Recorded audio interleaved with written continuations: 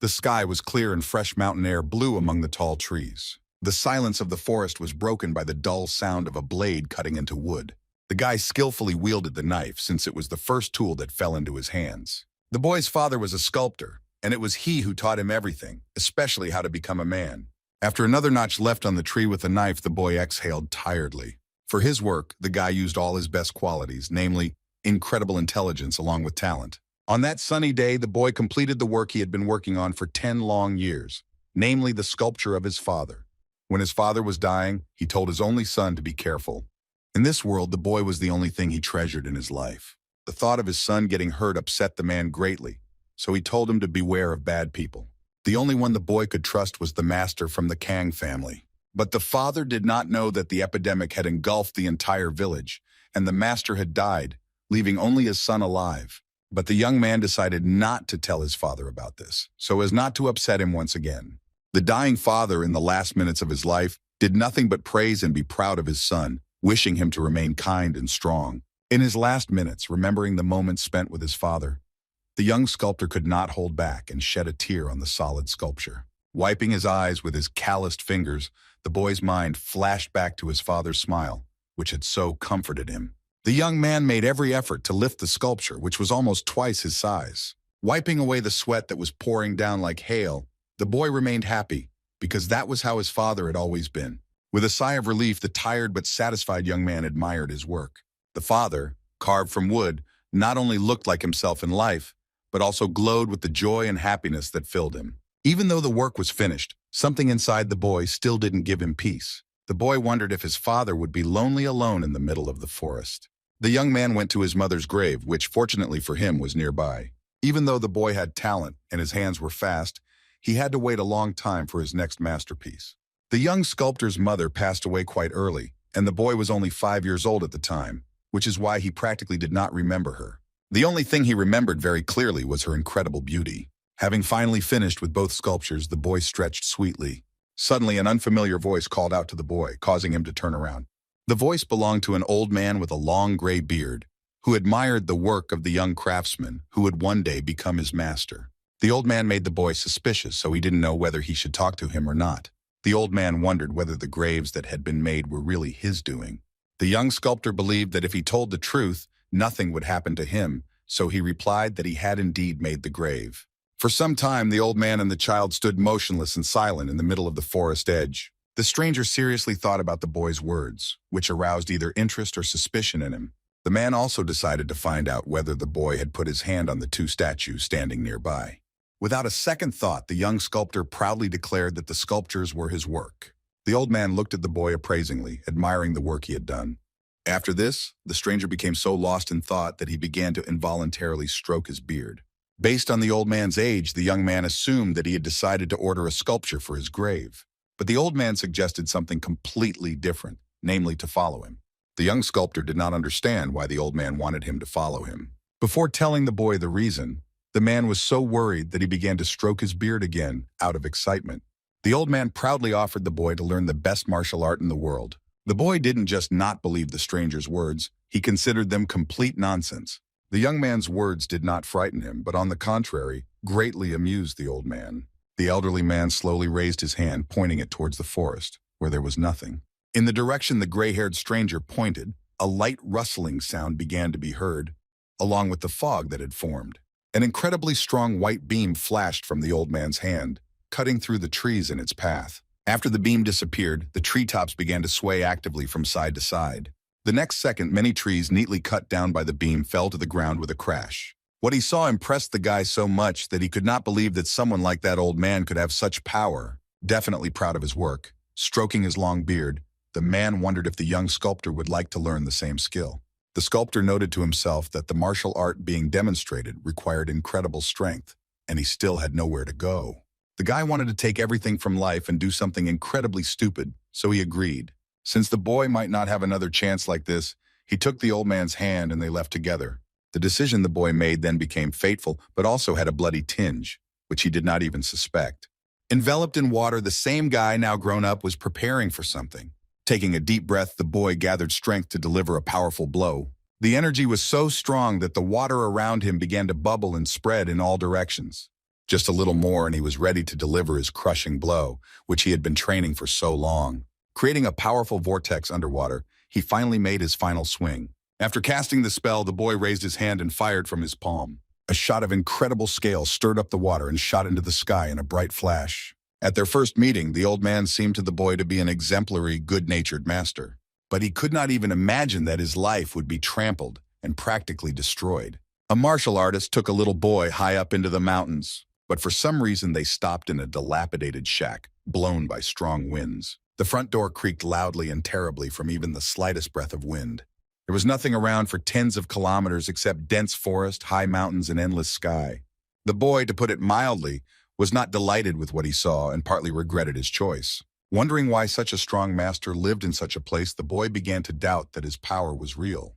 But at that very moment he came to his senses, remembering that it was in such places that the strongest masters usually trained. The boy decided to reassure both himself and his teacher by convincing him that appearance was not the most important thing in learning. The young student was ready to begin training, but the master was not so sure. The very next day, the young man began his studies, ready to absorb new knowledge. The teacher began to talk about rice, about how it was fragile and strong at the same time, so it was not difficult to damage it. The old man rocked the bowl of rice, and the boy carefully watched his every movement. To mix thoroughly, the master dipped his hands into the bowl and, sorting through the grains of rice, told about the strength of his fingers. The old man emphasized that when washing rice, the water should be changed no more than 3 times. In order for the cooking result to be excellent, it was necessary to cover the pot with a lid properly. The master's secret method for cooking rice was to place a stone on the lid. The next day, the old man continued to teach the boy how to cook, telling him about different cooking techniques. Masterfully working with a spatula and a frying pan, the master talked about cooking meat and vegetables. When preparing the soup, it was very important to handle the ingredients carefully so as not to turn them into a homogeneous mass. Also, an important aspect of preparation was the feelings and ability to cook from the heart. The student began to doubt his mentor's words, assuming that he was making him the best cook in the world, not a martial artist. The teacher replied that he was trying to teach the boy a very powerful technique called lightning grab, which required the ability to handle his hands carefully. The student began to reason about the teacher's words, which on the one hand sounded convincing, but on the other hand seemed like simple nonsense. The master wanted to know if the boy would try his hand, but he doubted it until the very end. It was the boy's last chance to refuse and run away, but the name of the technique sounded too tempting for him to back down. The training was not easy, and the young sculptor made one mistake after another. He learned to make and maintain a fire for cooking, which was not easy. After a month of persistent cooking, the guy once again filled the table with various dishes. The teacher praised the young man, but he was dissatisfied, since in addition to cooking, he also had to set the table. The student was indignant because he had to work hard day and night while his mentor rested all the time. After which, the tomboy advised the master to take up physical exercise in order to look younger. The master could not easily swallow such impudence on the part of his student and taught him a proper lesson. That day, the boy learned that if he wanted, the old man could hit very hard. Such methods had a very strong influence on the personality as a whole, as well as on the education of the student. After this method of education, the teacher gave the young man another duty, namely chopping wood. Although the boy mentally scolded his grandfather, he still couldn't object to him, and only trembled, remembering that scolding. The student was surprised by the absence of an axe. Without it, he would not be able to complete the work planned for him. Rubbing his still sore cheek, the young man decided to politely ask for a tool for work. The student asked where the axe was, to which the teacher replied that he would not need it. Without waiting for an answer, the boy began to fantasize that he would have to use his fists to chop, just as the teacher had used them on him. The master politely advised the little rebel to bite his tongue if he did not want more. After this, the master advised to carefully observe his movements while taking something out of his sleeve. Something small began to spin quickly, describing circles in the air, until it flew down. The gray-haired grandfather, without looking, grabbed the falling knife, without taking his eyes off the student. The boy couldn't believe that this was what he would need to chop wood with. The teacher asked if he had managed to surprise his student, but he kept thinking about the fact that his master had some cheap knife in his hands. The boy felt awkward and ashamed for the old man who was trying to show off in front of him in this way. The master placed the block on a stump and ordered everyone to carefully watch the movements of his hand. The old hands lifted the small knife with ease and just as easily lowered it down. With a light movement, without any tension, the small knife ran along the standing block. Before I could even blink, the block instantly split into two perfectly even pieces. The boy couldn't believe his eyes. He was so impressed by the demonstration of a seemingly unremarkable knife. The master gave the knife to his student, asking him to repeat what he had seen, but the boy doubted that he would be able to repeat this technique. The old man tried to dispel the doubts of his young protege and explained that it was all about speed. Throwing aside his uncertainty, the boy took the knife and prepared to make the cut. Time after time, the student tried to make a cut, keeping in mind that the most important thing in this matter is the speed and movement of the brush. The boy stood motionless with the knife at the stock, and his grandfather watched his actions closely. In the end, all the boy managed to do was slightly chip the block. Seeing his result, the student tried to hide his disappointment, but his purple face gave him away. The master was dissatisfied with the student's work, as he considered it easy, but advised him to try again, using his elbow in the work. The boy took up the knife again and did everything exactly as the master told him. To the great regret of both those present, the result was identical to the previous one.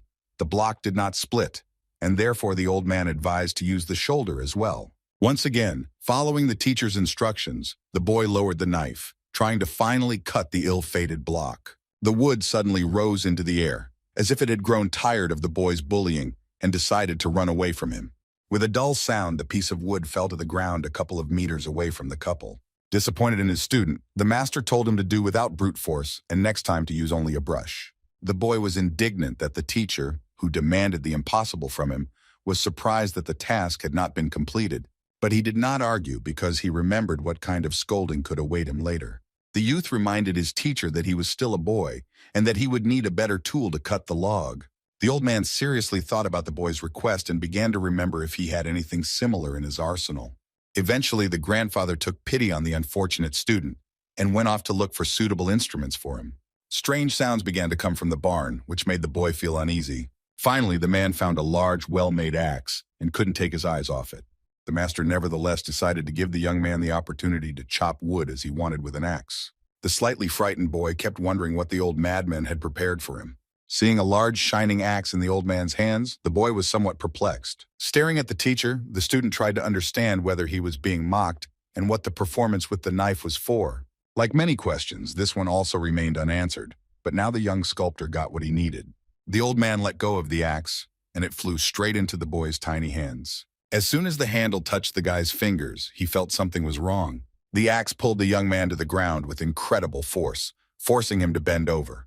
The axe handle sank heavily into the ground with a deafening roar, splitting it into pieces. The poor boy didn't have time to come to his senses in time, and he was dragged along after the axe. Miraculously freed from the burden placed on him, the young man cried out pitifully, complaining about his shoulder.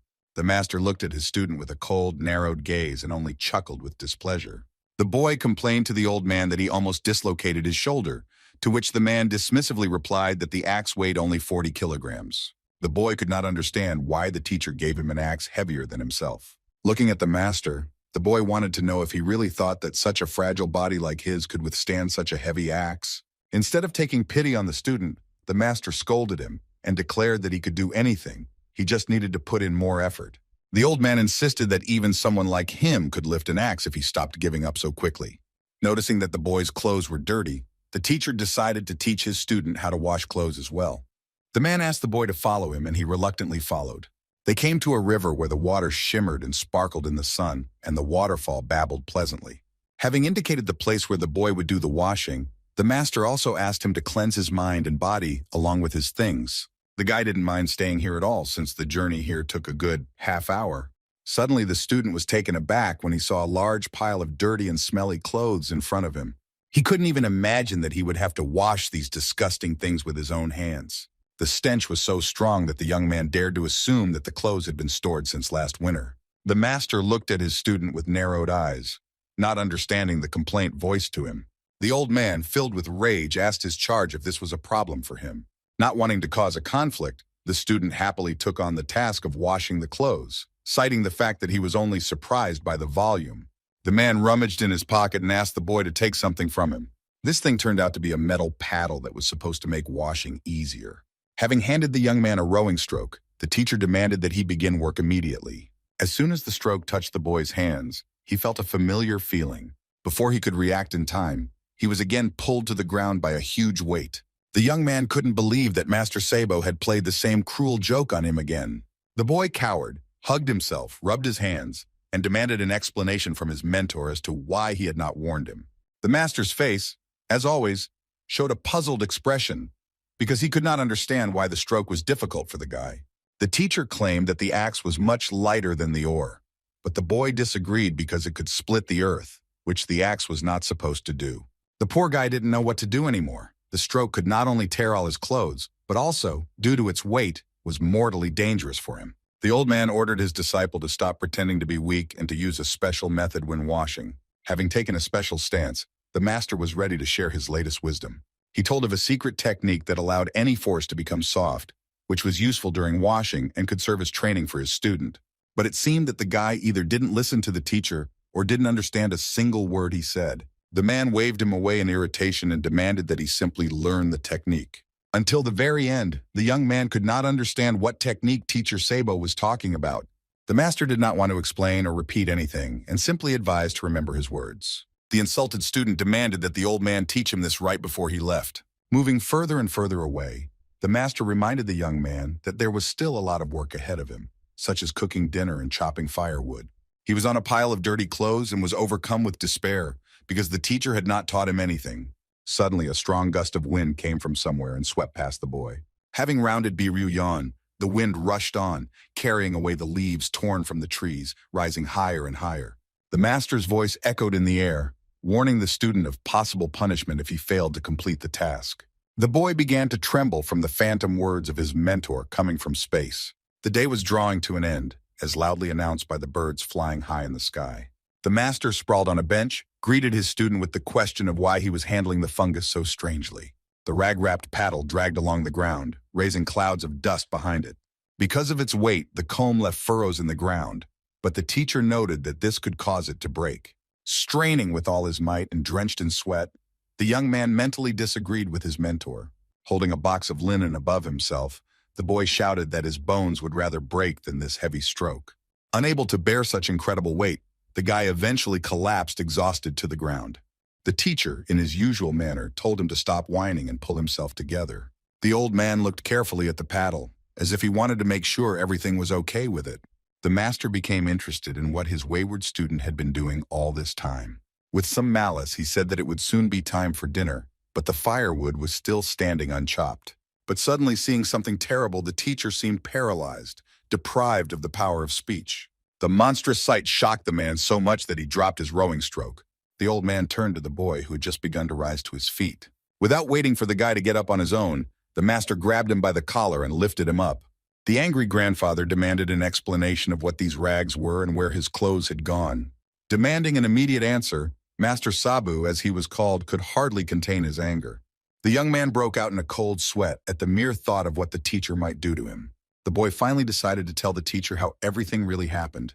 No matter how hard the boy tried, and no matter what efforts he made in doing this work, all his attempts were in vain because he never understood how to use this heavy stroke correctly. So at his own risk, he used a rake as in ordinary washing. The student was shaking all over. He was seized by a strong tremor, and his arms, legs, and back were in unbearable pain. In his story, the boy came to the conclusion that the teacher was to blame for everything, who never taught him the secret technique of washing. Not believing his ears, the mentor asked again who was really to blame for the bad washing.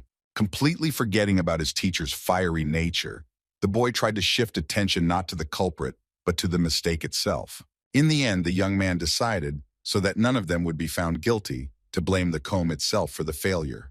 However, instead of convincing the teacher, the student only made him laugh, but this laughter was sinister. Giving the boy a terrifying look, the old man declared that he still had much to learn. This statement made the exhausted student sweat and tremble with fear. No matter how the young man tried to avoid his fate, the gray-haired grandfather still taught him a lesson and punished him properly. That evening, Yoin had a training session to increase the sensitivity of his hands. It turned out that the essence of the training was to re-sew all the damaged clothes. The mentor convinced his protege that sewing would benefit the sensitivity of his hands. Not wanting to argue with the stubborn old man, the young man obediently began to sew the torn things. However, trying to work too quickly, he missed and pricked his finger with the needle. Blood immediately gushed from the finger, and the boy began to curse furiously at everything and everyone. Early morning was the time for outdoor workouts designed to strengthen the lower body. Ryu Yang ran at incredible speed, stepping firmly on the ground and not afraid to stumble. But the guy wasn't just running, he was also balancing with buckets full of water. It was important not to spill a drop while running, and he made every effort to do so. By completing this task, the young man trained not only in endurance, but also in the ability to maintain balance. After jogging in the morning, the guy stood at the stove, honing his skills, sensitivity, and speed. Having completed all these tasks, the boy moved on to training the upper body. First, he had to thoroughly clean the house so that the floors were clean and everything sparkled. Then he repeated the prepared exercises again to consolidate the material covered. After lunch, there was special training aimed at developing skill and strength, which included, first of all, washing. The boy once again had to hit the teacher's dirty and foul-smelling things with a heavy paddle. As in previous times, the result was, to put it mildly, unsatisfactory. During the day, there was also a training session to develop skills, but this time using an axe. The boy made a huge effort to simply carry the axe to the block. But as soon as he let go of the axe, it cut the log into 2 parts with extraordinary ease. By lunchtime, the young man had to prepare food again, but by this time he was shaking all over with fatigue. In the evening, when the moon had already appeared in the sky, he trained again to increase the sensitivity of his hands. Sewing was not easy for him, and he kept missing the needle, pricking his fingers. The next day, everything was repeated again, starting with a morning workout in the fresh air, and ending with mending torn things late in the evening by the light of a small candle. This continued day after day for a whole week, and by the next evening, the young man was lying on the floor, exhausted from wild fatigue. The old man asked his student if the training was meeting his expectations. Deciding to relent, the master gave Ryu Yang some advice that could make his life easier. Teacher told about 2 secret techniques, to master which it was necessary to know the inner strength. He explained that this knowledge begins with understanding the reasons for the appearance of lightning and thunder in the sky. The yin and yang energy flowing from the mountains and oceans themselves creates thunderclouds in the sky. Only the fusion of the small yin and the large yang produces the blinding flash known as lightning. Since the human body could absorb energy through internal force, it was also possible to even summon the lightning spirit. Energy always affects the human body, even if people do not notice it. With the help of proper breathing, you can learn to control the flow of energy. For this, you need a strong will, strength, and intelligence. People have always had instinctive breathing and have not trained it. But most people have lived their lives without ever learning this. To explain this, the old man told a story about a madman who sprayed gas on random passers-by. People who covered their noses died because they could not control their true breathing. Master Sabu claimed that by mastering the inner power, the body would be able to absorb the essence of lightning, gaining incredible power. He asked the boy if he understood the importance of mastering these breathing techniques. Imbued with the old man's words, the student slowly inhaled air through his nostrils, preparing for a new stage of training. The young man liked the story the master told him, but he still did not understand what was required of him. Finally, he decided to ask directly what exactly he was supposed to do. The master was surprised by this question, but patiently repeated that the young man must learn to collect energy and subordinate it to willpower. To achieve this result, the guy must master basic breathing practices, opening 12 meridians in himself to control the flow of energy. However, to succeed, he had to study the many veins and arteries that run through the human body. Hearing about such a difficult task, the student felt his enthusiasm gradually fade away. Ryu Yang tried to object, hinting that it would be difficult to remember everything by ear. But the teacher objected again. Master Sabu immediately pulled him up short, but suggested that he take notes to better absorb the material. The old man assured that once the young man mastered the technique, all this would become simple for him. However, the guy himself was skeptical about the promise that with the help of these techniques, he would be able to reach such a high level. Sabu explained that any control technique involves the unity of spirit, body, mind, and heart. This technique, as the master said, twisted the head like a thread in exalted mental potential. It gave its owner the fortitude and tranquility of the lake, and the body, having learned to follow this, acquired natural immutability. The young man, however, decided to argue, and immediately paid for it, and the old man sternly stated that he needed to learn to focus and not waste time on empty talk. With his head down, Ryu Yang asked how he could achieve this concentration. Sabu decided to teach him the technique through various training and tricks. The teacher also reminded that the lightning technique he teaches was developed through blood and sweat. These words alarmed the young student, making him think about the methods of his mentor. On this sunny day, the young man practiced in the fresh air, not near a shack or a river, but in the very heart of the forest located high in the mountains. This training was intended to teach little Ryu Yang to always be alert and not get distracted by trifles. The young man understood that a mistake could cost him his life. It was so dangerous to wander through these forests. He searched for edible mushrooms and collected useful herbs to train his endurance and strengthen his body. The scorching sun made him sweat, but the boy didn't complain, perceiving it as another test from his mentor. For this training, Ryu Yang was given an hour of time, during which he had to collect leaves, mushrooms, and medicinal herbs. Soon passing through the dense bushes, he heard a rustling sound nearby, which made me wary. In addition to developing his sensitivity and expanding his knowledge of the mountains, the boy had much more to learn, namely meetings with animals which, according to the master, developed the reaction and speed of the body. A huge snake appeared from the bushes, keeping its small yellow eyes fixed on its victim. But as soon as he met one of the representatives of this family, Ryu Yang rushed away, calling the teacher for help. In this place, wild animals hid in the bushes, painting them in colors that matched their eyes. At that very moment, an animal jumped out of the bushes and pinned the unfortunate snake with its heavy, hairy paw. The old man told the boy not to raise his voice so as not to attract the dangerous inhabitants of these places. It was when he met one of them for the first time that the young student became very frightened, almost screaming in fear. As soon as the bear stood up on his hind legs, the boy immediately ran off wherever his eyes looked. Unable to contain the scream that was bursting out, the boy ran and the bear followed him. At some point, a small knife appeared in the master's hands, sparkling in the rays of the sun. In a split second, the knife, piercing the air, passed through the bear's head, forcing the shaggy one to stop. The animal's carcass froze and fell onto the grass, leaving behind not only its victim, but also its life. Standing on a hill, blown by a warm breeze, the master looked, as always, unperturbed. Having glanced at the filigree work done, the master quietly exhaled and got down to work. The bear's fat carcass shifted, leaving behind trampled strips of grass. Humming a cheerful tune, the old man dragged the body of the dead bear along with him without much effort. Sometime later, smoke rose from a fire that had been lit for cooking near the shack. Exhausted by the difficult march, he could hardly stand on his feet, but was glad to be alive. As soon as the boy saw the bear skin in the backyard of the shack, he immediately demanded an explanation. The master announced that they would have bear soup for dinner, which he had cooked himself because his protege had been delayed in the mountains. All his youthful ardor immediately vanished because he never expected to hear something like this. After assessing the contents of the bowl, the guy questioned the name of this dish. As he began to eat, the old man waved it off, claiming that the soup was made from bear meat, hence its name. The student resigned himself to the fact that he was picking on the soup, but he noticed one thing. He was alarmed by the great difference in the menu, since the master had prepared more appetizing dishes for himself, leaving only meager leftovers for the student. The old man told us that during training the body, along with the soul, should feel light, and that is why there was such a diet. According to the master, he nobly kept the fatty and, as he himself claims, harmful food for himself. And he carefully prepared useful and tasty grass for his protege, thinking about his health. After his mentor's heartfelt speech, the boy's patience snapped and the sticks in his hand cracked. The young man went mad from such treatment, insisting that the old man was simply mocking him by not giving him normal food.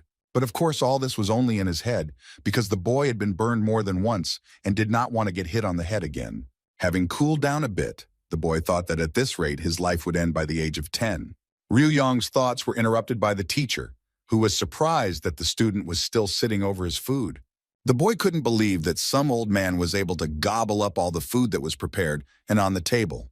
The master retorted that meat could not disappear in one bite because it was not air. As if to catch up, the teacher explained the rapid disappearance of his lunch by saying that the young man was again picking on trifles. Grandpa hurried the boy, also reminding him that the last one to finish the meal must wash all the dishes. Boiling with anger, the boy mentally cursed his teacher, who would have made him wash the dishes anyway. After lunch came the body training, during which the young man learned practical lessons. The teacher presented a child carved from wood, which he called a wooden martyr.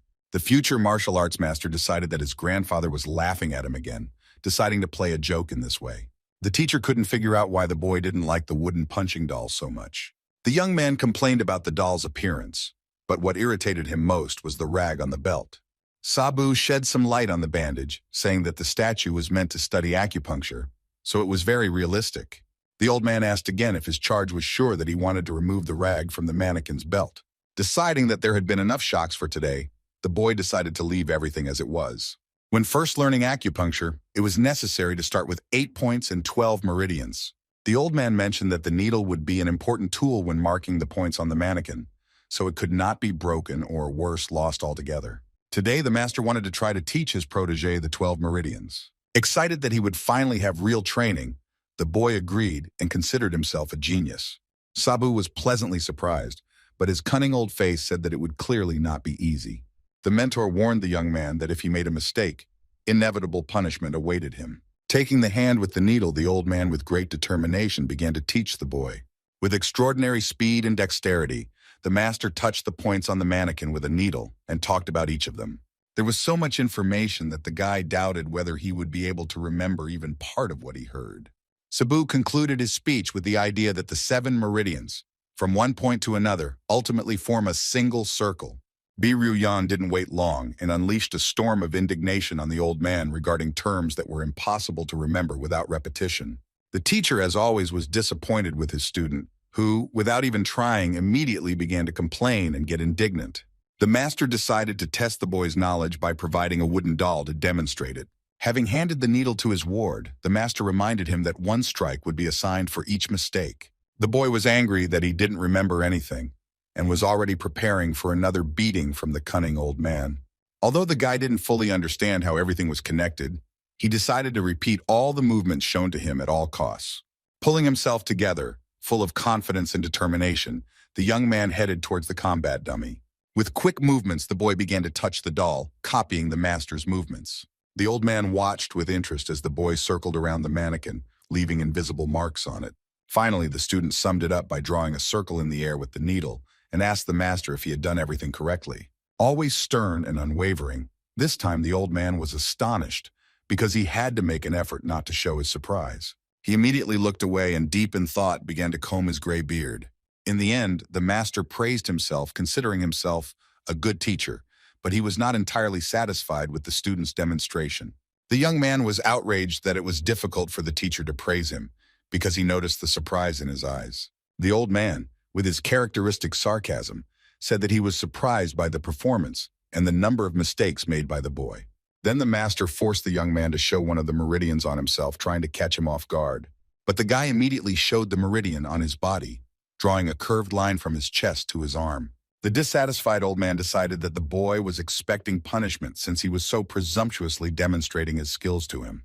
For a split second, the master's face became darker than night, and his hands clenched into fists so tightly that one could hear the bones crunching. At that moment, the young man expected the worst, mentally preparing himself for the next educational measure. But to his surprise, the master began to name the points, touching them on the student's body. Pleased with his work, the old man asked how the boy was feeling. At first, Young didn't understand what his crazy old man was talking about, as he was confused by his actions. But a moment later, the student exhaled, and this exhalation turned out to be somehow special, not like before. The student was pleasantly surprised that the always stern and formidable master gave him a massage that made his whole body feel like new. The young man liked the technique so much that he asked whether it was the lung meridian. Still dissatisfied with the master's methods, the young man did not understand why he could not start immediately with this example. The old man's eyes lit up. He was ready to show the young man the effect of all points on the body at once. But the guy cooled down and decided to continue his studies in the form in which they were originally. The teacher praised Young for his intelligence, but was also disappointed that he could not practice paralyzing and lethal pressure points. The mentor came up with a great idea to show his talkative student a point of influence on the language. Not wanting to listen to the old man's ridicule any longer, the boy continued to point out dots on the wooden doll. While the young man was playing with the dummy, the teacher began to count the mistakes he made while repeating after him. After finishing the count, Master Sabu announced that the self-proclaimed genius would have to take 532 hits, which left him shocked. With a smile on his face, the old man explained that each blow would correspond to the wrong point that the boy had indicated on the doll. Frightened that he might die from such a punishment, the boy ran away from the training ground as fast as he could. The doll once again watched as another student of the crazy teacher ran away from his class. But no matter how fast Young was, the teacher was quicker, and therefore it was impossible to avoid punishment. The new day, together with the unusually beautiful sunrise, brought new strength for training. In the same place with the same dummy, the young man practiced, and the teacher watched him closely. The master demonstrated his technique by showing dots on a wooden doll without even looking at it. The guy tried to repeat every movement shown by the master, trying not to make mistakes. But every time when he finished the demonstration, he received a scolding from the old man for every mistake. This continued for hours until the sun hid behind the mighty mountains. But in addition to studying the meridians located throughout the body, the master also trained the young man in meditation. Biryu Young was persistent and spent long periods of time immersed in meditation, trying to find harmony with himself. Although the seasons changed, the young man's desire to learn new things remained unchanged. The boy was persistent and unwavering in his desire to master the skill, so after 4 months he continued to meditate. The young man exhaled, but this exhalation was special. It was different from all the previous ones. Between his hands, toward the center, some energy began to circulate, as if it was gathering from the air. With absolutely even breathing, the student raising his hands also raised the clot of energy. With a slow and smooth movement, the boy rotated his hands, turning them palms away from himself. Without losing his composure, he slowly began to lower his hands, and the clot of energy gradually began to diminish. Only after he had disappeared completely was the young man able to breathe a sigh of relief. And at that moment, a grumpy old man burst into meditation, outraged that the student had not finished yet. Shaking his bottle, the master asked when his protege would begin his duties. Calmly, which was unusual for him, the student listened to the mentor and gave him an answer. He finished his preparations, pointing to the table, which was filled with various dishes and drinks. Moving into the backyard, the guy pointed to the neatly stacked and chopped firewood, after which he brought the old man to the house to show off his washed and fresh clothes, shining under the warm rays of the sun. Returning to the hut, the young man showed how everything inside was shining with dazzling cleanliness, after which he asked if he had forgotten anything. Without waiting for the master's answer, the student informed him that he would go and study techniques that did not require physical strength. Sabu was annoyed that Ryu Yan acted as if he knew everything. Those who heard his words from the outside might think that he was superior to the teacher. The young man, despite all the time he spent with the master, still could not understand his logic, since he was silent most of the time. The old man decided to cool the student's ardor a little, claiming that he was not ready to learn combat techniques. But faced with the stubbornness of his protege, the master decided to make concessions to him. And from that moment on, in addition to studying techniques and everyday tasks, the guy added another training. The old man demonstrated a multi-stringed musical instrument, which immediately attracted the student's attention. Comparing martial technique to orchestral playing, the master explained that playing the nagayam, as the instrument was called, requires refined finger movements and incredible concentration. The old man said that mastering this instrument would help the young man learn to control the blade more quickly.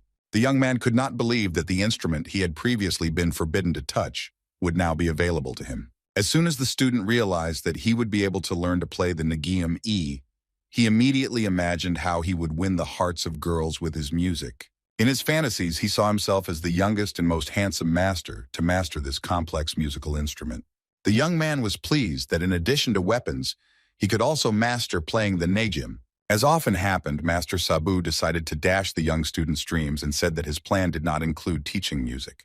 The old man emphasized that mastering the nagayam would be a great honor for him. And although the teacher initially wanted to teach the little rascal to play a lighter instrument, he could not tear himself away from the magic strings. Curiosity got the better of him, and the young man decided to listen to how this legendary musical instrument sounds. Sensing something was wrong, the old man turned around and what he saw horrified him. The master shouted for Ryu Young to stop, but it was too late and the boy touched the string. The boy cried out in pain and a thin stream of blood shot out from the finger with which he touched the string. The teacher, scolding the naughty boy, noted that he was lucky because he could have lost his entire finger. It was impossible to simply touch the instrument. Its threads were made of a material that controlled thunder. The guy's indignation knew no bounds because the master promised to teach him how to play this instrument without hiding how dangerous it was. Mocking his student's naivety, the old man gently took this powerful instrument into his hands. Master Sabu dropped to the floor and picked up the instrument, declaring that he would play a melody on it. Lowering his hands to the strings, the old man ordered to listen to his composition with a reverent feeling. Having cooled down a bit, the boy, cursing his teacher, nevertheless prepared to someday take revenge on him for his humiliation. But as soon as the teacher touched the first strings, the boy came to his senses and became all ears. By touching the strings, the old man made the instrument produce a most beautiful melody, which completely captivated him. The game was so charming that it could be compared to works of myth and legend. Everyone around who heard this melody was deeply impressed. Some cried with happiness. The boy, as if spellbound, listened to the old man's superb playing and forgot about everything else in the world. Having finished playing, the master asked the impressed young man if he liked the melody. The old man said that the ability to control the energy of thunder when playing this instrument is more of a skill than a combat technique. The master wrapped the thread around his hand, explaining that once he mastered the instrument, his palms and arms would become incredibly strong, and nothing could damage them. The main thing in control is the thread that controls the thunder, and for this, you need to master the technique carefully. Otherwise, she might have cut her hands in half. As proof, he showed how the thread, wrapping around his arm, cut his sleeve, but did not damage the skin at all. The student, excited about the possibility of learning this technique, wanted to know how long it would take to master it. The master emphasized that learning the technique requires great patience, and in his case, it would take at least 10 years. Ryu Yang began to get indignant, reproaching the old man for wasting his time on other techniques instead of immediately teaching him this skill. Sabu was amused that the young man was complaining because the master did not refuse to teach him to play the instrument. But for this, he had to at least learn the notes. The teacher placed a string musical instrument in front of the boy and said that he first needed to master something simpler. The master also noted that the student is more or less ready to master martial arts. Ryu Yang didn't understand what he had been doing before this, if they were only going to learn combat techniques tomorrow.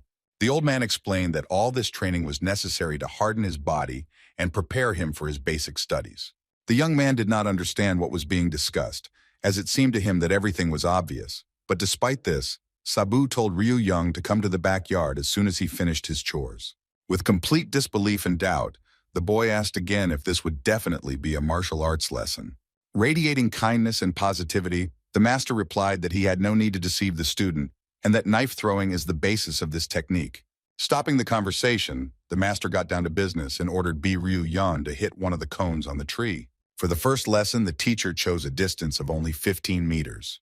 Having drawn an imaginary line, it was necessary to use breathing control and body energy to direct the knife precisely along it. Having drawn an invisible line, one had to use breath control and body energy to push the knife along it with all one's might. Having done everything exactly as the master ordered, the boy saw how the knife flew lightning fast towards the tree. Holding his breath, the boy watched as the knife rapidly approached its target. The blade hit a branch and bounced off, but the boy couldn't see if he had hit the pine cone exactly. In the end, only a knife ended up on the ground, and the student, unfortunately, admitted his mistake, which gave Sabu some thoughts. The master noted that in order to move to the next level, one must hit the target exactly, and it may take about 4 months to achieve such a result. The teacher told him to increase the distance until the boy would hit the target at least half the time, and nothing else should bother him. The old man told the student all the necessary information and saw no point in staying, but the young man thought that they simply did not want to help him. The boy did not despair, but on the contrary was full of strength and determination, and immediately ran into the forest for a weapon. Picking up a knife from the ground, the guy promised himself to do everything to annoy Master Sabu. From that day on, throwing a knife at the cones, the young man began his long training, and after just 3 months, from a distance of 15 meters, the student, having improved his technique, hit every target. Day after day, the young man honed his skills, each time increasing the distance to the target. One day, the master, as usual, was singing his melody, when his peace was disturbed by a familiar voice. A boy with a necklace of pine cones burst into the house and joyfully shouted that he had finally got there. The knife passed through the cone exactly in the center and rushed downwards along with it. The teacher praised the boy because he was able to achieve results in just 6 months. The boy was unhappy that he had spent a lot of time doing housework instead of studying, to which the old man said that, just like in a fight, patience was also needed in studying. For the birthday of his diligent student, the master prepared a gift for him. The master's unusual behavior made the young man worry that he might be ill. Master Sabu was indignant but immediately forgave the boy, who immediately apologized, hoping to receive a gift. The mentor took a round bracelet out of the bag and asked the young man to straighten his arm. The old man brought the decoration to the boy's hand, without even guessing its purpose. Before the young man had time to come to his senses, the bracelet was already on his wrist, snapping shut with lightning speed. Exactly the same bracelets were found on both legs of the young student, who was no longer happy with such a gift. The boy demanded an explanation, but the old man, with his usual manner, replied that these were fashionable bracelets among young people.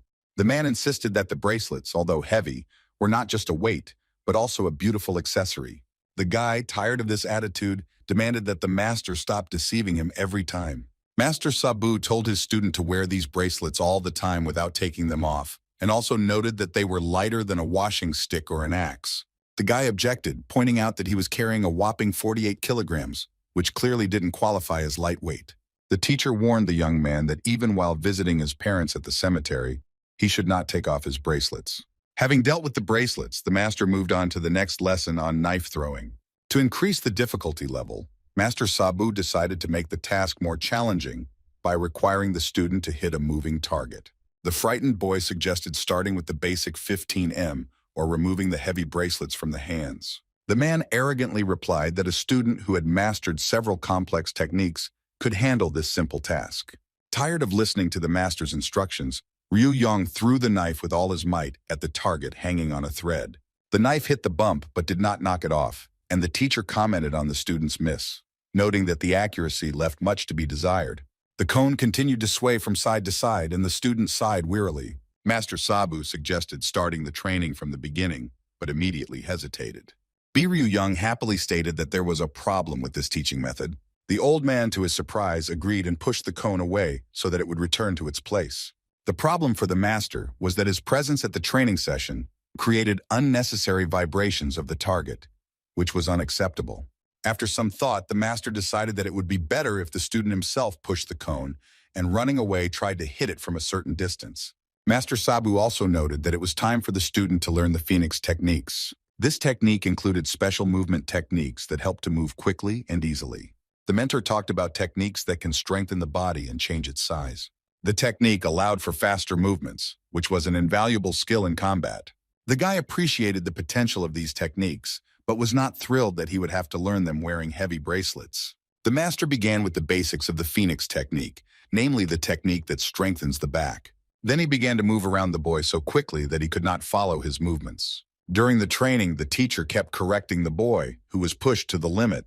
Sabu motivated his student by claiming that if he didn't master the technique, he would get a beating. The moment came when the boy decided to visit his parents' grave. The day was warm and sunny. Having said goodbye to his relatives, the boy walked calmly, unaware that he was being followed. After making a short stop, the guy looked around and took off his heavy bracelets. As soon as he did this, a huge, terrible figure appeared before him, and the young man immediately regretted his decision. Humming a cheerful tune, Master Sabu headed home with his student, who had been reprimanded for his disobedience. The master watched how even in the rain the student continued training, while he himself covered himself with a wide umbrella. Once the teacher was sure that the student was ready, he told him to continue throwing the knife, but from a distance of 30 meters, and not to return until he achieved a result. The next day was warm and sunny again, which replaced the gray everyday life. Sabu was relaxing on a bench, eating delicious food and washing it down with his favorite drink. As soon as he brought a piece of meat to his mouth, he was interrupted by a loud voice. The boy, all wet, out of breath, and tired, came running to report that he had learned to hit a target from 30 meters. The teacher was annoyed that the student had learned so quickly and that his lunch had been interrupted. The master then gave him a sushi chopstick and told him to continue training using it. Ryu Yong meekly accepted the instrument but continued to be perplexed, not understanding how exactly he should train now. Then the teacher explained his plan, which turned out to be simple. All that was required was to hit the target with the stick. He took a coin out of his pocket and ordered it to be hung in place of the pine cone, making it a new target. The young man flared up, thinking that the old man was simply mocking him by coming up with unimaginably difficult problems. Sabu replied condescendingly that a true master could easily fight any opponent, even using a bird's feather. The master saw a bird flying by and decided to demonstrate his skills with a stick on it. The man threw the stick with all his might, and it flew quickly upward like an arrow. In a split second, the improvised weapon hit its target, causing the victim to cry out pitifully. Losing control, the bird dived downwards, eventually crashing flat onto the ground. The skeptical student froze in surprise, amazed by such a skillful throw. The master asked if he had managed to dispel the student's doubts, and in addition asked him to prepare the bird, leaving one feather. The teacher explained that the next step would be training with a bird feather as a weapon and a soybean as a target. Warm and sunny summer days quickly gave way to cold and snowy ones. The master sat under a blanket by the fire in the pleasant company of a wooden training doll. Stirring the fire with a stick, he made sure that the flame inside it did not go out. Hearing a crunching sound, he turned around and saw a wild animal approaching through the snow. The white tiger, who was staring at him, greedily sniffed the cold air. The tiger slowly approached, then suddenly jumped, trying to hit the master. At the very moment when the cat was flying towards its target, the master continued to sit motionless. But at the last moment, he picked up a stick, the end of which was heated in the fire. The tiger was centimeters away from the old man and seemed about to close its sharp fangs on his neck. But the ferocious predator missed, humiliatingly receiving a hot stick to the lower back. Sabu warily scolded the tiger for breaking his order not to attack. The tiger, having knocked over the training doll, began to cover it with a blanket, which caused even more irritation to the master. The teacher brought down his angry blow on the tiger, scolding him for his long absence and for such a meeting. Master Sabu was angry with the big cat, but she continued to cuddle him, showing that she missed him. Displeased that the tigress was showing him her belly, he guessed that she had probably given birth to a cub. Despite the cute behavior that the tigress had arranged, Sabu still didn't want to share his sake with her. Tired of playing the predator to the public, the man turned away from her, trying to show indifference with his whole appearance. To hide his embarrassment, Sabu allowed the tigress to stay while he went to get his drink. The tigress settled down by the fire, warming her white and fluffy fur coat and waiting for a treat. While continuing to lick herself, the predator heard the excited voice of the student, who once again wanted to boast of his achievements. But as soon as the guy approached the fire, he was seized with horror at the sight of a large white tiger in the very place where the master should have been. The young man's imagination drew the following picture. The tiger killed the teacher, covered his body with a blanket, and is now warming himself by the fire. Displeased with the stranger, the tigress looked suspiciously at the boy, as if warning him of possible actions. The boy, clutching the pen, found it hard to believe that his mighty teacher could be defeated by a simple tiger. The tigress began to approach, and the young man, trembling, swung the feather, unsure how to use it. In desperation, he threw a feather at the tigress, hoping that this would somehow distract her, and then, after some time, he could avenge the death of his mentor. At that moment, a small stone flew towards the tigress, accompanied by an irritated comment from the teacher. Sabu turned out to be alive and began to scold the tigress for her antics, thereby saving the student. Then the master cursed his student for his absurd assumptions about his death. The young man was indignant that the master kept the tiger as a pet. Also, Yoin wanted to know who was hiding under the blanket if the master was ultimately alive. Sabu explained that under the blanket was his training doll, and the tigress named Belenkaya had long been his friend. The student was surprised how a tigress could become a friend of the master and why she was called by such a strange name. At that moment, when the tigress came close to Sabu, the student became frightened, deciding that she intended to harm the master. Wishing on the guy's fantasies, Sabu asked, why did the guy come back so early, and immediately informed that the food being prepared was intended only for him. Sabu, ignoring his student's suspicions, reminded him of the need to continue training with the pen. While Belenkaya was leaning on the white one, the teacher advised the boy to return to training, because he still had to master the pen. At that moment, a bird feather fell into the date standing next to the tigress's bowl, frightening her. The boy proudly declared that he could now hit anything with his feather, but the tigress, continuing to eat, did not take her stern gaze off him. Sabu wondered why the student decided to throw the feather into the bowl next to Belenka. The predator stopped her meal and gave the upstart a look and growled menacingly. The boy already regretted what he had done and prayed to the gods that the tigress would not tear him to pieces. Taking the feather out of the plate, the master reassured his cat that the dates remained safe and sound. Yoin wondered why the tigress reacted to the dates in such a way. Sabu's feather thrown back explained that Belenkaya doesn't tolerate it when someone touches her food. The boy, surprised that the tigress eats dates and drinks sake, tried to understand her unusual tastes. The big cat happily stuffed its mouth with dates, causing them to jump so much that they were ready to leave the confines of the plate.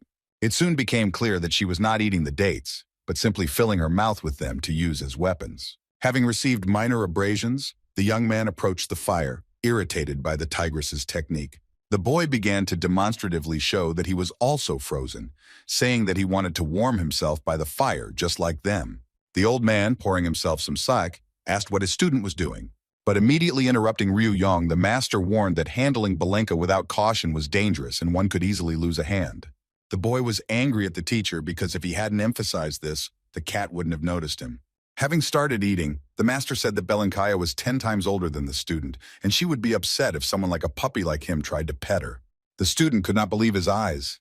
The tigress lying in front of him turned out to be so old. Ignoring his ward's words, Sabu he added that many people consider him younger than his age. The boy still stuck to his opinion, deciding that the teacher was bragging again, hinting that he was almost a sacred spirit. After finishing the meal, the old man suggested going to the training site and checking the results that the student had told him about. Finding the plates and jug empty, The boy was surprised that the master and the tigress had not left him a single sip. The Trinity arrived at the clearing where the boy was conducting his grueling training. The cat lay down on a layer of snow, and her owner, in turn, leaned against her soft belly and told Ryu Young to show him exactly how he did it.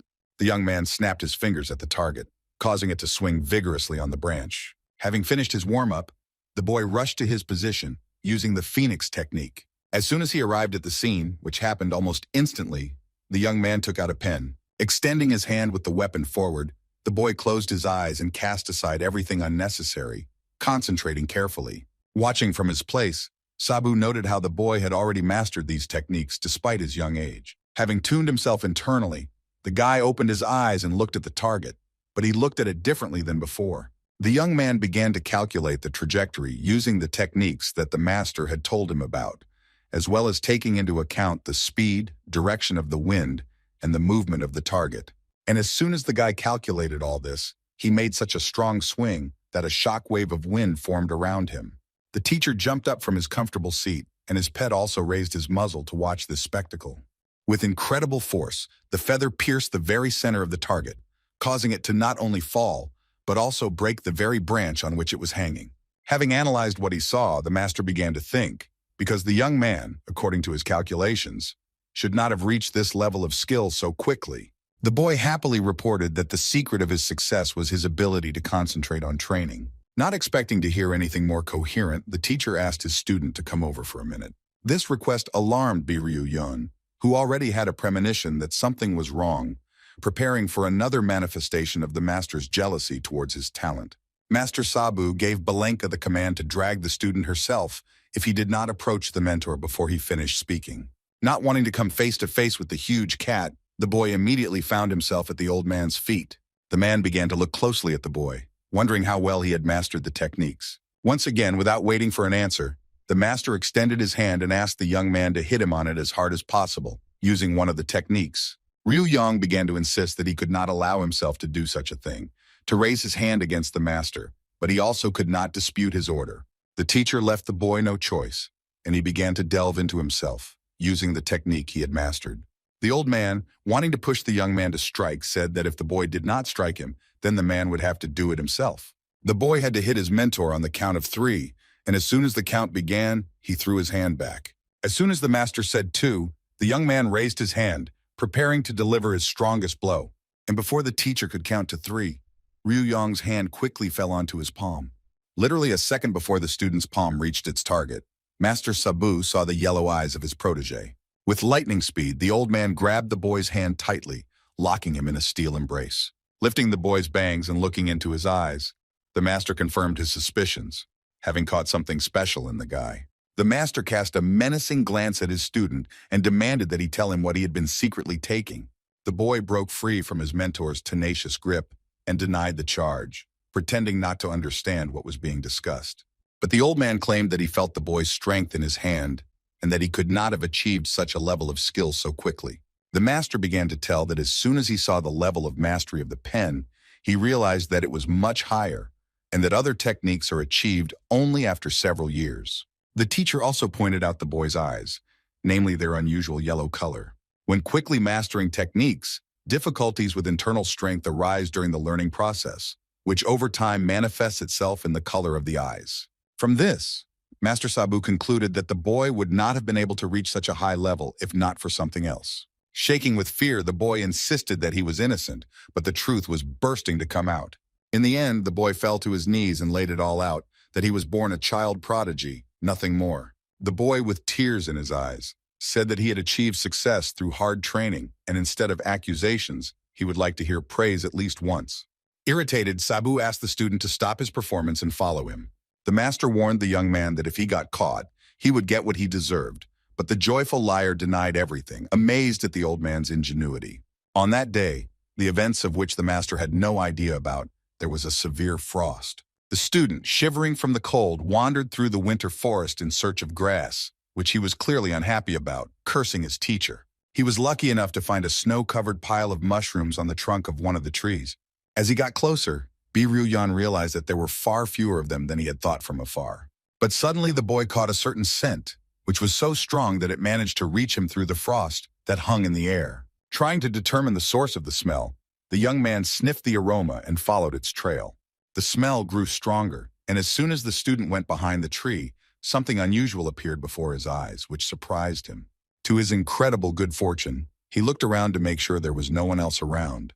The boy crouched down to examine his unusual find as closely as possible. Ryu Yang came across a strange berry that, despite the extreme cold, grew peacefully and exuded its aroma. And then it seemed as if an idea had dawned on the young man, and his eyes sparkled, his mouth trembled, unable to utter a word. The boy came to the conclusion that this flower, and therefore the berry, must be very expensive. Ryu Yang expected to receive praise from his master, even if it was just for a berry.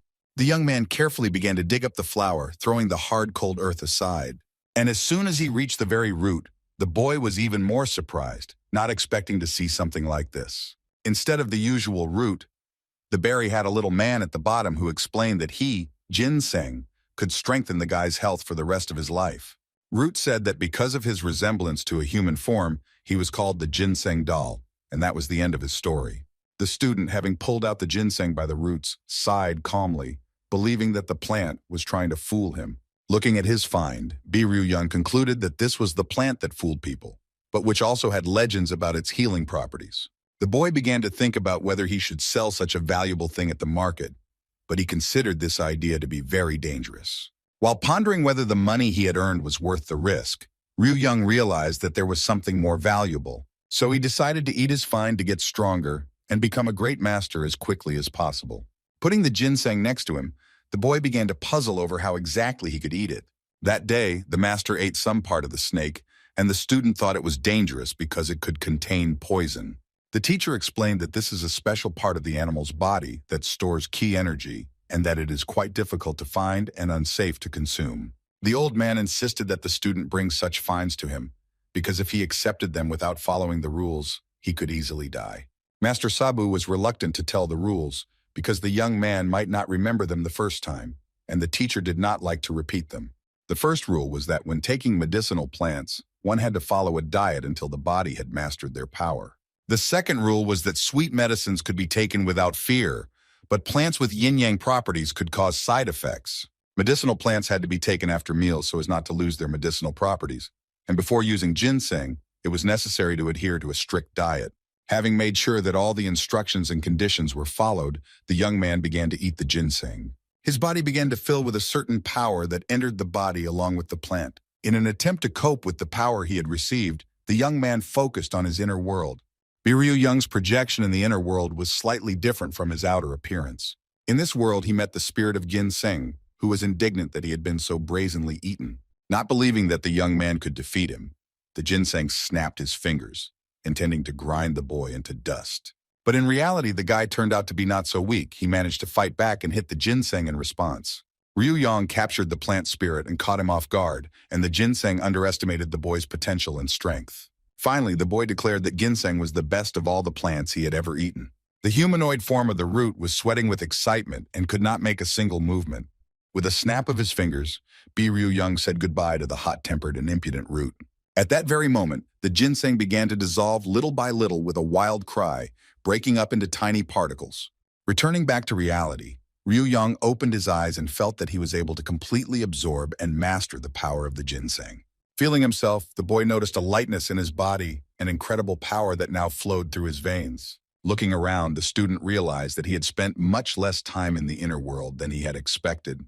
The young man's first thought was that Sabu would find out about his tricks and would be angry, because he himself dreamed of gaining such great power. However, the boy also believed that the master would be angry because of the lost profit that they could have gotten from selling this plant. Having driven away bad thoughts, the young man decided not to say anything to his mentor, and, having collected his things, headed home. But Ryu Yang's surprise knew no bounds when Master Sabu's hand suddenly fell on his shoulder, ordering him to stop. The old man was very angry, because the student had not appeared at home for more than a day, and he decided that he either froze in the forest and died, or was eaten by animals. The master's words sounded stern, and the boy could not understand whether he had really been absent from the forest for so long. Remembering what happened, Ryu Yang pretended to have completely forgotten about the cold and fatigue, confident that the old man believed his lie. But this lasted only until the moment when he received a piece of paper from his master. Without looking up from his work, The old man explained to the young man that a new daily schedule had been drawn up on the sheet of paper. The boy read that from sunrise until lunch he had to complete a new task every half hour. The mentor stated with complete confidence that a student as strong as his protege could accomplish everything that was listed on paper. Since the second half of the day remained free, the young man assumed that this time would be devoted to learning the new art. But Master Sabu dispelled his suspicions, saying that the boy should go down to the city, to the people. With a cheerful smile on his face, he assured that the student was ready to experience the real world. The high and lonely misty mountains were left for a time without their two permanent inhabitants. For the first time in a long time, they descended to the foot of the mountains, where a huge village lay behind high walls. Under small awnings, people scurried back and forth along the wide streets, every now and then looking into kiosks and shops selling food and other goods. The guy found himself in such a large village for the first time and was amazed by the general appearance, hesitating, which is why the master kept urging him on. Ryu Yong tried to find out where they were heading, to the gold trading house or to the tavern, but the master avoided giving a direct answer. Surprises could be expected from the old man, which, as a rule, did not end in the best way for the young man. Even before the trip to the city, the old man assessed his ward's outfit and was dissatisfied with it. Ryu Yong stated that he looked neat, and his appearance was completely in line with the walking style acceptable in the village. Immediately taught the young man a lesson and ordered him to change his clothes, because in them the boy looked like a tramp. Scratching the bump on his head, Ryu Yan still wanted to know where and for what purpose they were going to visit the village. True to form, the old man scratched his beard and did not answer the question directly, but merely hinted that the student would figure it out himself as soon as they were there. The master barked at the boy to dress more decently and let his bangs down, hiding his yellow eyes.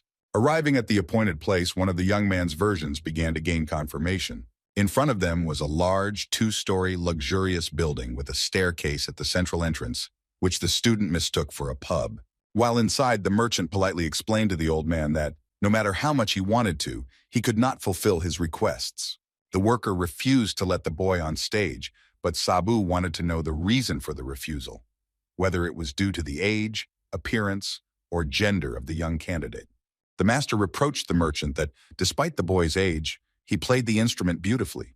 Seo Han-sang apologized that he couldn't allow the young man to play because even among the girls, they have the toughest selection. The master became very angry and expressed his disappointment, and the merchant quickly began to apologize and offer his services. Dissatisfied with the selection to the bar, the old man asked the student to remember the insult and try to become much better. The young man showed his great disappointment as soon as he learned the reason why they had come down from the mountains. Ignoring what the boy said, the master said that he wanted to give his protege a new experience and nothing more.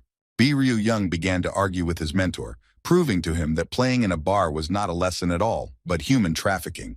The old man, who was already in a bad mood, became even more angry and twisted the boy's arms. The boy began to scream, attracting the attention of local residents that they were trying to kill him and sell him to people. Using a special technique, the master silenced the young man and threw him over his shoulder.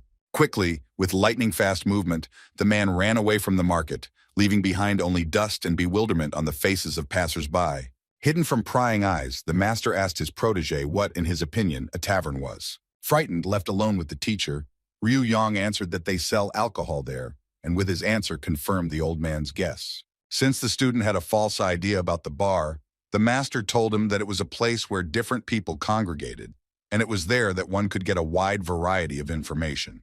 In addition to all of the above, the boy also had the opportunity to both earn money and improve his playing on the Tan Yi Mi. Unimpressed by the master's story, the boy agreed that he was basically guilty and asked if they could now go home. The teacher was not prepared to accept defeat and was not going to return home until they had visited every possible place. Leaving the young man at the entrance to the jewelry store, the old man told him not to go anywhere and to wait for his return. Remaining in the dark, the boy disobediently waited for the master, wondering what else the crazy old man could have done. Returning from the store with a huge bag, the teacher ordered to follow him as quickly as possible, without asking unnecessary questions. The guy felt something was wrong with the way his mentor was behaving, who on top of everything else was happily humming melodies to himself. Once again leaving the guy on the street, the old man went off to another establishment without telling the reason for his visit.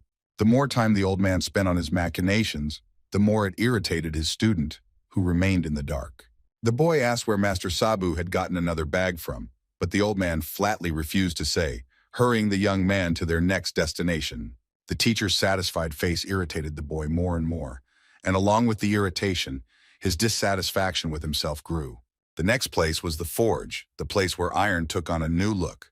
A strong man with a bandage on his forehead looked down at the boy and tried to figure out what he could be useful for. As a joke, the blacksmith offered to make a sword the size of the boy's entire body, which made him shudder as he imagined this picture. Hastily leading the blacksmith aside, the master suggested discussing the details inside, which gave the guy the idea that they were going to order a sword from him. But from the building came the indignant cry of an old man, and after him, the blacksmith's calmer voice, declaring that the boy was still too young and inexperienced. The student heard snippets of conversation in which the master admired the incredible strength of his student and added a couple of extra years to his age. From the conversation it followed that the blacksmith offered 2 silver coins, which angered the old man, who was convincing the potential buyer of the guy's strength. The young man felt uneasy as soon as he heard the men bargaining over the price. One offered 2 and the other 3 silver coins. The boy did not hear how the men came to an agreement and was sold to the forge, unable to believe it. The most unimaginable scenarios began to arise in the boy's head about how he could have been sold to a blacksmith for one night. Having shown himself, the master dispelled the boy's fears, stating that he was starting to work in the forge, which caused the boy to experience mixed feelings. Knowing that work in a forge is considered one of the hardest and most dangerous, the apprentice took out his anger on his mentor for selling him into slavery. The boy indignantly declared that he was not going to work in such a place, but before he could finish his sentence, the old man shut his mouth with his hand. The master took the boy aside, notifying the blacksmith that he would step away for a minute to talk with his apprentice. In the gateway, the master convinced the young man that working in the forge was part of his training, but the boy kept insisting that the real reason was to earn money for the master. The boy decided to convince the teacher that working in a forge cripples hands and makes fingers lose sensitivity, which is unacceptable for the martial art he is studying. Laughing at the student's objection, Master Sabu assured him not to worry, as everything had already been thought out. Not trusting a single word of his mentor, the boy demanded to know about the plan prepared for him. And this time the old man only laughed, but did not answer, turning away from his interlocutor. The old man, running as fast as he could, shouted after him that he would tell him about the plan of the house, and that if the guy was fired from work, then punishment would follow the dismissal. The boy shouted after the teacher to stop, but from that moment on, Ryu Yong being in a new place, I was left as it were alone on my own, mastering new skills. The village forge, which was also our hero's new place of work, was called Chelkvachan. This forge specialized in the production of weapons, in particular bladed weapons and armor. It was here that one could buy quality blades for mere pennies. The main customers of this forge were the Ami people living in the mountains, who possessed female martial arts. The followers of Ami lived in a monastery in the mountains and were mostly unmarried girls who practiced this art and used swords to fight. Other customers who worked for Ami were traders and travelers, so the forge could easily be renamed Ami-chan. In the village, everything was somehow connected with the followers of Ami, and this prefix could easily be added to any of the buildings. It could be concluded that lovely girls who could also stand up for themselves greatly supported the village economy. The owner of the forge was considered the best among the blacksmiths in the area, for which he was nicknamed the Swordmaster. And despite his importance and greatness, even he could not find a place for himself when the Ami warriors themselves came for an order. While demonstrating the weapon to martial arts masters, the forge representatives noted the quality of the steel used in its production. One of the girls appreciated the work and praised the quality and length of the weapon, but noted its heavy weight. The warrior stated that she asked for the sword to be made not only of good quality, but also for it to be as light as possible. This sword was specially made for a young student, and given its weight, it simply lost all its charm. The forge worker noted the special technology used in its production, due to which the sword, when compared to others of the same quality, had an ideal weight. The man suggested that they see for themselves by trying out the blade in action. One of the girls, taking the sword out of its sheath, crossed it with a new sword made in the forge. Suddenly, the sword of one of the warriors cracked where the blade met the blade of the new weapon. The forge master couldn't calmly watch his sword being tested and hid, holding his breath. Martial arts masters noted that both swords were good, but the new one did not have a single scratch after the blow. The woman handed the sword to the young girl for whom it was created so that she could try it out. The girl twirled the weapon with ease, reporting that the sword was not that heavy, and she liked the way the blade glistened in the sun. The warrior eventually bought the sword, apologizing for her premature criticism of its quality. The blacksmith breathed a sigh of relief after purchasing the sword, and the young apprentice assumed that they had come to the swordmaster to pay off their debts. The boss asked why he needed a sledgehammer, to which the boy, without thinking twice, he replied that he brought it at the request of the workers, who wanted to hit the boss on the head with it. The blacksmith admitted that he almost died of fear when the warriors of the Ami clan came to him, and the student asked what they had done to scare him so much. The swordmaster did not know the exact reasons for his fear, but he was sure that the girl's hostility towards him was great, and because of this, he was afraid even of female silhouettes.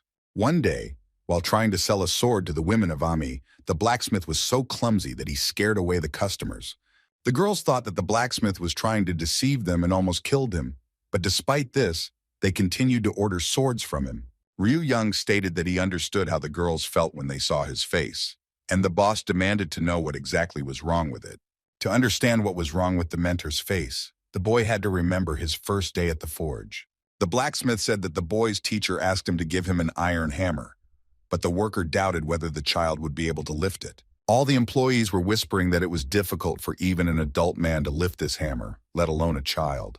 But surprisingly, the guy easily lifted the hammer, applied it to the red-hot sword, and began to study the forging technique. The blacksmith invited the newly minted worker to stay and live with him, promising to take care of him despite his gloomy appearance. The young man was glad that the other workers stopped the boss in time, who, despite his severity, did not understand why people avoided his kindness. The man concluded that the warriors would probably order more swords, since they liked the first one so much. He also noted that due to the low price and high quality of the swords, new buyers may appear, including other students. The blacksmith pounced on the boy with an offer to raise his salary, but the young man refused, citing other matters. Then the blacksmith decided to talk directly to Master Sabu, without taking into account the opinion of the boy himself. The young man dreamed that the work in the forge would end as quickly as possible, because he felt that if it were not for the jinsang, he would have died from fatigue long ago. His memories took him back to the evening after his first day of work at the forge 10 months ago. Assessing the student's progress, the master allowed him to eat meat, but the boy accepted this encouragement with caution. After dinner, the old man offered the young man a workout designed to develop the sensitivity of his fingers, which did not please the tired boy at all. The teacher asked the boy if he remembered the plan he had mentioned in town and took out a bag of beads. Ryu Young began to joke that after a hard day's work, he would hardly do anything worthwhile. But the master only smiled. The mentor said that these beads would help in training and took a needle out of his sleeve. The mentor put his hand into the bag, picked up a handful of multicolored beads and threw them into the air. The old man threw his hand up, causing small beads to fly up to the ceiling, scattered in all directions. The next second, the needle with the fishing line passed through the holes of all the small beads. The result was a necklace of 35 beads, which the student had to make. The guy mockingly said that the master could work in a circus if he could do such tricks. The master strictly explained that this training would help improve the precision and speed of hand movements. After which he showed how to finish this lesson. He tied the two ends together. Necklace came together to form a neatly crafted necklace. The teacher demanded that the student spend no more than 35 beads on one necklace and make 100 a day. The guy calculated how much the old man would earn from his work, but he insisted that it was just training, which also brought in income. The boy was indignant that this was not training at all, but the master ignored his complaints, continuing his explanations. Taking out the second bag, the teacher announced that Ryu Young would be making souvenirs, arguing that such exercises will help restore the sensitivity of the fingers, despite their monotony. The young man thought that the old man was simply making fun of him, but he kept objecting, claiming that this is precisely what is capable of restoring sensitivity to the fingers. Boy, I was worried that if the master agreed to the blacksmith's offer, he would have to work the night shift while simultaneously doing beadwork and wood carving. Passing by a pub, the guy thought that playing in public would be much better than forging iron all day long. Walking through the forest, the young man wondered whether he was doing everything right, and he had a full bag in his hands. Completely absorbed in his thoughts, he did not notice the creature jumping from branch to branch, but he could not decide whether to run away or stay, although the likelihood that he would simply die of exhaustion was great. While the boy was thinking about his master, a wild monkey jumped on him. Without looking, having fought off the monkey with the help of a pine cone, the young man dreamed of properly teaching his unbearable master a lesson. Ultimately, the guy decided to continue saving money for his future while dealing with the unruly monkeys. Once again, having blindly gotten rid of the monkey, the boy promised himself that he would show this old demon something else. Noticing that a monkey invasion had begun in the forest, the boy noted to himself that it would have been better if it had been wild boars, since at least meat could have been obtained from them. But at some point, the boy thought that if Sabu eats monkey meat and monkeys, hearing this, they trembled with fear and stopped pursuing the man. Returning home, the student showed the master the monkey he had caught and suggested that it might be edible. The old man, upon seeing the monkey, winced, declaring that the student had brought something indecent, and immediately ordered that it be thrown out and a normal dinner prepared. Outraged, the young man said that the master was useless and that he was forcing him to cook after a hard day's work, which was unfair. Letting out a heavy sigh and emitting a dark aura, the old man asked who, if not him, would be cooking dinner. Without any objections, the guy agreed that he should be the one to do it since he was younger. The boy left, but the teacher immediately called him back because he had gone the wrong way and directed the student to the kitchen. The young man also remembered that he had to get rid of the monkey and chased it away. Master Sabu scratched his beard and became concerned about what exactly his student was doing in the forge. By hiding his loot under the sheet, the apprentice hoped that the master did not notice the bag behind his back when he showed off the monkey. It was evening outside, and instead of the sun hiding behind the mountains, light was provided by a tiny candle. To the sound of birds humming outside, our hard workers strung fishing line onto beads floating in the air, making rainbow bracelets one after another. The boy placed the finished beads on a huge pile that lay on the table near the candle. Next, from the evening classes according to the schedule, there was wood carving, namely combs, figurines, and other souvenir products. While processing a piece of wood, the boy, inspired by today's meeting with monkeys, decided to capture them. Listening to the night, the student carefully checked whether the child labor exploiter had fallen asleep or not. Having made sure that the old man had begun to snore, the young man took out the bag with the contents that he had so carefully hidden. After reviewing his gear, the guy decided to start his nightly and unscheduled training, mastering a new skill. Having placed the skirt on the floor, the guy wondered whether to wear it over his clothes or on his naked body because he did not watch women so closely. The guy, on the advice of the saleswoman, began to apply the bag of powder to his face, making it as white as possible. Having lied that the cosmetics were for his mother, the young man took everything necessary to make the transformation a success. Having put on lipstick, the guy himself was shocked at how different he could look. The result somewhat confused the young man because it seemed to him that something was missing, but perhaps this effect was created by the cheap mirror. The final touch was the hairstyle, but even here, it was not so simple because the hair could simply be left loose without inventing anything on the head. After thinking it over, the guy decided to style his hair to look more attractive. And then suddenly the enraged master burst into the room, who had deliberately pretended to be asleep in order to finally understand what his student was up to. The old man was so shocked by what he saw that he dropped his pipe in surprise. The young man stood in front of the teacher with his pigtails twisted and his face painted, burning with shame that he had been caught. According to the boy, he wanted to get a job in a bar and earn easy money with minimal effort, but he promised not to do that again. According to the teacher, the young man had crossed all boundaries, and it was only by a miracle that he decided to look in on him secretly. The boy regretted that he had taken the old man's pretense at face value, and that now he would be reminded of this incident for at least 100 years. The enraged master rushed at the guy, scolding him for his poor disguise, which would only disgrace him in the bar. Sabu, to the young man's surprise, began to say that since he had decided to pretend to be a woman, he should have made every effort to do so. The old man announced that after the forge, he would make the student into an ideal woman, but until that moment, his feet were not to appear in the tavern. The master's determination and pressure frightened the student, and he asked to forget everything that the mentor had seen, citing his overwork. The master noted that the young man, as usual, began the work of his own free will, but was unable to finish it. The very next day, the master brought in some beautiful clothes, claiming that these were the ones girls wore on the street. The teacher pointed to a pile of clothes that the student was supposed to put on every day after work and learn to walk in. The young man flatly refused to change clothes, preferring to work in the forge all night long. The master did not want his student to give up so easily, and called the attempt to get a job in a bar a good training. Knocking on the ever-snarling boy who argued about this training, the old man insisted that much useful and new could be learned from it. Throwing clothes at the guy, Master Sabu said that he should get closer to the ideal. Otherwise, he would be very disappointed in his protege. Before the young man went to change, the old man emphasized the dancing, warning the boy not to think about undressing during it. The boy became very nervous and did not want to dance at all, believing that the teacher was preparing him to be sold into slavery to someone once again. The master pointed to the bracelets that he gave him every year, and that every year they became heavier and heavier.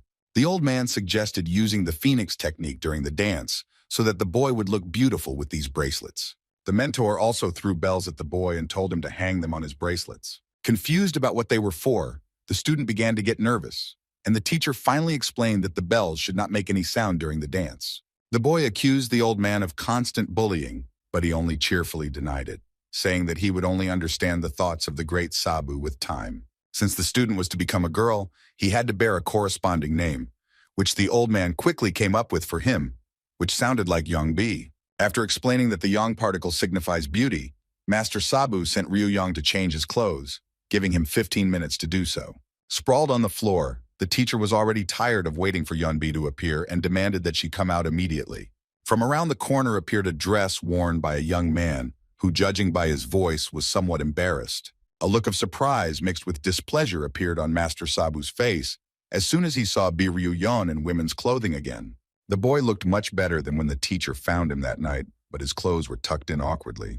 The old man noted that the boy knew which piece of clothing should be worn where and how, but this knowledge was not enough. After all, on top of everything else, it was necessary to understand exactly how to do this, and this fact forced the master to rise.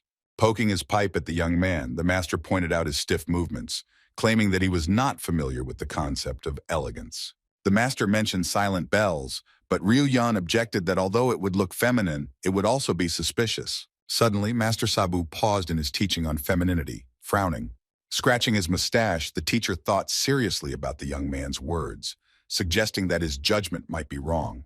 Without thinking twice, the teacher got carried away again and began shouting to explain that the boy should become a real virgin. But he still did not accept his new nature. The teacher took out a book on hairstyles and makeup from his robe and told Ryu Yang to study it carefully. Looking at the book handed to him, ringing the bells, the guy asked if it was worth getting into character so much. The teacher said that the student was only causing him trouble and noted the voice that sounded unusual for a girl. The master insisted that the guy forget about his past as a man and repeat to himself that he is a woman. He is an elegant girl, working on his voice and manner of speech. Master Sabu threw down his hands and asked his student to study everything thoroughly and then demonstrate a real lady to him. Despite the green crowns of the trees, autumn has already replaced the summer that preceded it. On a beautiful, still warm day, the teacher was walking through the forest with Belenka.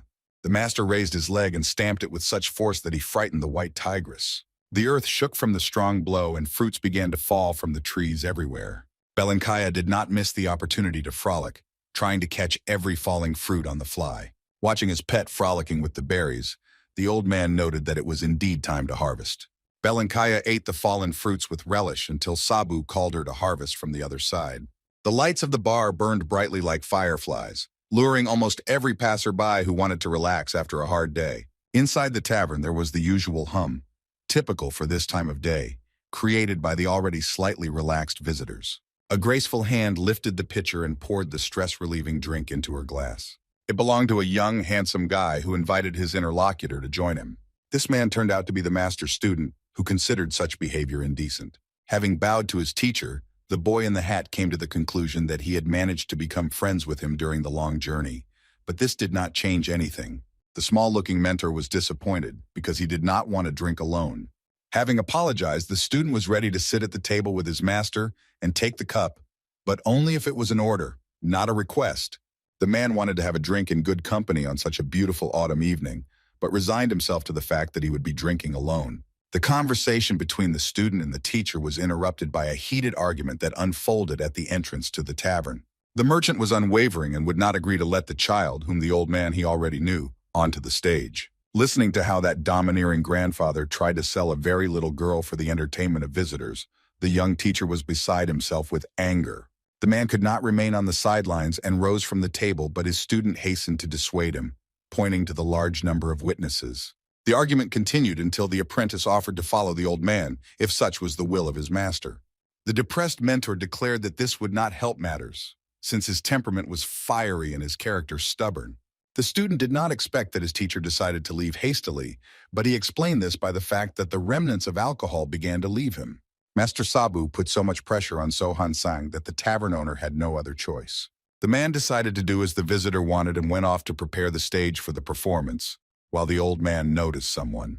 The young master and his apprentice left the tavern, having generously paid one of the tavern workers. Ryu Young decided to ask the master what he was looking at, but the teacher, as always, avoided an answer that he did not like. The young man turned around to see what was happening behind him, but the teacher quickly distracted his attention, advising him to devote time to preparing the act. Leaning closer to the young man, the master warned him that the student should not have any extraneous thoughts. The tavern patrons began to whisper, surprised either by the participant's age or by the size of his instrument. Everyone kept wondering who this beautiful person was, where she was from, and why she needed bells that didn't make a sound. Taking her place in the hall, Yeon-bi touched the strings of the musical instrument, and at that very moment the music began to sound. The girl smoothly, almost imperceptibly, plucked her fingers along the strings of the nijim while people whispered to each other, noting her skill. While playing the musical instrument, Ryu Young thought about how much his life had changed since he started working at the tavern. His memories of the training sessions he had experienced during this time came to light, and from then on there was also an element of femininity in them. When chopping wood, the old man forced the boy to wear women's clothing, and on top of everything else, insisted on a silent chopping, even though there were bells on his wrists. Even while running with water, the master controlled the grace of the cat, which was an integral attribute of women. Even when he tried to answer in a gentle manner, imitating women's speech, the young man received a blow to the head, in order, according to the assurances of the mentor, to be even more gentle. Master Sabu. He stated that he does not divide students by gender and treats everyone equally, both during training and in everyday life. Ryu Young believed that one successful performance was enough for him to satisfy the teacher's pride, and he would stop this bullying.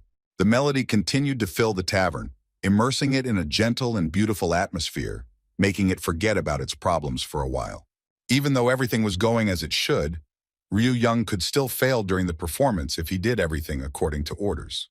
All the visitors to the bar put down their glasses, but were still intoxicated, not by alcohol, but by the wonderful music of the talented young Bai. He continued playing for so long, the young man was worried that he might get confused and make mistakes that would ruin everything.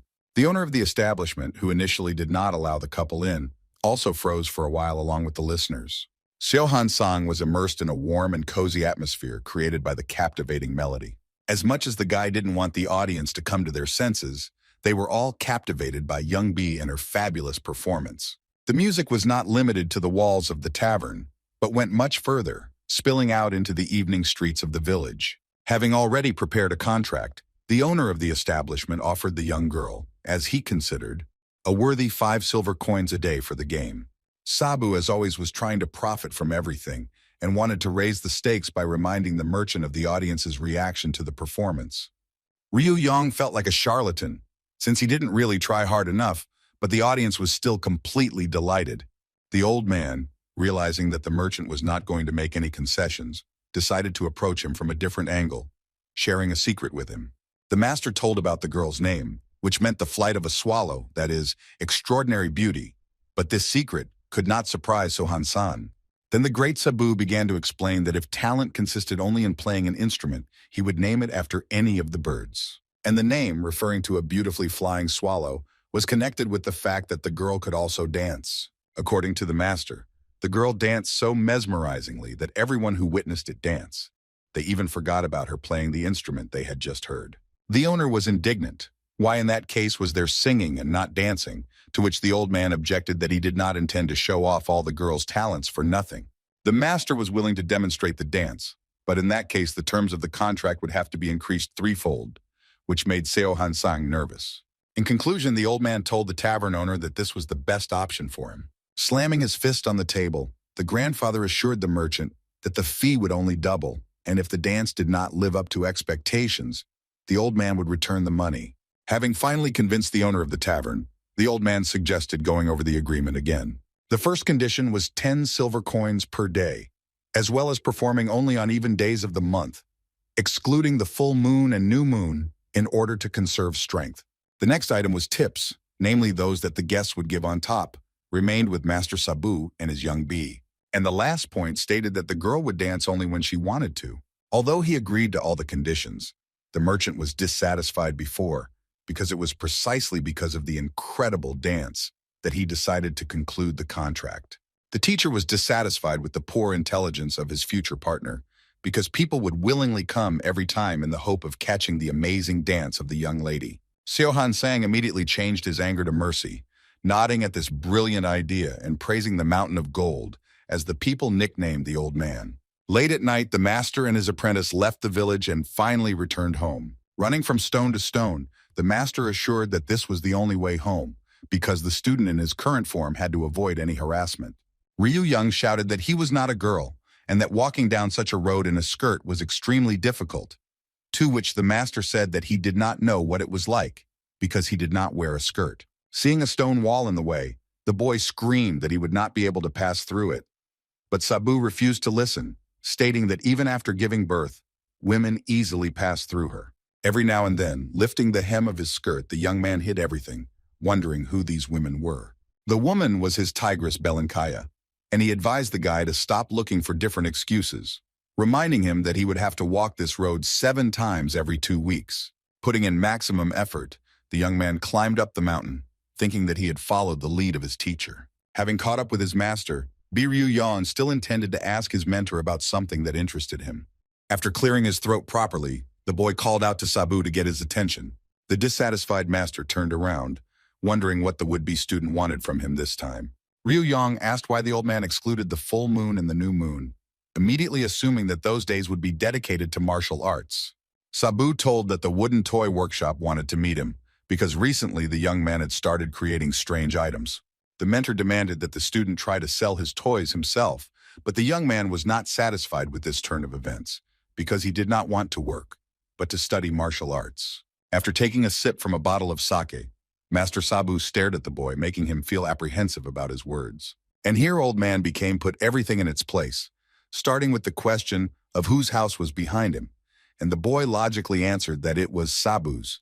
Then the teacher became interested in who had taken the boy in for 3 years, taught him how to hunt, escape, and cook, as well as teach him martial arts. After properly shaming Ryu Young, the teacher received an obvious answer to the question he asked. Master Sabu described the boy as ill-mannered and waved 2 fingers in his direction. At that very moment, Ryu Young received a strong blow to the forehead, surprised that the teacher did not even physically touch him this time. And the last question that interested the gray-haired grandfather was which of the 2 was younger. Sabu concluded by saying that he had created wonderful living conditions for the boy, and it should not have been difficult for him to earn money to thank his teacher. Then the man began to give examples from personal experience, comparing the youth and the older generation, but the guy had no arguments to counter this. The angry old man turned away from the student and said that from now on he would watch his behavior. Falling to his knees before the master, Ryu Young regretted that he had nothing and felt bitter resentment about it. It then dawned on the guy that money could be earned, and when it came to strength, he had to train. The young man took all his will into a fist and set himself the goal of saving money without Sabu noticing, because the master would spend his money until he turned from a boy into an old man. The guy fantasized about how he would get rich, and the great Sabu would come to him to ask for shelter for free, agreeing to any option. Filled with anger and fury, Ryu Young promised himself that he would become a rich man who owned many buildings. Time passed, and the boy continued to work hard in the forge, making beautiful swords that had no equal in the entire area. When he went out into the city, the young man made figurines and statues so beautiful that people could not pass by without buying one of them. As usual, the tavern was calling out to people, inviting them to take up positions while there were still some available. Visitors were not averse to dropping in, but only when Yeonbi herself was in the building, since they had to wait 4 whole days to meet her because of the new moon. The men tried to find out from the worker whether the girl would dance today, but he himself did not know the answer to this question. And then the lovely fairy, the beautiful Yeonbi, walked up the steps, capturing the attention of everyone present. Men, looking at the 16-year-old girl, sighed at her beauty and the lack of opportunity to touch her smooth skin. As soon as Yeonbi entered the tavern, a crowd rushed after her, hungry for her beauty. At that very moment, visitors arrived at the tavern, causing trepidation among the establishment's employees. Accompanied by numerous guards, a carriage was traveling with a secret guest who also wanted to see the girl's talents with his own eyes. The one who arrived was the head of martial arts, who came to the hotel without a room reservation to avoid information leakage. Jung Myung emerged from the carriage holding his daughter, a girl named Yo Rin, and asked if she was tired from the journey. The man encouraged Yo Rin, saying that the walk would do her good, but the girl only clung to her father's clothes even tighter, not wanting to move away from him even a step. Everyone around remarked on the beauty of the young lady, who looked even more beautiful than her glorious self. Famous young Bai. The girl came down to the ground, having finally decided to take a walk, thereby delighting her caring father.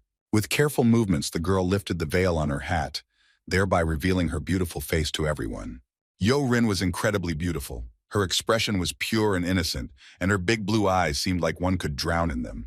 The Lord's subjects, lined up in a row, immediately began to bow to the girl as she passed by them. Having met the young lady, the tavern workers were captivated by her beauty, unable to take their eyes off her. The girl was clearly embarrassed by the men's reaction and hastened to cover her face with a veil. Finding himself with his daughter in an instant, the chief of the masters cast a menacing glance at the tavern workers, as if warning them not to pounce on the girl like a piece of meat. A sharp sword appeared in the light, and its blade cast bright reflections as it met the sun. The sword met the neck of one of the men, and its owner warned them not to let their mischievous eyes into his sight again. The men immediately began to bow, showering them with apologies, which satisfied one of the guards. One of Chong Myung's confidants ordered the tavern owner to be called here so that he could meet the important guests. The establishment's employees obediently rushed inside the building, and the master's servant asked for forgiveness and promised that the ignoramuses would get what they deserved. Containing his indignation, the old man accepted the apology and proceeded to the tavern, not leaving his dear daughter's side for a moment. It was already evening outside, and at this time all the visitors of the tavern were eagerly awaiting the appearance of their favorite performer on stage. As soon as the charming young Bai appeared in front of the audience, the hall was filled with joyful and enthusiastic screams. The men at the table were discussing the young performer's magnificent dance, and one of them declared that from now on, he could die in peace. The tipsy visitor said that he was not serious when he spoke about death, but to his surprise he noticed at the next table perhaps such a person. His friend assured him that the man next to him was not dead, but was simply in a state of affect after Yeon Bi's new dance. The men at the next table either fainted from the unearthly beauty of the dance, or were crying desperately. And then the newcomer was told that they couldn't approach Yeon Bi in a crowd, but the person who made the largest donation could speak to her personally.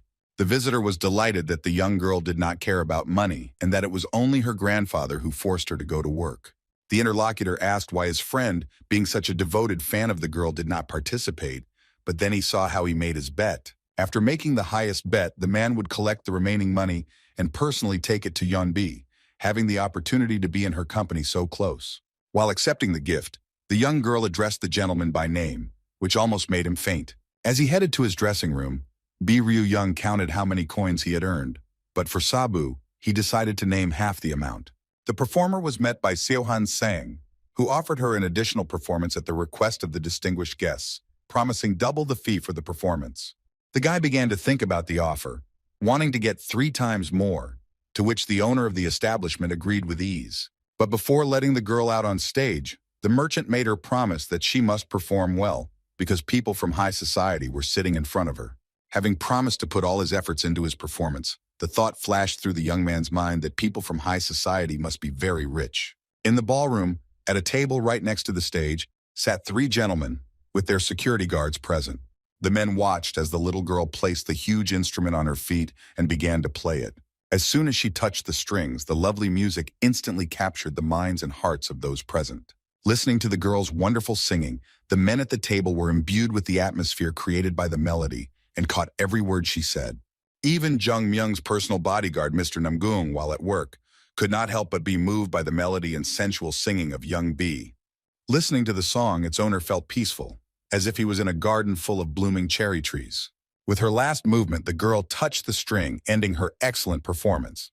The last touch of the string, the sound like a drop falling on water, made those present wake up from the spell that had captivated them.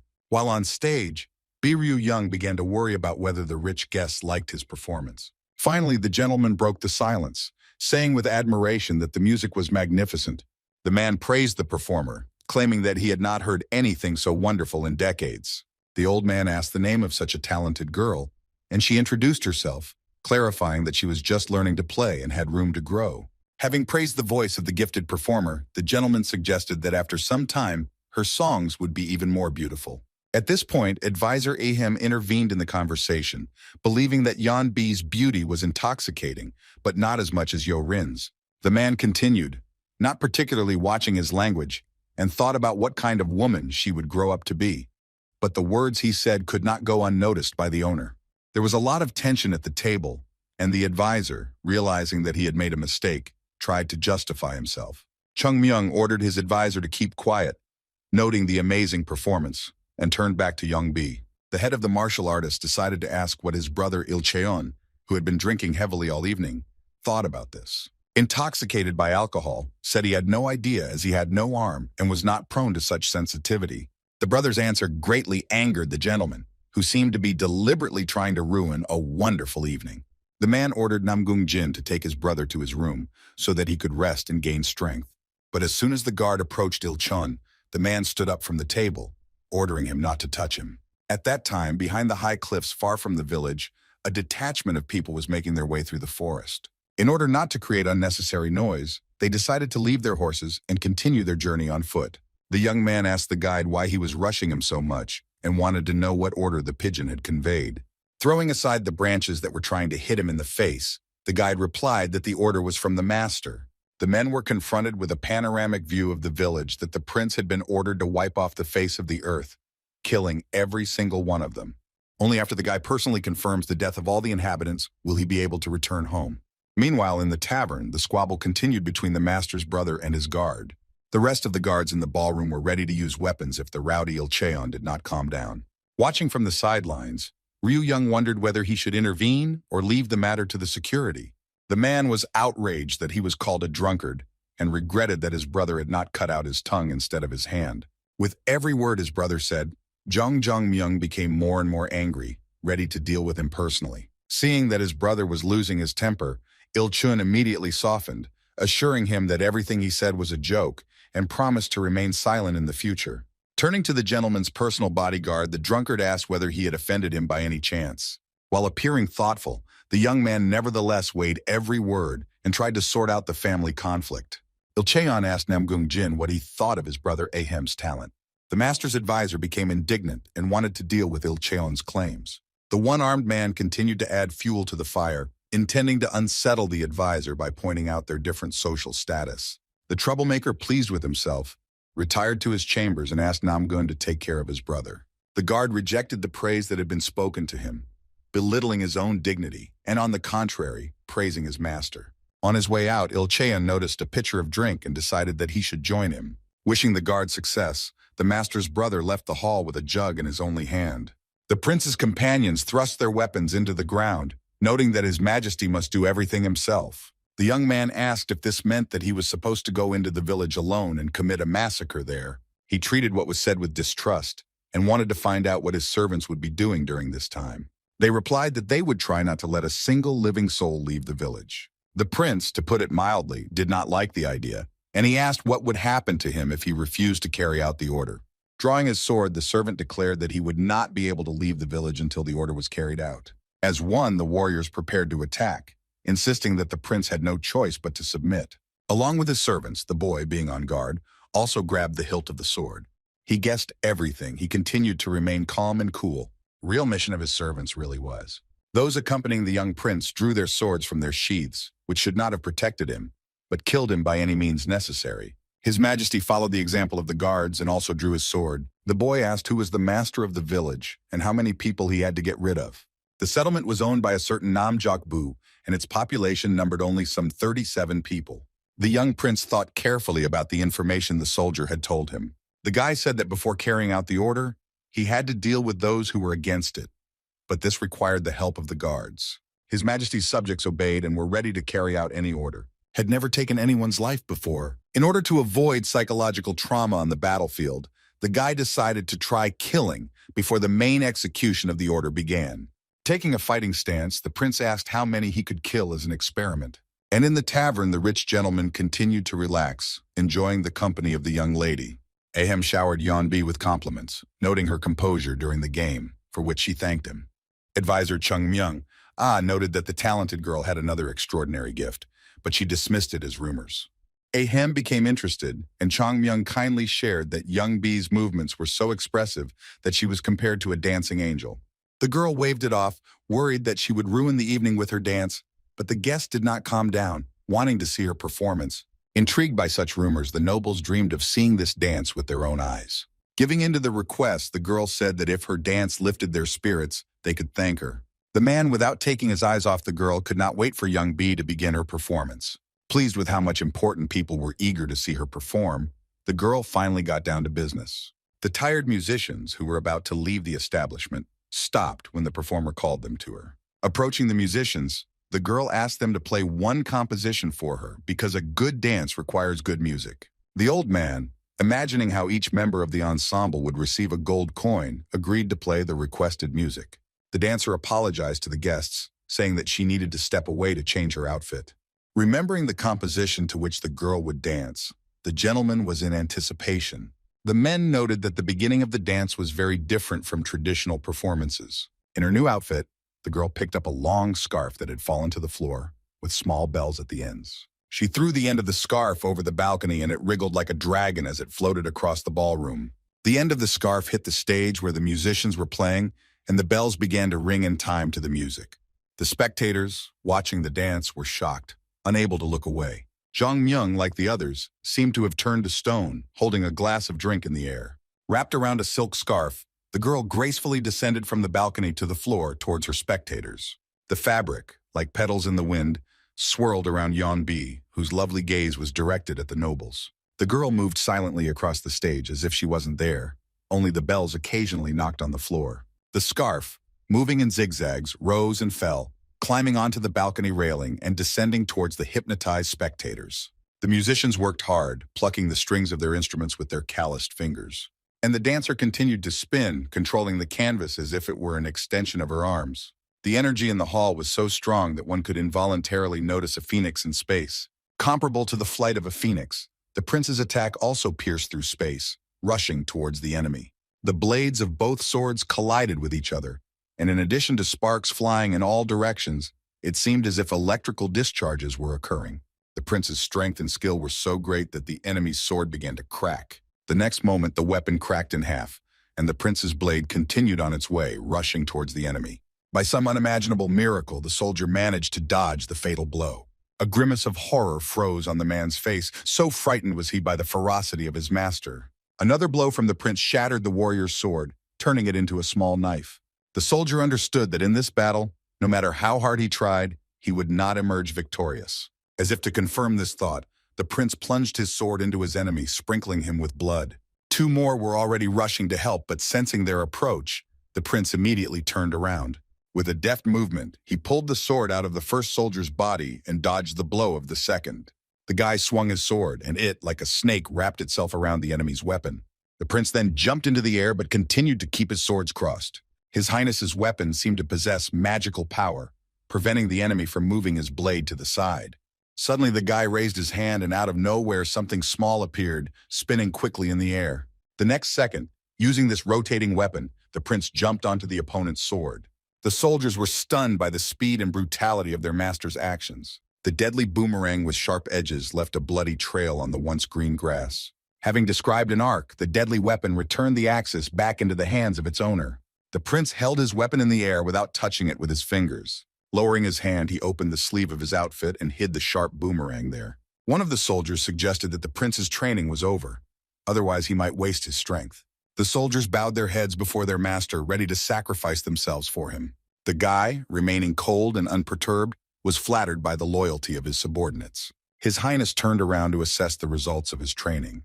The clearing was strewn with the corpses of warriors who had lost their weapons during the battle. As he gripped the hilt of his demonic sword, a thought suddenly occurred to the prince.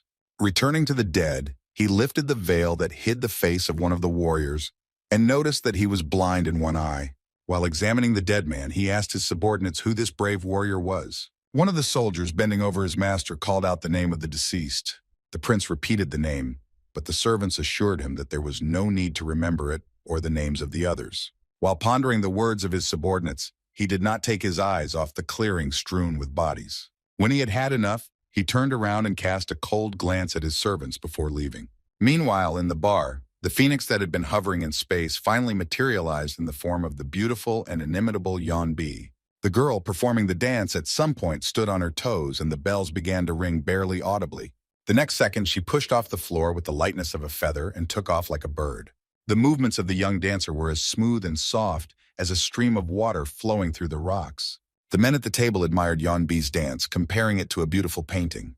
It seemed as if instead of a girl, a golden bird was hovering on the stage, flapping its magnificent wings. Her brightly shining eyes resembled a mythical bird that captivated with its gaze.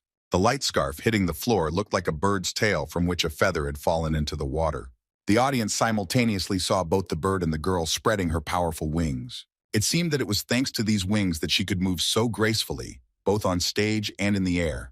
With her hands clasped together, Yeonbi seemed to be folding her huge snow-white wings. With a final pirouette and a fluttering of her scarf, the dancer completed her unique performance. Embarrassed, the girl hid her golden eyes, unsure whether the audience liked her dance. Everyone who saw this unrivaled performance sat with their mouths open, mesmerized by the smooth movements of the young dancer. The men applauded little Yeonbi tirelessly, believing that they had lived through the day only to see her magical dance. The performer bowed low to her enchanted audience, and the hall burst into even louder applause. Hearing the furor the girl had caused, Il Cheon, who had not yet managed to go far from the tavern, decided to join in the fun. The spectacular show in the bar ended with a light night rain drumming on the roof. The establishment's employees were so worried about their star that they again offered security to escort her home. Yeonbi assured them that she would get there on her own, but asked them to look after her instrument, which she could not take with her. The girl noted that the rain was harmless, but then a flash of lightning lit up the sky, followed by deafening thunder. Despite the pouring rain, Yeonbi refused any help from the tavern staff. Each of those present, wanting to stay longer in her company, offered to accompany her at least to the nearest turn. Ignoring all the offers, the girl had already turned away, trying to quickly leave the annoying crowd. Walking on the wet road, Ryu-young was angry that his expensive clothes were soaking wet. However, even the downpour could not spoil his mood, and the guy was happy with the successful deal and was going to get rid of the gold coins as soon as possible. Despite the late hour, the bank building was lit up both outside and inside.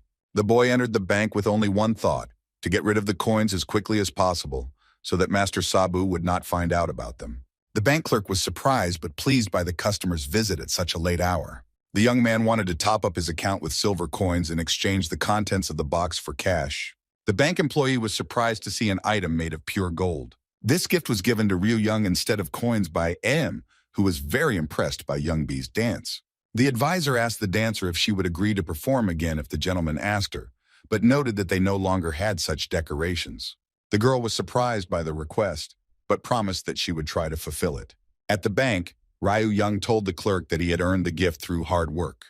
The employee estimated the value of the jewelry and was pleasantly surprised by the young man's knowledge of metals. The young man modestly noted that he learned about the cost from books, although in fact he had read dozens of them, also based on his own experience.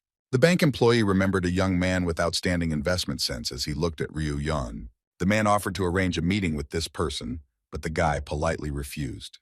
The bank employees bowed low to the departing dancer, inviting her to come more often.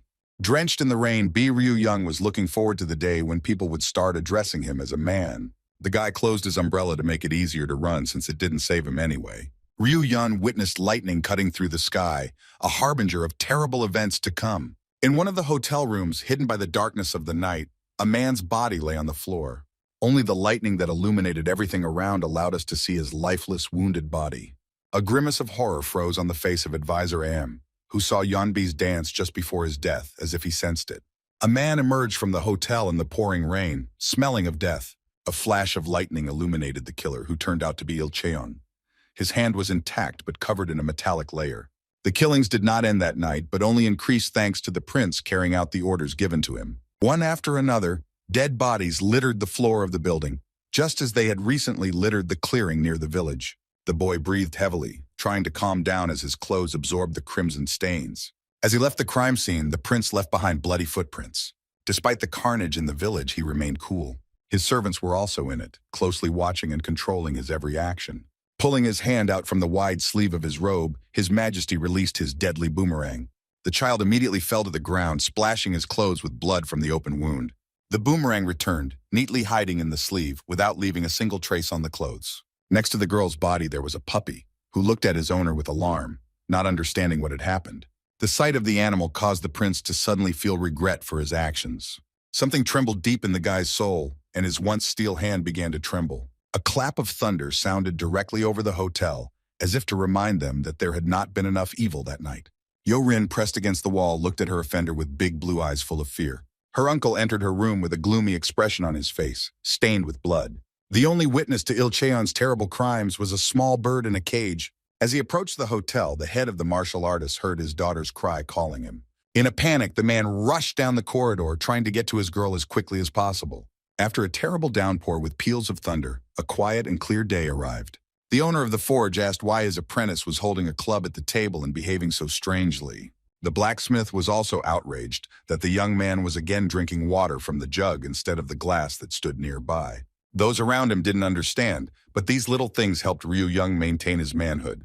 A couple of days later, the young man donned the outfit of his secret identity again, reflecting on the fact that he spent more time in this form than in his own.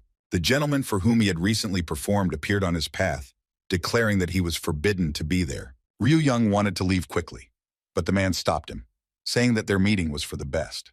Jung Myung said that Young B's music could help him and left, leaving the young man in thought. Ryu Young tried to understand what exactly the man meant when he spoke about help and skill with the instrument. In one of the rooms of the hotel, Yorin was lying down and she looked sick. In the same room, together with the girl, there was her bird, which was locked in a cage, chirping.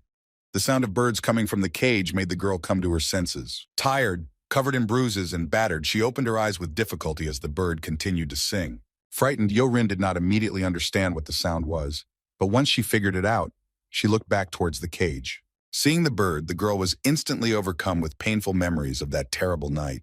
When the uncle was bullying his niece, ignoring her pleas to stop, the bird never stopped singing for a second.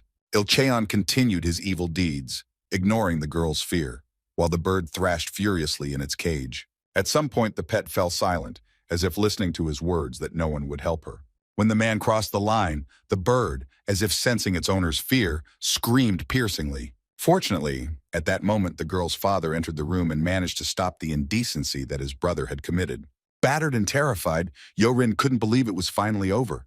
Il-chan began to ask for forgiveness, not for what he had done, but for the fact that he had not managed to complete what he had started. The memories that came flooding back made her already sad face even sadder. The persistent chirping of the bird finally forced the girl to leave her bed. As soon as Yorin stood up, she immediately fell down, weakened so much that she could not stand on her feet. Straightening up and leaning on her hands, she took a moment to catch her breath. Gathering her strength, Yorin reached the dresser and with effort opened the cage door. Staring at the bird, the girl demanded that it stop looking at her, extending a trembling hand into the cage. Grabbing the bird, which was flapping its wings in panic, Rin again demanded that it look away from her. The girl's gaze, so empty and detached, remained riveted on the bird clutched in her hand, still reliving that terrible day. Suddenly, the bird pecked her hand and blood appeared on the lady's pale skin. As if stung, the girl pulled her hand back, returning to reality, and the bird darted back into the cage. Looking at her shaking hand in horror, Rin was afraid of what she was about to do. The sad blue eyes looked at the bird not as a pet, but as a prisoner. Carefully removing the bird from the cage, Rin quietly said that it didn't belong here. The girl let warm rays of sunshine into the semi-darkness of the room by opening the window. Holding out her hand with a bird on her finger, Yorin told it to fly, but it did not understand what was wanted from it. The girl waved her hand, causing the bird to fly away, and began to chase it away until it finally flew away. After circling in one place, the bird finally soared high into the sky. Rin's sad gaze followed her, realizing that now they were both free. Suddenly, the girl heard strange sounds coming from outside. It was the melodic ringing of the bells adorning the wrists of the nameless dancer in the backyard. The dance was so mesmerizing that for a moment the girl forgot about her troubles. As if under hypnosis, she slowly threw her leg onto the windowsill. The dancer's movements reminded Yorin of a phoenix, that same immortal bird soaring in the clouds. Captivated by this thought, she was already standing on the windowsill, balancing on two legs. A warm wind blew across her face, and before her eyes there was only the phoenix that she wanted to follow.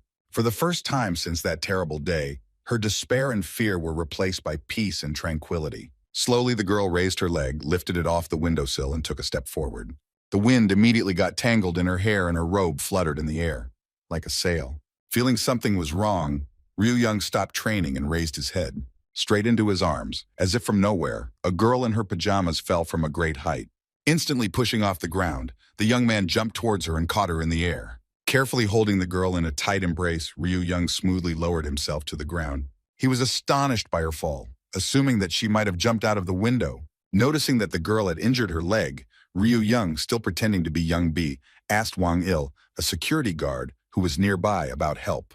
The guard was amazed by the dancer's composure, who ordered that people not be invited until she called them herself. The young man assured her that the crowd could scare the girl and asked for water to treat the injury. Wang Ir objected, being categorically against a stranger touching the lady, even if he was of the same sex. Remembering how Master Sabu treated him, Ryu Yang insisted, explaining that without proper help, the swelling would get worse. Seeing that the lady had begun to come to her senses, he asked to leave her alone. The man obediently left the flask of water with the victim and left, trying not to make any noise. Left alone with the girl, the young man asked how she was feeling when she opened her eyes. Yorin's beautiful eyes captivated Ryu Young so much that he was at a loss and did not immediately answer her question. The girl asked where she was, which meant that she had fully regained consciousness. This seemingly obvious question with a slight smile, saying that they were in heaven. The girl looked confused, so the young man quickly added that it was just a joke. He handed her a flask of water, and she took a few tentative sips. After getting the girl drunk, the guy introduced himself as Young B and asked her name. The young man looked at the poor girl with eyes full of kindness, waiting for her to speak. After looking at her, Ryu Yan concluded that she was from a wealthy family, but she looked very exhausted. Conversations between men who admired the unearthly beauty of this girl came to mind. They also mentioned an incident where someone tried to kidnap her, which allegedly led to her suicide attempt. The men discussed the rainy night when she was attacked and her guards were killed. Annoyed by their words, the young man broke 2 teeth from his comb and threw them at the door with all his might. The sharp fragments managed to break through the door and silence the gossips. Returning his thoughts to Yorin, he realized that such people could not be trusted. With difficulty pronouncing each word, doing it as if through force, the girl introduced herself as Rin. They were in the garden under the warm rays of the sun, and it seemed as if time had stood still. Ryu Yang was genuinely glad to meet him, which was easily visible on his bright face. The guy carefully asked what made the girl do something like jump out of the window. He immediately added that she didn't have to answer if the topic was unpleasant for her, and she could simply nod to his questions. He assured her that if she wanted to tell him, he would listen to her carefully. Ryu Yan repeated the question, noticing that the victim seemed somewhat distant. Memories of that terrible night came flooding back to Rin, and tears welled up in her eyes. Unable to contain her tears, she burst into tears, and the tears, like a waterfall, continuously rolled down her cheeks. Completely broken, Yorin cried, which came as a surprise to the young man. Feeling guilty that his questions had led to this, Ryu Young pulled her close, trying to comfort her. Nearby, someone was eavesdropping on their conversation in the bushes, rustling branches, but was not interested in interrupting it. The gentleman decided not to interfere, confident that everything would be fine with his daughter. Seeing her crying, her father remembered how, as a child, Yorin would hold back her tears so as not to worry her parents. The man also recalled how criminals once tried to kidnap her in order to take revenge on him. The older she got, the more attracted the attention of dishonest men, which caused her pain. All these terrible situations made her believe that the reason lies in herself. These incidents left an imprint on her soul, forcing her to close herself off from everyone. Chung Myung wasn't afraid of a million enemies, but he was afraid of the thought that his daughter's inner fears could break her. The man was afraid that she would not even be able to cry, because hundreds of snakes tormenting his daughter's soul would not allow her to ease her pain. But now, he saw how his precious daughter finally gave free rein to the tears that rolled down her sweet little face without ceasing. Father believed that tears were a way to cleanse the soul of accumulated suffering. Coming out of hiding, he told Namgung to keep an eye on his daughter and that dancer Yan Bi, who had appeared so opportunely. He also ordered his guard to bring the girl as soon as she was free. Ryu Yan helped Rin recover by giving her water to avoid dehydration. He joked that the girl was crying so much that he was already afraid that she would drown in her tears from another inappropriate question. In a whisper, as if revealing a secret, he added that he had left some marinated meat at home and was afraid that the old man would eat it all himself if he didn't make it to dinner. Laughing at his own words, Ryu Young declared that he would never allow this to happen. With longing in her eyes, Yorin said in a sad voice that she almost became a monster. Not believing his ears, the young man asked if this was the beginning of a story about the reasons for her actions. A little embarrassed and also blushing with shame, she nodded affirmatively. Shocked, Ryu Young stated that she did not look like a monster, except for a stray, since they usually ate the local chickens at night. Never expecting to hear something like this, Yorin was very surprised by this statement. The thought that she looked like a homeless person stuck in her head, and the guy immediately began to justify himself, explaining that only her thinness and dull skin led to such thoughts. He compared her to a patient who had spent a long time in a closed room, most likely doing nothing. Yoin concluded that she was sick and homeless, and Ryu Young blamed his tongue, saying that it had become uncontrollable due to being rude to the master. Noticing that a smile had also appeared on her face, he quickly changed the subject in order to maintain the emerging mood. He gently asked the girl to tell him why she considered herself a monster.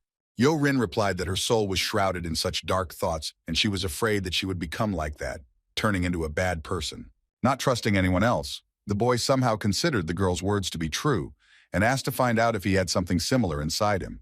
For a moment their eyes met, and it was as if they were looking not only at each other's appearance, but also at each other's souls. The girl eventually said she didn't see anything in the dancer, which upset her a little.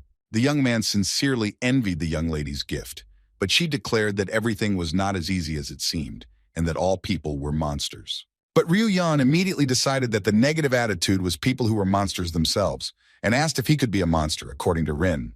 Assuming that the girl's environment was full of bad people, the guy asked her what she felt when she looked at her family or cute babies. The boy pounced on Yorin, enthusiastically declaring that a purge should have been carried out, replacing the nasty creatures with good people. A man was galloping along a deserted road, and his horse began to move so fast that clouds of dust flew from under its hooves. Following the rider, several more riders appeared, crossing the sandy lands at full speed.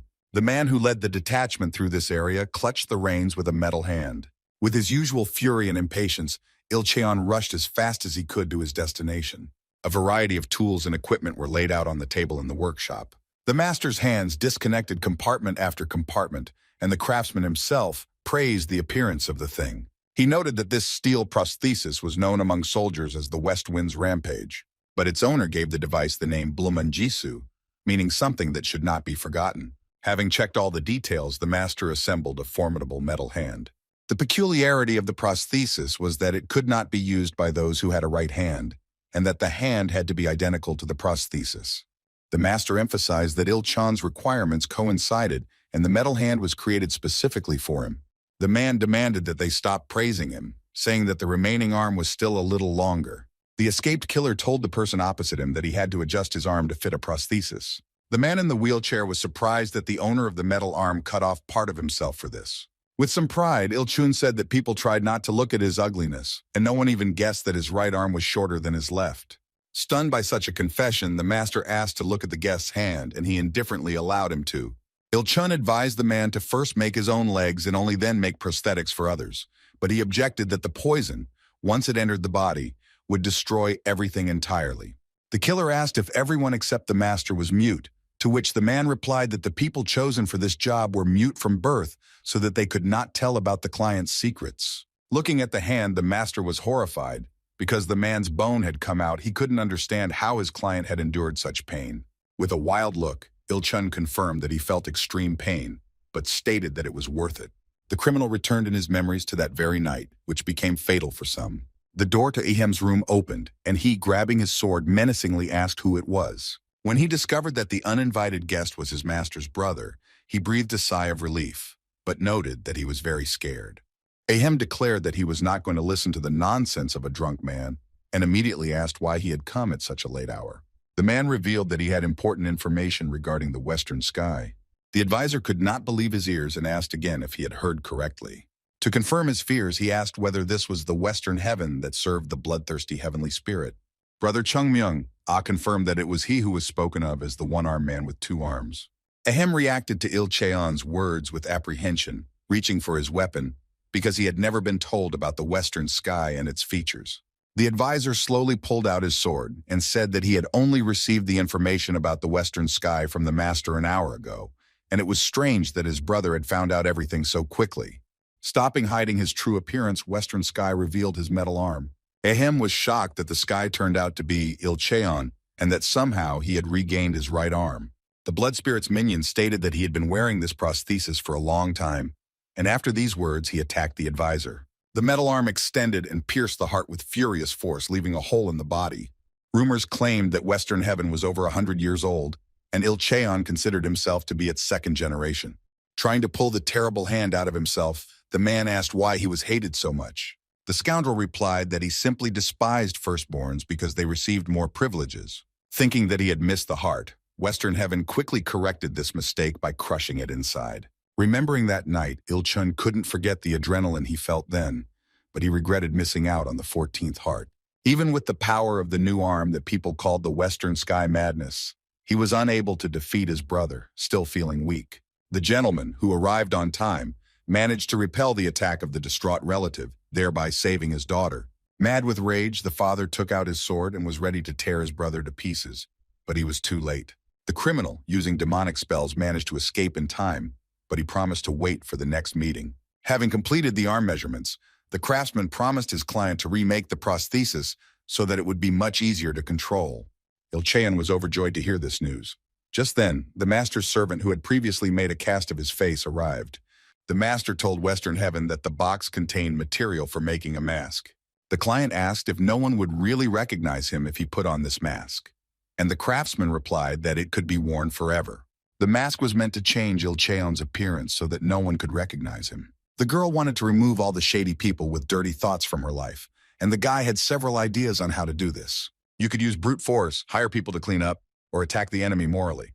The guy said that the lady should understand what she can do best and develop this skill, which will become her strength in the future. The girl began to think out loud but could not finish the sentence because, having thought seriously, she simply did not know the answer. Ryu Young suggested that his new acquaintance think carefully, and in the meantime he himself go to work. He also noticed that someone had been waiting for the young lady for a long time and probably wanted to bring her to her parents. Before the young man had time to leave, Yorin grabbed him by the sleeve, and he asked if she knew the man who had come out to them. Still not letting go of her savior, the girl tried to answer, but only produced incoherent remarks. The young man advised Rin to formulate her thoughts more precisely so that people would understand what she wanted from them and respond in kind. The girl, with eyes full of despair, almost begged Yeonbi to go with her. The guard asked Ryu Young to come with the lady to her father, as he wanted to talk to him. The guy politely declined, citing the fact that he had to hurry to work. Having bowed, the young man said goodbye to Yo Rin, but Jin immediately became confused, trying to assure him that everything would be sorted out with the gentleman, since he really wanted to see him. Losing patience, Ryu Yun replied that he refused because his contract was with the inn, not with the master, and if he respected the contract, he would understand. Not knowing what else to say to the dancer, the servant obediently agreed with her words. Rin wanted to say something, but she was so excited that she almost lost her voice. But after pulling herself together, she asked Yeonbi to make a contract with her. Both Namgung Jin and Ryu Yun were surprised by the young lady's sudden statement. Realizing that her request had gone unanswered, the girl tried to hold on to Yeonbi with trembling hands. Yo Rin asked her savior if she would have the opportunity to see him again. The girl's sad blue eyes did not leave the guy, hoping to hear a positive answer. A servant intervened in the conversation and corrected the lady, explaining that this was not called a contract, but a promise. Full of determination, Ryu Young interrupted the guard, and turning to the girl, wanted to know what he would get in return if he made the contract. The young lady was completely confused when she learned that the contract did not look like an ordinary request. With a knowing look, Yorin asked if it was necessary to give something in return. The question was asked with a naive calmness that made Ryu Young smile while Jin held back his emotions. The young lady became worried, deciding that she had said something wrong, but the guy hastened to make her a counteroffer. The young man suggested hanging a red ribbon on the window, assuring her that he would definitely visit her within 2 days. In exchange for this request, Ryu Young demanded that Rin grant him 3 wishes, which he would come up with later. Namgung Jin watched with apprehension as the master's daughter made a deal with her new friend. Before the guard could dissuade her, Yorin agreed and asked again if their agreement was now concluded. The guy with a happy face hastened to assure that their agreement was now officially concluded. The servant told Jung Myung what had happened in the garden, and he responded that the dancer was not only talented, but also brave. Namgung Jin reported that the security noticed that the girl had high skills in martial arts. The gentleman noticed this during the dance, emphasizing that outwardly she looks like an innocent girl, but she can be much stronger than she seems. The girl's father wondered whether this was good or bad, but his servant Jin did not immediately understand what was being discussed. If Yeonbi turned out to be a guy, the master would have to find out more about the old man Sabu, who was her mentor. And only then would it be possible to choose one of 2 options, either to lure them over to oneself or to destroy them. From the owner's words, the guard understood that he did not want to see his adult daughter with a man, but was not against having a girlfriend for her. Jin suggested playing it safe and finding out as much as possible about Yeonbi, but Jung Myung assured him that it was unnecessary, since Yeon Rin owed her life. The head of the martial artists speculated about the dancer's origins, believing that she could be a successor of the Ami clan or a hermit master. By spying on Ami's followers, they could run into rudeness, so the master ordered guards to be assigned for such meetings. Despite this, he understood that even his guard would not be able to defeat the dancer in a fight. Even though the men weren't able to stay with their daughter all the time, the guards shouldn't have been let too far away. With bitterness and longing in his voice, Jung Myung expressed his condolences to Namgung Jin and his family. The picture of that terrible day still stood before his eyes, not allowing him to forget what had happened. Looking down at the floor, the man again saw M's body spread out on the floor in front of him, bleeding. The head of the martial artist wanted to personally take revenge on the criminal, but due to his blood relationship with him, he could not tell anyone about it. The head of the martial artist regretted that he could not send his guard to say goodbye to his brother. The servant assured the master that it was his decision to stay because he knew who the murderer was.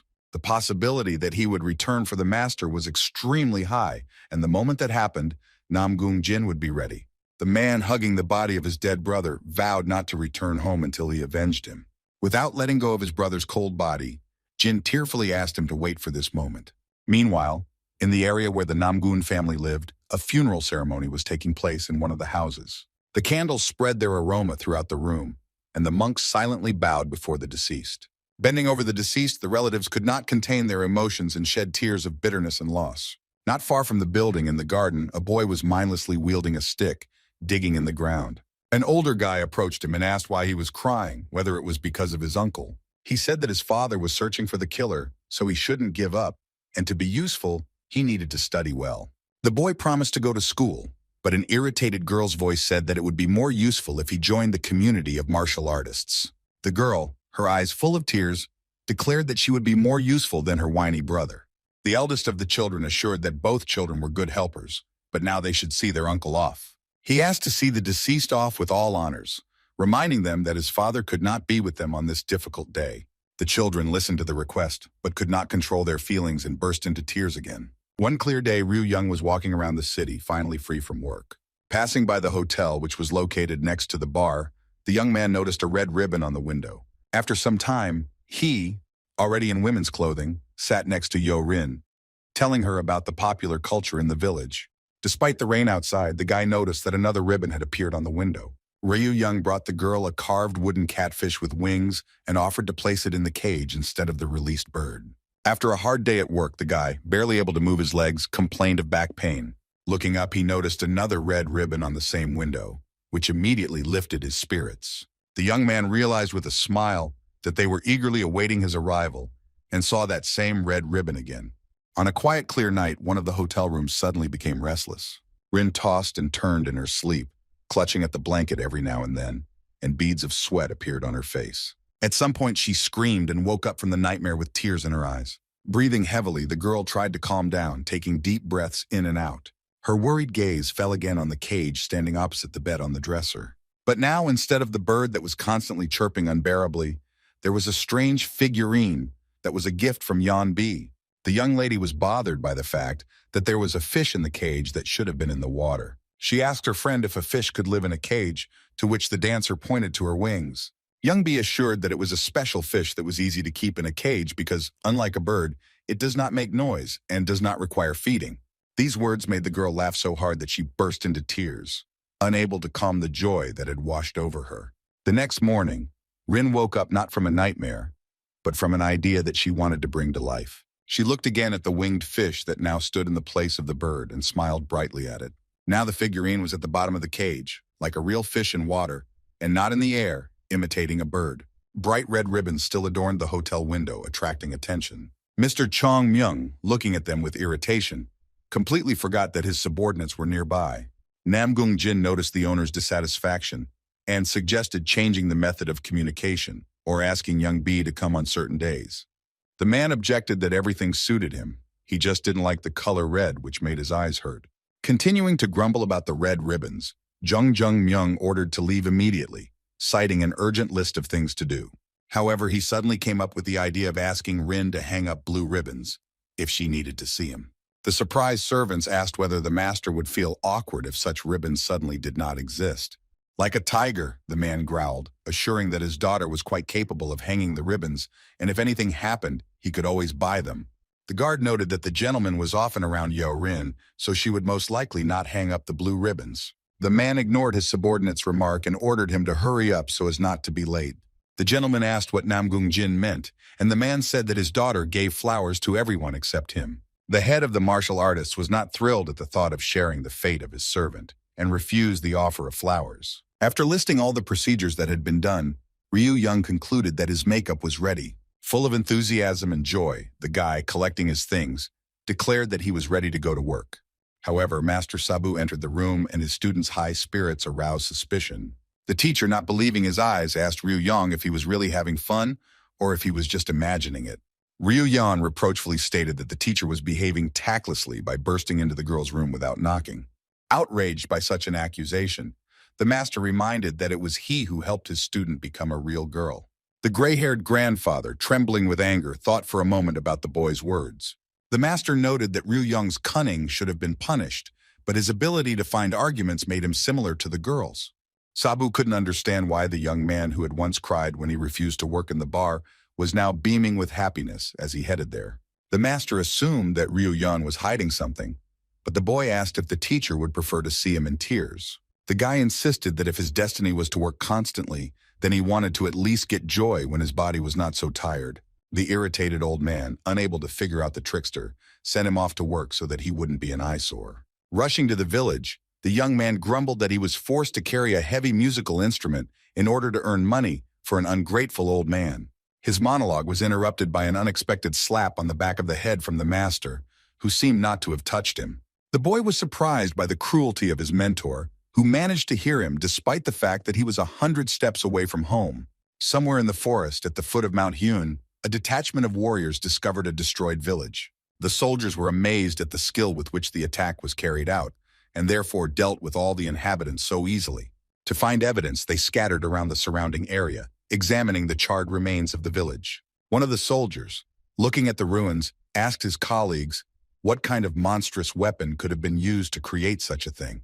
Having discarded the oil version, the partner suggested that the criminal could have used acid at Sogol's. Another soldier was surprised, because no one knew how to make this powder, a spoonful of which was enough to kill a person. The warrior confirmed that it was difficult to get this powder, even on the black market, even for 10 gold, but it was ideal for destroying evidence. He also mentioned that mixing the powder with flour increases its range, which was just right for the amount of work involved. After calculating the damage, the soldier stated that it took about 48 liters of Sogol acid to destroy the village. Colleagues wondered who could have spent such resources to destroy one clan. After listing all the wealthiest communities that could afford this, they concluded that 2 out of 3 clans had no motive. One of the soldiers suggested that it might be a heavenly spirit, but his partner interrupted him, saying that they were only investigating and the master would make the verdict. The scout found human bones and suggested that it could have been just one person. From the marks left on the bones, it became clear that the attacker used 2 swords. One sword was ordinary, and the other was so thin that only a master of thunder could wield it. Somewhere far out at sea on a warship, there was a man capable of handling such equipment. It turned out to be a prince who had carried out a terrible massacre in the village one late night. Having collected all the information, the soldiers hurried back to the city to report their findings. Chong Myung was lost in thought, trying to figure out who could do such a thing. A voice came from behind the wall, claiming that the killer was not himself, and that the village was too big. The gentleman became angry at such reasoning and demanded that the owner of the voice, as befits him, immediately enter. It turned out that it was the leader of the White Shadow Group, who hid his face from everyone. The man asked his personal bodyguard to deliver a letter to headquarters, where he proposed cutting the budget of the Shadowless Squad. The manager was indignant, but he had no choice, and he showed himself to the senior. The man entered the room complaining that his rank and status did not allow him to appear in public. The owner ordered the chief among the White Shadow to talk less and demanded a report so that he could read everything himself. Unfortunately for the interlocutor, the guest stated that the report was only in his head. Losing patience, the head of the martial artists ordered him to be fined a month's salary, sending a corresponding letter with the decree. The alarmed leader began to state his conclusion that the people of the heavenly spirit were in the village, and that after his actions they covered up their tracks with flammable liquid. Three groups could have been involved in the destruction of the village and the elimination of John, namely the Black Heavenly Warrior community, the Heavenly Spirit people, and the clan of the interlocutors themselves. However, the two major clans had good relations with the deceased and were unlikely to do this, especially since all their efforts were focused on searching for the Western Heaven. The White Shadow leader, based on numerous cases, suggested that this was the work of the Heavenly Spirit people. He recalled the massacre that had happened half a year ago, in which the heir of the Black Sky Warrior community was involved, and he might also have been involved in this matter. Chung Myung asked again if the leader was referring to the same mass murder that Cal Haibong had committed. The leader of the Shadowless squad confirmed that Prince Haibong was engaged to the granddaughter of the deceased Jung Hak. He was perceived by society as a future hero, but he shocked everyone with his cruelty during training. John Hak himself was investigating the massacre in the village, so he could have been eliminated by both the truth-tellers and the relatives of the victims. According to the head of the White Shadow, the version about revenge by relatives looked the most convincing. However, the head of the martial artist did not understand what the Heavenly Spirit people had to do with this and what their motive could be. The man claimed that he was sure that the alleged criminals were involved because he could feel it. According to him, his premonitions never failed him, but this answer clearly did not satisfy the gentleman, who began to lose patience. The head was ready to get up from the table and pounce on the stupid manager, but he continued to defend his point of view, citing unconvincing facts. The leader insisted that a split between the communities would only benefit the Heavenly Spirits, unless it was orchestrated by the masters themselves. However, Mr. Jung Myung thought about the version that John Hak could have been trying to justify Cal Haibong, who committed the crime for which he was killed. The latest information indicated that there was a redistribution of power within the clan. Until recently, the official heir in the Black Sky Warriors community was Cal Haibong, but now the heir has changed. The new heir was not the firstborn, and not all members of the community respected him as much as the eldest son. In training, he was called the second son, but the real name he used was Bead. Unlike his accomplished brothers, he did not show himself in any way, so there was very little information about him. For the past 6 months, Bead has not been seen anywhere, and there is no one left who can remember what he looks like. The choice of a new heir caused upheavals in the community, and the boy was ordered to return home. But how it would all end remained unknown. One warm, sunny day, in a distant estate, a minor but very strange incident occurred. Someone had damaged the fence by throwing a small rock at it, and Hong Sik wondered who could be responsible. Picking up the stone, Hong Sik assumed it was the work of one of the grumpy locals and said there was no need to worry. Having promised to fix the fence soon, he headed home to drink tea and chat pleasantly with his wife. However, after throwing away the pebble, Hong Sik remained wary, suspecting that the incident might not have been so simple. Meanwhile, at the inn at the tavern, the young lady was receiving her regular guest. Deeply worried, Yerin asked the dancer to be careful in her actions. However, to the girl's surprise, Ryu Yun suddenly appeared, climbing up the wall right up to her window. The next second, he stepped softly and silently onto the windowsill, but his presence was betrayed by the barely audible ringing of the bell. Greeting Rin, Ryu Yun's amber-colored eyes shone with joy at the sight of the young lady.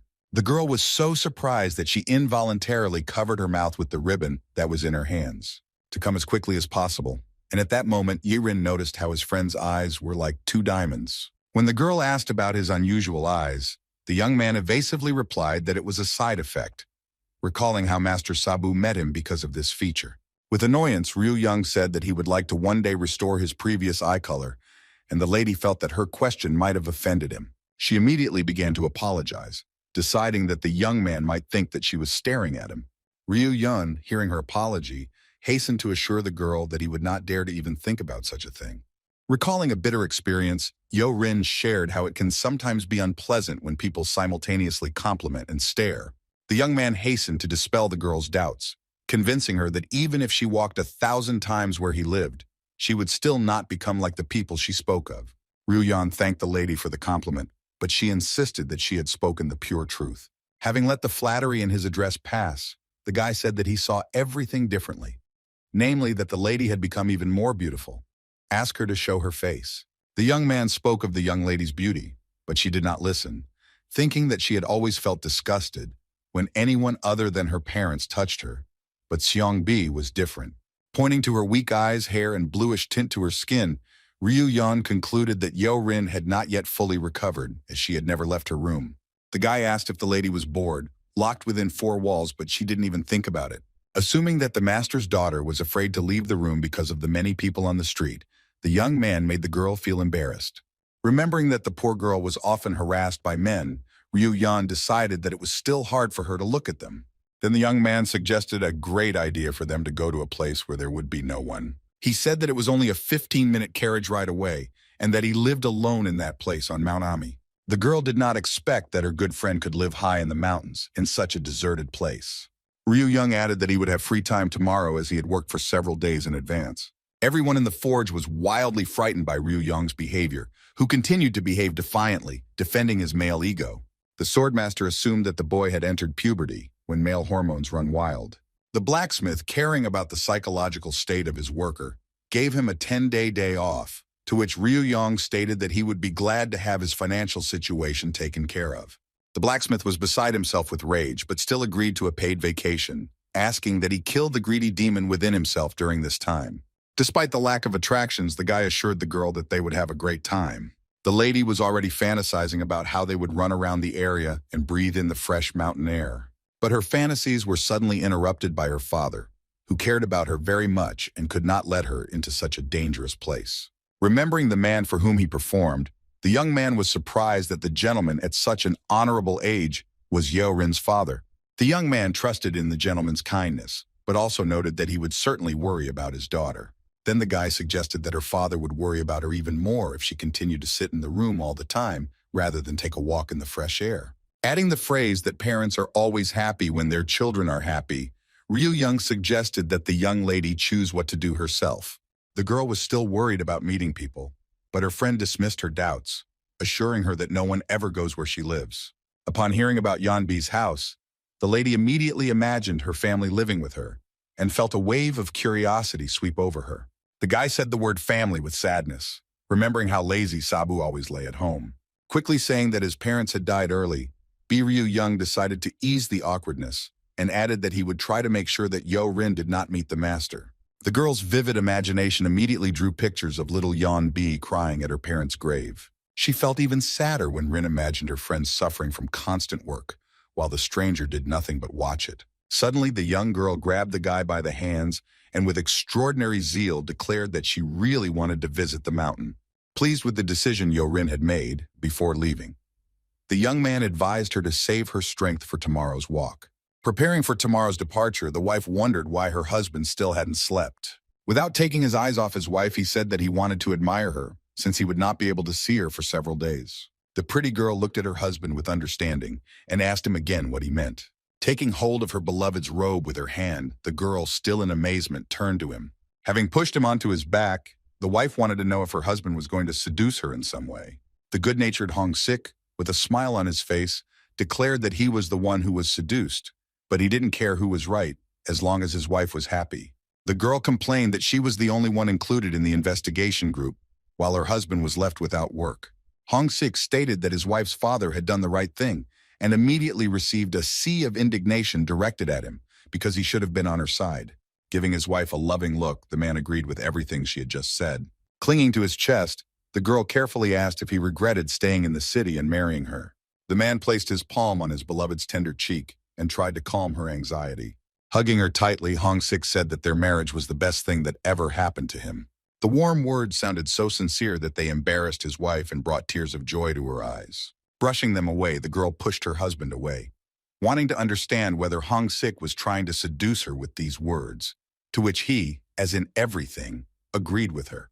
The girl was outraged by such behavior because she had to get up early the next day, and despite this, she gave in to her husband.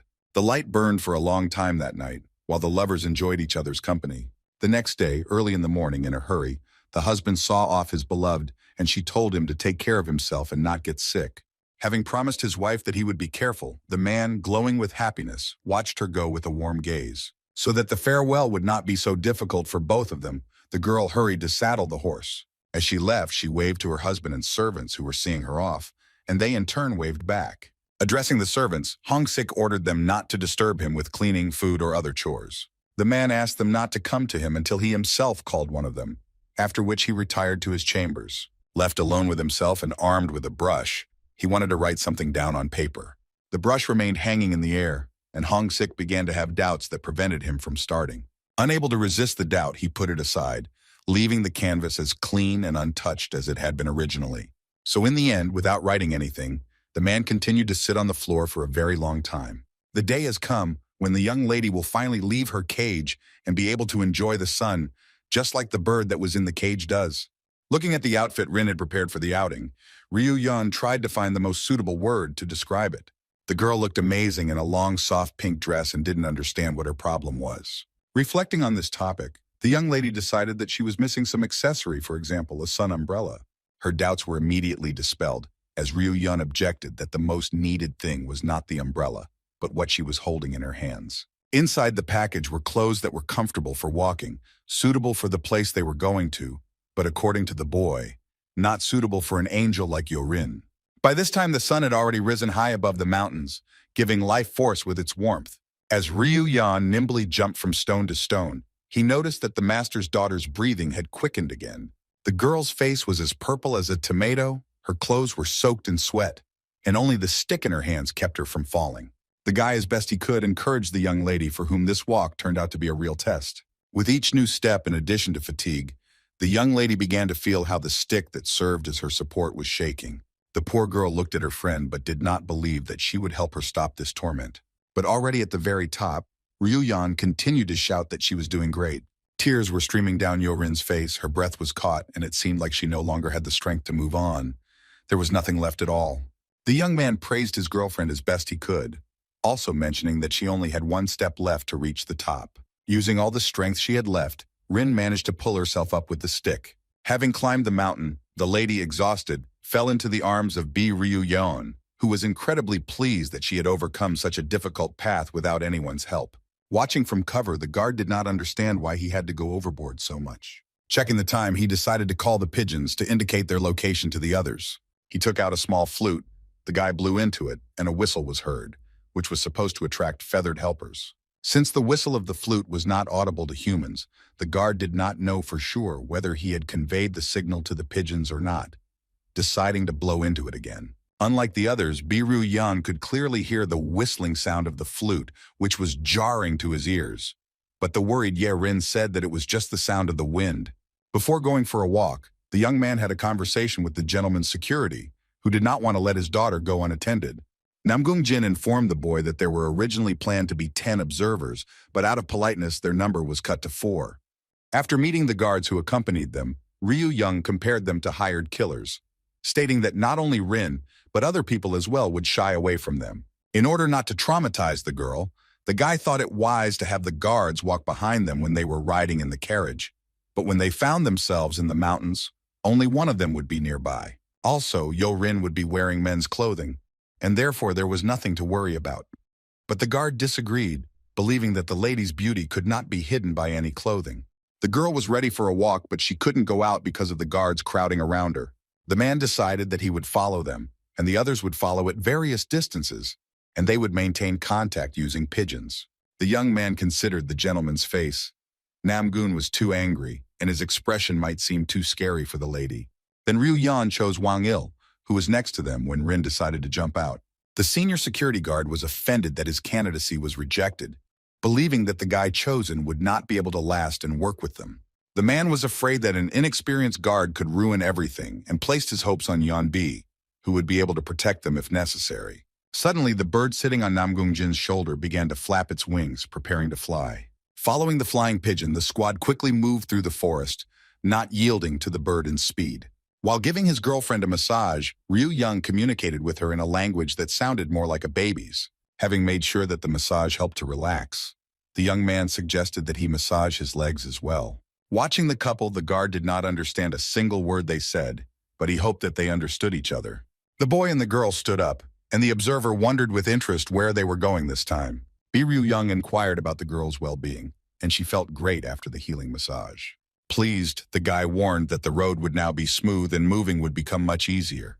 The young man said that he walks along this smooth road when he feels unwell, and at other times he chooses another one. The lady asked why a girl like Yeon-bi had to live in such a place, but it turned out to be very simple, because Sabu also lived there with her. The guy started listing the downsides of this life, namely trips to the waterfall for water, trips to the market, which was a kilometer from these places. I also had to frequently encounter wild animals, and this news made the lady will be surprised. Apart from the above-mentioned points, life in these places seemed wonderful to Ryu Young. Climbing a small rock, Yorin suddenly asked to touch her friend. At first, purely mechanically, Ryu Young agreed to this, but after realizing what kind of request the girl had, he was confused. Touching her friend's face, Rin stated that she was alive, to which Yeonbi asked if she was mistaken for a ghost. The lady replied that the resemblance was minimal, but in her imagination her friend was nothing less than a real angel. Ryu Yeon laughed at this comparison, claiming that the one who looked more like a ghost was Yerin, who sat in her room for days. After which the idea came to him that he should take up sports because it was fun and exciting. Wandering along a forest path, the young man asked if this was the first time the lady had done such walking. Be it an old lady, Rin gripped her cane with a death grip and her face began to turn red again. Surprised that his companion still had difficulty walking through the forest, Ryu Young suggested that they walk along these paths every time they saw each other. With an innocent face, trying to suppress the escaping snowballs, the boy declared that it was just a joke. The frightened lady hoped that they would not have to do something like this again, while the young man held back the desire to joke about her again. At that very moment, Ryu Young saw his resemblance to Master Sabu, who took pleasure in constantly annoying him. For a moment the guy's face changed, becoming even more sinister, which made his young companion nervous. Having driven such thoughts away, the young man assured his companion that as soon as she pumped up her muscles, she would easily climb to such a height. Having declared that they could walk through these places with their eyes closed, the boy began to deftly jump on the stones, counting each step. And on the 11th time, Ryu Young suddenly slipped, hitting his toe on a stone. The guy flew down with all his might, touching the ground with his nose, seriously frightening his young companion. After hitting the rock, Ryu Young couldn't figure out where this vile obstacle in his path came from. This performance amused Rin, causing her to laugh, while the young man was not happy that his suffering was being amused by anyone. The girl couldn't help but laugh, but hearing something above her head, she looked up with apprehension. Looking up at the sky after Rin, the young man explained that the cry she had heard belonged to the owner of this mountain. The couple was heading to a place where the king of these birds lived in indescribable beauty. The girl looked at the mighty falcon with admiration, and Ryu Yan said that this part was under his control. The bird flew so fast that even Master Sabu's disciple was unable to catch it. Watching the falcon soaring in the sky, the lady noted that the falcon was free while she was locked up all the time. The falcon flew away, and Yorin turned pink, but the young man encouraged her, telling her that they would still be able to meet him where they were heading. Inspired, the guy told his friend that the road would become much better, and they would soon find themselves in a place of indescribable beauty. Arriving at the dense part of the forest that Ryu Yan had talked about so much, the boy suddenly lost his enthusiasm. The young lady waited patiently for the next step while the young man carefully examined the area. The wind rose, scattering leaves torn from the trees, but the young man did not like that it was too quiet around. He felt that something was wrong here, but he couldn't yet understand what exactly, and he began to listen. Ryu Yang caught all the sounds, the wind, the water, and even the sound of the guard being introduced to them, but he couldn't shake the feeling that he still missed something. At some point, an idea struck the young man, and to his surprise, he realized that he had not heard the sounds of animals. Yorin's friend once again confused her, because the birds she was looking for were right above her head. Not knowing what exactly was bothering him, Ryu Young suggested that they stop walking for today and return home. The girl wanted to see the falcon's nest so much that she couldn't believe it was time for them to go back. The guy said that the nest was very close, but because of his wariness, he did not want to continue on his way. The girl begged him to at least take one look at the falcon and then go home immediately. The lady tried in every way to persuade her friend to look at the bird, and in the end, managed to convince her. Although his doubts had not disappeared, Ryu Yan, observing the initiative that the girl rarely showed, was ready to take a risk. Even if the situation got out of control, there were still guards nearby who could help. Without losing hope that everything would be fine, Ryu Yang hurried to continue their journey. Having made their way through the forest, they finally reached the very place from which the sun was shining brightly. Having finally seen the house of the white falcon with her own eyes, the girl was delighted with the picture she saw. In a large clearing in front of a solid rock, a giant tree grew, entwined with vines and covered with moss. Coming close to the tree, the young man pointed to the nest, which was the king's. From a nest on a high branch came the ringing chirping of a flock of small chicks. The guy suggested visiting this place again sometime to see how the chicks grow. Approaching the rocks that were behind the giant tree, Ryu Yan asked his companion if she would like to look at the rainbow waterfall. The young man said that behind the rocks there are 6 streams that merge into one large waterfall, creating an incredibly beautiful rainbow. He asked the lady if she had ever touched a rainbow with her hands, when white feathers appeared behind him. A falcon appeared from behind the trees, screaming piercingly throughout the area, flying quite quickly. While the girl was looking at the bird, her companion braced himself, sensing something was wrong. The girl was very scared when she saw in front of her what was causing the falcon to behave so strangely. Covering Yoin with his body, the young man ordered her to sit quietly without making any sounds. A large white snake crawled out from behind the rocks, posing a threat due to the poison it carried within itself. With careful movements, without taking their eyes off the enemy, the couple began to slowly move back. The snake wanted to fight with the falcon, which is why it appeared in this place near his offspring. Turning around at the rustling sounds behind him, Yoin calmed down a little, since they didn't pose a threat. He motioned to the guard not to interfere and returned to Rin. Watching the fight between the snake and the falcon, the guy said that they were not interesting to the poisonous creature, so they should not provoke it. Moving towards the rocks, Yoin hid the young lady behind them, and the guard was still thinking about whether to call the rest of the guys here. The bird flew past the viper's mouth with lightning speed, leaving a mark from its claws on its skin.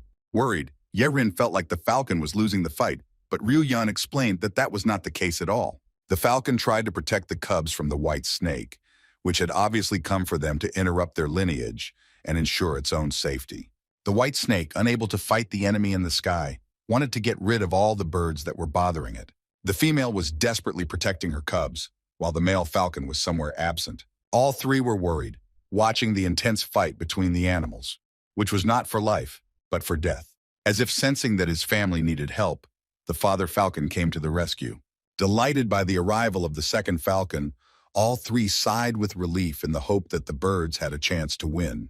Having attacked the enemy, the falcon struck the snake in the eye with its sharp beak, causing it to writhe in pain. Such violent scenes, even involving animals, were too much for the gentle Yoin, and she exploded. Excited, Yoin watched the battle closely as its course changed dramatically once again.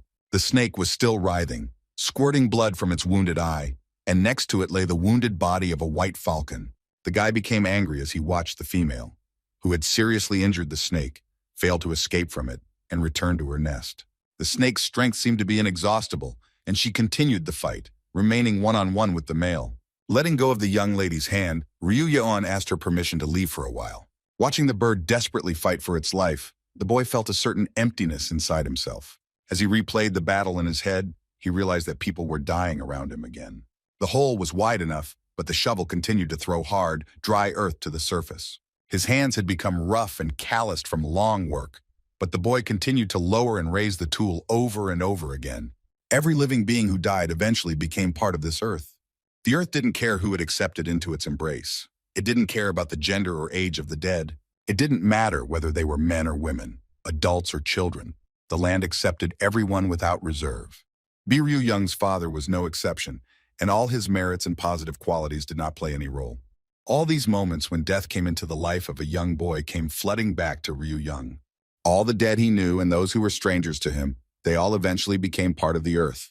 When leaving this world, people not only left behind memories in the form of statues, buildings and other things, which, unfortunately, were short-lived. Death seemed to be next to the guy all the time, forcing him to live this life alone. Not wanting to accept such a fate, the young man decided to stop this series of deaths. The huge snake, coiled around the tree, despite the wounds it had received, continued to move towards its goal. She was already very close to the nest, and it seemed that no one could stop her. Young made a promise to himself that no one and nothing would die before him again, and he would do everything in his power to make that happen. The young man ordered his companion to sit quietly and not make a sound, while he himself leaned forward. The girl's anxiety only increased, but unable to do anything, she only watched her friend go. With one sharp movement, the guy deftly jumped onto the rock and just as quickly climbed down. Immediately noticing the stone lying in the grass, a second later he was holding it in his fist. Ordering the snake to stop, the boy threw the stone towards it with all his might, causing the air to shake. With great speed, the stone hit the creature's wounded eye, making the wound even bigger. Forced to abandon its prey, the creature began to writhe, twisting in pain. Landing softly on the ground, Young noted the accuracy of his throw. It was not for nothing that he spent so much time training in knife throwing. But to his great surprise, the young man discovered that even this blow, although strong, was not enough. As he landed, he noticed the tree trunk begin to shake, and there was an ominous feeling in the air. The once white falcon, now reduced to a bloody stain, collapsed exhausted to the ground. Having dealt with its hated enemy, the snake turned to its new offender. Rushing towards the enemy, the guy wanted to use the technique of striking thunder, but the snake moved extremely fast, not giving Ryu Yan the slightest chance to use the technique. Yorin was already ready to mentally say goodbye to her friend, while the guard finally decided to call for help from the others. Drawing all the attention of the white snake onto himself, the young man jumped to the side, trying to lead the enemy away from the lady. But the snake slipped past its offender, rushing forward, and the guy heard the familiar sounds of a flute. The young man guessed that the snake was attracted by the melody of the flute, and he followed it, but he himself was unable to stop it. After making the maneuver, in order to avoid colliding with the enemy, Ryu Yang immediately braked. In an attempt to stop the snake by rushing at it, he did not notice the impending attack. The creature's rock-hard tail struck the attacker, sending him flying with great force. In desperation, the boy called out for Yorin, but found that the girl was safe and sound, except for the severe shock. Breathing a sigh of relief, not believing his luck, Ryu Yan rushed to the young lady. Having hidden her from the predatory eyes of the giant snake, the guy wondered who the snake had eaten in that case. The answer didn't take long to arrive, and the couple saw a terrible picture that sent a chill down their spine. A bloody, lifeless body of a guard peered out from the mouth of a huge snake. The flute he had been whistling just a few seconds ago fell to the ground, spraying drops of blood. The young man whispered to the girl, saying that the rest of the guards would soon come to them, since Wang Ir had given them a signal with the flute. Ryu Yan wanted the lady to run away from here, but without knowing the area, she might get lost in the forest, which would be even more dangerous. Before the couple had time to recover from what they had seen, the snake, having finished with the guard, was already heading in their direction.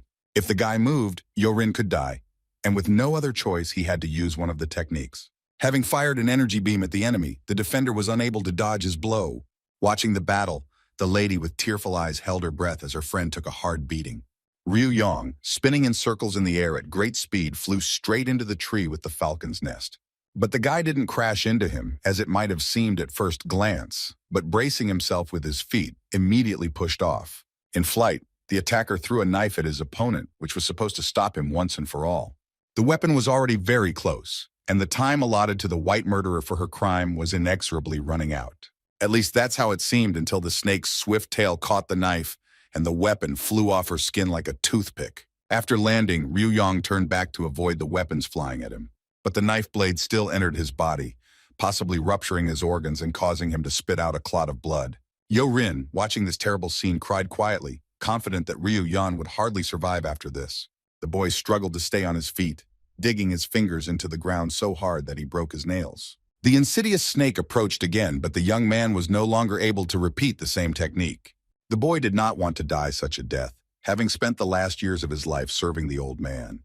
Taking all his will into a fist, Ryu Yang decided on a risky trick and took off his bracelets. To do everything right, the guy began to remember how his master acted in such moments. He was saddened by the fact that he was never able to master the sword of smashing thunder. The old man told the young man to train with 4 daggers at once, believing that perhaps his protege would be able to achieve mastery in this technique. Through hard training, the boy reached the point where he could throw 2 thunder swords at the same time. While demonstrating his mastery of the technique, the student was unhappy that the master claimed that he could not control this technique.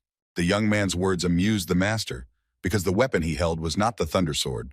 Having always thought the opposite, Ryu Yang was surprised that he was still no closer to mastering the technique. Grandpa unfortunately looked at the boy, who was outraged by the deception, because the old man assured him that he was teaching him how to control the sword of Thunderstrike.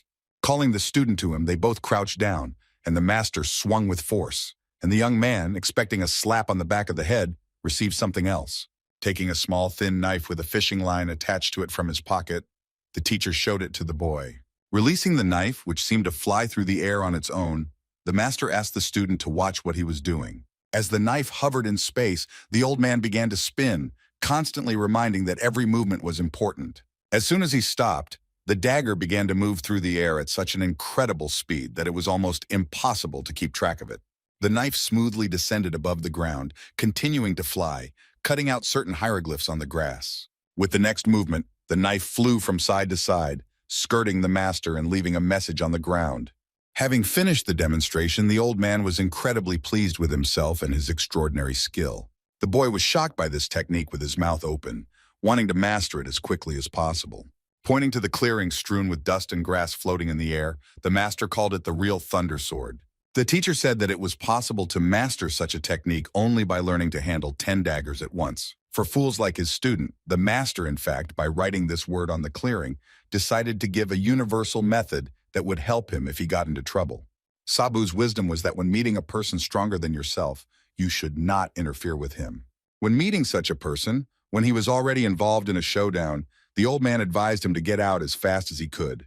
The grumpy grandpa said that the boy wouldn't be able to destroy even a wall, let alone fight an opponent equal to him in strength. The student objected that by removing the bracelets, he could easily destroy not only the rock, but many other things as well. Master Sabu's expression changed and he sternly declared that he should not dare take them off. Using his strength to the maximum without the bracelets, the young man could not withstand it and explode from the inside.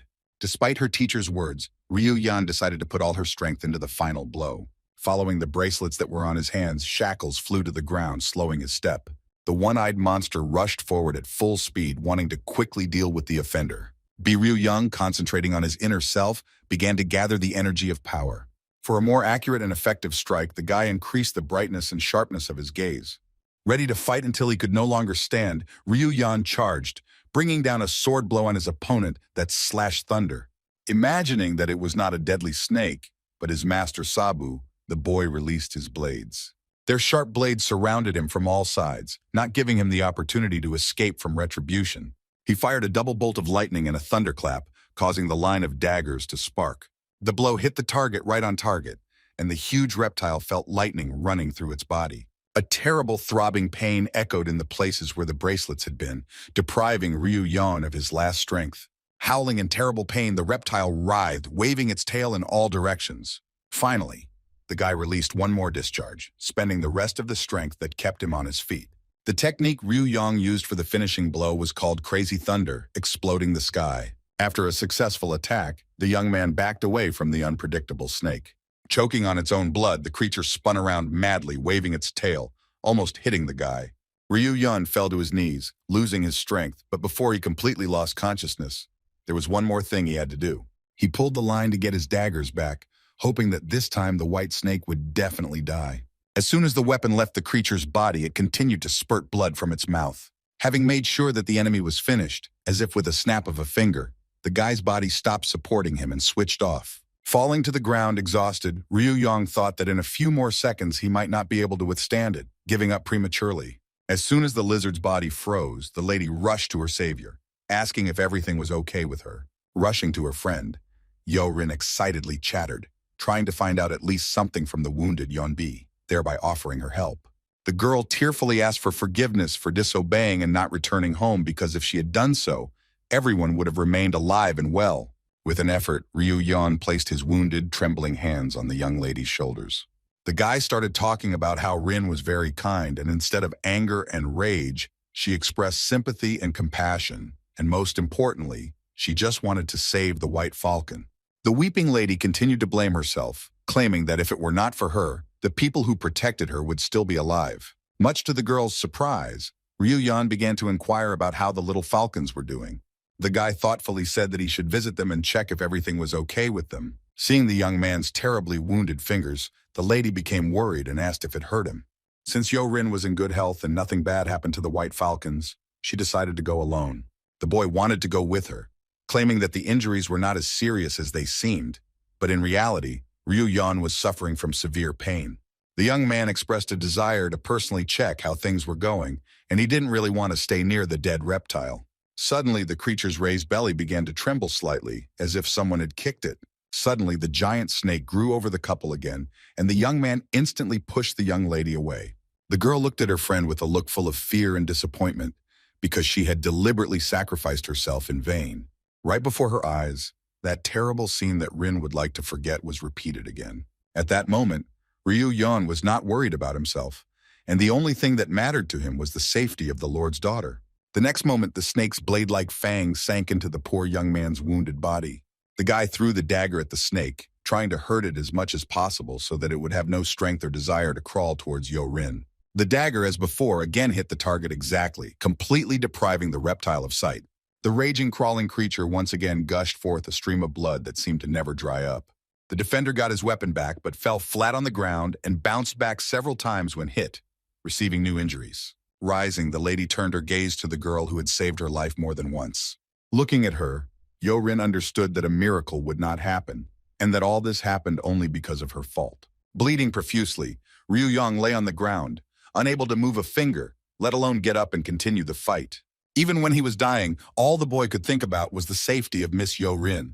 In his attempts to rise, the strength left the young man, and his eyelids became very heavy, forcing him to close his eyes. The girl rushed towards her exhausted friend in a panic, shouting her name incessantly. Holding her wounded body close to her, Yorin, unable to hold back any longer, burst into tears. But even through her piercing cry, she heard a noise coming from behind her. Turning around, her suspicions were confirmed.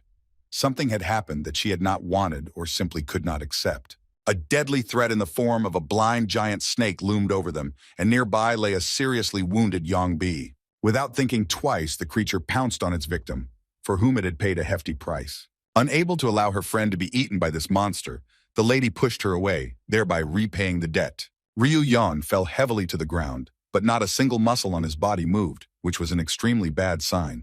Raising her tear-stained face, the girl was ready to meet her executioner. But this was never destined to happen, because the snake was stopped by Master Sabu, who materialized out of thin air. A powerful lightning discharge came from the sole of the master's boot, which only intensified his blow. The enraged reptile growled in incredible pain and decided to take revenge on the stranger who attacked it. She tried to hit him with her tail, but the master easily dodged it, keeping his cool. He calmly blocked the snake's next blow with his palm and did not move an inch.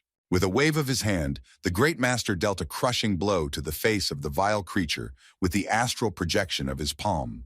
Grabbing the reptile below the head with the same hand, the old man threw it away, as far as possible from the place where he was. The fingerprints left by the master on the snake were so deep that there was no doubt about the death of the creeping killer. Tears streamed down Yorin's cheeks, and she couldn't stop them, just as she couldn't believe that she miraculously remained alive. The old man was beside himself with rage and cursed at the stupidity of his wayward student. Turning around, the master burst into angry moralizing, accusing the boy of disobedience. The teacher continued to shout at his student, who at that moment did not hear him, while the young lady did not understand who he was and why he was looking so angrily at Yeon B. The enraged old man accused the young man of pretending, claiming that he was only pretending to be dead, and ordered him to get up immediately. But his indignation was interrupted by a crying girl in familiar clothes running past him. Yorin tearfully begged the mysterious savior not to touch her friend and to leave. The girl's behavior and the request she made confused Master Sabu. But having come to his senses, his eyes instantly became bloodshot, and the anger raging inside him returned to the surface. Without ceremony, the man tore the clothes off the wounded man and looked at the injuries he had received. The stranger's actions greatly frightened Rin, who was already shocked by the events that had taken place. The guy's body was adorned with a deep lacerated wound, the cut of which ran from his chest to his waist. Ryu-Yang's injury was very serious and required immediate treatment. The girl, who also saw the wound, was horrified because she could not believe that it could be healed in any way. The dove flew as fast as it could, and the guards following behind it did not lag behind even a step. Hearing the cry of their mistress, the guards, guided by it, adjusted the course set by the bird. Namgung Jin was worried that they might not make it in time, even though they arrived right after the signal. Having reached their mistress and her friend, the servants discovered a mysterious man with a giant snake on his shoulder. Seeing such a picture, the warriors, without thinking twice, drew their swords and entered into battle with the stranger. The gray-haired old man, noticing the soldiers, did not immediately understand who they were and what they wanted. The sun was at its zenith, casting its warm rays, and all living things around enjoyed this beautiful day for a walk. But not for everyone. In the garden, under the canopy, there was a sheet of paper lying on the floor and a dry brush, still in the same usual place. The garden was flooded with a crimson sun, which foreshadowed the coming of evening. But Hong Sik, sitting in his unchanging pose, seemed not to think of leaving. The sun hid and its place was taken by the moon, which illuminated the man's place for future work, which he had not yet begun. Full of bitterness and regret, Hong Sik lowered his head, deciding that he had had enough for today. Standing up, he felt them buzzing wildly from sitting in the same position for many hours. The man turned and walked away from the garden, but his unfinished business was still with him in his thoughts. Early the next morning, a strong wind arose, which moved the stationery that seemed to be glued to the floor. The wind played with the sheet of paper for a while, gradually pushing it out from under the canopy. Following the wind, rain began to fall, which wet the sheet of paper that had flown away, but did not wash anything off it, because not a single drop of ink had been applied to it. Returning to those events, the senior guard decided that the old man wanted to harm the lady using a snake. That's why, when they decided to attack him, they immediately felt something was wrong. Instead of defending himself, the old man merely waved his free hand lightly. His movements did not resemble either an attack or a defense, but were more like people chasing away an annoying fly. In the warrior's opinion, a man skilled in martial arts would not have made such a move. But he realized that the old man was not dangerous. But he realized this too late. Jung Myung thought that as an experienced warrior, Nam Gung Jin most likely stopped in time, unlike his subjects. He mourned the old man, believing that he had been killed. But he did not understand why the soldiers had all returned beaten. Even though the guard was embarrassed to talk about it, he still told the true reason. From that wave of the hand, as strange as it may sound, they all flew several meters away. The old man clearly did not want to fight, but the force he used was so powerful that they were unable to resist. The head of the martial artists was intrigued by such a technique and such incredible power. Whether the fingers were closed or opened, the force of the blow had to come from the palm, but not from its outer side. Jung Myung thought the old man was a strong warrior and wondered if he had any weapons on him. But Nam Gung Jin stated that he did not notice anything like that. As soon as the guard stood up and looked at the old man, he was already next to the injured Yeon Bi. The man gave the wounded girl the blood of the reptile from the carcass of the snake that the stranger was dragging behind him.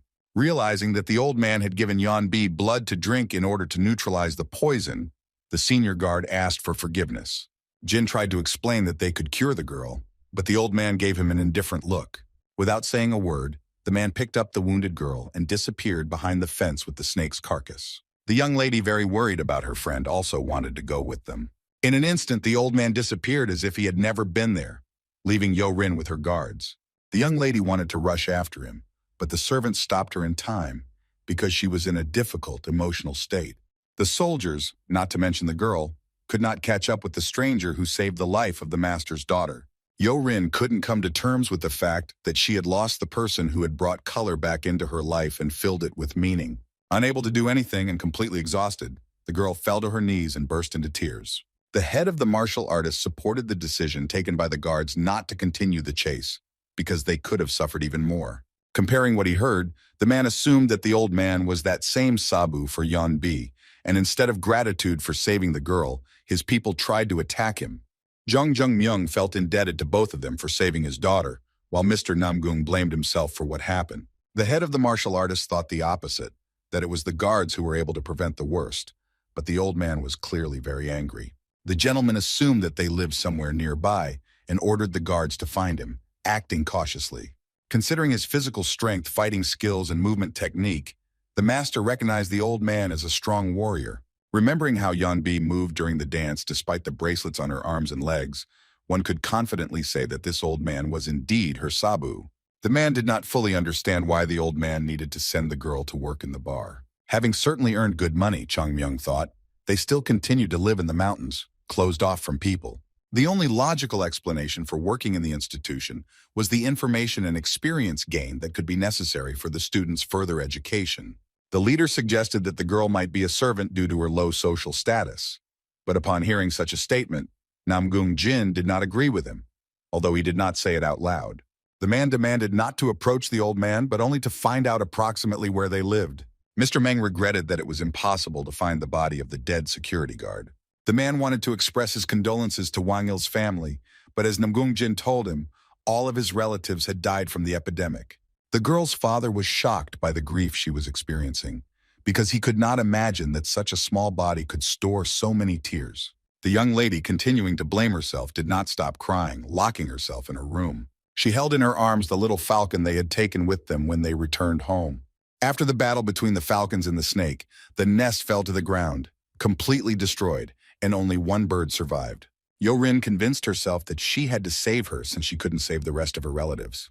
Wanting to place the bird in a cage, the lady discovered a figurine of a winged catfish, which caught her attention. She was immediately flooded with memories of the day her beloved Yeon Bi gave her this figurine.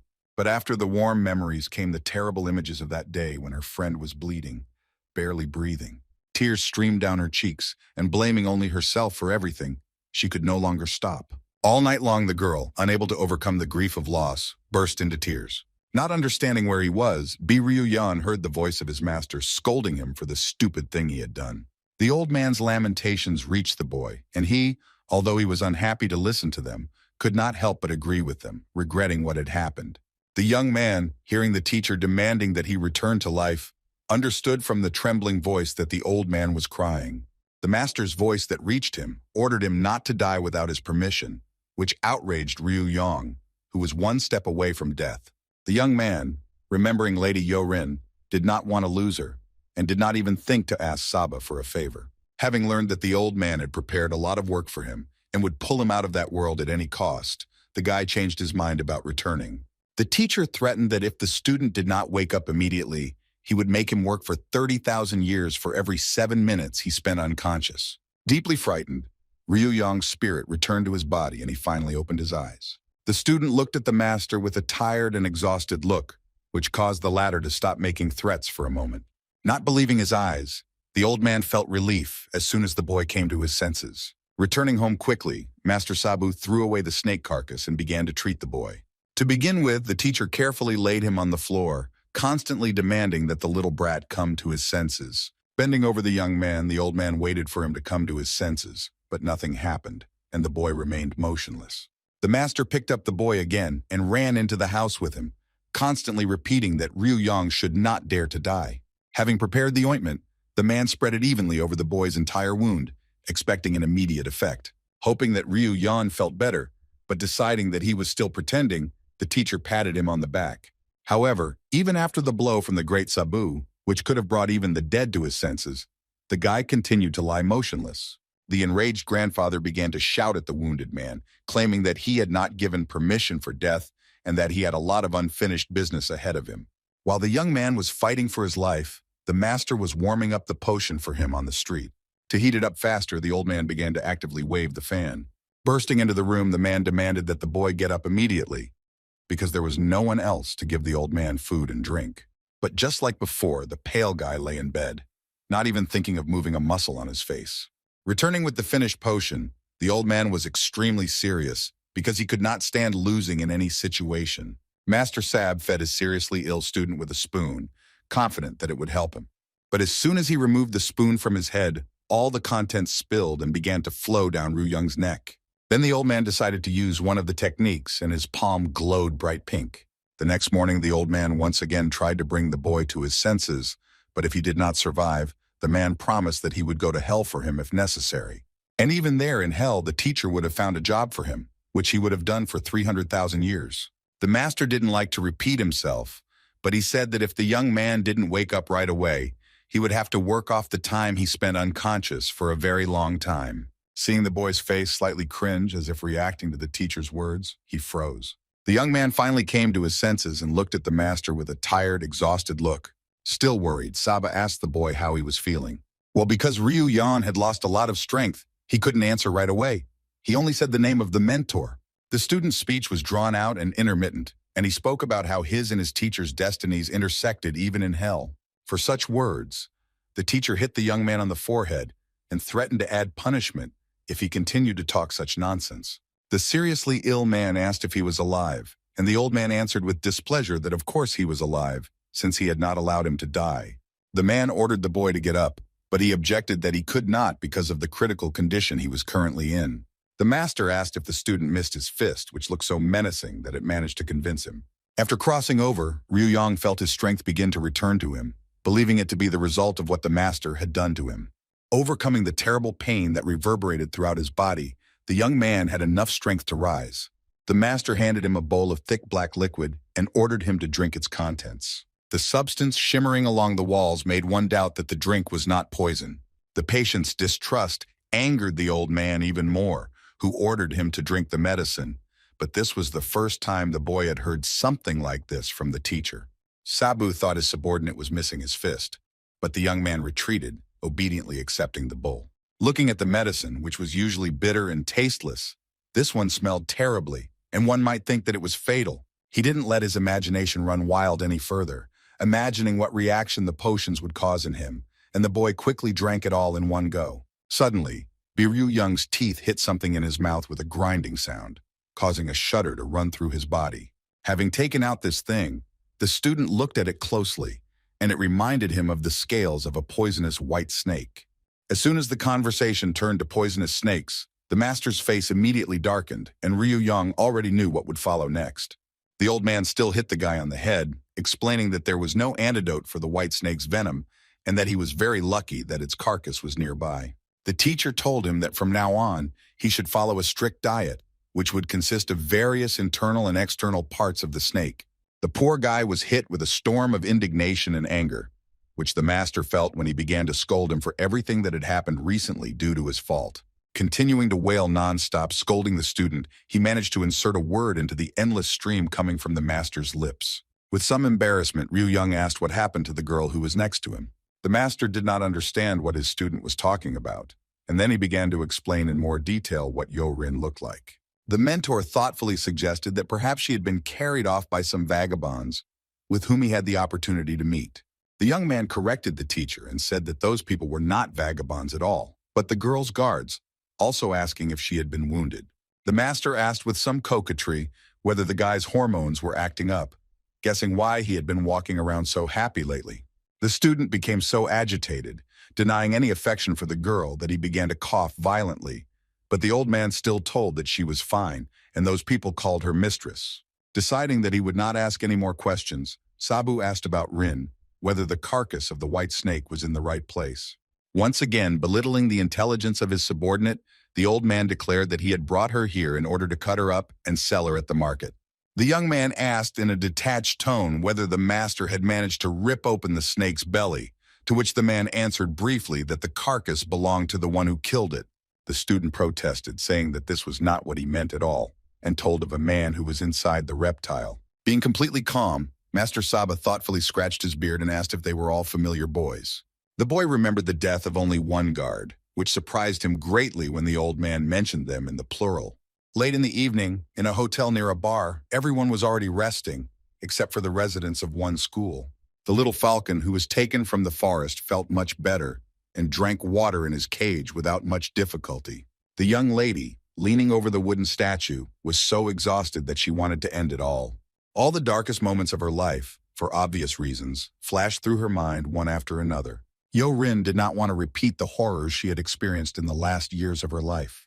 Remembering Yanbi's words that advised her to clean up, the girl was upset that she didn't have any skill that, if developed, could change her previous life. Remembering how her friend fought with the snake, Rin realized that she had cultivated this power within herself. Looking back at herself in the past, the lady saw nothing but tears and inaction. The girl, wiping away her tears, promised herself that she would never cry for no reason again. Constantly thinking about her friend and what she had done for her, Yoin made an important decision. Staring at the closed window through which the sun was shining, the young lady no longer wanted to sit in the cage.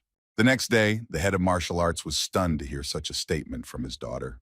The man nervously asked her to repeat what she had said, but unlike him, Rin maintained her composure.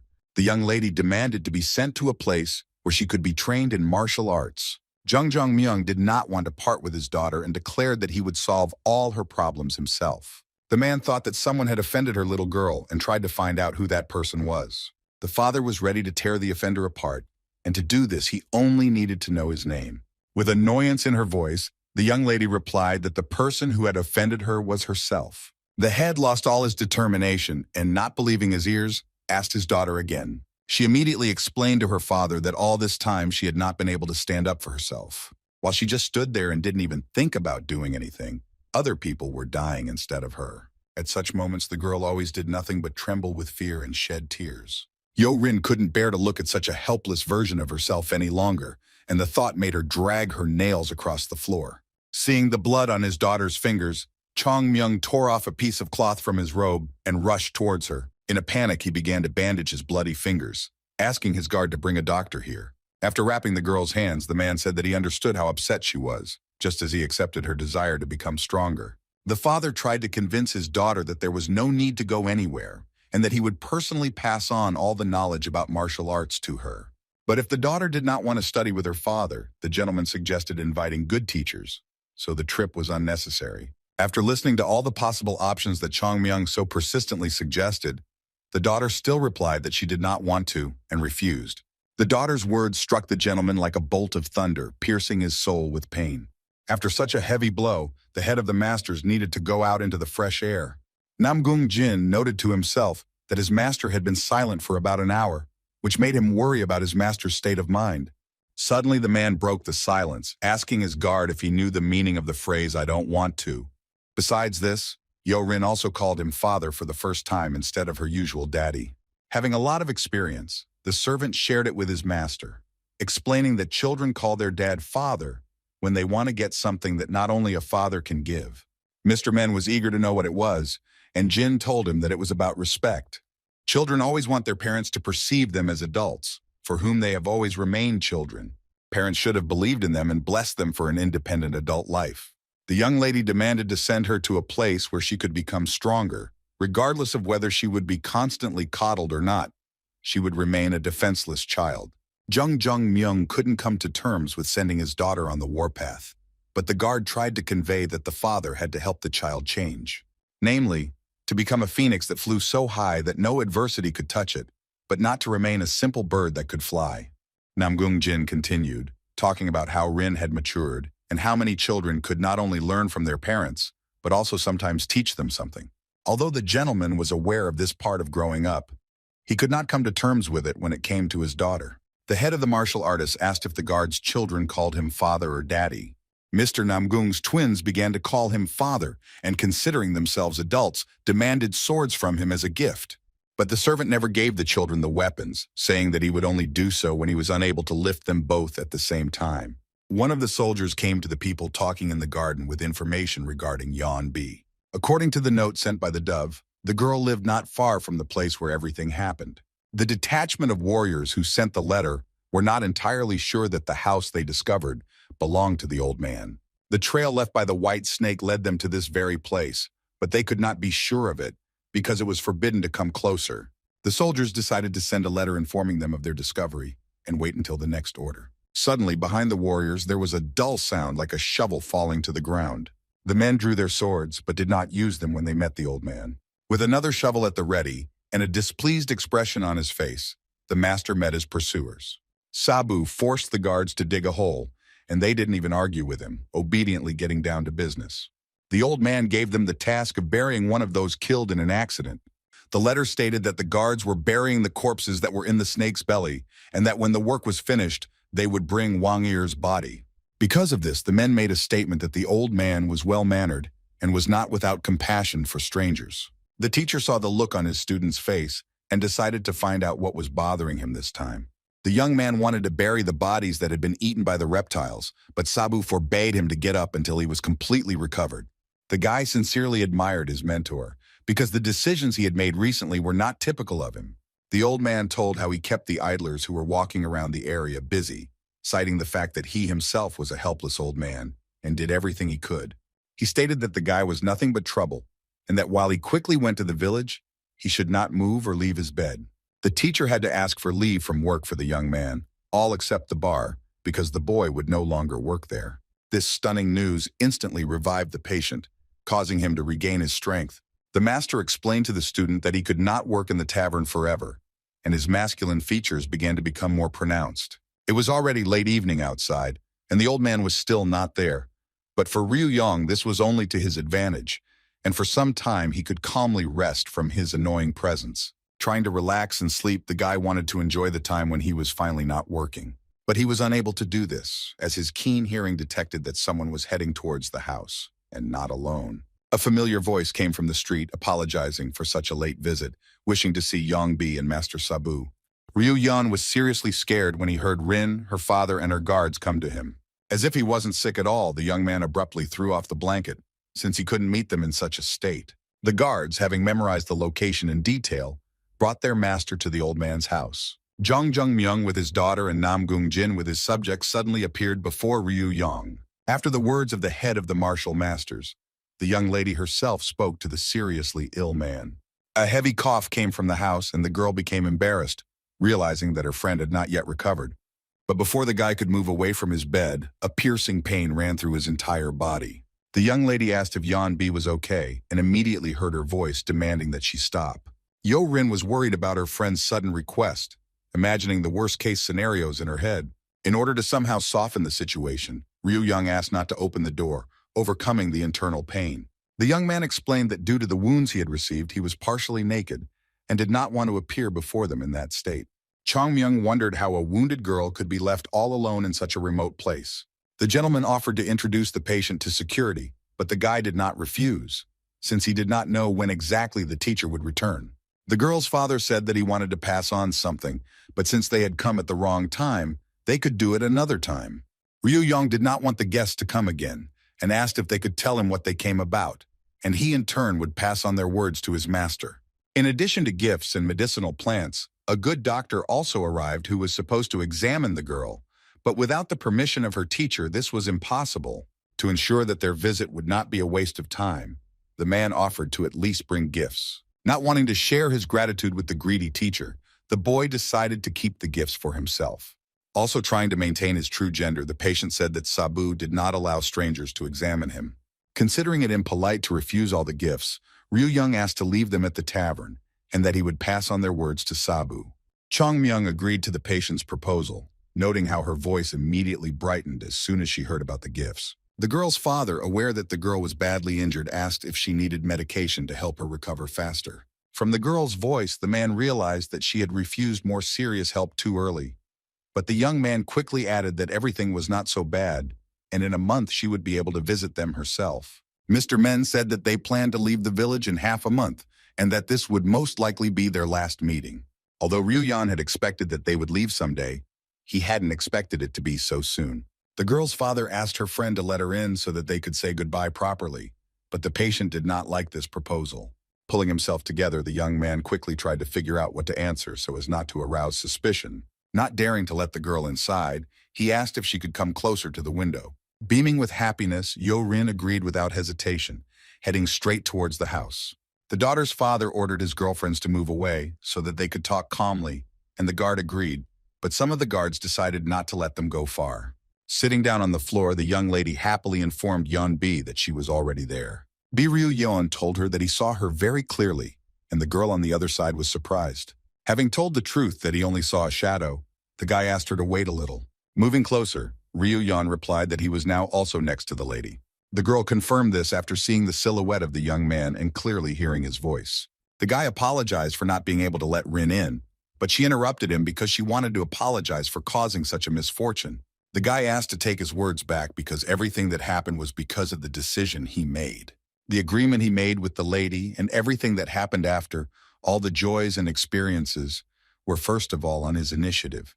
Ryu-young admitted that he was glad to meet the girl and that she would not take away his happy memories.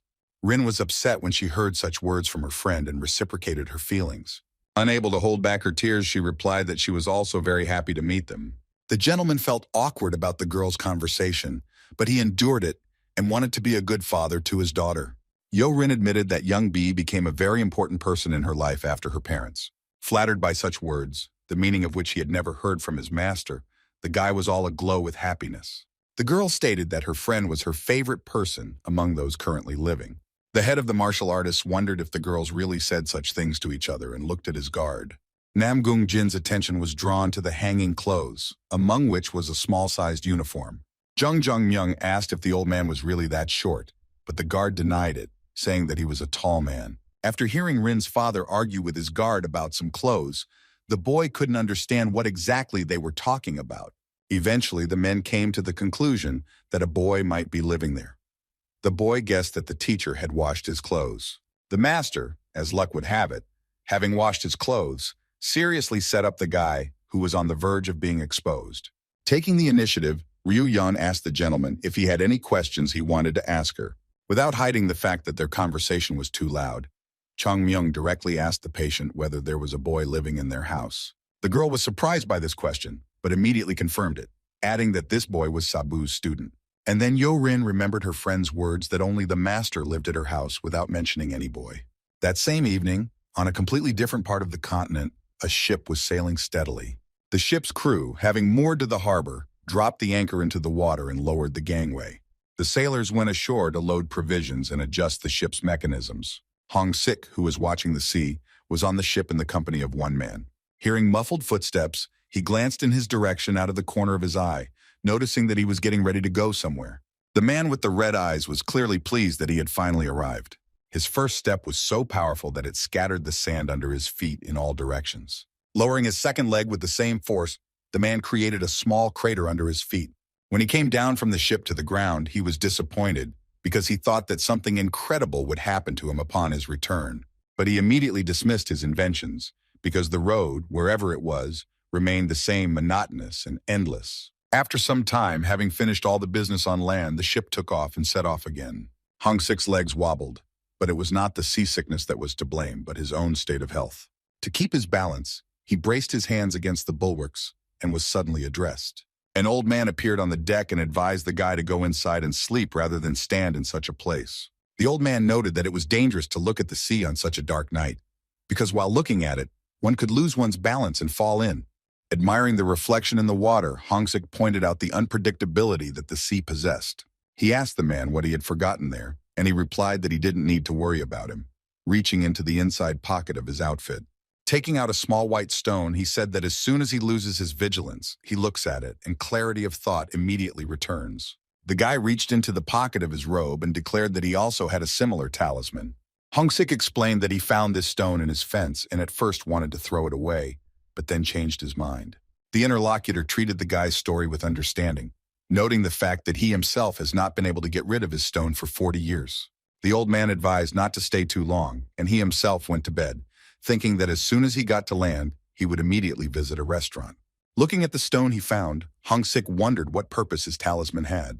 Burdened with a heavy load, the man exhaled, continuing to admire the night sea. When the gentleman asked that very question, Ryu Young became concerned about what kind of clothes they saw on the hangers. There was only one thought in the guy's head to finish off the vile Sabu, because of whom he was exposed, but having thrown it aside, the young man cleared his mind. Given the current situation, where one of the parties knew the true details, the patient had only one choice as to what to do. Ryu Young reported that the master had another student and that he was a boy. But although this was true, there was still a bit of a lie in the answer. But that was all the answer, since the boy immediately clarified that his teacher did not allow anyone to talk about him without his permission. Ryu Young's lie was so successful that everyone, without exception, believed it, putting all the pieces of the puzzle together themselves. Miss Yoin felt that it was difficult for Yan Bi to live under the same roof with two strange men.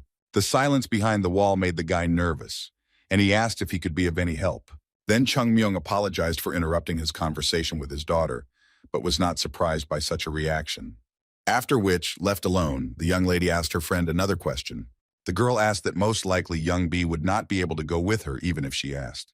Mr. Myung was initially frightened by his daughter's words, but Nam Gung Jin asked him to listen to the lady until the end. The guy confirmed the young lady's words because he had his own reason, which he did not intend to disclose. Even though Rin had predicted this answer, she was still upset by it, hoping that she was wrong. The guard suggested that the young lady had become bolder, perhaps thanks to her beloved friend. Gathering her courage, the master's daughter found the strength to turn to her friend. Yorin stated that she wanted to see Young Bi at least once more someday. She said she didn't know when exactly she would be able to meet, but she assumed it would happen when she became strong and could protect herself. The lady asked her friend whether she would be able to return here and see her in that case. Thanking Yorin for her warm words, the guy said that after his recovery, he planned to leave. Because of this, he would most likely no longer work at the tavern, which greatly upset the girl. The young man said that it was unlikely that he would be found, and that there was no point in looking for him in this village. But instead, in order to not lose touch with each other, Ryu Young suggested doing something else. Since they were both going to separate, the guy decided that it would be easier for him to find the lady than for her to find him. Rin was surprised by such an answer, and her friend behind the wall assured her that she would not be able to lose her, because according to their agreement, the mistress had to fulfill 3 more wishes. Remembering the day of the meeting, the girl happily declared that she had not forgotten anything and remembered the agreement. But the next moment, the lady wondered how Yan Bi would be able to find her without knowing where she would live. Nam Gung Jin reasoned that if Yan Bi found out who the lady was and what happened to her, she would be able to easily put pressure on them, which would be very dangerous. Ryu Young tried to console his friend by saying that he also had his own reason for not being able to open up completely. The young man asked to tell about one of the three wishes, and the men nearby began to worry about what it might be. Even though the promise the guy wanted to ask for was made face to face, he still asked to put his hand on the door. Ryu Yun checked to see if Ye Rin, who also felt the warmth of his hand, had heard him. The guy said that his goal was to become the strongest martial arts master. Continuing, the young man emphasized that the lady, just like him, wanted to become very strong. And then Ryu Yan asked the lady to keep her word and become very strong, able to stand up for herself. This was the first wish of the concluded contract, and it is this wish that will allow Ryu Yan to find Rin in the future. He told him that once the boy finished his training and left Master Sabu, there would be no one stronger than him in the world, and then he would be able to find Yo Rin. The girl promised to keep her word, because then, even after several years, she could meet her friend again. In a firm and confident voice, Ryu Yan promised that he would definitely find Lady Rin. The guy finally decided to clarify, for the sake of formality, whether they had agreed, but he already knew the answer. Chung Myung's daughter agreed, and at that moment they were so close to each other that it seemed as if there were no doors between them at all. When asked by the security guard, the father, who was watching his daughter's windows, replied that despite the time, she was still sleeping. After talking with her friend, the girl lost consciousness and remained in that state for about 20 hours. The guard said that the doctor did not find any injuries, to which the gentleman only replied that most likely it was caused by severe fatigue. No matter how hard it was for him, the head of the martial artists asked his guard to wait a little longer. Suddenly, one of the servants ran up to the men and told them the good news that the mistress had finally woken up. Beside himself with happiness, the father immediately burst into the room, joyfully shouting his daughter's name. In front of Chung Myung and the guard Jin was a girl they hadn't seen for a long time. In the bed lay a young lady, whose large blue eyes were once again alight with the love of life. The guard also noted changes in the appearance of the owner's daughter, but they concerned more her internal state. Yo-Rin's gaze was so pure that it penetrated into the very soul of the person she was looking at. That day, a search party was racing towards the estate on horseback, kicking up a lot of dust around them. The lady was so happy to return home that she wanted to get into her native walls as soon as possible. The girl quickly found herself on the saddle and, pushing off properly, immediately jumped off it. The rider first jumped onto the fence and a second later found herself in her own domain. She was crazy about the thought that finally she had her own home around her. But what was even more important was her own people. But as soon as she looked around the garden where her husband had disappeared before, the lady became gloomy, not finding him there. The only thing she found was a crumpled piece of paper lying at her feet. The stone-faced girl picked it up and examined it, when at that moment the servants ran out to her. The wife asked why none of his subordinates knew about his disappearance, to which they replied that the master had forbidden them to visit him. Having checked the instrument, the girl concluded that the paper had managed to get wet by this time and dry out along with the brush and ink. The lady asked the servants when it had last rained, and as it turned out, it was the day after her departure. The wife could not understand why her husband left her and what the reason for his departure was. That night, before leaving, the husband insisted that there was nothing more important in his life than their engagement. But now he had disappeared. Beside herself with anger, the girl hit the floor with all her might, leaving a small hole in the wood. The maids were very scared when they saw that blood appeared on their mistress's hand. The servant wanted to treat the bloody hand, but the girl waved it off, citing the fact that she urgently needed to go. When asked by the frightened women, she also replied that Hong Sik was celebrating his birthday tomorrow. The wife believed that he would return soon and intended to wait for her lover. Ignoring the rain that had started, the girl left the servants and headed to her chambers. While the wife was sad, in languid anticipation, her husband was walking around the market in another city. Hong Sik turned to the man at the counter and asked where in their city the restaurant was. A local merchant showed him how to get there, and the visitor, thanking him for his help, headed there. The man reached a 2-story building that didn't look much like a restaurant. Once at the hotel, Hong Sik booked a room for one night and asked for a portion of noodles to be brought there. Taking out his black stone, he placed it on the counter and announced that he would pay with it. Looking at the stone, the owner of the establishment pointed the guest to the second floor and explained which room would be his. The man went up to his apartment, but as soon as he opened the door, he discovered a stranger in it. At first, he thought he was in the wrong place, because there was a man sitting in front of him greedily eating noodles. The stranger informed the guest that he had arrived where he was supposed to, only late, and that he himself was ready to go after him. Sitting down next to the man, Hong Sik assumed that he did not recognize him because of the change in his face, and also did not realize that they were waiting for him. Having greeted him, the newcomer called the stranger master and surprised him with such a statement. The guest began to explain that because of the constant change of masks, no one knew what the ruler really looked like, because he left no traces, but always found the right people himself. Hong Sik said that he recognized him by his voice, which had a confident quality to it, which couldn't help but please the stranger. The man praised the new arrival for successfully completing the marriage undercover, despite the 2-day delay. The guy decided to clarify, refusing the order, whether he had the opportunity to stay, but his interlocutor immediately drove these thoughts away, mentioning that no one had ever left him. The man smiled and said that for decades no one had even tried to betray him because all his followers were disgusted by the thought of betrayal.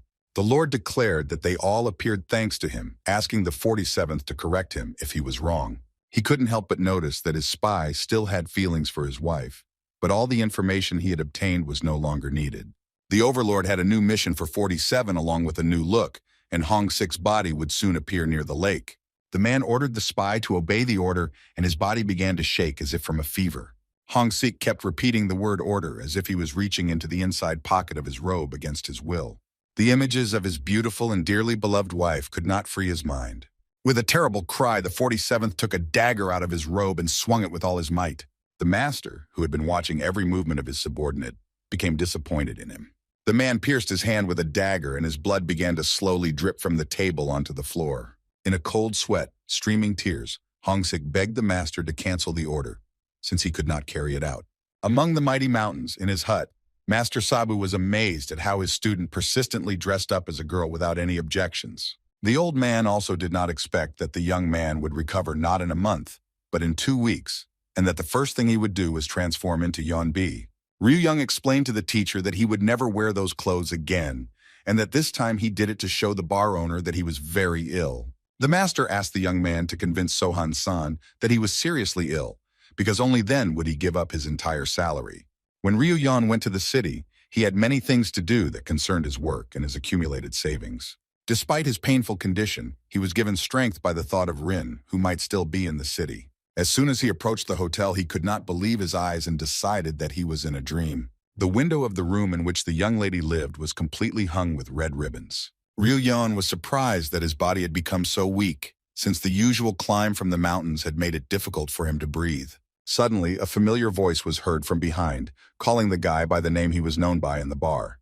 Seo Han-sang began to ask about the patient's health, and his assistants were surprised at how their beloved Yan Bi had changed.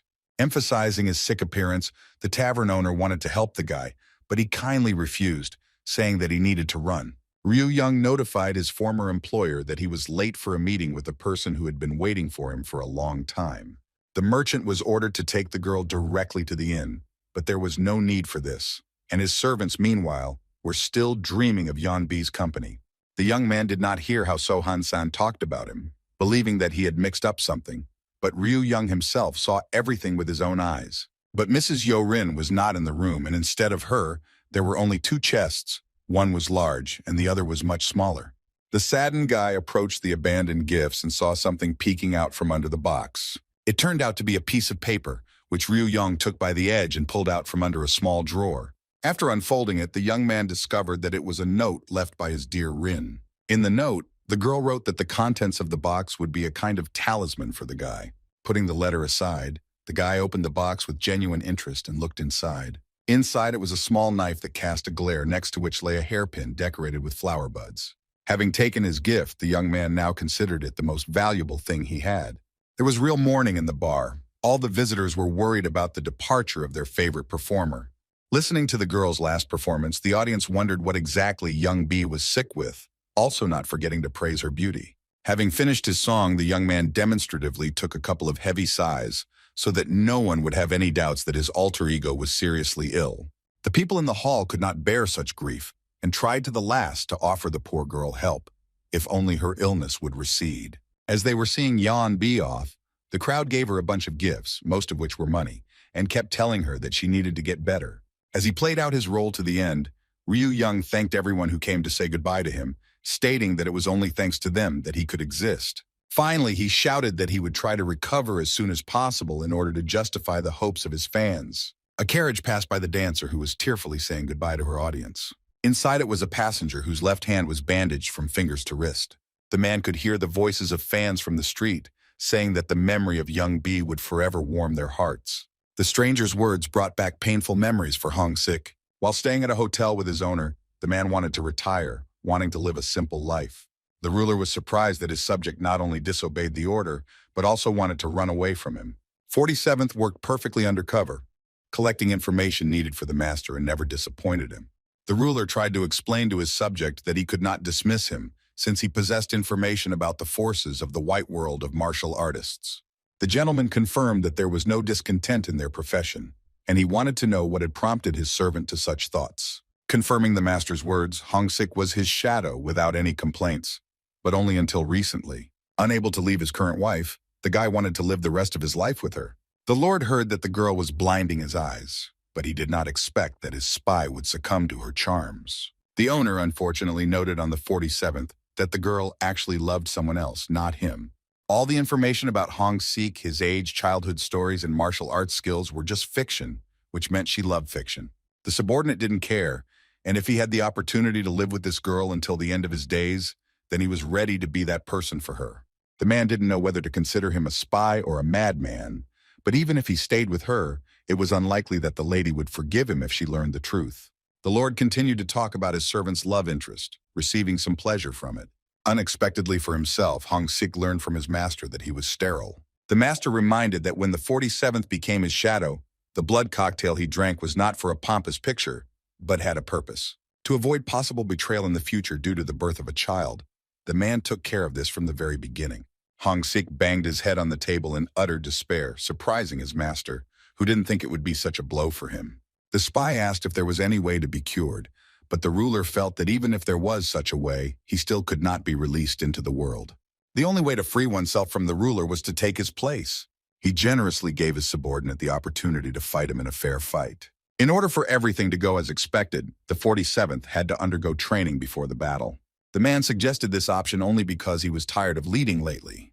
Because the training course was very long and took place in a very remote place, the owner decided to delay sending Hong Sik's body. The training took place far beyond the desert, where the most famous martial arts experts gathered to learn from. Arriving in the desert, the 47th saddled a camel and headed to the designated place. The training required 10 years of life, and the master was interested in whether the love between his servant and mistress would last that long.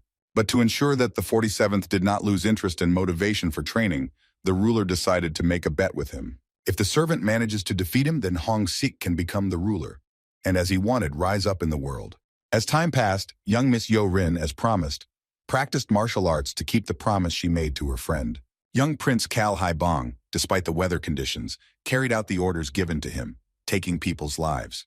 Mr. Namgung Jin's twins grew up and could already ride a horse as well as any soldier. Having made a contract with the owner, the 47th became hardened, having learned martial arts and was ready to fight for his happiness. And high among the mountains, a talented student was growing up, the future master of the sword of striking thunder. And in the forest of this area, an old tiger was just strolling, having finally found his prey. Growing up and matured, Biru Yeon scolded the predator who wandered through the forest alone, wearing such an expensive fur coat. But the boy's words were just empty words for the tiger, and he was already ready to quench his thirst for hunger. Ryuyong suggested that this tiger could easily be Belenka's new lover. With eyes full of rage, the beast rushed at the boy, baring its sharp claws. Having forced him to drop the basket of loot, Ryuyan was outraged that this tiger could attack such a defenseless person like him. The predator left the young master no choice, and he raised his hand, releasing a weapon from his sleeve. Having aimed it at the enemy, the guy regretted a little what he had done, but was forced to say goodbye to him. The link went straight into the tiger's mouth, and the next second, lightning struck him. After finishing his strike, Ryuyan returned his blade, which was stained with drops of blood left by the beast. The next moment, the animal's carcass fell heavily to the ground, raising a column of dust around itself. Returning the blade to his hand, Ryuyan, as if explaining to his opponent, spoke words into the air, clarifying the point about safety. Having learned from bitter experience, he knew that once he had defeated an opponent, he always had to finish him off. Having finished the showdown in the forest, the talented student headed to the village to look into the local bank. The bank employee was once again surprised by the interesting, and most importantly valuable, things his client had obtained. Admiring the necklace with white tiger claws, The bank employee wondered where the guy gets such finds. Ryu Young shared how Mother Nature gave him a gift in the form of meeting the donor of this necklace. The man agreed to accept the necklace and was willing to sell it as quickly as possible. But the young man also insisted that no one should know about the origin of the jewelry. The bank employee recommended that the talented craftsman sell his goods directly in the jewelry store, but he waved it off and said that he was still embarrassed to do so. Since Sabu was friends with the owner of the jewelry store, the student had to sell his crafts through the bank to get around the greedy old man. Returning home, Ryu Yang saw the master thoughtfully bending over his tigress. The old man asked not to interfere with him as he treated the wounded Belenka who was found in the forest. The boy was wondering if it was possible to transfer human energy to a tigress, while his mentor, meanwhile, expressed sympathy to the predator, wondering about the injuries she had received. The master replied that nothing was impossible, and that by restoring the blood, he was bringing the tigress back to life, suggesting that these wounds were inflicted by a tiger that had appeared in the area. The teacher intended to make Belenka into a strong woman after her recovery so that she could take revenge, but Sabu did not know that now there was no one left. Ryu Yun wondered how she could lose to that white tiger, and even at their first meeting she looked quite formidable. The guy remembered that day when, despite using all his charm, he still couldn't touch the predator. The old man said that he did not have time, and that the young master should continue the treatment of the tigress. When asked where Sabu was going, the grandfather, as he usually did, waved it off, only letting out that this matter concerned only him. The day was inexorably drawing to a close, and the sky was imperceptibly changing its color. While the wound was being treated, the big cat mooed, showing that she was not pleased with her doctor's technique. At the next awkward movement of the doctor, Belenkaya showed her grin, flashing her furious eyes. Ryuyang immediately calmed her down, hitting her hard with his fist, and then the master's voice was heard, interested in the upbringing of the student who was beating the wounded predator. As the boy noted, his mentor, as usual, had nothing to do, and he lay down, sipping his favorite sake. And as it happened, the old man began to scold the guy for his manners, because he doubted Sabu, which made Ryu Yang quickly shut up, agreeing with his every word.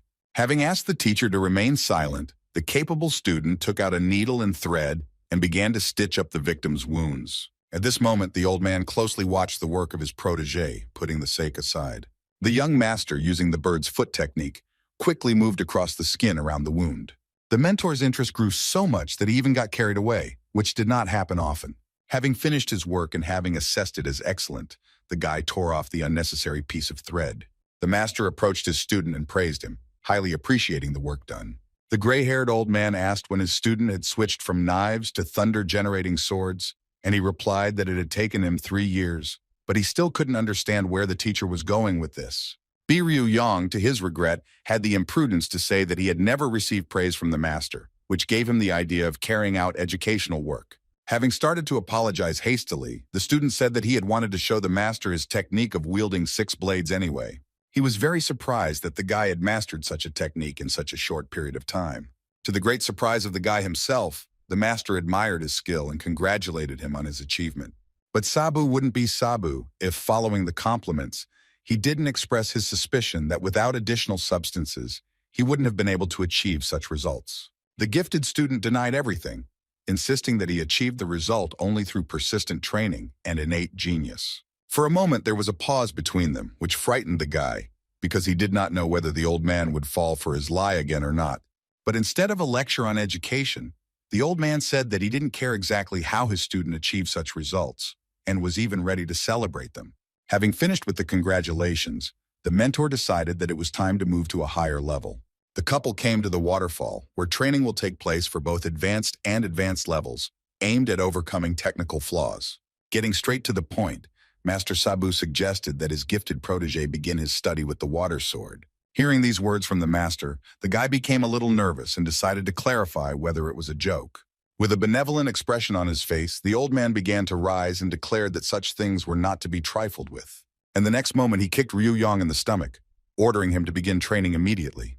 With one eye on the height from which he would fall, the boy tried not to lose his balance. But still, unable to resist, the talented student flew down with a cry for help.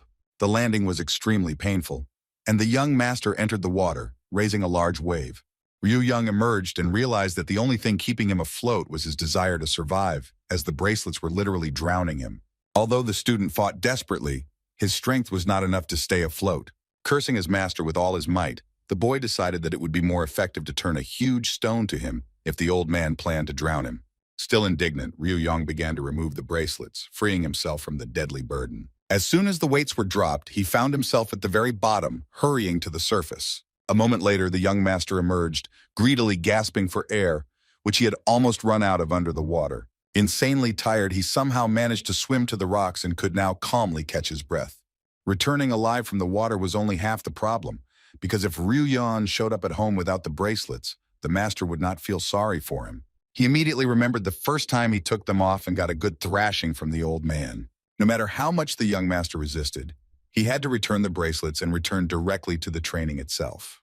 Ryu-Yong's imagination already painted a picture of the teacher, constantly kicking and scolding him, claiming that he was no good for anything here, except making money. Angry at his mentor, the boy let out a monstrous scream from the fact that he was helpless in this situation.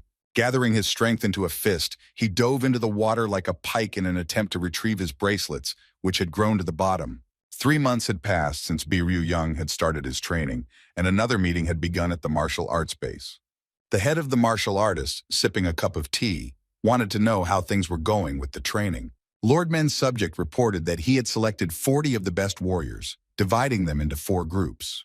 Each of the groups will be sent to their destination, namely one of the Shaman Mountains, Te, Fire, or Ami. The man presented the head of the school with a curriculum based on the students' performance. In addition to martial arts, other areas such as literature, history, and logic were added to the general assessments.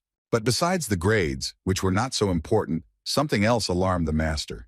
The group that scored lower than the others might feel like outcasts, which could lead to conflict. To avoid this, the man decided to assign a commander and a deputy to each group.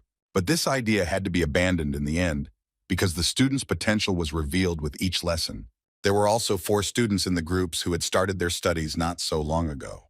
While celebrating the students' achievements, Chong Myung was mentally glad that his daughter was not assigned to the group that went to the Ami Mountains. Even though a lot of time had passed since his last visit, the man did not want to go back there again. In the forest there, Mr. Jinji, who was one of the best martial arts experts, was conducting training.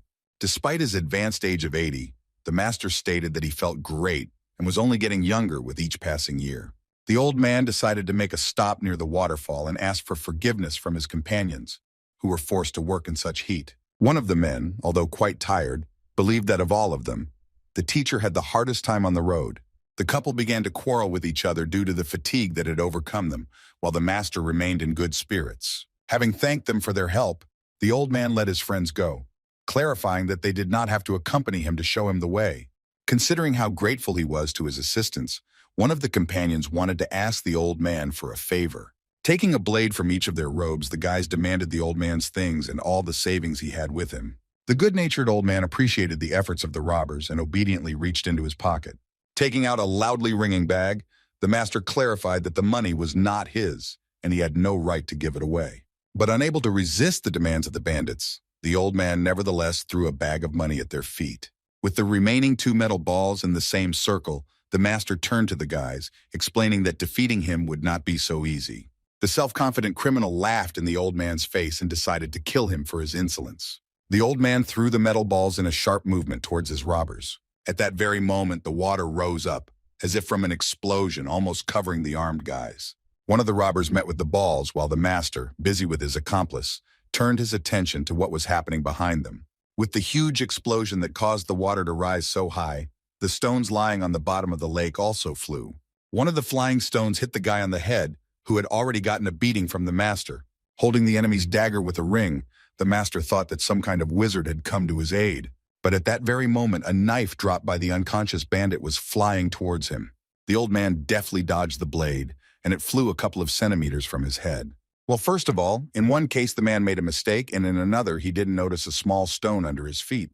Tripping over it, the old man was lifted off the ground and fell backwards, dangerously close to another stone. To his great regret, the master landed right on this very stone, hitting the back of his head on it.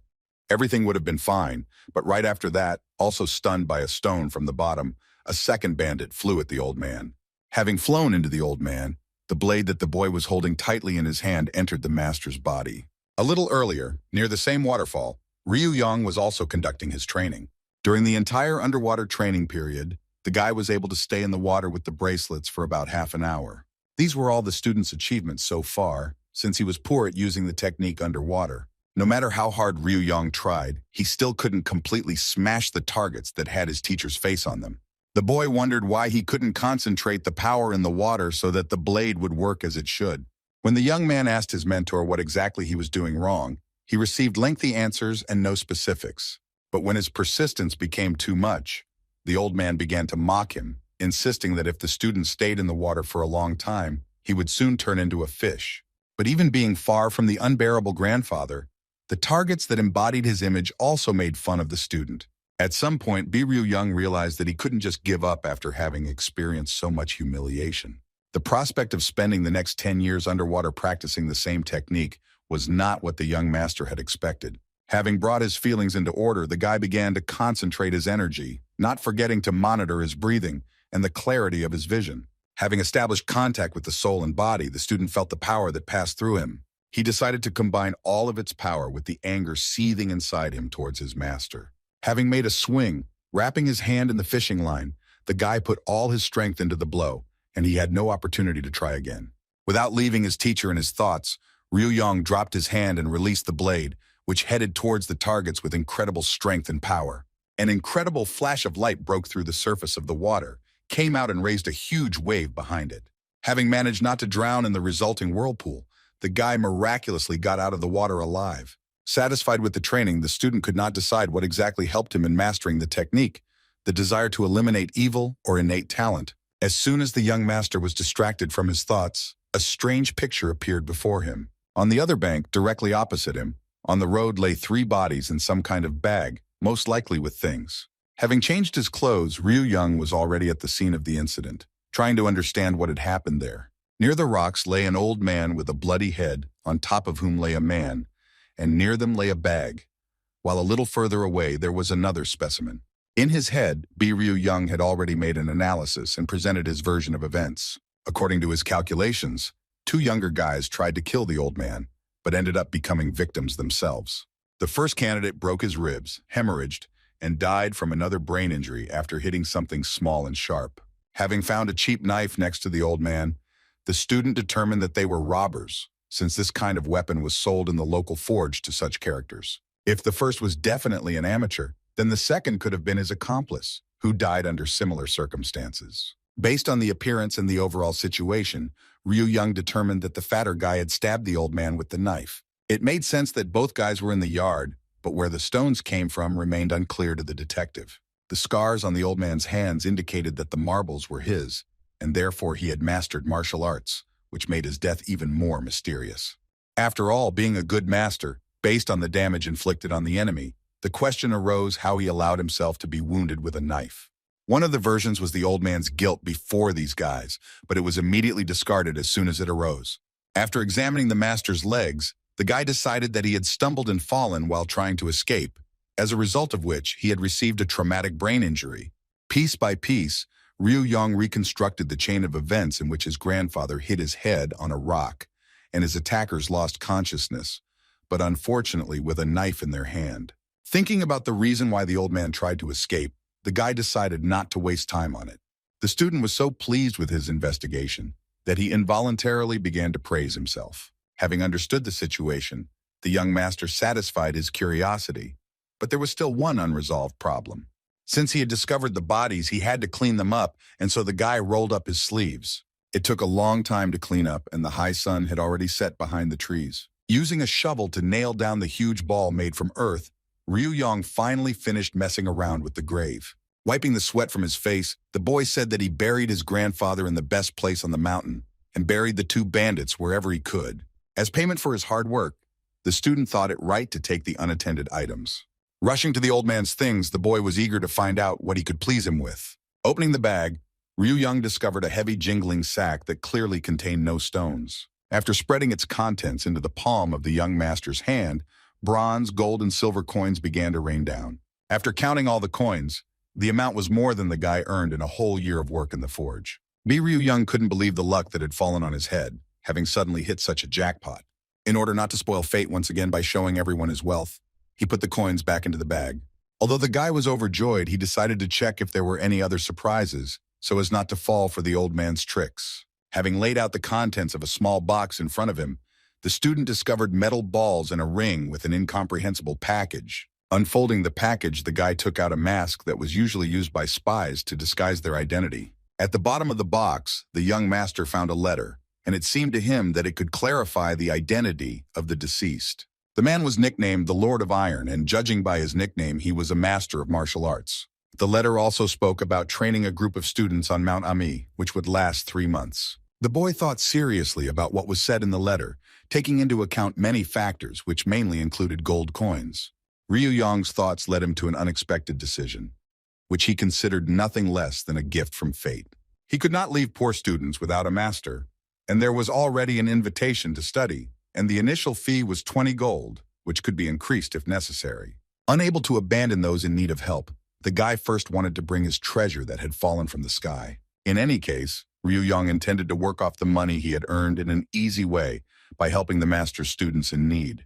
Pleased with this turn of events, the young master, humming a melody, headed home with his bag.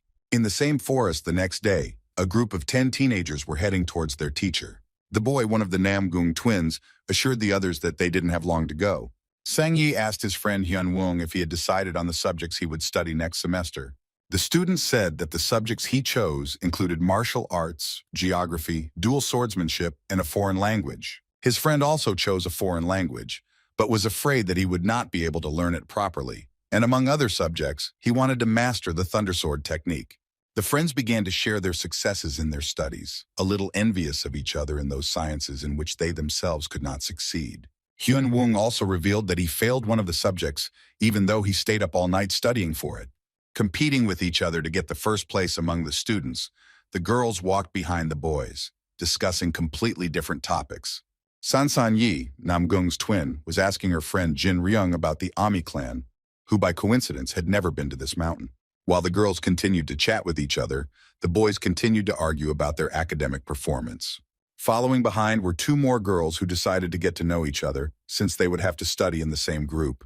The girl with red hair was named Yang Ok Yun, and her interlocutor with soft purple hair was named Dan Moon Hai. The students, who were less fast and resilient, believed that the 6 who were ahead of them had much higher grades and physical strength. Hwang Bo-jin asked Chil Young if his sister, Moon Hai, had a higher score than him, to which he replied that he was simply unwell during the exam. At the end of the group, keeping to himself, trudged a student whose appearance was strikingly different from the rest. The loner, whose clothes were not the freshest and not the best quality, was indignant that he had to go such a long way to study. After climbing more than 1 steep hill, to the great relief of everyone present, San Yi announced that they had finally arrived. Seeing the camp where the training would take place on the horizon, the group decided to compete with each other. The first one to reach the camp will be the first to choose the bed in which to sleep. Those following the boys did not understand why they rushed forward so quickly, but just in case they also started running. Suddenly a strong wind arose, knocking leaves off the trees, causing San Yi to stop. Hyun Woong also froze in surprise, as the wind was not of natural origin. Following the wind, a man appeared from somewhere above, who brought this anomaly with him. As soon as the gray-haired stranger landed on the ground, a strong air current formed around him, scattering leaves around. The student, who was the first in the squad, gestured to the others not to move until the situation became clear. Looking suspiciously at the stranger who appeared out of nowhere, the young man asked who he was. A man with ash-blonde hair fluttering in the wind greeted the arriving students. After his words, the teenagers were hit by a strong gust of wind again, and it was clearly summoned by a stranger. Sometime later, the new arrivals were already inside the camp along with the gray-haired man. The students sitting in front of the master listened attentively to his opening speech. He stated that he had no name, which greatly surprised the students, who were expecting a different kind of teacher. Pointing to his face, the master stated that his face was far from real, and that the students saw a mask on it. This news surprised the students even more, but the surprises did not end there, and the teacher said that at the moment he could not tell anything about himself. Anticipating the reaction of the youth, he stated that this factor did not in any way affect their education. By omitting details about himself, the teacher made it clear that he was doing this for their own good. He knew some of the students' parents, so he didn't want to reveal his identity in order to treat everyone equally during their studies. For everyone present in the hall, the master's speech and he himself made an impression on each in his own way. except for the one who considered the teacher suspicious. The man said that when the students fully see his mastery of weapons and combat techniques, they will be able to guess who he is. The teacher told me not to look at my past life and my status, and only diligence would influence the final grade. The only thing the students needed to know was that their teacher would be the great and unique Sabu. Ryu Yang was incredibly proud of the work he had done, which took him 2 weeks of his life. To begin with, it was necessary to draw up a training plan, and appearance was not the last step in the preparation. The young master, trying on the mask, realized that he would not be able to stay in it for long, and for greater persuasiveness, he needed to buy a wig. The future teacher faced the task of hiding his youth, because it would not be possible to hide behind a mask for long anyway. The boy's thoughts were interrupted by his mentor, who burst into his room without knocking. Seeing his student in front of the mirror, Sabu wondered if he was putting on makeup right then. The master explained to his protege that he had the right to enter without knocking, in order to prevent his strange undertakings if necessary. Blaming Ryu Yang for the lack of food and drink on his table, the old man expressed great disappointment in his student. Having slammed the door, the master continued to be indignant, casually mentioning that if the guy decided to apologize, then breaking meat or sake would be perfect for this. Accusing his teacher of constantly being a hypocrite, Ryu Yang thought it was a great idea to do the same, telling his students that he was wearing a mask while actually not wearing one. No one would think to ask him about it, but if questions did arise, he would explain such a strange decision by the importance of hiding his identity. In order to prevent the students from having the slightest suspicion that Ryu Yang was not a real master, he had to learn the manners of a teacher by visiting the library. Sharpening the slippery tongue of wit and the reserved heart required reading a considerable number of books to develop these talents. Most of the books were about how to become a con man, manipulate people, and gain their trust. Book after book, textbook after textbook added to the young master's stack of reading. Having studied all the necessary material, Ryu Yang moved on to the next stage of preparation. The guy drew a diagram describing what and how his students were supposed to do during training. On sheets of paper, he wrote down rules that students had to strictly adhere to, and disobedience was followed by corporal punishment. Having finished the work, Master Sabu's student was overly pleased with how cleverly he had thought of everything. In order to work according to the training plan and properly prepare for it, the guy demanded a free work schedule in the forge, lasting 3 months. The blacksmith's worker assured him that regardless of the frequency of his visits, he would be able to do twice as much work as any other master working for him. The sword master advised ordering a sword for training, but his gifted employee decided to limit himself to only 40 bracelets, as he wore, and a couple of accompanying items. The owner did not understand why the guy needed such rings, doubting that anyone other than him could wear such horror. Ryu Yang replied that such people would appear soon, and he set to work making his own equipment. By evening, his painstaking work was finished, and the result could not but please.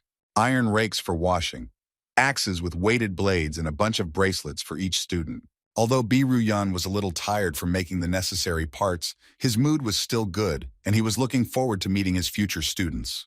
By equating the students to little slaves, the guy believed that they would be the same as their mentor was at the very beginning of his journey. The power he had received sent shivers down Ryu Yang's spine, but in order to not say too much while getting into the swing of things, the guy decided to finish his welcoming speech.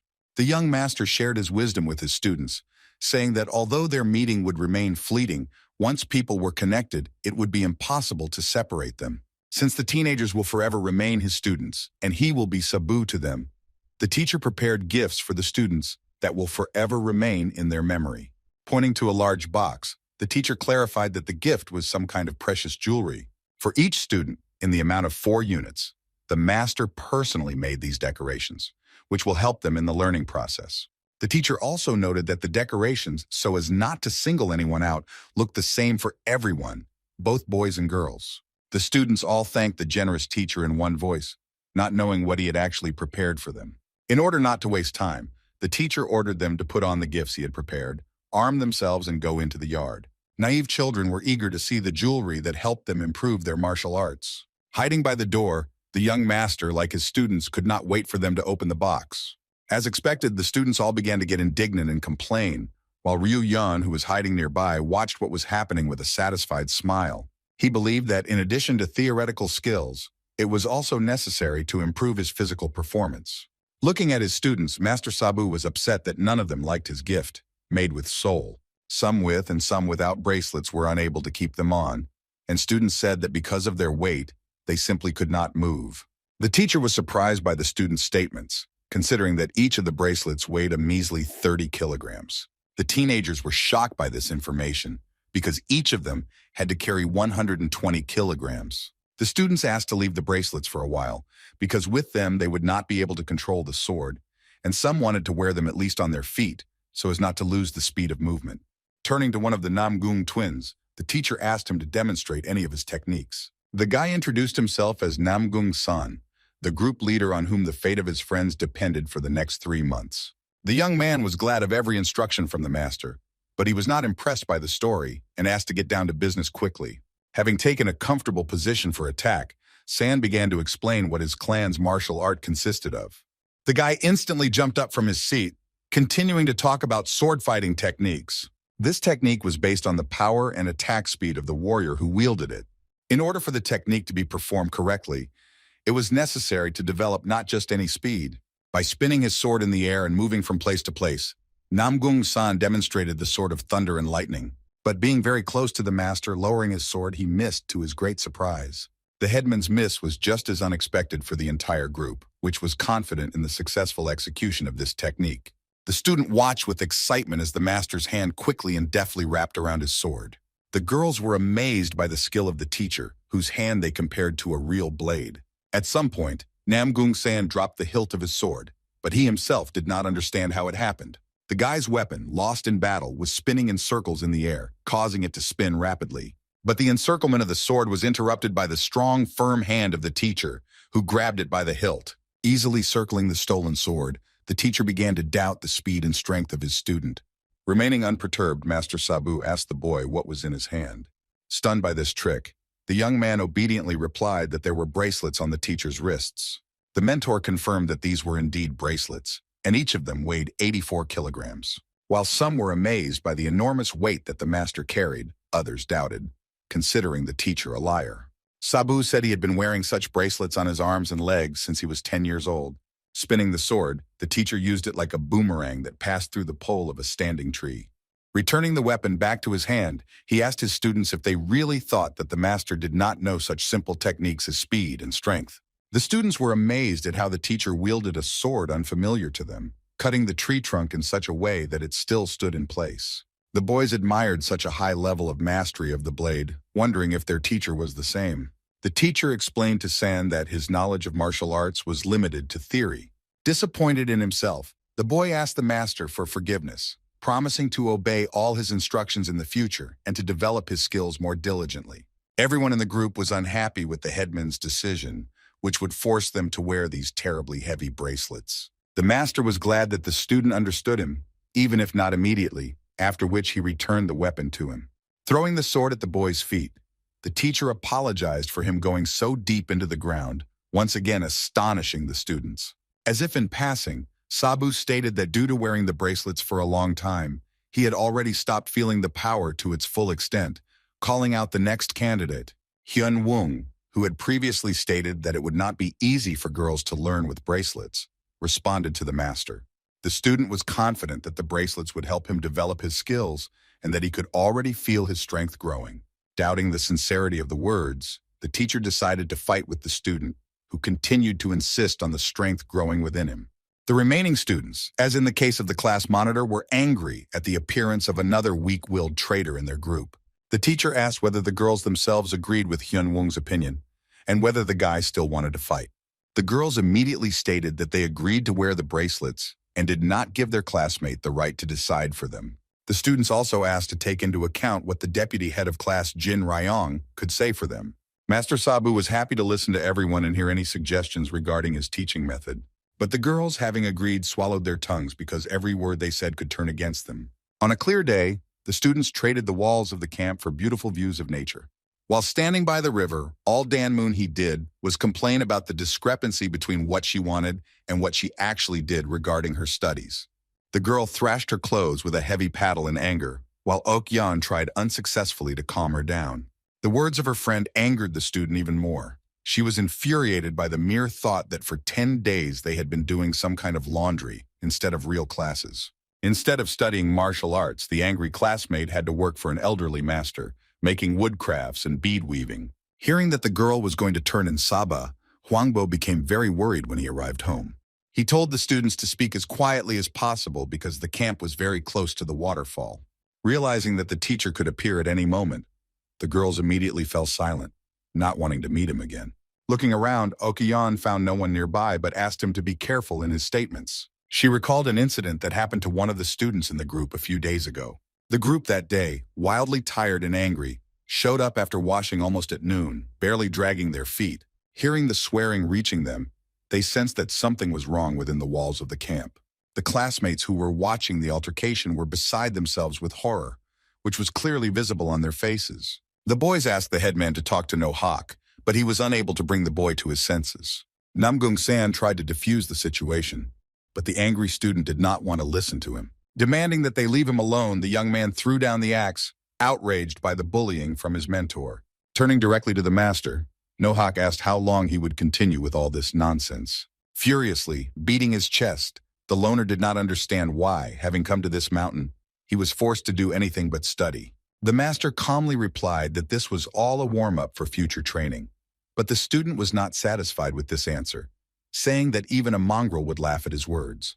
But No Hawk did not finish there, telling that from the first day, the master put shackles on them and treated them like slaves. And the trick with the spinning sword, which resulted in the tree falling apart, was shown on purpose. Thus, as the student believed, the teacher wanted to intimidate his students by creating a frightening atmosphere within the walls of the camp. Insisting that all the jewelry and money would interfere with their concentration on training, the teacher took them away from the teenagers. No Hawk considered this prank to be pure theft, since the richest of the group got the most.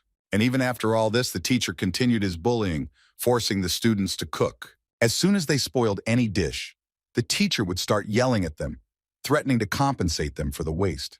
By order of the mentor, Jin Ryung and Hyun Wung were forced to keep watch in the kitchen, and everyone else went to do laundry, chop wood, hunt, and gather edible plants. But returning to the camp after grueling work, the students received new assignments from the master. But Hack considered bead weaving to be nonsense and a waste of time, but not a development of elasticity of movement. The whole group, with shaking hands, tried to string beads on top of each other, trying not to miss their fingers. Tired of constant work in which he saw no point, the angry student demanded that he be given at least a little time to rest. This cruel treatment was the last straw for the student, and he demanded normal education from the teacher. Sabu asked if the student was not satisfied with the current learning process, to which he replied that they were simply being tormented by jokes and various whims of an aging madman. After another lesson, the teacher noticed that the students could not stand on their feet, which meant that the training was difficult, and, as if mocking the teenagers, the master decided to complicate the training, as if punishing them for their efforts. But Hawk no longer wished to carry out the teacher's sadistic orders and intended to report his antics to his elders upon his arrival in the city. Radiating strength and power, Master Sabu was pleasantly surprised that his words were being challenged. And the guy, mad with anger, demanded a clear answer as to whether they would be taught as they should be or not. His classmates, worried about the student's future, tried to bring him to his senses, but no words helped. The teacher took the young man's protest calmly, ready to punish him properly so that in the future the impudent fellow would not even think of objecting to his elder. Within Ryuyong, Yin and Yang were fighting, arguing over how severe the punishment should be. On the one hand, the punishment was supposed to serve as a lesson for others, but it also had to look instructive, so that it resembled a learning process. A technique that he had learned from an old man who lived with him came to the mind of the master's inner personalities. This technique also had a certain history, in which there was one master who loved his dog named Jelton Kaya. One clear day, the dog disappeared, and the master ran out of his house and searched for him for a long time. After some time, having wandered into the wilderness, he came across a collar, and when he looked around, he saw that the yellow one had been eaten by tramps. Having become very angry, the master came up with this technique, and when he sees injustice, he immediately applies it. The inner yin and yang came to an agreement, approving this punishment technique, and Ryu Yong said that he would teach No Hawk one technique. The teacher asked one of the students to give the daredevil a weapon for the duel. As soon as the student had the stick in his hands, the master asked whether he was ready for punishment. The young man, waving a stick, ran towards the teacher, ready to get even with him once and for all. But suddenly the master himself appeared in front of him. moving so quickly that he looked more like a whirlwind surrounding the guy. But Hawk experienced the punching technique that Sabu demonstrated in action, known as the three happiness technique. Quick and heavy blows, one after another, fell upon the student, who had time to regret his insolence 1,000 times. The whirlwind of blows that surrounded the student plunged the others into wild horror, which sent shivers down their spines. Yoin, recalling this picture, noted that poor No Hawk did not touch the ground, but what is even more terrible, did not have time to make a single sound under the onslaught of blows. Even out of fear, Moonhye asked him to stop telling these stories, because no matter how monstrous it looked, Hawk was still alive. The student disagreed with her partner and began asking leading questions about whether she had seen him after the incident and whether she had been able to talk to the victim. Yoin decided to visit No Hawk in the morning, but as soon as she saw him, she realized one terrible thing. The man with whom they came to this mountain was no longer there. The guy who intervened in the conversation did not agree with his classmate's belief, because Hawk always fought against injustice to the last. A classmate said that she saw Sabu, who asked a student to wash himself, and he immediately headed to the river. The students became scared because their unusual classmate always washed himself only in the rain. The guy also said that just recently, when he went to get a club for washing, he met him, all wet and damp in complete darkness, but Hawk silently sharpened his axe. The girls were frightened, hoping that the apprentice was not sharpening the axe to take revenge on the master. The friends discussed how he could become their No Hawk, an obedient performer or a student who felt superior. The teenagers countered that the boy who acted like a vagabond would wash himself and work hard every day. Based on all of the above, those gathered concluded that No Hawk's disciple no longer existed. And while the students were arguing, booming sounds could be heard in the depths of the forest, accompanied by fallen leaves that were constantly feeding in the air. The cause of these sounds was the apprentice chopping wood, but from now on it was extremely difficult to recognize him. With mechanical, repetitive movements, the boy who was previously known as No Hawk carried out the work assigned to him. A classmate who came to his aid, watching as the tree he had cut down, not the first one, fell to the ground, asked him how he felt. The guy who arrived said that there was plenty of firewood and the work could already be stopped. The student suggested that the worker take a rest and said that he would help him with the firewood as soon as he delivered what he had in his cart, as if his thoughts were not there. But Hawk, not understanding, looked now at his firewood, now at the firewood of his classmate. There were only a few stumps in front of the single man, while there was a whole pile of them in the cart. In his head, the ominous voice of Master Sabu sounded, condemning his student for laziness and stubbornness. Frightened by the teacher who had gotten into his head, the young man began to swing the axe with even greater persistence. Watching his classmate go crazy, the guy asked him to stop, but decided to do everything himself. In his imagination, the student rushed to the worker in a second and stopped this madness. But in real life, he ran very slowly, shaking with every movement he made. The student approached Haku as quickly as he could, since he knew that he was contraindicated to work. Having reached his classmate, the guy turned him around and was horrified by the empty expression on his face that he saw. He tried to reason with his friend who had gone crazy, claiming that the master would scold him if he lost consciousness again. Noticing that the words were not producing any effect, the student began to shake the poor worker. A classmate told me that everything was fine, and although it was hard to believe, even the teacher was worried about him. All the students took turns sitting by his bed, and in the first days, Sabu personally collected medicinal plants for the compress. Apologizing for not being able to help on that terrible day, the friend asked to be allowed to help the poor guy, at least by finishing the work for him today. The student begged so hard that the boy who had suffered at the master's hands began to shed tears. And until the evening came, the exhausted No Hawk rested for the first time in a long time. Arriving at the camp for dinner, his tray was filled with plates from which the food was almost falling out. The guys cooking in the kitchen assured him that the food would help him recover quickly, and that the fish had been caught especially for him. Namgung apologized for only catching one fish and advised them to eat as quickly as possible while the teacher was away. While everyone was praising Jin's culinary talents, No Hawk noticed that his portion was much larger than everyone else's. Noticing that he had food that no one else had, he became worried that no one would be able to taste it. According to the guys, everyone suddenly lost their K-food, gave him an appetite, and the poor fellow could eat calmly, without worrying about whether someone else was missing out on something. The student turned around to see the other's reaction as he could not quite believe what he had heard. Everyone began to say in unison that for some reason, no one needed additional portions. The students then began to advise Haku on how he could treat himself and speed up the recovery process. Having plucked up his courage, the guy finally put down the tray, which was bursting with a mountain of delicious food. Then the student sat down at the table with his back to the others, and for some time did not dare touch his dinner. He sat with his back turned only so that none of the boys could see the tears of gratitude rolling down his cheeks. Well, as soon as a salty drop fell on the only cooked fish, the guy decided to take up the utensils. After taking a bite of the rice and tasting the hot soup, Hawk began to cry at how delicious the food was. Walking through the forest in the evening, surviving on apples, Ryu Young dreamed that his students would quickly learn to cook deliciously, saving him from this fate. The boy regretted that so little time was allocated for training, because the teenagers still had a lot to learn. Remembering the student who had misbehaved, Ryu Yan became curious about how he had done today. Having thrown away the apple core, the young master felt someone's presence and decided to hide. Surprised by his decision to hide, he thought he had done it instinctively, just like he had done before when he had hidden from his sabu to get something useful to eat.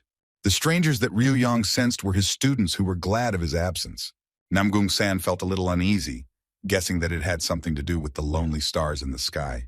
After analyzing his friend's behavior, Hyun-woong assumed that Jin was to blame, causing him to immediately blush. The teacher hiding in a tree was interested in the relationships between the students. Hyun-woong said that the twin would reveal his attitude towards the girl as soon as he started talking to her. He suggested that San personally find out everything from Jin by confessing his love to her, but for the headman this was a very difficult task. The classmate didn't understand what was so difficult about confessing, and on top of that, since his friend was the class monitor, his lover was the deputy class monitor. The student tried to push his friend into action, because if he hesitated, someone else might steal it. Hyun-woong demanded that he run away immediately and confess his love, but Namgung-san seemed not to hear his words, fixated on his own. Looking up at the starry evening sky, the headman asked to close this unpleasant topic for him. The couple walked towards the camp, continuing to talk to each other, but on other topics. After waiting until the teenagers disappeared from the horizon and their voices died down, only then did Ryu Young descend from the tree. While finishing his second apple, the young master noted that he would have given the lovesick student a good beating. The newly minted teacher wanted his students to think about their studies, and so he solved the riddle with the star himself. It took the talented genius less than a day to solve it, and the next evening he was able to enjoy the result. The girl wandered through the tall grass looking for her teacher, shouting his name. The student who was looking for him was Jean, who at some point decided that Sabu was simply playing a prank on her. Suddenly, the student heard a rustling sound behind her and called out to the stranger, "I hope it was the master." But it turned out to be none other than the group leader Namgung-san, who was surprised to see them. The students tried to figure out what each of them was doing in a place so far from the camp. The girl replied that she had come here on some important assignment from the teacher. Ryu Yan, who was watching from the side, was glad that everything was going as he had originally planned. Before this moment, the young master approached Jin Ryung and, handing her a bundle of paper, asked for his honor. The note said that the girl was to arrive at the appointed place, but not to tell others about it, since the master had prepared a special assignment for her. He pulled exactly the same trick on his twin, but with a slight difference, which was in the text of the note. In it, the great and mighty Sabu also ordered to come to the indicated place without delay, because today his fate was being decided. Having done everything in his power, Ryu Yan, using his precious clairvoyance, expected one of 4 possible outcomes of this meeting. In the first version, Namgung-san will be embarrassed having failed to confess his love to Jin Ryung. The girl would return to the camp to cook dinner, leaving the guy alone, and this version of events was very close to reality. The master would punish the indecisive romantic with double the amount of training, after which he would make him even stronger. In the second option, Jin Ryung either asks to think about it or refuses altogether, which was also quite realistic. For such a case, the master had an encouraging speech in store, in which he suggested distracting himself from grief with intensive training. According to the third scenario, the sympathy of both students turns out to be mutual, and they begin dating. As a congratulations, the teacher will intensify their training to make the couple's love even stronger. The fourth scenario, although unlikely, was that Namgung-san would go crazy and attack his lover. Based on the education of his students, Ryu Yan assumed that the girl herself would be able to solve the problem. In this case, the teacher himself will help and offer the student to learn the technique that the unfortunate No-Hak experienced on himself. Having prepared for any of the scenarios, the guy also prepared incentive prizes for both teenagers. But suddenly something happened that the young master could not foresee, the fifth of the possible scenarios. Making its way through the thicket, a large tiger, its red eyes telling of its intentions, was heading towards the students. The couple continued to communicate, discussing the mentor's oddities, not even suspecting the impending danger. Ruyon's eyes were drawn to the scar that ran across the tiger's entire face, which seemed familiar to him. The boy first thought it was the tiger he had fought, but soon dismissed this option and suggested that it might be his friend. Remembering Sabu's words, Ryu-Yan guessed that this was Belenkaya's opponent, and most likely she was fighting two tigers at the same time. The predator was already very close, but the students still did not notice him, chatting pleasantly with each other. The guy had no choice but to attack the tiger, which was ready to destroy his magnificent plan. But suddenly Ryu-Yang calmed down and decided not to interfere, because it was not for nothing that his teenagers studied martial arts. Remembering himself at their age, the young master decided not to interfere because they had to deal with the tiger. Ryu-Yan felt that real art historians would hardly lose in a battle with a wounded cat. Just as Namgung-san agreed with Jin Ryung that they would wait for the teacher together, a rustling sound was heard from behind the bushes. The students turned around at once, preparing for the unknown threat that awaited them. The enemy finally showed itself in all its glory and rushed on its four powerful paws towards its victims. Facing the danger head-on, Namgung did not lose his nerve and was ready to fight. As soon as the beast jumped on the guy pushed the girl aside, covering her with himself. The tiger swung its massive paw, but the elder managed to dodge the blow intended for him. But the predator still left a small mark in the form of a scratch on the daredevil's face. The guy advised the girl to take off the bracelets and run, but she objected that she would not have time to do this due to lack of time and the enemy's imminent approach. Flashing its evil eyes and baring its jaws, the animal pounced on the students. Namgung, once again covering his beloved with himself, this time was unable to dodge the sharp claws of the predator. Ryu Young's confidence in his students evaporated as he watched them struggle to keep from dying. But even being on the verge of death with a bloody back, the young man could not resist the beauty of the girl. Watching the spark that arose between the students, the young master felt uneasy about this picture. He was infuriated by the fact that the lovers had completely forgotten that there was a dangerous predator nearby. But the teacher breathed a sigh of relief as soon as he heard the call to escape from the enemy. The tiger became even more angry because of his unsuccessful attempts to seize the prey, and this time decided to make amends. This was the worst possible moment to argue about which of the pair should fight the beast and which should escape. Ryu Yan felt uneasy from such confessions of love in such a dangerous situation. Watching as the seemingly happy students continued to roll around on the ground, the young master considered for a moment whether to leave them like that or not. But in the end, compassion prevailed, and he left his shelter, rushing to help. Suddenly taking the predator by surprise, Ryu Yun, appearing in front of the tiger, met it with a strong kick. The enraged beast, into whose mouth the blade flew the very next second, was accompanied by a discharge of lightning. The forest and its surroundings shook from the heart-rending roar of the tiger, who had tested the sword of Thunderslash. With a careful movement of his foot, the master pushed the couple, telling them to get up, since the danger had passed. Scared to death, Namgung-san turned around, not realizing who had touched him. The students did not expect to see their mentor, who immediately wanted to know what they were doing there.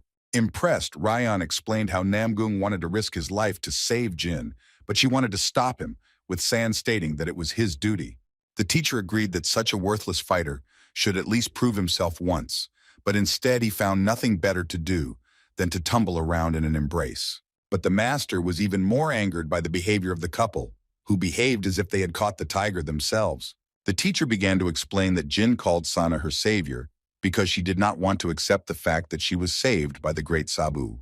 The students quickly began to offer their deepest apologies to the best teacher in the world. Considering that his students' gratitude sounded forced, and that even together they could not defeat the tiger, the master decided not to give any more concessions. The teacher announced that starting tomorrow he would double the difficulty of the training, increasing its complexity. Throwing the defeated tiger onto his shoulder, the teacher left and advised his students not to stay too long either. The classmates kept wondering where the teacher had taken the tiger, where he was in such a hurry from, and why he had finally called them to this place. The elder thought that they would not find out about it anyway, and wanted to return to the camp as soon as possible.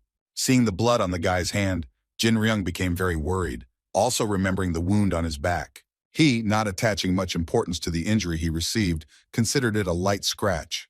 Ignoring the young man's statement that he was fine, the girl still demanded to see the wound. Namgung's back had 3 deep claw wounds on it with blood oozing out slightly. Jean was horrified as soon as she saw the serious wounds she received from her enemy. Struck by San's noble act of not wanting to bother her and therefore keeping silent about the injury, the girl became embarrassed. The student reassured the wounded man by telling him that she had medication that could stop the bleeding. As the procedure was being completed, Jean reported that all that was missing was a bandage. But the brave man continued to insist that the wound was not as serious as they said. But the girl still wanted to finish what she had started, so as not to waste her time and energy. Grabbing the hem of her robe, Jin Ryung tore it with a sharp movement, tearing off a part of it. Namgung-san was clearly not prepared for such decisive actions from his beloved, which made him blush. The guy started to say that it wasn't worth wasting his last normal dress, especially on him, but the healer told him to shut up. The girls doing the washing, presenting their work to the owners of the clothes, blushed and asked for forgiveness. The wayward workers were so ashamed of the ruined clothes that they beat themselves on the floor in apology, ready to pay for the damage caused. Knowing that the dress had already lost its former luster, Jean confirmed that it was her last outfit to make her act more meaningful. Trying to downplay the dress, the girl said it was just fabric, while the young man had put his life on the line to save her. After reminding her once again that these were just rags, the student began to bandage the wound. But as soon as she pressed herself close to the daredevil's body, both of them simultaneously became embarrassed. The headman, looking at the hands of his classmate who was fiddling with the ends of the rag, had a strong desire to do something. Suddenly he made up his mind and covered the girl's hand with his palm, which froze in surprise. Jin Ryung was not prepared for such a gesture and was initially frightened, not knowing how to react. But the next second, fear was replaced by warm feelings that spread throughout the student's body. In complete silence, the girl finished the bandage, but did not want to let go of the ends of the bandage. Remembering the words of his friend Hyun Woong, the boy gathered courage for the next step. Namgung stood up, ending his awkward sitting on the damp ground, which was accompanied by deathly silence. Turning to Ryan and holding out his hand to her, San looked into her eyes and asked if she would follow him. After the question was asked, time froze for the girl for a moment, and everything she was thinking about at that moment disappeared. The next second, the moment of the battle appeared in her memories, and how the guy tried with all his might to save her life. Extending her hand to her brave hero, a happy Jin Ryung said that she would definitely follow him. The students were overwhelmed with emotion, and nothing could have been better than ending the day together at that moment. As he swung his sword through the turbulent waters, Hyun Woong mentally asked for help, hoping that his thoughts would be heard. The resistance was very strong, not allowing the guy to calmly control the weapon, let alone use one of the techniques. Unable to resist any longer, the young man sheathed his sword and decided to end his training. After being underwater for about 10 minutes, Hyun Woong was running out of air and he wasn't planning on taking any chances. Holding back with all his might, the student gradually rose to the surface, approaching the surface of the water. Literally in a matter of seconds, when his lungs were already on the verge of exploding, the guy emerged and took a deep breath. Clinging to the rocks, the student caught his breath and was ready to join the rest of the boys. Having moved closer to his friend, the young man complained that because of the bracelets, he could not emerge calmly. After announcing that he had finally returned from the underwater world, Hyun Woong heard no answer and looked at Namgung, who was lying next to him. The diver called out to his friend, asking if he was alive, but instead of an answer, there was only a twitching of the fingers, which was more than enough. From the direction of the water, the student heard a heavy breath, which belonged to the headman's sister. Spitting out the water that had gotten into her mouth, Sansan-yi listened to Hyun Woong, who had gotten out of the water a little earlier than her, praising her even though they had started at the same time. Exhausted, the girl agreed with everything that was said to her, believing that it was getting worse each time, as if they were in hell. The guy picked up on this observation, remembering how everyone tried to get along with the bracelets during the first half-month. Sansan-yi cried in despair and said that when she succeeded in something, Master Sabu, as usual, put a spoke in her wheel. The cunning teacher forced the students to agree to this adventure a month ago. In those days, the master scolded the students for their unwillingness to study, their lack of strength to complete the tasks, not to mention the fact that some of them made eyes at each other. The teacher decided from that moment on to take up the training of his lazy children thoroughly. Thinking back to that day, Namgung noticed that the teacher had returned completely wounded, and perhaps that was the reason for the increased volume of training. Hyun Woong did not share the twins' opinion, claiming that in such a case the punishment would be severe, and decided to ask her brother's opinion. Hearing the splashing sounds on the water, the boys turned their attention to the group that was training on the boards. The students tried to stay afloat on the water by balancing on small boards with all their might. Those who had suffered watched their colleagues, none of whom were allowed to fall into the water. As soon as one of them fell, a wave rose up, immediately drowning those remaining above. The student, noticing that the first one had lost his balance, found this strange to Jean since she was usually the best at balancing. The guys' opinions were divided, and while some blamed the group on the boards for lack of strength, others felt sorry for them because the master gave them much more load. Having made a remark that they should speak more quietly so as not to attract the attention of the teacher, the students remembered this too late, and he was already there. The teacher looked around at those present and assumed that as soon as he stepped away for a few minutes, most of them decided to go for a walk. The students began to justify themselves, saying that they had fallen into the water during an unfortunate incident, but that they should have appeared soon.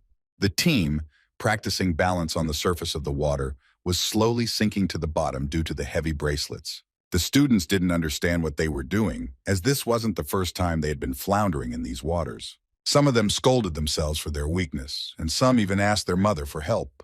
Well, no matter how hard it was for everyone, they swam out, and the first thing they heard was the voice of Master Sabu asking what they were doing.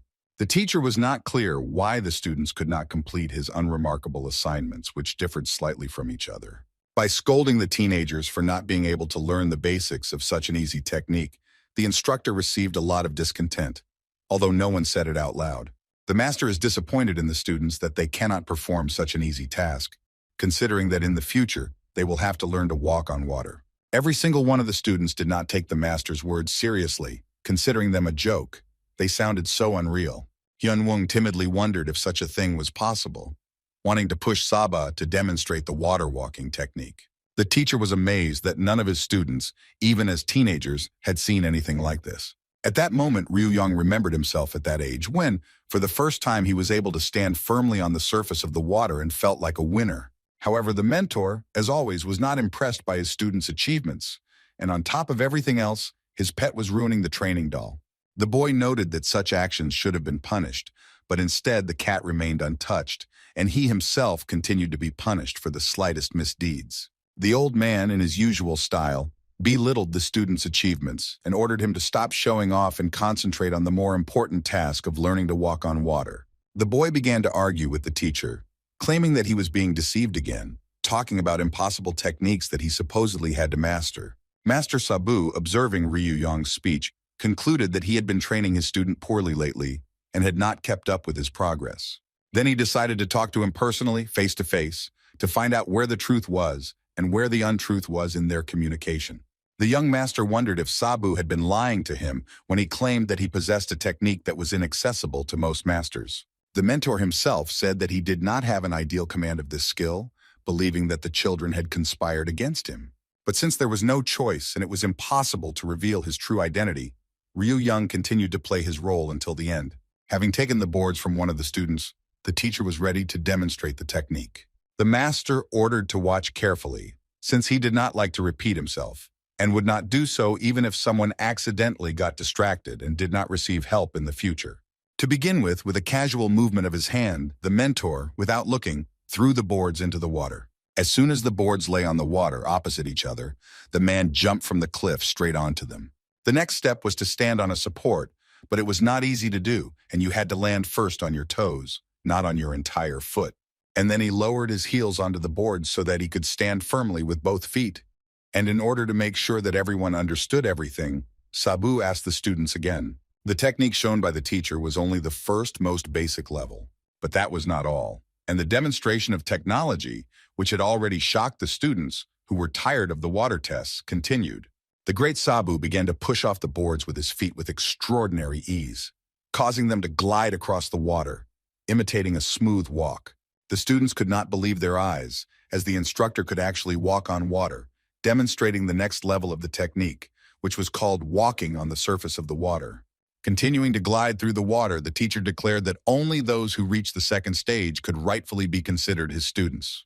Sensing the excitement he had generated in the students, the master asked if they would like to see the next level of this technique. While the others were in hysterics, not understanding how it was possible to reach such a level, Hyun-woong assured that he would not refuse to see something more impressive. Offended by such thoughts, the teacher, always honest with his students, confirmed that he had something even more impressive. Describing circles on the water, the mentor said that it would take at least 6 months to master something like this. Following the circles on the water, the master suddenly began to spin, but from his posture it seemed that he was standing in place, motionless. Continuing to spin at a tremendous speed, the water beneath Master Sabu's feet began to rise. Soon the teacher found himself inside a water vortex that spiraled up to the sky. Before the spectators had time to come to their senses, the stripes of water closed completely, hiding Saba from their enchanted gaze. Suddenly, the master jumped out of the whirlwind he had created, which, having disintegrated, created a huge wave. The water was so big that it easily covered the students on the rock. Having come down to them, the teacher asked what they thought about this technique. The master asked if anyone wanted to try it, and noted that with hard training it would be possible to achieve such a result, but everyone refused. After the impressive demonstration of walking on water, another half-month passed, and the training became increasingly difficult. This could not go unnoticed by Dan Chil-yong, who was becoming stronger every day, but due to the difficulty of training, it was not felt. The guy thought that all this was due to fatigue due to the crazy mentor, who forced them to come into contact with water all the time. The student remembered how the master sent him to the mountain to fetch water for their dinner together. Chil-yong didn't understand why the teacher sent him to get water, and to the neighboring mountain at that. The mentor was saddened because he had met him on his way, and he believed that there was no need to ask anyone else. The need to collect water from another mountain was due to the fact that No-hak constantly used the reservoir for bathing. The master ordered the disciple to collect as much water as possible, but it was humiliating for him to appear in public in such a terrible outfit. Suddenly, Dan Chil-yong began to hear unfamiliar, rough voices. They belonged to a group of soldiers who couldn't wait for their next drinking session in the pub. The guy wanted to speed up so as not to cross paths with the warriors, but they managed to notice him earlier. The soldiers were not pleased with the student's outfit and rudely asked him to get out of the way. The men pounced on the student, outraged that he dared to look at their master. But as soon as one of them tried to touch Chil-yong, he grabbed his hand. The next second, the guy forcefully threw the soldier away, not letting go of the bucket filled with water. With a plaintive cry, the man rolled head over heels along the road, eventually landing in the bushes. The soldiers drew their swords, but Chil-yong, ignoring the threats, continued to take the buckets of water he had collected from his shoulders. With a satisfied grin, the leader of the soldiers asked who such a daring vagabond was. Enraged by such impudent behavior, the student, cracking his fingers, ordered the soldiers to shut up and attack. After having dinner with the boys, Master Sabu wondered why his student, whom he had sent for water, was so late. The girls began to discuss whether Chil-yong had really gone to the right mountain, since there were bears roaming in the surrounding area. The guys, knowing approximately where this place was, decided to go after the missing student. A few hours earlier, a skirmish had broken out in the forest between soldiers and Manhwa's brother. One of the soldiers swung his sword, but the boy easily dodged his blow, and the man immediately paid for his impudence, receiving a strong kick to the stomach. The warrior, unable to continue the fight any longer, collapsed to the ground, receiving disapproving looks from his colleagues. The leader of the squad took out his huge sword, noticing that the young man did not look much like a homeless person. Dan Chil-yong was exhausted after a hard day's work, and as luck would have it, he had not brought any weapons with him. The man rushed at his opponent with extraordinary fury, ordering him to defend himself. The sword whistled past the guy, who was already ready to dodge its blade. But at some point, a picture appeared before his eyes that he could not see before. The student was surprised by the fact that, being the most important in the squad, the movements of the attacker were very slow, and at some point he managed to see every swing of the sword. The young man seriously wondered if this effect was the result of their beadwork, which they were doing at Sabu's behest. But during training with the guys, he was unable to follow the movement of their swords, not to mention keeping track of their powerful and all-powerful teacher. Dan Chil-yong guessed that the soldier was indeed so slow that he could see every move he made in battle. Not expecting this from his opponent, the blade of the sword still touched the guy, sliding along his shoulder. And although the young man managed to see every movement, for some reason he couldn't get away from them. Receiving wound after wound, the student, who was willing to bet that his body seemed to be exposing itself to the sword. Having managed to come back from a strong blow that could have been his last, Chil-yong picked up a pebble that was lying on the ground.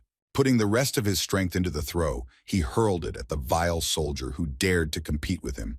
The guy even saw the stone he threw frame by frame, suggesting that the heavy bracelets could have caused such an effect. The stone hit the warrior on the cheek, leaving a small cut that was easy to dodge, which enraged the man. Taking advantage of the moment while the enemy was disoriented, the student prepared to deliver the decisive blow. Putting all his strength into it, he charged straight into the brazen face of the self-confident fighter with his fist. But the guy didn't limit himself to just one blow, trying out the 3 happiness technique on his offender. But before he could finish the beating with his fist, putting an end to it, the commander's subject stopped him. The spear fell with force on the boy's head, knocking the last remnants of spirit out of him. Exhausted, the young man lay on the ground, thinking that he had allowed himself to be defeated by a frail gang of soldiers. The rest of the warriors, wanting to avenge their commander, immediately pounced on the poor guy. The possessed men beat the student using both their hands and feet, and were not afraid to also use a wooden pole with spears. Having quickly recovered from the series of blows, the commander ordered the soldiers to disperse and took one of the buckets of water. Having cursed the beaten guy, he poured all the water from the bucket on him and ordered him to get up. Hearing the young man cough, the soldier announced to everyone present that he had come to his senses and therefore could continue. A crowd of healthy men pounced on the poor guy and continued to beat him with their feet. The wild animals in human form stopped their atrocities only with the onset of evening. One of the soldiers suggested finishing off the vagabond, but his commander forbade the killing, fearing the wrath of the Ami clan. The man told the soldiers to leave quickly because they still had to spend the whole night drinking. As the men left the crime scene, they hoped that no one would take revenge for this homeless man. Ryu Yang convinced his mentor that he had gone out late in the evening to pick a medicinal flower, but the wise old man was not so easily fooled and continued to suspect his student. The boy played out a touching scene in front of the teacher, convincing him that he had simply resigned himself to his hard fate, but the old man told him to leave so as not to spoil his appetite. Wanting to quickly deal with the missing student, the young master for some reason felt a certain anxiety in his soul. He wanted to make sure that Dan Sama returned to the camp well, and if the reason was trivial, then he would punish him properly. Namgung San ran out of breath to meet the master, clearly worried about something. The guy said that they had a problem, but he couldn't say what exactly happened. He only mentioned Dan Samu. The teacher advised the student to calm down, only guessing what had happened during his absence. The headman said that the missing student was in a serious condition and was ready to leave this world. But the mentor did not believe his words, thinking that they were trying to play a joke on him. Clutching his head, Namgung-san only asked for the master to quickly see everything with his own eyes. The genuine horror in the young man's eyes made Master Sabu change his grin to a stony expression. As soon as he entered the hall, he saw that the students were milling around Dan Chel-yong, who was lying on the bed. They said that when they found him, he was already in that state, unconscious, and the ground around the guy was trampled with footprints. The teacher analyzed what he heard and decided to clarify whether the boy had really been beaten and left to die in the forest. Hyunun confirmed this and added that the other traces indicated that the victim was actively defending himself. With a grim expression, Sabu decided to sum it up by saying that his student had lost the fight, and the students took up his theory. The master clenched his hand into a fist, in which one could feel incredible power, strength, and fury. The next second, the fist suddenly flew into the wall next to it, causing a web of cracks to appear from the impact. One of the students came to the wounded man's defense, claiming that there were a large number of attackers, and at least one of them was skilled in martial arts. Miraculously surviving after such a long beating, Dan Cheo-young needed a doctor, whom the mentor ordered to call. Not having heard his teacher's order, Hyun-ung dared to ask him again what the master liked to do least of all: repeat. His enraged cry resounded throughout the camp, calling for a doctor to be called immediately. After some time, the students returned to the very place where they found their classmate. Pointing to a place with many traces left behind, the boy said that the student had been lying approximately here. Reconstructing the picture of the events that had taken place in his head, the mentor wondered who dared to do such a thing. The master learned that there were 17 attackers and that they were heading towards the village, most likely being simple hooligans, except for one who was skilled in martial arts. Rejecting the possibility that Dan Sam could in principle lose to such an opponent, the teacher suggested that the guy was first hit on the back of the head, and then the whole crowd attacked. Enraged by the unfair fight due to the opponent resorting to dirty tricks, the teacher could not leave it like that. The mere thought of his slaves being used by someone other than himself angered Saba beyond measure, something his student, who had never seen his master like this, noticed. The headman was at a loss as soon as he saw his classmate being beaten up, and was glad that Sabu came to their aid. The teacher immediately gave everyone present commands on who was supposed to do what, navigating the area as if they were born here. The mentor gave instructions to the remaining students, sending them to get a medicinal plant, giving them an hour to search. The teacher saw that the students were still there and shouted at them to get a flower so as not to waste a minute. The master ordered his disciples to return to the camp, believing that the doctor had already arrived, and he himself was forced to stay for a long time. Namgung-san, although he followed the wise Sabu's teachings, sometimes did not always understand him. As if to demonstrate the strangeness of the decision, he instructed Huang Bo-jin to go to the village and buy some sake. Since Huangbo was from a family of rich merchants, there was a possibility that he would buy the most expensive thing and return back immediately after purchasing it. Namgung's twin thought that the drinks were bought for the doctor as a token of gratitude, but the teacher refuted this guess, since the budget was already exceeded. Looking at the buckets, the master felt sorry to throw them away, and since they were already there, he decided to send Namgung-san for water.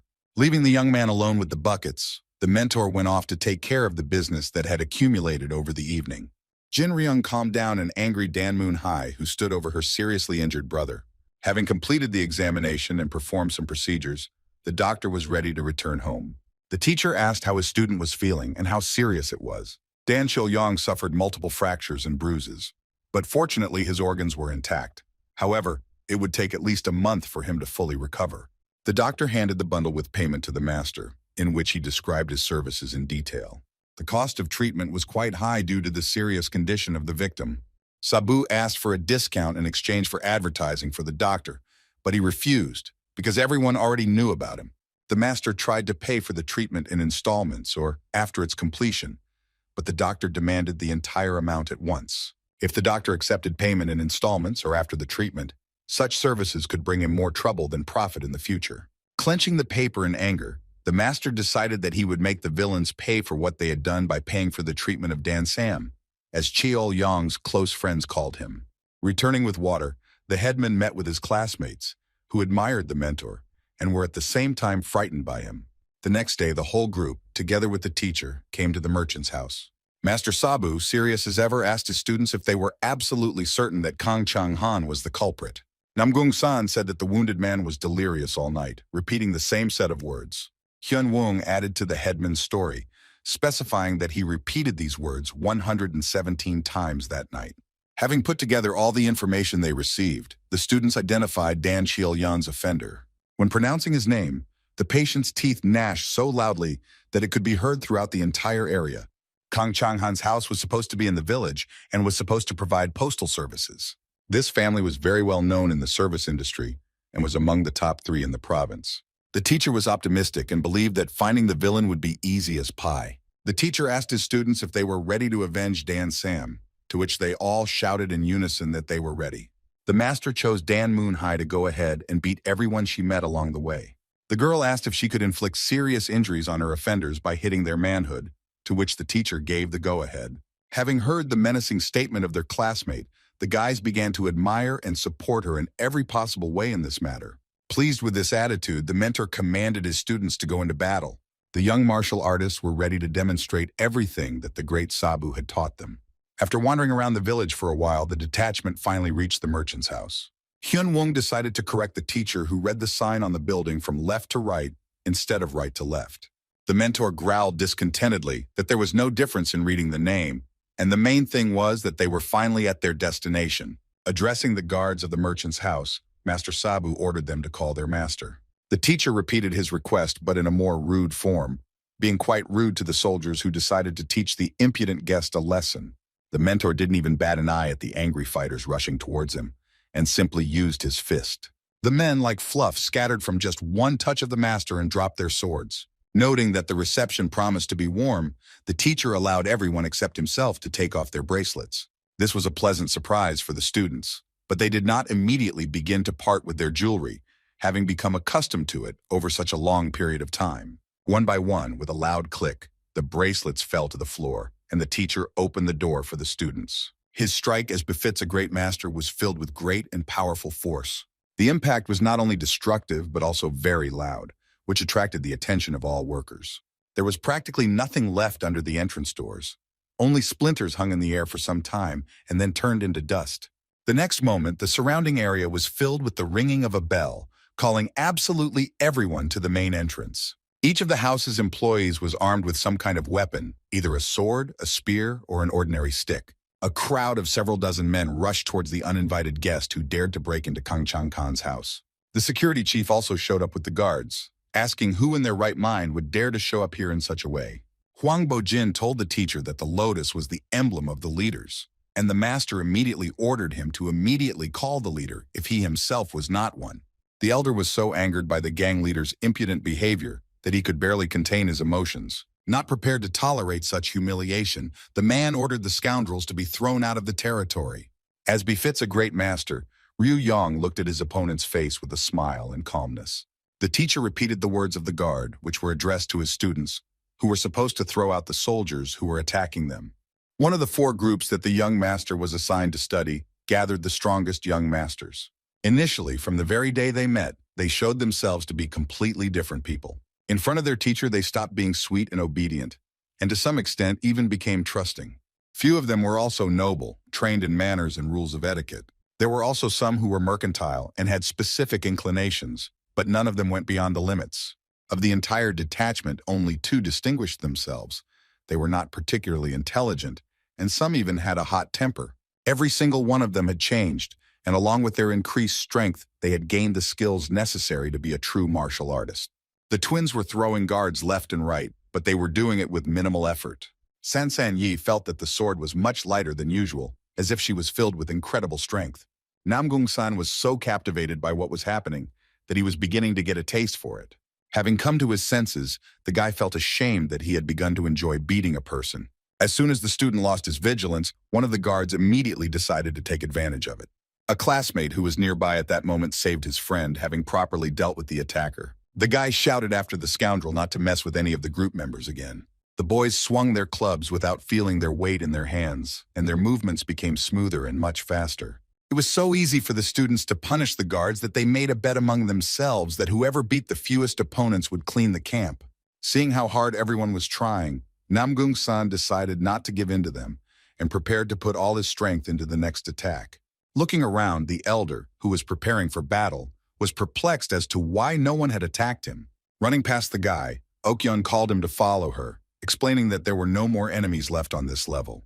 The girl wanted to win, and to do so she needed to get at least a double-digit number, while San had only 6. The young man was not attracted by the prospect of washing floors throughout the entire camp, and he followed his classmate.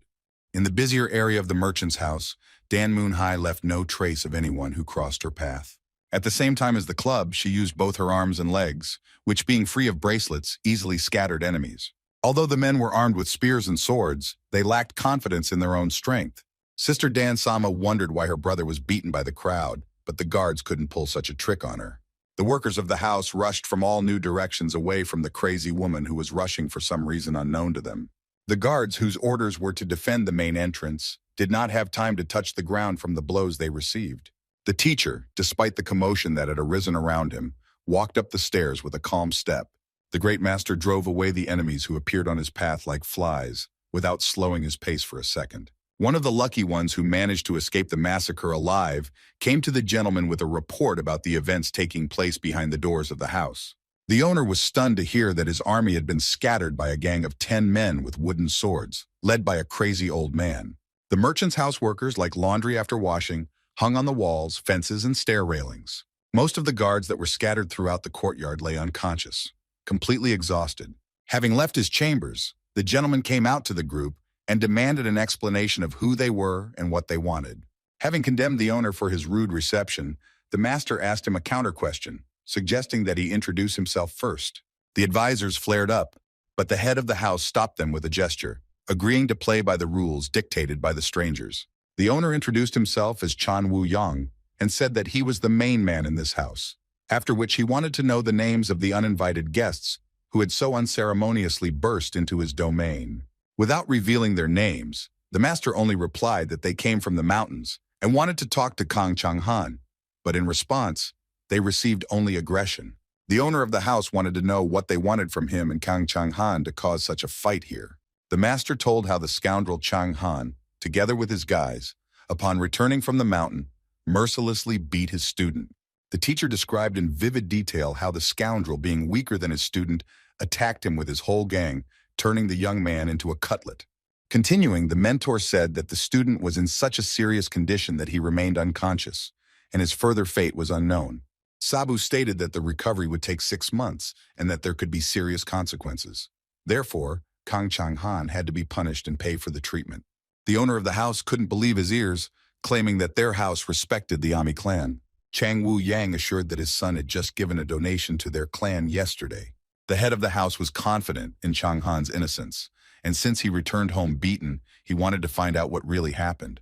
The master ordered his servants to bring the man, who, according to his assurances, had not yet managed to go far. The servants dragged Kang Chang Khan, who was indignant that his appetite had been ruined, and Master Sabu, as soon as he saw him, without a second doubt about the culprit, wanted to get straight to the point. The scoundrel's father stated that Chang Han was not a bad man, but could appear tactless when he was drunk. The tipsy man was immediately doused with cold water on Chan Wu-Yang's orders to sober him up. The teacher sternly asked the scoundrel whether the beating of another of his students yesterday was his doing. The owner's son began to mumble that the guy started it first, and he was simply defending the honor of the house. But the master, confident that the culprit was lying, wanted to listen to his accomplices. Chang Wu-Yang pointed fearfully at the people the evil old man wanted to interrogate. Turning around, the master looked at the guys who had taken part in the unfortunate incident, but saw no one except the beaten guards. Deciding that the villains wanted to get rid of the evidence, the teacher called on them to immediately stand up and defend themselves. The enraged Kang Cheng Khan drew his sword, wanting to punish the impudent man who decided to disgrace his house. With his usual calm, the master threw down the club and ordered his student to catch it.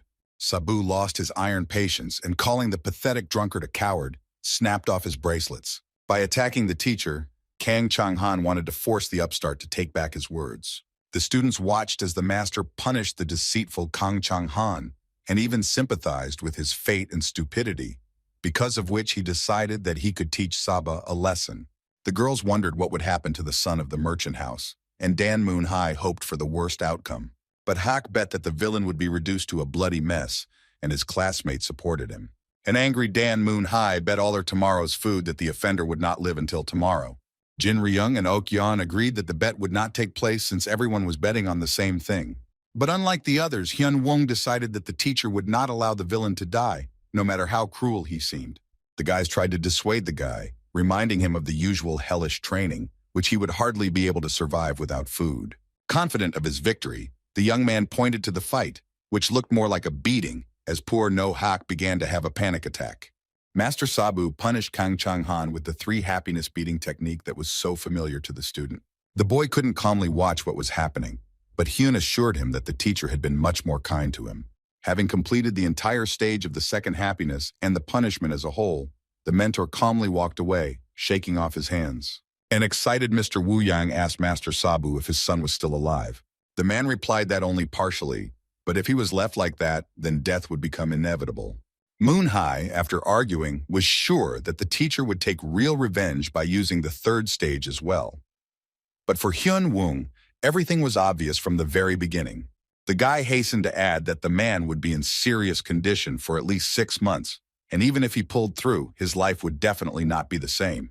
Moon Hai's twin agreed that the rest of his life would seem like hell to Kang Chang Han. The guys were surprised at how vindictive and cruel such a sweet girl could be. Chang Wu-Yang informed the master that he would conduct his own investigation, but he could not simply let go of the man who had blackened the name of their house. The man could not allow anyone to find out about these circumstances, risking the cooperation of their house. The master treated the statement with complete calm because he did not see in the old man even a hint of his opponent. The teacher called Chang Wu-Yang to him, who was happy to fight for the honor of the house. Suddenly, the man's legs started moving so fast that they pushed the wind away from them. And at some point, having properly warmed up before the fight, Wu Yang pushed off with force. The technique used by the merchant seemed very familiar to the fascinated Jin Ryung. At some point, Chang Wu-Yang, who was hovering in the air, began to quickly move from one place to another, changing his position every second. Several swords flew at the calmly standing Sabu, literally surrounding him, not giving him the opportunity to move to the side. And at that moment, Jin recognized the technique that belonged to the Ami clan. Outsiders were not taught such a technique, and from this it followed that Wu Yang was the successor of the clan. Having completed the final stage, the head of the merchant house unleashed 16 chaotically flying blades at the teacher. The girl did not understand why their mentor did nothing against such a strong technique. Sabu was only a few centimeters away from the blades flying at him, but he stood there without moving. The students watching the duel held their breath, worried about the fate of their mentor. Just when Chang Wu-Yan thought he had pierced the impudent old man, he saw that he was no longer there. Before the man had time to come to his senses, the teacher appeared next to him, already raising his leg to strike. With his signature move, Sabu knocked the wind out of the head of the house, and with it, the confidence in victory. The teacher watched as the overconfident Wu Yan, just like his son, failed to defend the honor of his house and flew high. The girls were amazed by the skill of the teacher, who blocked the chaotically flying sword with extraordinary ease. Classmates wondered what they had just seen, and what was this amazing technique that their teacher had used. Hoping that the father of the family had not lost consciousness from the strong blow, the master wanted to complete one matter concerning Chang Han. But he was again thwarted, and this time these people were the advisors who came to the aid of the beaten merchant. On one side, the advisor, who occupied the second most important place in the house, pounced on the teacher, twirling his glaive. From the other side, his deputy pounced, holding out the sharp tip of a spear in front of him. Without taking his hands out from behind his back, Sabu dodged both the spinning glaive from above and the spear strike from below. Grabbing both weapons, the master stopped the attackers and jumped up, lifting himself off the ground. He began to spin right in the air, spinning his opponents, who screamed in fear. Spinning even faster, the advisors could not resist and flew off to different ends of the estate. Having smoothly descended to the ground, the master said that his technique had no name, while continuing to amaze his students. Having discovered that the gentleman had come to his senses, the teacher went towards him to put an end to their confrontation. The magnanimous Sabu spared the merchant, hitting him only once, but warned him that real problems were yet to come. With a sinister smile, the master realized that Chang Wu-yang did not know the whole truth and did not understand what exactly his subordinates did to the student. He said that his student was the firstborn son of the head of the Dan family, who was famous for his knowledge in the production of various poisons. Wondering what to do with the merchant, the young master decided that they would definitely find something to talk about in private. People around the merchant's house were whispering, discussing the events that had taken place there. When the students returned from the estate, their bracelets were lying in the same place where they had left them. Putting the bracelets back on, the girls complained about the decency of the locals, who, as it turned out, were unable to steal even one of them. But Hawk said that he couldn't feel his legs and arms, and the guys rushed to reassure him that perhaps memories had come flooding back to him when he saw the teacher's technique. While his classmates argued about whether Sabu had done the right thing with Hawk, the class leader glanced at the others. Huang Bojin lost his mood as soon as he put the shackles back on, and Hyun Wung was interested in the teacher's conversation with Moon Hai. At the same time, Moon Hai came out of the estate, which caught Nam Gung San's attention. In order not to waste time on guesswork, Hyun Wung suggested asking the girl directly. The victim's sister said that Master Sabu gave her the opportunity to choose on behalf of Kil Young how to resolve this conflict. Hyun Wung was surprised that the teacher asked Moon Hai's opinion, thinking that he could easily take everything valuable for himself and leave it in his storage. The boys asked the girl whether she had spared the offender or ordered him to be executed, and Huang Bo-jin even suggested that they be paid regular compensation. Even though the classmate wanted everyone involved in the beating to get their punishment for the rest of their days, their plan was not so cruel and wild.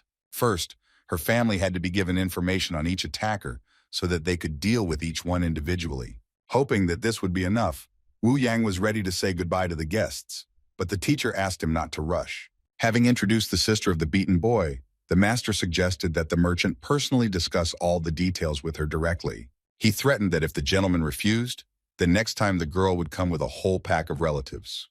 Chang Wu-yan decided to negotiate, assuming that the mentor was aware of the student's demands. Shaking his head in displeasure, Sabu expressed surprise that the younger generation was not aware of such things. The master loudly asked if the merchant knew how to resolve such issues, directly hinting at money. The man agreed to pay for treatment, moral compensation, and send parcels to the victim's family every year.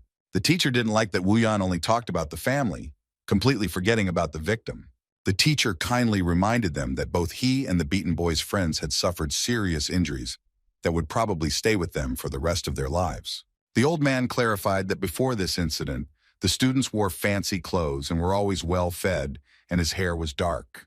The master blurted out that he had suffered from such worries, and the students were running back and forth, tired both mentally and physically, not to mention the days and money spent. Chung Woo-young didn't understand what this old man who was pulling money out of him wanted from him, but it was not even possible to challenge his decision. Having agreed to compensate every penny, Chung Woo-young asked only one thing in return: to forget about this incident.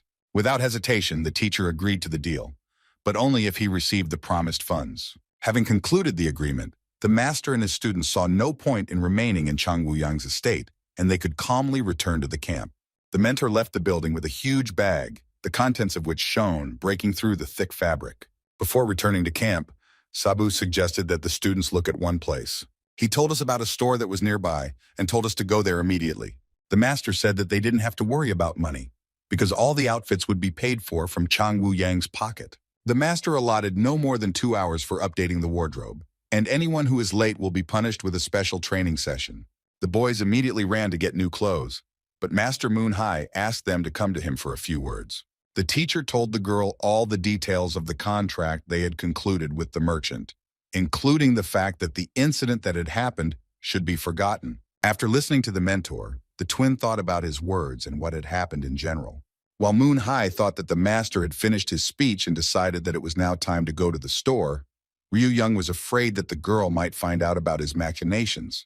Deciding that she wouldn't find out anything anyway, the teacher left her alone and allowed her to join the others in the store.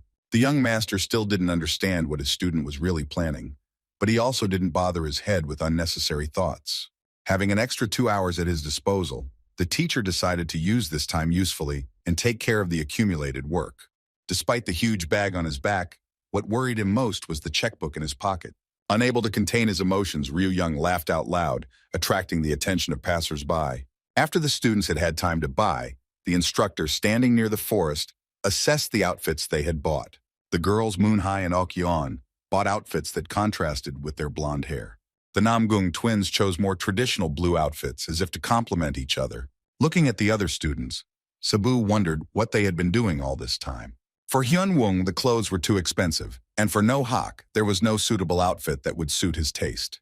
Looking like a peacock, Wang Bo-jin donned a brightly colored suit and even ordered a couple of accessories. The outfit that Jin Ryung appeared in raised many questions from the master, because she looked exactly the same as before. The deputy headmistress was indignant that the new outfit looked old-fashioned, and Namgung-san immediately rushed to convince her otherwise, showering her with compliments. Suddenly, the young man received a wooden sword in the back, and from the unexpected blow, he fell to the ground. The master apologized, explaining that the stick had accidentally slipped from his hand and hit the headman straight. The teacher ordered everyone to go home, but warned that those who lagged behind would be trained in an intensive mode.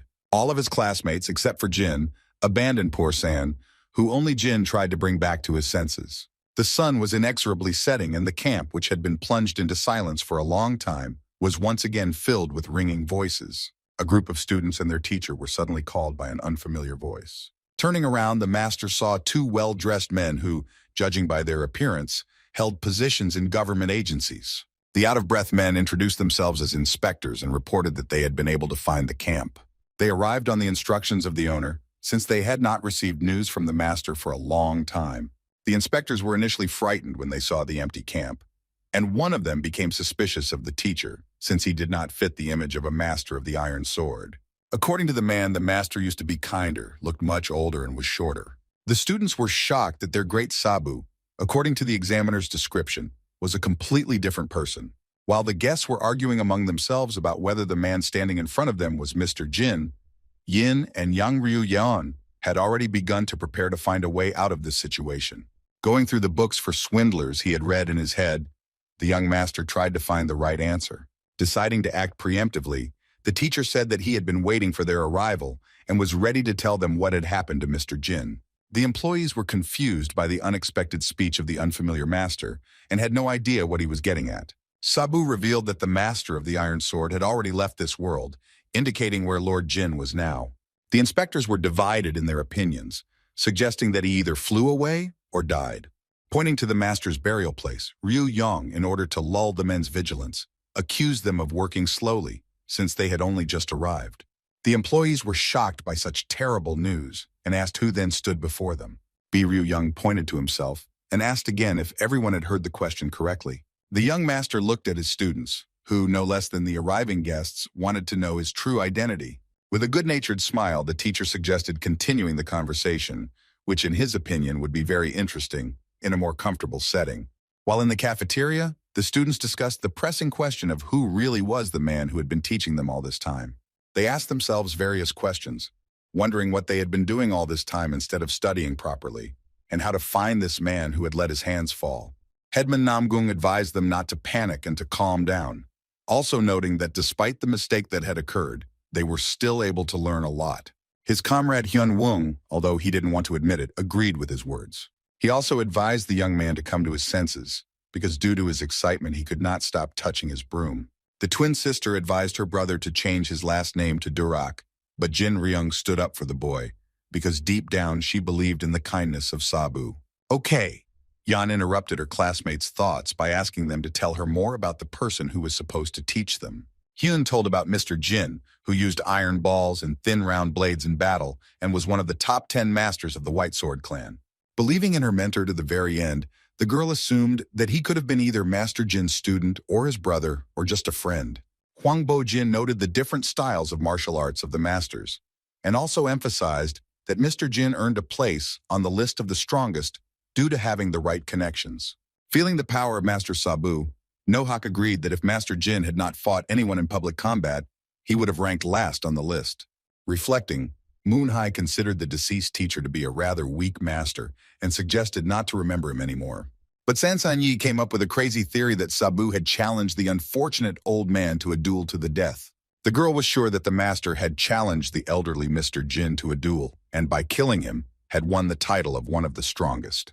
Everyone present could not even imagine such a crazy and cruel version of the development of events. Without a second's hesitation, Nohak supported this theory, while the headman denied everything to the very end. Hyun Wong, while acknowledging his teacher's lack of kindness, believed that he would not kill someone for the sake of fame, but it was also impossible to explain why he hid his identity. While everyone was slandering the teacher, Jin Ryung stood up for him, suggesting an option in which the killer could have been someone else entirely. Dan Moon-hye thought that if she wanted money, she would kidnap Hwang Bo and threaten to kill his family, but the teacher would come up with something more cunning. Even though the situation seemed very strange, Hyun had some guesses about it. First, there was definitely a connection between the masters, but since the late Jin had no relatives, Sabu couldn't be part of them. Considering the age and character of both, they could not be either students or friends, except perhaps just acquaintances. Noticing the teacher's build, the boys were suspicious of his age, assuming that he could be middle-aged or perhaps even younger. The young man's second guess was that Sabu might have asked Mr. Jin to replace him while he was dying. By taking a fee from the old man, the mentor could agree to fulfill his last wish to help poor children. Thirdly, the meeting of the students with the master was very successful, at least for them. Even though the acquaintance was quite specific, as was the training, its importance could not be denied. Continuing the conversation, Hyun Woong asked his classmates if they felt anything unusual when they were in the merchant's house. As much as everyone would not like to admit it, over the course of their training they were able to develop incredible strength. It was hard to believe that they were able to achieve such a result in just 2 months. But despite this, No-hak was not impressed and continued to harbor a grudge for his punishment. Jin Ryung's firm opinion was that all the knowledge they had acquired was invaluable for their future. Namgung-san supported his friend, noting that the acquaintance with the teacher could come to an end, especially after the inspection visit. His friend was sure that their choice could also affect the outcome of the negotiations, and they must decide whether to return to normal life or continue the hellish training. The staff were distraught to hear that Mr. Jin had died at the hands of street thugs, and at the time of his death had asked to replace him in teaching the children. Ryu Yang continued to back up his lie with details, saying that he had met the master but very rarely. The young master tried to express sympathy for the deceased, mentioning his favorite activities and bad habits. The old man's death was so sudden that Sabu didn't even know who to tell about it. He wasn't part of any community of masters, but he couldn't leave his children in trouble. The men were so naive that after such a speech from the mentor, they took the lie at face value, believing in the friendship between Mr. Jin and Sabu. The inspectors wanted to know the master's name in order to tell about his noble deed in the city, but the teacher brushed it off, saying that he did not need the praise of others. Since Ryu Young taught for free, he asked the staff for money for the children's needs, and the guests were surprised that it was possible to teach someone without proper funding. And then the young master realized that the old man's money was not his salary, but was allocated to the camp workers, such as guards, cleaners, and cooks. The employees were interested in where the food came from, and how the issue of cooking and washing was resolved.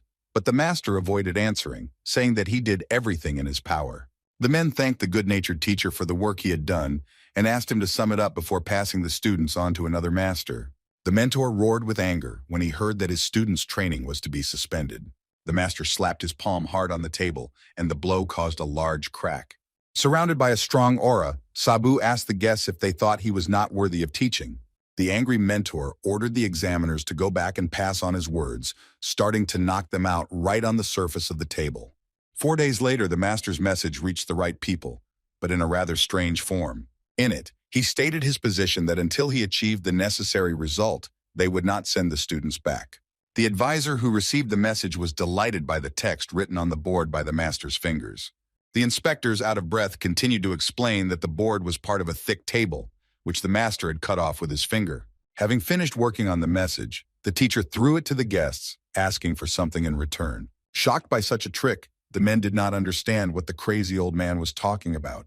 The mentor became angry again, explaining to the employees that they were deliberately pretending not to understand what he was talking about. Sabu asked for financial support for the words spoken to the boys, that the workers felt sorry for them.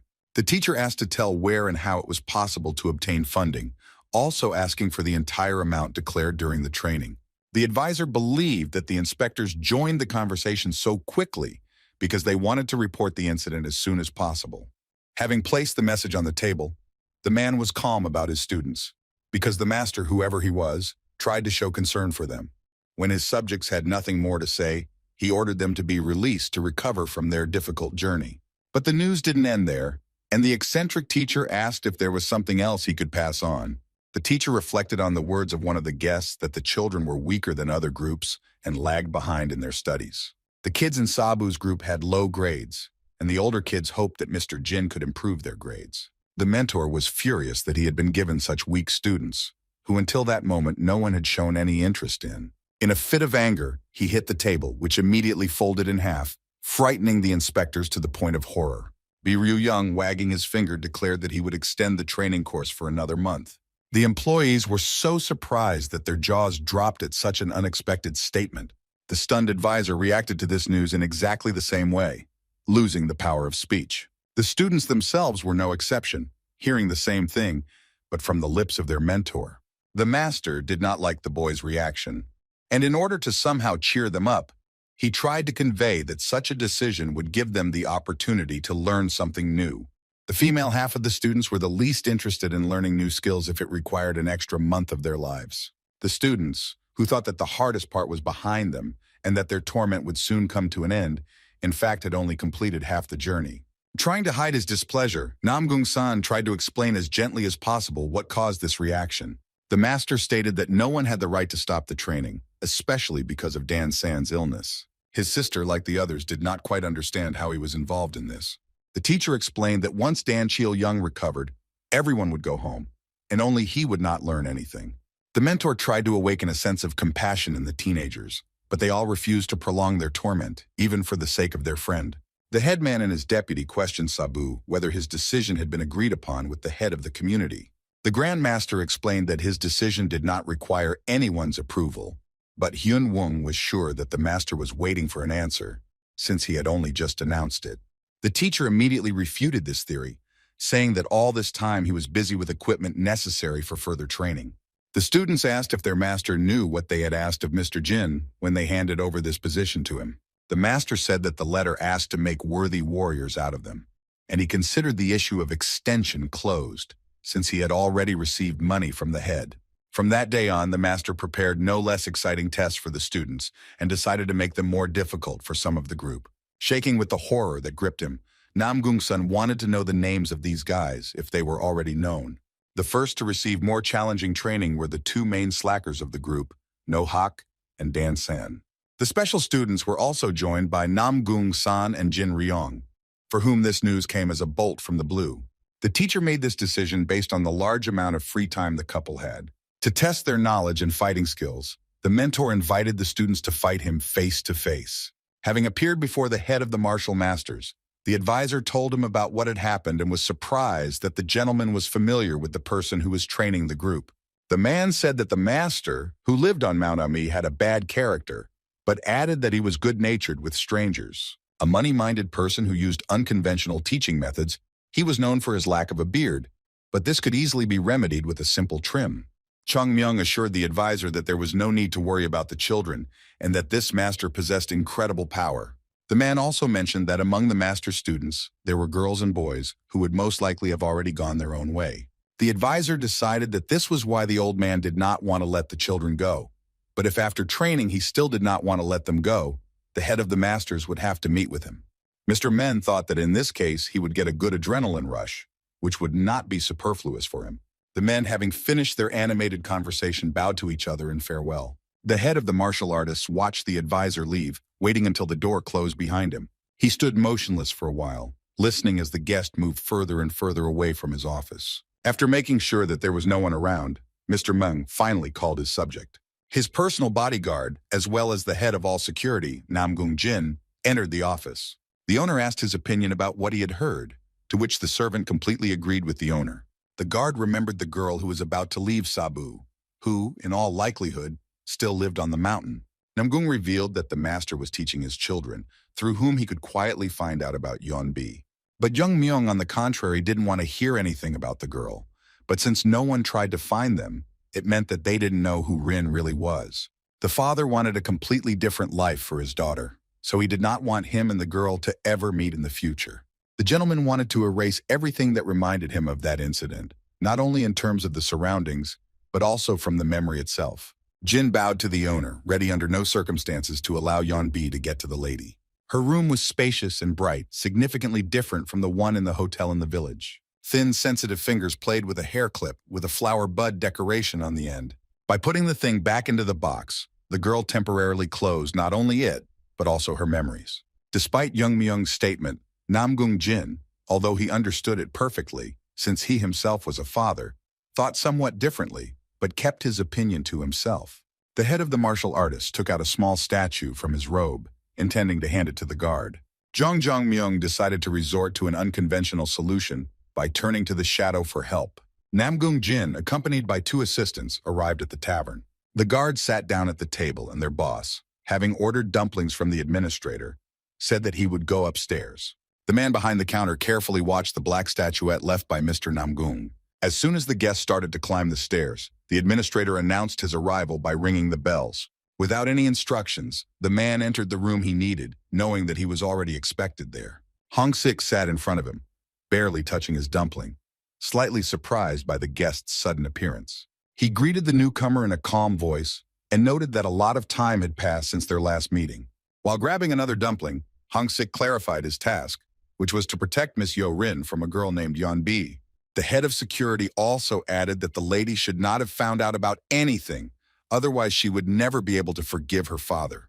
Namgung Jin warned of the girl's skill, who could single-handedly take over the entire martial arts community. The spy wanted to make sure that he was given all the information he needed for the job before taking on the job.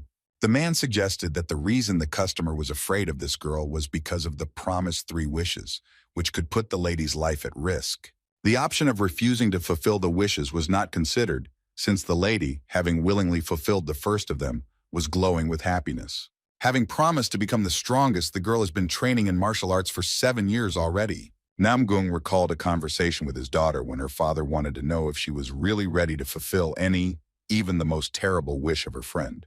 The daughter stated with unshakable confidence that Yeonbi would never ask for such a thing, and even if she did, she would have a good reason for it. The girl said that she would comply with any condition up to the very last point, unless it would harm her father. Worried, Mr. Men wanted to know if his daughter would fulfill her wish, risking her life in the process. When mortal danger comes, Yeonbi will not hesitate for a second to try to protect her, even if she has to sacrifice herself.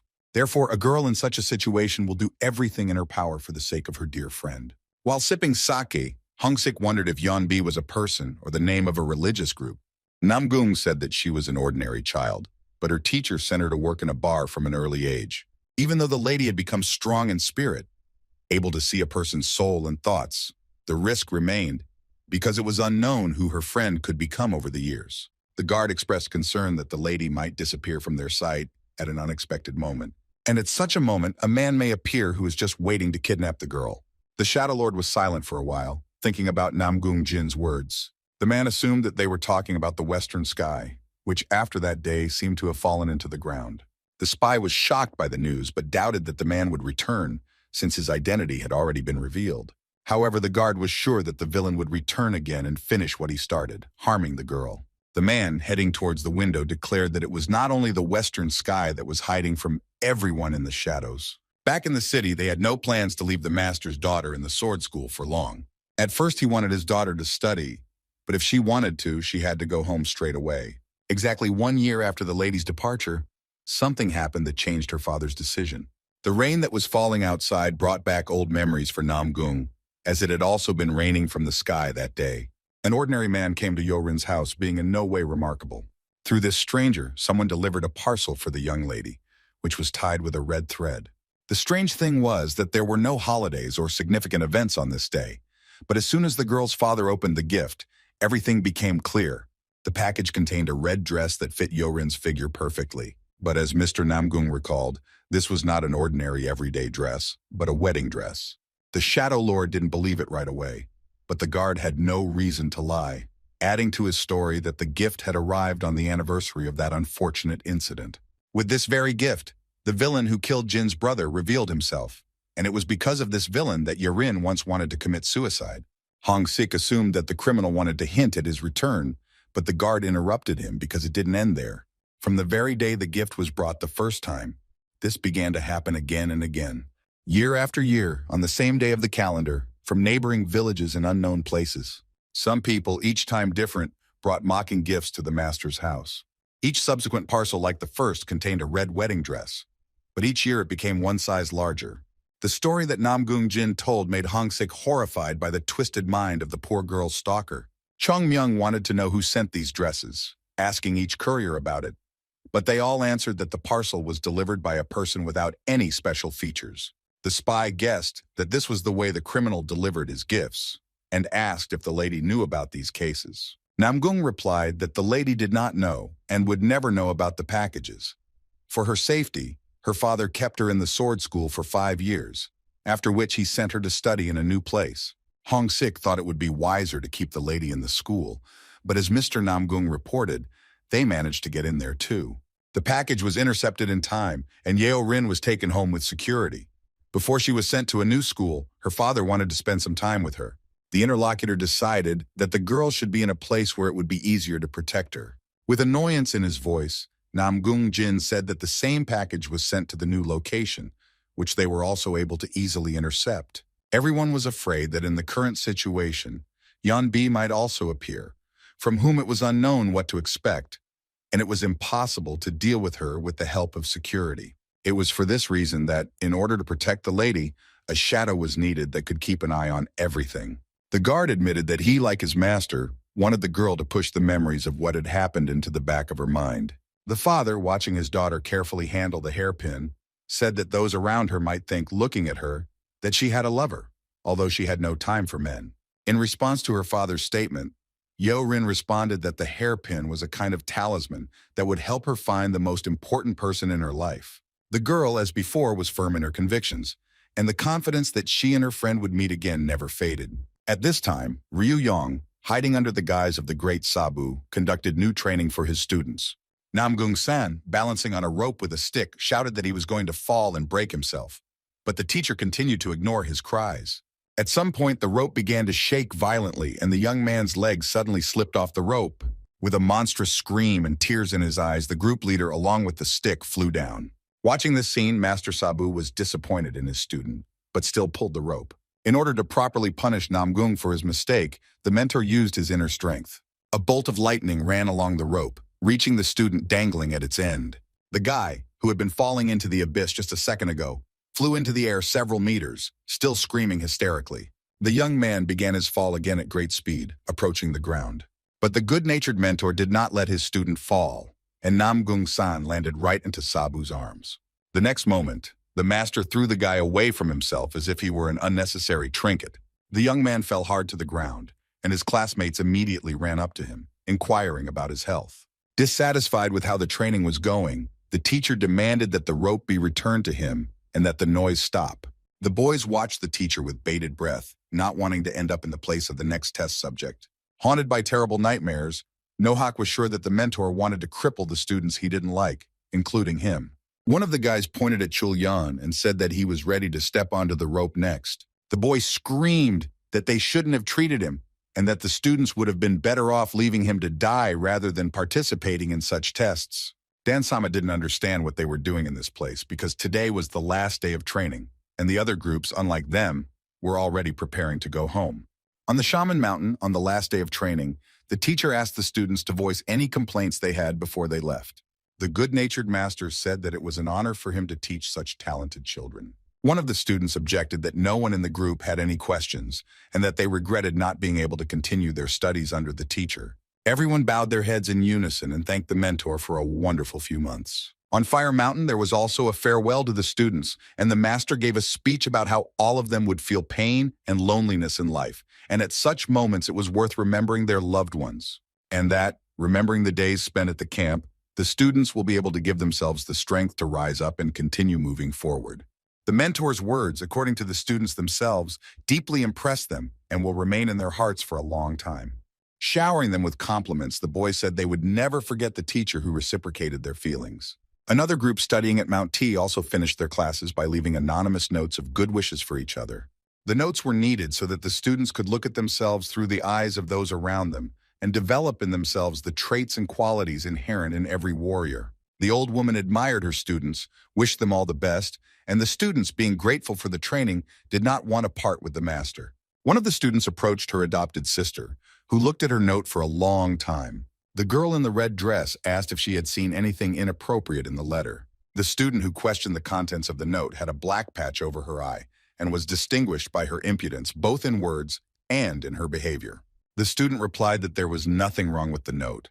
It was just that 4 people from the group wanted to see her smile. A friend suggested teaching a lesson to these 4 impudent people who wrote something indecent to her. Ryan Doko, a girl with an eye patch, was asked by her classmates to be more polite and gentle when speaking to men. The girl said that she wanted to tear up the note, but after seeing the phrase left by the headman, she decided to keep only it because she believed in her friend. Sister confirmed that her note also contained a line left by Ryan, saying that she would succeed. The girl in the red dress left this wish from the bottom of her heart, truly believing in the written words. Not liking such sentimental moments, the student turned around and headed to her room to pack her things. And while everyone was saying goodbye to the masters after finishing their training, the group on Mount Ami continued their hellish training. Tired to the limit, Dan-sama argued with his sister that it was better to live in hell than to train like this. Pointing to a rope stretched between the rocks, the young man assured that with such training, one could say goodbye not only to healthy joints, but also to life as a whole. Moonhye tried to shut her talkative brother's mouth so that the teacher wouldn't hear their dissatisfaction.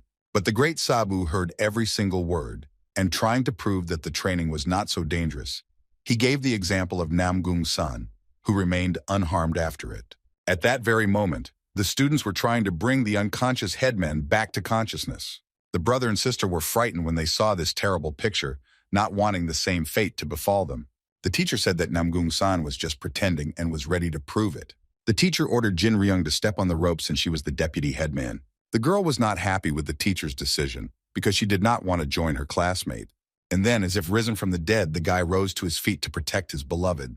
The students were amazed at how incredible the power of love was that made poor Sand go back to his deadly training. Pleased with his rightness, the young master boasted to his students, who were greatly outraged by his cruel behavior. But suddenly, Jin Ryung herself began to stand up for her savior, offering to go out on the rope instead of him. The teacher decided to clarify and said that no one should worry because everyone present would go through this. And every day they will walk along it over a huge abyss until everyone can reach the other side. The group went through the tests accompanied by loud crying, and the master kept wondering how they would cope with the remaining, even more difficult tests. Sabu prepared so many different tasks that the students, if they do not manage to complete them, will be forced to stay, and the teacher will ask them to extend the course. Sitting on a chair, the master held a rope that served as a safety net for the training student. This time, Huangbo Jin was on the rope, shaking every second as he stood above the abyss. The guy had already walked most of the way, and his friends on the opposite side were encouraging him in every possible way. Unable to bear such stress any longer, the student decided to take a risky step. Suddenly, he rushed along the rope at great speed, not trying to hold it so as not to swing it. And the very next moment, he jumped from the rope onto solid ground and received sincere congratulations from his friends, who were so worried about him. As time went on, more and more leaves fell from the trees, leaving them almost bare. San Yi assumed a fighting stance to concentrate before taking on another difficult task. Fully prepared, she pushed off the ground with such force that it seemed she was trying to spend as much time in the air as possible. The girl ran so fast that it seemed as if she was floating in the air. The student quickly and deftly ran across the sharp blades, and her feet seemed not to even touch the bladed weapons. The students watching the demonstration were more pleased with the success of their classmates than with their own. Huangbo Jin and Nohak were hanging upside down, tied to a huge rock. Armed with a basket full of pine cones, Moon Hai and Keel Young were ready for another training session. Just as Sabu had done in his time, the young master, sitting on his throne, snapped his fingers, announcing that the task could begin. The twins enthusiastically began throwing cones at their targets using their entire arsenal. The students, tied to the stone, began to wriggle like snakes, dodging every cone that flew at them. Admiring the persistence and skills of their classmates, the guys began to applaud as soon as they successfully passed the next test. Time passed, the training did not stop but only intensified, bringing the students ever greater achievements. Jumping into the water with his hands tied behind his back, Nam Gung San untied himself without difficulty, feeling extremely happy with his success. Classmates never ceased to be amazed by each other's new skills and achievements. The students developed so much that they even used the knowledge and skills they had acquired during their studies in cooking. Even fragile and tender girls were able to achieve such a level of strength and endurance that they could now compete equally with men. As soon as the last orange leaf fell from the branch, the difficult lessons were finally over. Sitting in his room, Ryu Young thought that it was time to send the students home. He tried to figure out where to get money for the trip, and the guy came up with the idea that they should get to the city on their own, considering this the last test. The young master considered himself not as cruel as his mentor, because he did not want the children who spent so much time training to end up becoming bandits. As always, without knocking, Sabu burst into his student's room, accusing him, as usual, without any particular reason. As soon as the anger that clouded the old man's gaze subsided, he was horrified to see the state Ryu Yang was in. With a mask on his face, the student said he was almost scared when cucumbers fell from his mask. The boy explained to his angry mentor that he decided to make himself a mask because he had been feeling much older lately. Believing that the product should be in the stomach and not on the face, the master suspected the student of some kind of business, because of which he was constantly late at work. The teacher immediately demanded a confession from his student, suspecting him of having started dating someone. However, the student was not so simple because over such a long period of time, he managed to study the master's habits well, and he decided to answer. Sitting down at the table, Ryu Yang, trying to hide his excitement, told his mentor about his inner experiences. They consisted in the fact that the poor student always lacked gold coins to provide his wonderful teacher with worthy gifts. Having assured that he didn't like alcohol much, Sabu nevertheless accepted the gift from the guy and was forced to drink it, continuing to enjoy the beautiful day. But even after the master received the bottle with the drink, his suspicions did not disappear, and it seemed to him that the student was trying to get rid of him in this way. The mentor returned from training looking tired, and Ryu Young kindly prepared lunch, which was already waiting in the old man's room. The man, unhappy that his entire room smelled of food, rushed to fix it. But the big cat stopped its owner with a menacing roar, also reminding him of itself. The master added that next time the student should take care of his favorite as well. As he washed the mask off his face, he was unhappy with the fact that, in addition to buying treats for the old man, he now had to buy treats for his big cat as well. Wiping his face, the boy compared his life to slavery or serving a sentence for a crime. As soon as Ryu Young remembered the criminals, a great idea came to his mind. The young master came up with a way to solve the problem of sending his students home. All that was required for this was to visit the gentleman who ran the merchant's house. Shaking with every movement, Chang Wu Yang looked sick but continued to work. The servant, noticing the state his master was in, offered him a rest, but the man refused, citing the large amount of work. The assistant was pleased that orders had increased, and the rumor that had been spread played into their hands. People outside the estate walls were discussing the incident when a gang broke into the house and turned everything upside down, but no one knew what exactly happened. Because all the goods remained intact, people believed that the workers had protected them, fighting to the last. The employee, while telling how lucky they were, also noted the extraordinary talent of the leader, without whom none of this would have happened. Not being a fan of sycophancy, the gentleman ordered that they stop praising him and close the topic of conversation, because just the thought of it made his heart bleed. Suddenly, like a bolt from the blue, the bell rang, and the men immediately understood who had come to visit them. Shouting the name of the crazy old man and shedding tears, the men fell into wild hysterics. The merchant joyfully greeted the unexpected guest, even though he was shaking from the mere sight of him. Knowing that there had been a shortage of couriers lately, the master offered to help the gentleman with this issue, but was surprised at how he was received. Chang Wu Yang, surrounded by his guards, claimed that under any circumstances they were all glad to meet him. The teacher learned that the office was supposed to deliver cargo in the direction the students were supposed to go and suggested using them as security. Sabu explained that since his disciples were about to travel, the master could kindly help them with the journey, while they would help him with the delivery of the cargo. The teacher regretted that he could not join the trip but noted the high level of skill of his children. Not one to take no for an answer, the master approved the deal, even though Wu Yang had not said a word during the conversation. Knowing that he had no choice as such, the man began to look for the positive aspects of this situation. The merchant did not refuse the offer, remembering the enormous strength that the old man possessed. The gentleman agreed to accept the master's students, and the grandfather immediately added that after the move, he would like the children to be paid for their work. The master also wanted his disciples to be fed, and Mr. Wu Yang, after thanking him, informed the old man that they would be leaving early in the morning. Having learned the departure time, the master said goodbye to the merchant, but managed to throw out a few parting words.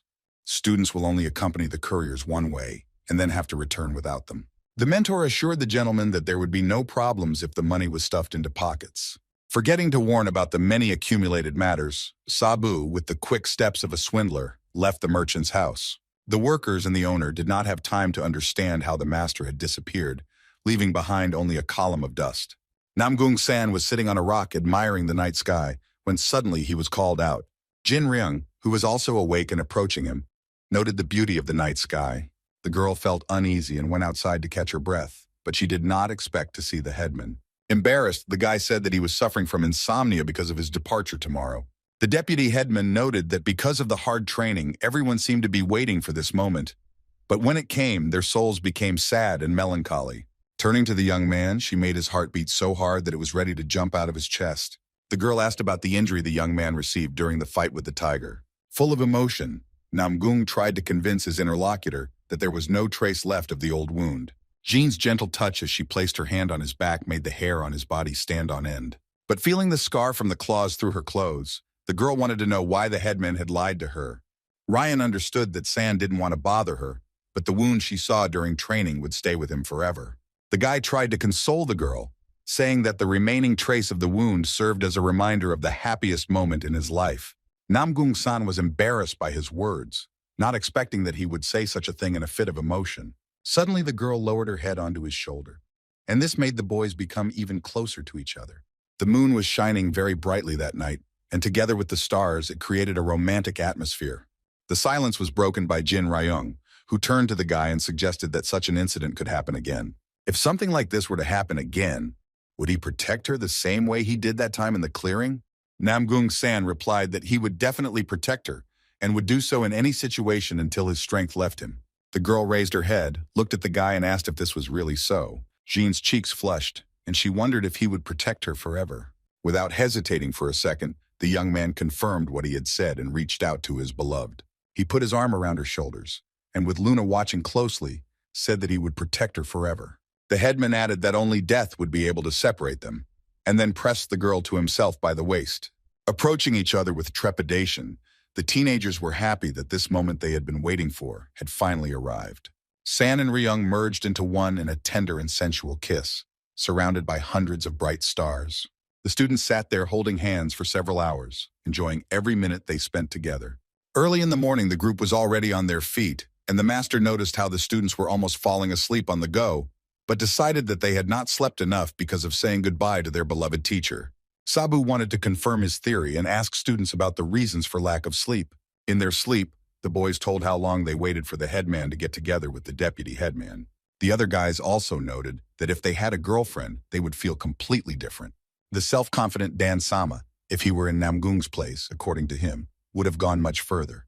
San Sun-yi couldn't understand why Jin Ryung chose her brother, but she still respected her decision. The teacher, expecting praise, was so angry that he suggested testing the fighting skills of everyone present. Yun Wung began to deny it, claiming that they hadn't gotten enough sleep because they had cried all night, unable to accept parting with the master, and that everything else was just a joke. The mentor had a hard time understanding the students' words, and then the others began to support the story, adding similar phrases. After listening to everyone, Sabu asked what the dried ribs were doing on the roof in that case. The girls were shocked, as they had no idea that their surveillance had been noticed by Sabu. Then the mentor revealed two more spies who were hiding around the corner of the house. The other students also distinguished themselves by disguising themselves as trees, and someone lazier, with a limited imagination, even pretended to be part of the stone. But one of the students showed intelligence and climbed a tree for a better view. The teacher watched the students who were supposed to be sleeping, but instead were watching the couple in love. Namgung and Jin wanted to sink into the ground from shame, being so carried away by each other that they did not notice the curious onlookers. Sabu watched the students who had recently been so brave but now looked simply pathetic, and he wanted to send them to the merchant's house as soon as possible. Having ordered his disciples to stop talking, the master announced that they had to set out on their journey. And then the mentor made an official statement in a serious voice, which brought tears to the boys' eyes. The great Sabu said loudly and clearly that from now on, their course of training was over. The teacher, with a good-natured smile that was rarely seen on his face, announced that it was time for the group to return home. The master also asked the students if they knew the truth, what could have become forever attached to their hearts. The boys, one and all, responded that from this moment their hearts would forever be connected to the great Sabu. Pleased with the answer, the mentor turned around and trudged towards the village to make it before the delivery departed. Hot and young hearts were ready to follow the teacher wherever he said. While sharpening the blade of his sword, the man read everything he needed to and decided that he would soon send everyone to the next world.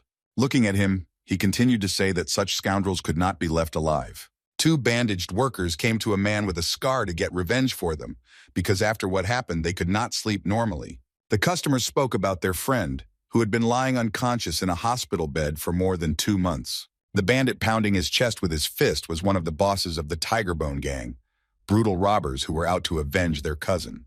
He told those who came that his brother had been sent to the merchant's house to obtain information, and the leader of the gang was seriously angry. The injured men shared information they had obtained about an upcoming trip that would involve the very people who injured them. The bandit was not afraid of children and was going to avenge his brother, but he was really interested in something else. Former employees of the house told about the cargo being transported, of which only one item was valuable, which allegedly contained jewelry. But hidden among them was a real treasure of incredible handcrafted work, a Buddha statue decorated with diamonds. The men insisted that the statue could fetch a fortune, but they would also defend it, fighting to the death. The leader of the Tiger Bones, for the sake of such a big prize, decided to unite with the Dragon Bones, the largest gang of mercenaries.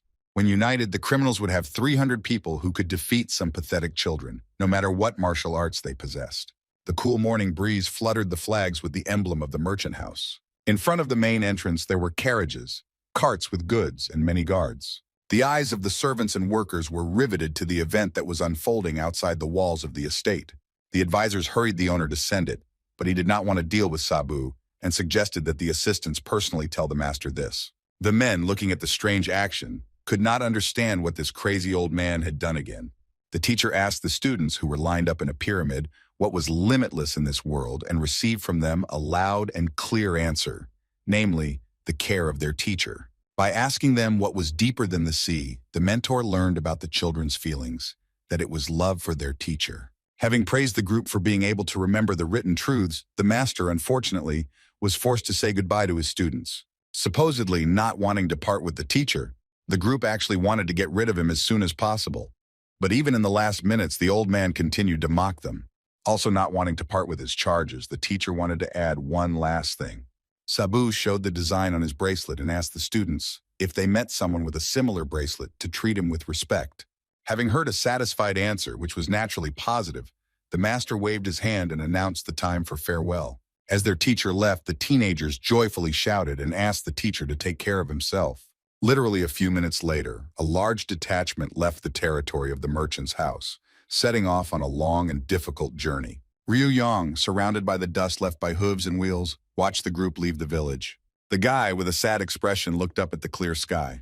Exhaling heavily, the young master felt an emptiness inside himself with the departure of his little slaves. Along with the emptiness inside, Ryu Yang felt a certain sadness, realizing that he was once again left all alone. The guy, already without his gray wig and in his usual clothes, was cooking in the kitchen. Without looking, he cut the vegetables and sent them with one quick movement into the container with the future dish. While throwing another portion into the pot, the guy was suddenly called out by his mentor. The old man looked chic, wearing a new robe sparkling in the sun's rays like a gold coin. The master found it suspicious that the student stopped buying him food and drinks and spent the whole day at the stove. Ryu Yang explained that he was training, earning money, and making supplies for the winter with the help of his personal slaves. The guy, immediately paying attention, nevertheless asked what had happened to his mentor's appearance. The teacher proudly announced that before putting on his new outfit, he took a swim in the lake. Stroking his precious beard, the master asked the student if it seemed to him that it looked especially snow-white today. The student advised the mentor to take a rest, who, expecting compliments, was displeased to see the sour expression of his protege. With a sly grin, Master Sabu asked the boy if his girlfriend had dumped him again. It was a mystery to Ryu Yang that someone had abandoned him, and what was even stranger was that, according to the master, this was not the first time. The mentor compared the student's current behavior to when his skinny lover left. Sabu, and here he began to lecture the boy, saying that there was nothing unusual in this, and that it was stupid to grieve when half of all the inhabitants were women. The old man thought that since this was not the first mistake, it would be extremely difficult to build further relationships, but the student hastened to assure that the master was very wrong about everything. Ryuyong asked to believe that everything the teacher had imagined was not true, but the old man believed that the lover simply did not want to confess. To cope with the grief of loss, the mentor decided to fill the young master's head with learning new skills and told him to come to him after lunch for training. But this time, the master wanted to teach the highest level of control of the Thunder Sword, called the Thunder God's Stage. Sabu warned that in order to master such a skill, one must give it his all, otherwise the guy might not be able to master the technique completely. Suddenly, lightning flashed and a deafening clap of thunder was heard as the detachment walked between the mountains. The natural phenomenon greatly frightened the horses, who began to neigh loudly, ready to run away at any moment. One of the merchant's house workers consoled the cattle, but he himself was worried, sensing impending disaster. Namgung-san, like the others, became wary, commanding his classmates to stop. Drawing his sword, the headman ordered the students to get ready, sensing the approach of danger. The couriers heard some noise, but could not distinguish it because of the rumbling thunder. With their heads thrown back, the young warriors looked out for an enemy who might be hiding in the mountains. Having prepared their weapons, the students carefully looked out for the enemy on the sharp peaks of the rocks. The girls clearly heard a roar high above their heads, which was clearly not caused by the bad weather, but by something else. And at one moment the enemy showed his face, appearing before the detachment with another clap of thunder. A mass of stones began to fall from the top of the mountain, and unknown beings were breaking through the hard rock. A crowd of several dozen angry warriors, having broken through the rock, rushed towards the couriers of the merchant house. At the top of the mountain were banners belonging to a community of bandits and mercenaries. 3 gang leaders from the top of the mountain commanded their men to finish off every last one. Hyun Woong was intrigued by the order given, and his friend Namgung-san was not against punishing the impudent upstarts. In the light of flashing lightning, the young man addressed his classmates with an order. Namgung-san ordered all members of the group, without exception, to take off their bracelets and fight with all their might. One by one, the loud clicks of the students' jewelry coming off could be heard in the gorge. As soon as they broke the black circle on their wrist, they felt a surge of power. The criminals surrounded the squad from both sides, descending towards them at a mad speed. With another clap of thunder, 2 vortices formed, through which lightning discharges passed. Blown by the wind currents that produced the vortices, Ryu Yan, mesmerized by this moment, continuously looked at this incredible spectacle. Literally a moment later, he saw something even more amazing, assuming that this was the power of the Thunder God. Master Sabu floated in the air amidst flashes of lightning that magically passed by without touching him. Baring his teeth through the roar of the wind, the master asked his student if he was impressed by the demonstration of this technique. But these were only the basics, and before showing everything else, the teacher, having combined 2 whirlwinds into one, asked the boy if he could repeat this. The birds took to the skies, leaving their usual habitats with the onset of cold weather. A flock of birds flew over the city, which will soon be welcoming guests. There was a watchtower on the wall near the main gate, and people on it were looking out for enemies. The guards standing at the gates themselves were already quite tired of their duty, because nothing had happened for a long time. First-year students were stationed at the checkpoint, wanting to get home as quickly as possible, just to avoid freezing. Suddenly, interrupting the couple's conversation, the guards from the wall addressed them from above. The man in the tower shouted about the approaching crowd of strangers, while his partner actively called for help, waving a yellow flag. Excited by such unexpected news, the blood inside the guys began to boil, and they instantly warmed up. Soon, the very crowd of people that the caretakers had spoken of appeared on the horizon. They all looked menacing, their eyes flashing menacingly, illuminated by the sun hiding behind the horizon. One of the crowd attacked a security guard, who ordered the stranger to stop. But Hak, with a lightning-fast movement, hit the young warrior so hard with his stick that he almost fell from the blow. The tramp asked for more respect for the senior student, who was not immediately recognized. The guard was extremely surprised, scratching the place where he had been hit, and began to guess who was walking behind his friend.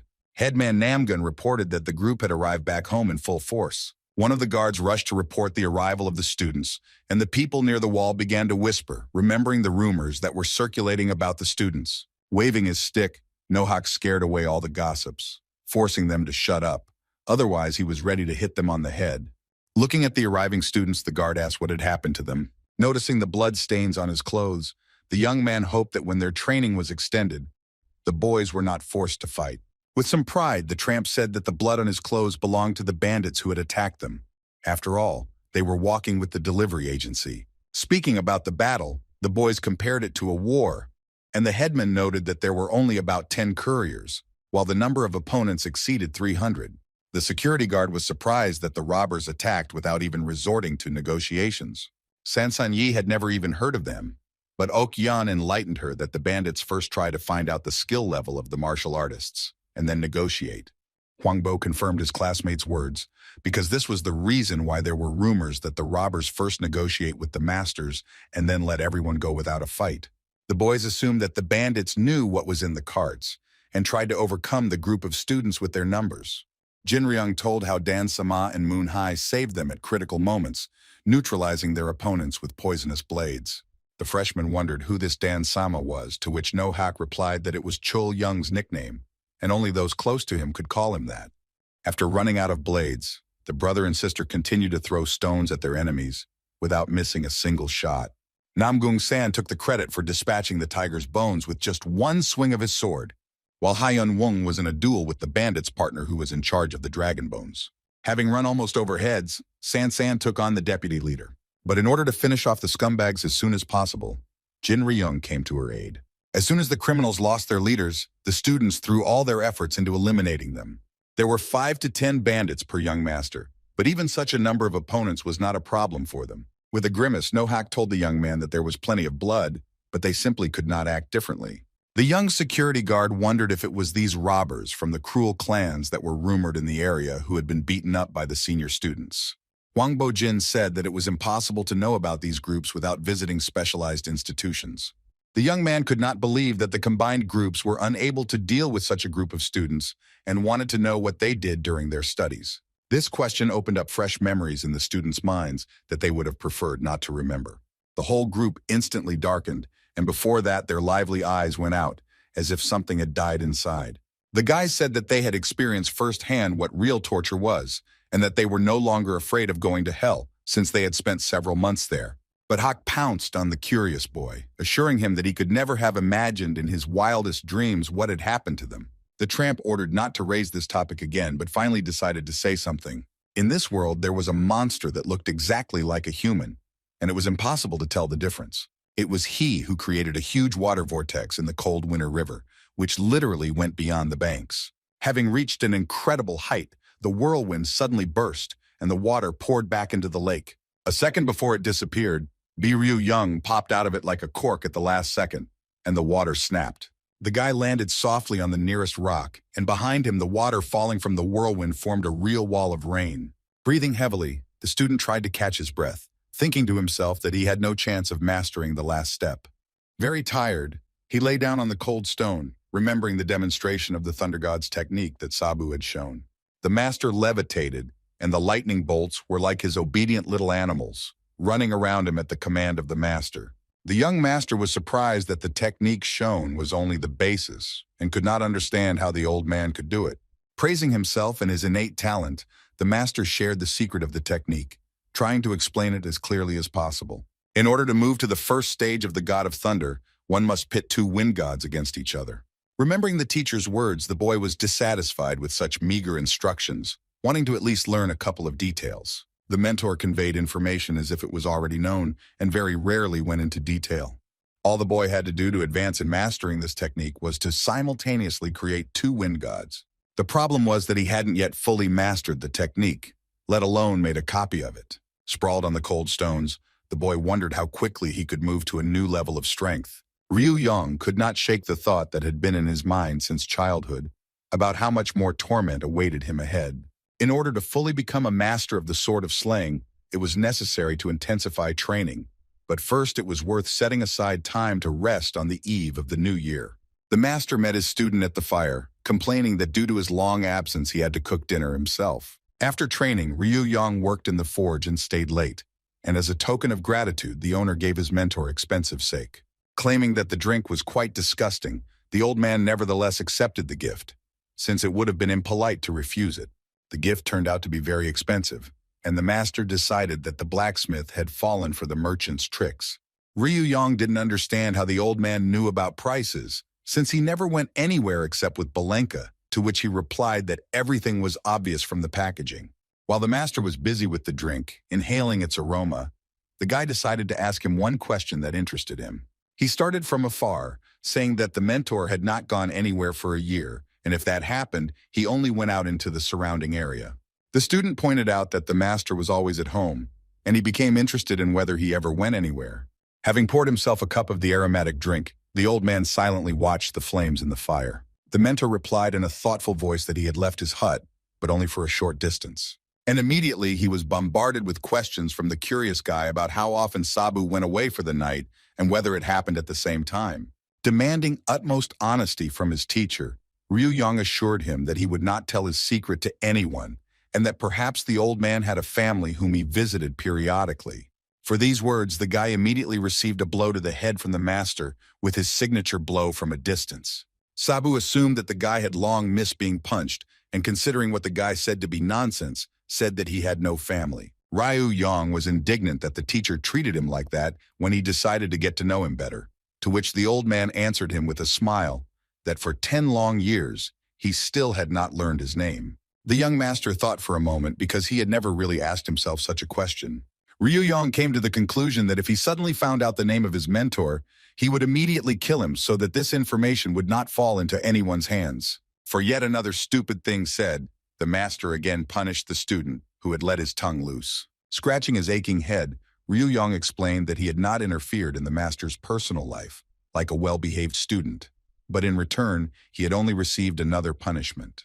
Ryu Yong could finish his beatings by preparing sake for the master to take with him on the road, as the master was planning to leave at dawn. Still intrigued by the teacher's background and personal life, the boy decided to make another attempt. He questioned him again, trying to find out his real name, as he could not help but be curious. The cunning Sabu ordered them to leave him alone and die of impatience while he was away. After these words, the last spoken by the mentor that evening, he left the student and returned to the house. Stirring the coals to keep the fire from going out, the young master accepted with annoyance the fact that he would have to wait a very long time for an answer to his question. In the company of Belenkaya and the training dummy, Ryu Yong spent some time by the fire before going to bed. At dawn, the sun's rays touched the snow-covered trees on a small island. It was to this island that Master Sabu arrived, remembering a certain disobedient student. The teacher admired the beautiful landscape of the mountains, the snow on which shimmered beautifully in the sun. The old man enjoyed the beauty of these places until the evening, which he waited for as if specially to open the expensive sake. The master poured out all the contents from the vessel into space, as if he were treating someone. As the old man splashed the alcohol, he noted the strong aroma of the drink, also remembering that the man in whose memory he was putting on this performance did not generally drink. As he left the island, the teacher wondered why the boy from his memories had also left his yard. As soon as the food fell to the surface of the water, hungry carp immediately appeared from it. While feeding the fish in the pond, the man suggested that the boy leave, since this was what the ruler wanted. He said that transmitting information was not his only task. The red-haired boy named Hyo Ryung was very sorry for letting his master down. The man asked to forget about the past, and trusting him completely, hoped that he would be able to gain experience. Ryan decided to prepare before leaving, collected his things, and checked with the master about the departure time. The mentor said that he had already collected the student's things, and that he had to leave now in order to be on time. The boy shared with the teacher that the first task was not the easiest, but he was ready to complete it. In the morning, an angry cry belonging to its owner was heard from the house on Mount Ami. The old man was so angry that he was shaking all over with anger, and he restrained himself from tearing up the letter he was reading. In it, Ryu Yong wrote that he was going to go on a trip and did not know when he would return, but he left a substantial sum in the teacher's name in the village bank. The mentor's displeasure knew no bounds, but all the nasty things that were addressed to his student, he, unfortunately or fortunately, did not hear, since he was already far away. Sprawled on top of the cart with his personal belongings, the boy listened to the rhythmic clatter of hooves and admired the sky. For the first time in a long time, a smile appeared on his face, and the winter freshness filled him with a sense of long-forgotten feelings of freedom. The young man riding behind the young master was whining about something, dissatisfied with their lazy passenger. The young man who was riding with his friend was the merchant's son, little Wu Kang, who could not understand the reason why his father would take such a good-for-nothing along with him. The guy next to him began to ask the young man to be more restrained and not to provoke the stranger, as the master had ordered them to do. Wu Yang's son was not going to tolerate such a piggish attitude towards himself and others. Chung Wukong began to talk about the greatness of her house, that she did not allow anyone to behave like that. He had only recently returned and did not yet know all the details about the attack on the group of delivery men, but the guy's stubbornness was inexhaustible. His friend began to tell him that the guest who was traveling with them, although not as strong as old man Sabu, still represented some danger. The guy told about that terrible day when only 10 students of this master fought against hundreds of robbers without receiving a single scratch. The fascinating story made the young gentleman fall silent for a while, listening attentively to his assistant. He confided that if it weren't for a group of students, there would have been no trace left of them. But according to rumors, it was the merchant's house that defeated the bandits. The guy was very interested in what their fellow traveler was like, who, just like those children, was a student of that same master. Arriving at the merchant's house, Ryu Yan gave the head of the house a note, supposedly from Sabu, whom he had previously pretended to be. The note said that Chong Wu Yang was to take this guy as a courier and reward him generously since he was his best student. Ryu Yan waited attentively for the man to read the note, fully confident in his plan.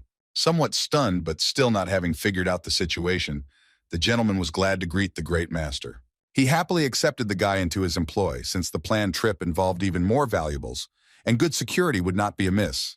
The departure was early in the morning, but the master's student asked to move it to a later time, closer to lunch, because otherwise he would not make it in time. The delay was due to Sabu asking to take the young man with him to deliver some items, and this news clearly did not please Wu Yan. The assistant asked Wu Kong not to disturb the young man, because the success of this trip depended on him, and the owner of the house himself treated him with respect.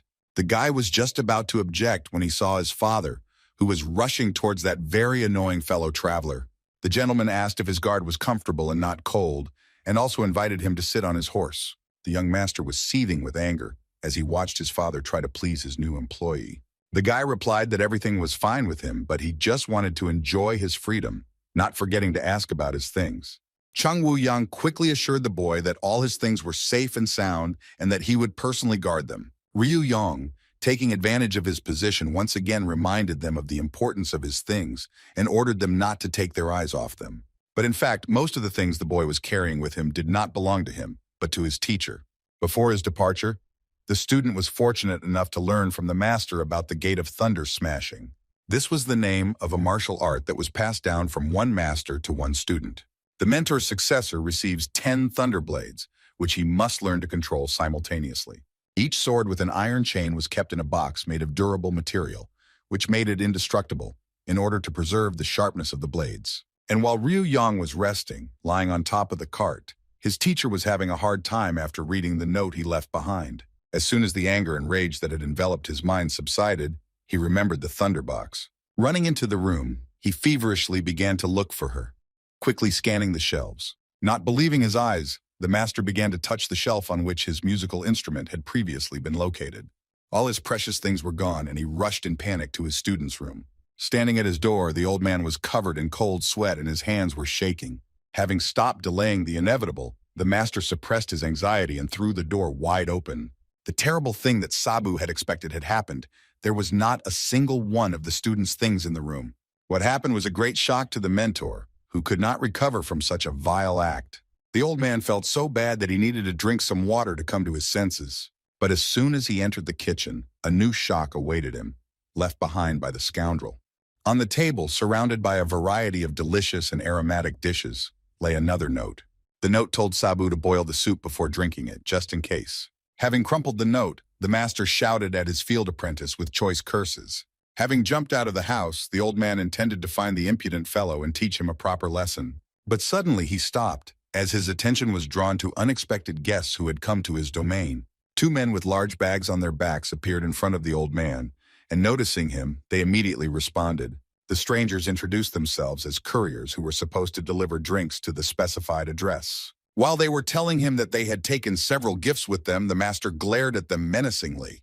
The order included 5 bottles of various drinks aged for many years and 5 types of snacks to go with them. The courier clarified that the drinks were warmed up and the snacks had not yet cooled down, wishing them a bon appetit. The couriers asked the owner of the house where they should put all this stuff, but he could not answer, having lost the power of speech. Under the setting sun, Ryu Yong, breathing in the fresh air, enjoyed the long-awaited freedom.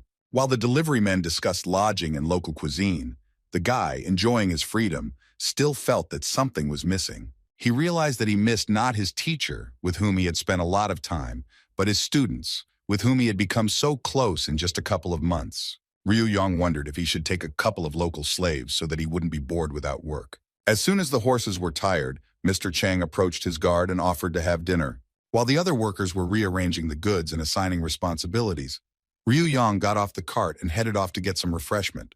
The gentleman's son was seething with anger at the guy's inaction, swearing that the impudent fellow would get what he deserved.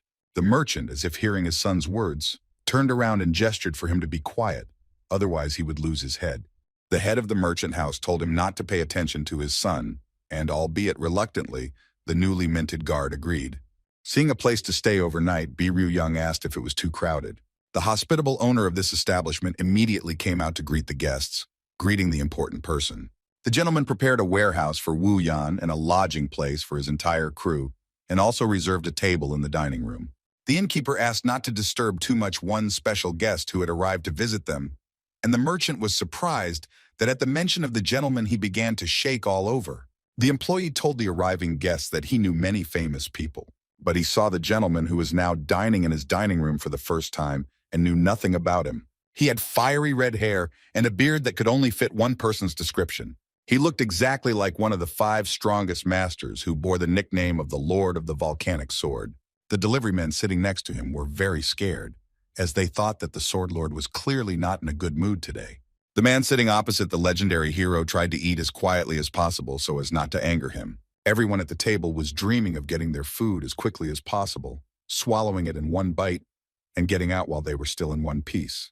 The volcanic swordmaster emitted an aura so strong that it felt like it could be touched. Watching the special guest, Ryu Young had a feeling that the evening was going to be quite fun. Shaking with fear before the master asked his guard to remember what he had told him. Even on the street, Mr. Chang confirmed to the guy that the Lord of the Volcanic Sword was in the hall. But Ryu Yan didn't know who this man was, assuming that the merchant house owed him money. The man was shocked that there was someone alive who did not know about one of the greatest masters of the Celestial Empire. The master was nicknamed the Spirit of the Fiery Sky, but people among themselves called him the Lord, and this was due not only to his mighty strength, but also to his incredible skills. The guard hired by the gentleman did not really know this master, but he was intrigued and wanted to hear more about him. Realizing the seriousness of the situation, Chang Wu-yang asked for clarification on 3 important points regarding the volcanic sword lord. The first point was the overlord's incredible strength, and that his 17 Scarlet Omens technique, in which a magma-coated sword could incinerate an opponent in an instant. One day some vagabonds tried to rob his cart, but the master ended up razing their lair to the ground and, in a fit of rage, destroyed 2 more groups. It was for this reason that it was not worth bothering him, because when the Lord's eyes turned red, his target would inevitably turn to ashes. Mr. Chang ended his speech by saying that not a drop of blood would be shed in a battle with him, and that the enemy's body would be burned to ashes. After hearing the story, Ryu Yan was not scared, but on the contrary, he was looking forward to their meeting together. The head of the house was horrified by such statements, and he decided that the hired worker simply could not hear what he had just told him. Ryu Yang reminded the master that he had promised to tell him something else about the great master. The man was initially hesitant about revealing more, but being with such a dangerous person, it was important to know everything about him. Under no circumstances should he reveal the real name of the Lord of the Volcanic Sword, and to protect himself and the boy, he never said it. Chang Wu-yang couldn't find a place to sit as he watched the master's disciple keep his eyes on the Lord. deciding that it was worth waiting outside until the Great One finished his meal. The master reassured himself that the Fiery One had ordered food, and in that case they could wait until he ate. But not all of the subordinates arrived in the dining room. As soon as the gentleman thought about them, the door of the establishment swung open, and the rest of the detachment entered. The merchant's son, upon entering the establishment, continued to loudly curse at the hired worker. The noise coming from the youths immediately attracted the attention of the lord, who was sitting in silence. The young master's assistant quickly covered his mouth with his hand and quietly pointed to the empty seats. Looking around, the guy didn't know where to sit, because there were practically no free seats left. The only place to sit was next to the guard, who was really annoying Wu Kang. There was, of course, another option, a place where there would be enough for both guys, but it was tantamount to a death sentence. The Lord of the Volcanic Sword occupied the entire table, and there were no potential seats for 3 more visitors. Mr. Chan's employees kindly offered their seats, saying that they could eat later. The young man refused, assuring those present that he and the young gentleman would return in an hour. And suddenly, Yoin spoke clearly and loudly, causing the courier sitting nearby to freeze in horror. Getting up from the table, the guy was perplexed by what was happening in the dining room, and these words caused Mr. Chang to panic. The security guard began to reason that there were still 3 free seats left in the establishment, and then the couriers would have to give up theirs, leaving a place only for the son. The master's son believed that there was plenty of space, and to solve the problem, the lazy man simply had to put his things away and make room. Ryu Young's hand suddenly reached out to the assistant's shoulder, who didn't know how to react. Before the young man had time to come to his senses, he began to spin, and after a few turns he found himself right next to the table. After looking around the dining room, Ryu Young found a suitable place for the remaining team member. Pointing to the table where the fiery guy was sitting, he invited Chang Wu Kang to sit down next to him. But Ryu Yan also considered another option, suggesting that the gentleman vacate the place that had long been occupied. The hired guard approached the swordmaster, telling him that all the tables had been bought in advance for his men. And to top it all off, the guy added that it was rude of him to occupy such a large table alone. Ryu Young slightly embellished the situation by saying that their owner was furious about the situation and ordered the master to leave the establishment immediately. Mr. Chang was so upset by the words of the hired worker that he lost consciousness. The man with fiery hair dropped his hands on the table, which almost broke it. Having lowered his glass of drink, the bishop declared that someone present had finally lost their fear. Pointing out the damage caused to the establishment, Ryu Young stated that the rude gentleman should be taught a lesson. With shining eyes, the man asked the impudent guy if he had any illusions that he would be able to leave here alive. Chang Wu Kang, sweating profusely, tried to assure the fiery one that the organization would never argue with him, and everything he said was just the upstart's personal opinion. The young master, while showering compliments on the great and mighty lord, forgot himself and called him by the name of Kwak Yong Hee. The assistant of the younger gentleman was already mentally saying goodbye to him, sensing his imminent death.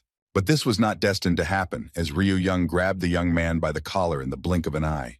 And at the same second, he threw it to the side, and a deadly volley of lava flew past Wu Kan. The young guard couldn't ignore the volcanic swordmaster's antics and scolded him for such behavior. Ryu Young was glad that he knew the lord's real name and immediately paid attention to it. The guy found the master's name beautiful and feminine, which was at odds with his inappropriate manners. The master of the volcanic sword was ready to draw his weapon, leaving only ashes from the establishment. But the hired security guard suggested exchanging experiences in an open space. Looking around the moonlit clearing, Ryu Yan noticed that the grass was so dry that it could catch fire even with a single match. He assumed that such conditions would be just right for his opponent, who wanted to see the fire technique with his own eyes. The young master said that he had deliberately chosen such a place, so that in case of loss, the fire one would not accuse him of the fact that the duel was rigged and not held on equal terms. With bloodshot eyes, the master agreed that the place for the fight was chosen perfectly, and if anything happened, it would be too late to ask for mercy. The young master only laughed at the statement of the self-confident lord, deciding not to waste time and get down to business. Suddenly, the guy pushed off the ground with force, and at that moment a loud click was heard. Before the bracelets attached to his feet had even touched the ground, the owner had already disappeared. As soon as the decoration touched the surface, a powerful explosion was heard. The trick the boy pulled made Kwak Yan Hee reach for his volcanic sword. When the smoke that had obscured his view finally cleared, the master discovered that his opponent had disappeared. As soon as the man blinked, something rushed past him at such a speed that he was unable to see what it was. Out of the corner of his eye, the master still managed to see the long black hair of the rascal who had challenged him. He was unusually fast and was getting closer and closer to the lord, who seemed to be frozen in place. But instead of crashing into his opponent, Ryu Young merely stepped on his foot, pinning him to the ground. The master, beside himself with rage, pulled out his sword, which instantly burst into scorching lava. Continuing to stand on the red-haired man's leg, the guy easily blocked his attack. The sword, blazing with fire, stopped in Ryu Young's palm, which, by all appearances, began to cool down upon contact. Taking advantage of the moment while Yan He looked at his sword in bewilderment, the guy decided to deal him a crushing blow. He made several rotating movements with his hand in the air, as if he were collecting something in space. In the very next moment, he struck his opponent in the chest with an open palm. A powerful shockwave suddenly threw the man back with extraordinary force. Waking up on the surface of the earth, the volcanic sword master slid a few more meters before finally stopping. The fiery-haired master was completely knocked out, unable to move a single muscle. The technique used by Ryu Yoin was called the inverted palm of death, which concealed a power that was incomprehensible to an ordinary person. When the boy approached the great warrior, he gradually began to come to his senses. Leaning over the swordmaster, the boy reasoned that if he had left the bracelet, he would have had to tinker with it longer. Ryu Yang said that he had finally found a student, and memories surfaced in Kwak Yong Hee's mind that he had once been called that during his martial arts training. The man managed to inherit one of his teacher's two most powerful techniques, eventually becoming the god of fire. The second technique of the master, called King of the Frosty Night, was chosen for training by the snowman. Kwak's mentor was inimitable, a truly ideal teacher. The bishop constantly and with extraordinary persistence trained patience, which he always lacked so much. In addition, the hardworking student mastered sword techniques and later developed fire skills. But all of Yan Hee's efforts were in vain, as the one person he loved the most did not reciprocate his feelings. The girl the swordmaster loved was the mentor's daughter, who chose a snowman as her soulmate. The poor boy could not come to terms with his loss, because the teacher gave his blessing to the king of the frosty night and his daughter. The girl personally stopped the feud between the students by admitting that she really does have feelings for the snowman. Kwak Yong Hee, in order to put an end to this issue, wanted to go to the mentor and find out everything from him. But unfortunately, the great master left his student without revealing the true reasons why his daughter chose a particular piece of ice. The god of fire considered himself abandoned, because in addition to his beloved, the man who had replaced his father had also left. Unable to accept the fact that his all-powerful mentor had abandoned him so easily, Yan He tried to escape from this unfair world, but was unable to do so. The master of the volcanic sword came to his senses, repeating over and over that he could not believe what had happened. Ryu Yang decided to help the fiery one wake up quickly and began to run a blade of grass across his face. As soon as the man opened his eyes, the fire of hatred and anger still burned in them. As soon as the boy discovered that the swordmaster had woken up, he immediately began to laugh. Watching the grimace on the man's face, Ryu Yan realized that he had seen a not very pleasant dream, but decided to finish the matter quickly. The boy reminded the swordmaster that he had won, and he was ready to accept his death with regret. Ryu Yan didn't understand what use the loser's corpse was and stated that he wouldn't kill him. Hurt but still angry, Kwak Yong Hee asked what he wanted then. Without thinking twice, the boy smiled and offered the god of fire to become his faithful disciple. But he suddenly laughed at his own words, remembering that he did not give the loser a choice. At this time, the couriers at the hotel were arguing about which of them should take the upstart's body. One reasoned that only ashes remained of the guy, while the other, on the contrary, believed that the guy was not a weak master who had a chance to survive. The couriers began to worry about the future fate of the owner, who could be visited by a fiery one and burn everything down, or the student's mad mentor could come and take revenge for his death. The couple sympathized with the gentleman who scolded his son, lost consciousness every now and then, and when he returned, everything repeated itself again.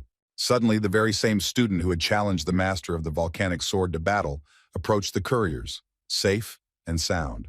The father and son, the younger of whom had already been punished for his behavior by this time, could not believe their eyes that the lazy guard had survived the fight.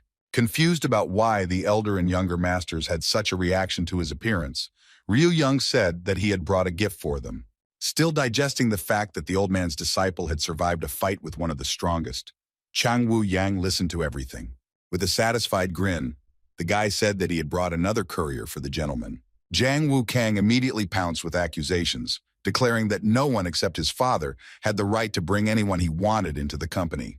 The father and his assistant tried to calm the young gentleman, who said that the employee brought by this guy would only work for the company over his dead body. Wu Kang will regret his words as soon as he sees the new courier that the head of the merchant house asked to call. Ryu Young proudly introduced the new employee, who, unfortunately, would only be able to accompany him to the next stop. The new worker was the one the young master was going to take on only after his own death. The god of fire himself came to the nobles from the merchant's house, causing everyone in the hall to scream in horror. At this time, on Mount Ami, which was covered with a thick layer of snow, the old master was spending his everyday life. The old man was lounging in front of the house, enjoying his drink as usual, when suddenly the vessel became empty. The master looked sadly at the empty bowl, thinking about something of his own, and the very next moment, raising his head, the gray-haired grandfather called his student. Ryu Yang showed up with more indignation and suggested that he go to the master himself for a drink. Wiping away her tears, poor Yan Bi did not understand why the old slacker could not go to the kitchen himself to get the vessel. Master Sabu's eyes widened, and a puzzled expression appeared on his face. Taking a closer look, the old man saw that in reality there was no one in front of him, and he had imagined it all. Dissatisfied, muttering something under his breath, he nevertheless rose from his favorite place. The old man came into the kitchen, and he was immediately overcome with a feeling of sadness and melancholy at the sight of the picture there. Most of the food prepared by the student was either eaten or drunk by the old man, who left behind mountains of dirty dishes. Little Ryu Young complained to the teacher that he had recently cleaned up and it was absolutely clean, asking how he would live without him. Having gotten rid of the imaginary boy, the master angrily declared that he did not need such a bad boy, and that he could easily handle everything alone. In the backyard, sitting in front of a basin of water, the old man began to wash dirty dishes. The boy explained to the old man that he had to add hot water, otherwise the rest of the dishes would be covered in oil. In a fit of rage, Sabu threw all the remaining dishes into the basin and flatly refused to wash them, indignant that he had to do everything. While washing the tray, little Ryu Yan complained that he worked every day, and even after he became like a graceful beauty, he continued to plow day after day. The master turned around at the noise behind him, discovering his apprentice carrying a wooden doll in his arms, asking to keep her company. The entire courtyard was littered with Ryu Yons in different outfits and of different ages who were either practicing, fooling around, or doing household chores. The old man with an angry face watched attentively the farce created by his student, and at some point, all of Ryu Yang's images disappeared and the courtyard fell silent again. Sabu chuckled in displeasure, frowned, and walked away from the house with a firm, confident gait. Approaching the domestic cat, he announced that he was leaving, and in the meantime she would live in the forest. Belankaya slowly turned around and walked towards the forest, and the master kept wondering whether he was doing the right thing. Before setting off, the old man intended to drop by the bank and see what his student had left him. But before the old man had time to go down to the village, unexpected guests appeared again. The couriers visited him again, greeted him, and inquired about his health. The men brought food and drinks again, because today, according to the agreement, was the delivery day. The surprises did not end there, and the man introduced the workers who would move into the house and wash the master's clothes. At the client's request, this time a full service was ordered, so that the owner of the house would not have to worry about anything. The day was warm and windless when the team of couriers reached their destination. Chung Woo-young, on behalf of the entire merchant house, heartily thanked his companions, without whom their journey would not have gone so smoothly. Sir, as requested, the master's apprentice put the reward in one bag, not entirely sure that this was correct in relation to the volcanic sword. Ryu Yang explained to the merchant that his newly minted student did not like to bother himself with such things. Having thanked the master for his help, the young master began to say goodbye to his subject. The delivery team of the merchant house thanked the guy and his assistant for their service and wished them a safe journey. Waving goodbye, Ryu Yang headed into town with his silent companion. As soon as they moved away, literally a dozen meters, the central square of the city opened up before them, where there were a lot of people. Walking along it, the guy kept thinking about the purpose for which this whole crowd had gathered here. The master of the volcanic sword did not know the answer to the teacher's question, but instead asked him a counter-question, asking what he, a great warrior, was doing in this place. Ryu Yang replied to him that since he was a teacher, the student was always obliged to follow his teacher according to the 3 rules that Ryu Yang had made. During the 3 months of training, the student must follow the teacher's word, carry out his every command, and always follow him until he himself allows the student to leave. Fire remembered the conversation of that day when he asked the young master to finish him off rather than be his apprentice. Ryu Yang made an exception for his first student, making a deal with him that he would be able to challenge him once every 3 months. If the student could surpass his teacher in a duel, then he would be free, and Kwak Young-hee had no choice but to agree to these conditions. The student kept asking why they had come to this place, and soon the master clearly showed the answer. The couple came to a martial arts school where, after passing one of the exams, they could get a room and supplies absolutely free of charge. But that was not the only reason they were here, for the school was surrounded by a fence, and in case of an emergency, they could hide in this place. He also knew some guys within these walls, whom he had to keep an eye on, and perhaps learn about a person with whom he had lost contact a long time ago. Suddenly, a shudder ran through Nohak's body that he hadn't felt since his arrival. The guy blamed his friend for this, saying that it was all because of the bracelets that he was still wearing. In another part of the building, Ryan Doko was asking her friend why she hadn't left since she had already packed her things. The girl, continuing to stand with her back turned, replied that she did not know the real reason, but she was filled with a strange feeling, as if an important meeting for her was about to take place. The girl with the bandage was not sure that the headman was thinking too much about her loved ones as she prepared to go home on the eve of her late mother's name day. The girl with the headband, examining her friend's hair clip, noticed that she was afraid to break it, but always put it on when going out in public, as if she wanted to show it to someone. The senior student was curious about who had occupied the Ice Phoenix's heart for so many years in a row. Having arrived at the spacious hotel, the teacher and his student intended to stay there. He asked for a double room or 2 regular rooms next to each other and demanded to know the price right away. The guy behind the counter was flattered that the Lord himself had come to visit them. But due to the exams taking place, all the rooms had long been reserved and there were no vacancies. Suddenly, the owner of the hotel jumped out and assured that there would always be a cozy room for such important guests. The man assured those who arrived that even if there was no free room, they would build a new one with all the amenities within an hour. Ryu Young thought that everything would cost a considerable amount of money, so he decided to check whether it would be possible to pay for the room with human labor. The master assumed that robberies were likely to occur in such a place, and that good guards would be worth their weight in gold, so he offered his student for the position. The hotel owner took the guy's offer as a joke, and he himself was thinking about how to get rid of the uninvited guests as quickly as possible. Luckily, a suitable room was found, which, taking into account 3 meals a day, would cost a couple of silver coins a day. The administrator asked to wait a little while the staff prepared everything, but Ryu Yan replied that there was no need for that, since they would be busy with their own affairs for now. Leaning towards the man, the young master asked in a whisper about the man who was able to dig up any information. Having overheard a conversation between his students one day, Ryu Yang learned about him, and now, being in this city, he asked for directions where he should go to meet him. The owner replied that he had guessed who he needed and insisted on continuing the conversation outside. The man the boy was looking for was in an old bookstore located in the market. At the entrance to the bookstore, there will be an old man who will ask what they are looking for, and they must answer that they want to buy a story. After the password is pronounced correctly, the local guys should show you the way further. Well, to enter the secret room, you had to pay a fee for visiting. 1 coin was enough. The guy was surprised by the confidence of the local workers, who asked to pay a whole silver coin. As soon as the guest paid the price, the bookcase slid aside, revealing a secret passage. The couple, having walked along a narrow, dark corridor, finally reached the desired place. The master and his student looked at a 5-story building where there was a guard on each balcony. As soon as they arrived, a guide immediately approached them and pointed out which room they needed to go to, because for security reasons, they were constantly moving from place to place. The thin man was flattered by the visit of the master of the volcanic sword, but unfortunately, he could not help in any way. Crossing his legs, Biru Young was disappointed, because rumors claimed that the detective could even find out the secret family archives. The detective began to justify himself, stating that in the case mentioned he was simply very lucky, and in the case of the young master he was powerless, since he had insignificant information. He replied that the guy remembered the girl who lived in the hotel 10 years ago, but he didn't know her name or background, only that she was from a wealthy family. Ryu Yan disagreed with the bloodhound and wanted to prove that the 3 main details were more than enough to find her. The first detail was that the girl would certainly grow up to be a beauty and could not be anything other than incomparable.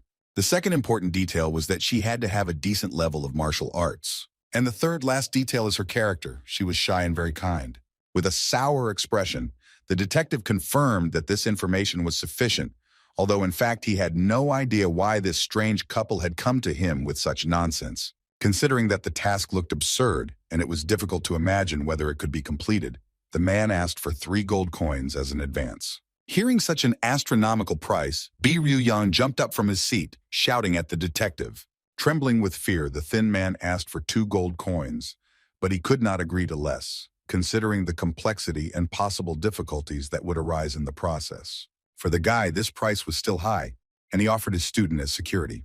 The young master reasoned that, given the importance of the Lord, delivery would be sufficient.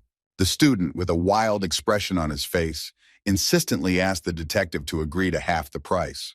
The mentor felt that the price the fire sword had named was too low for such a job, and he said that he would settle everything.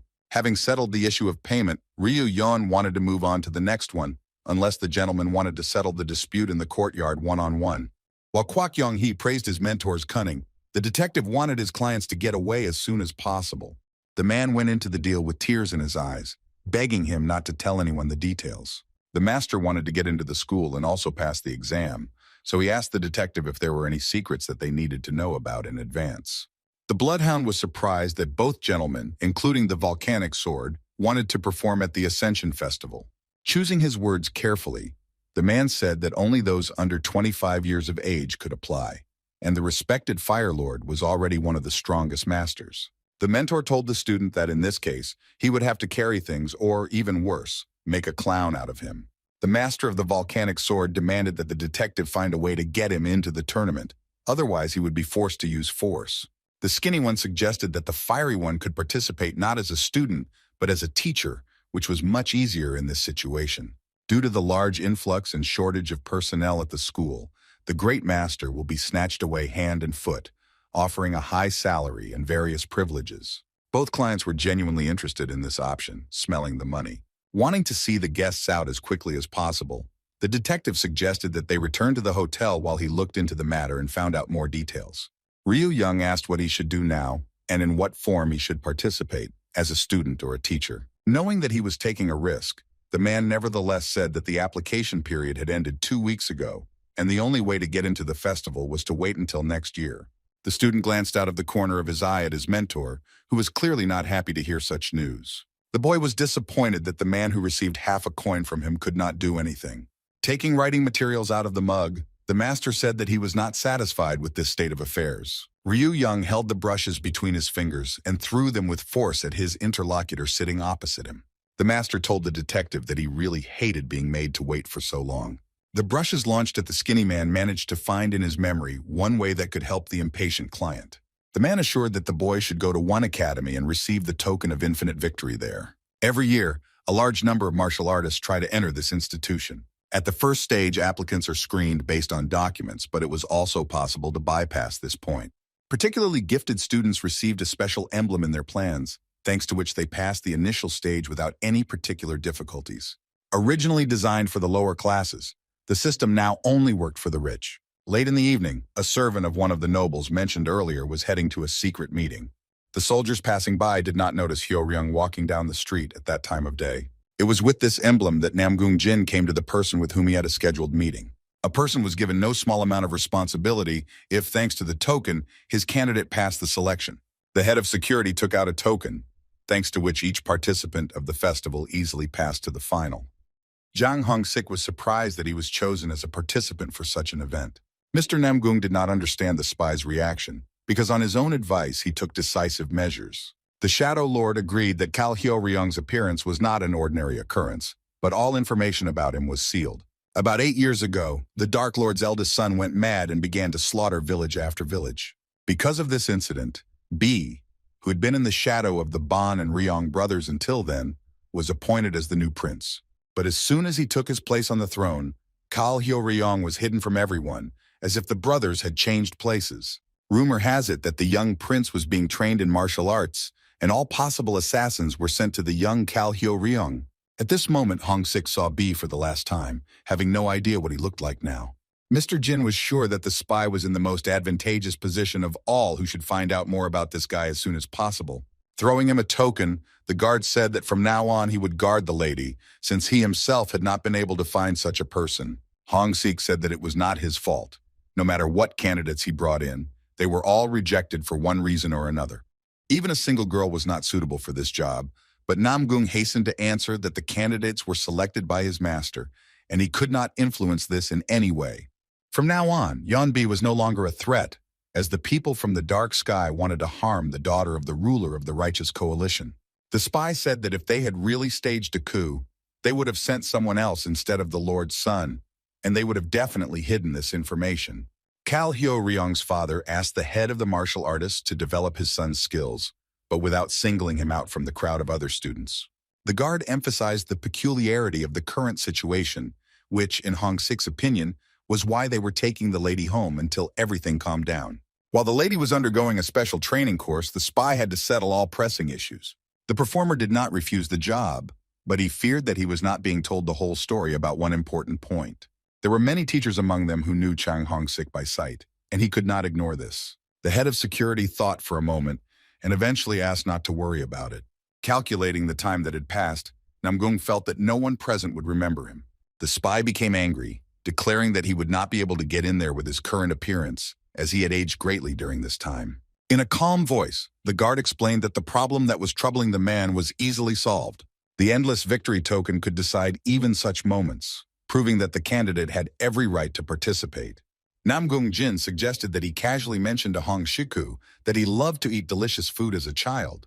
The guard pretended that he had been very late and wanted to leave the premises as quickly as possible, without answering the spy's questions that he had gained weight by that time. The guard left, leaving Jang Hong-sik alone to deal with the mountain of tasks that had accumulated. The fire sword couldn't figure out why he had to follow the young teacher everywhere. The couple, following a tip from a detective, made their way to the Tiger Fang School, where they were supposed to get help getting into the festival. Ryu Young read the establishment's name from left to right and ignored the volcanic sword's comment on how to read it correctly.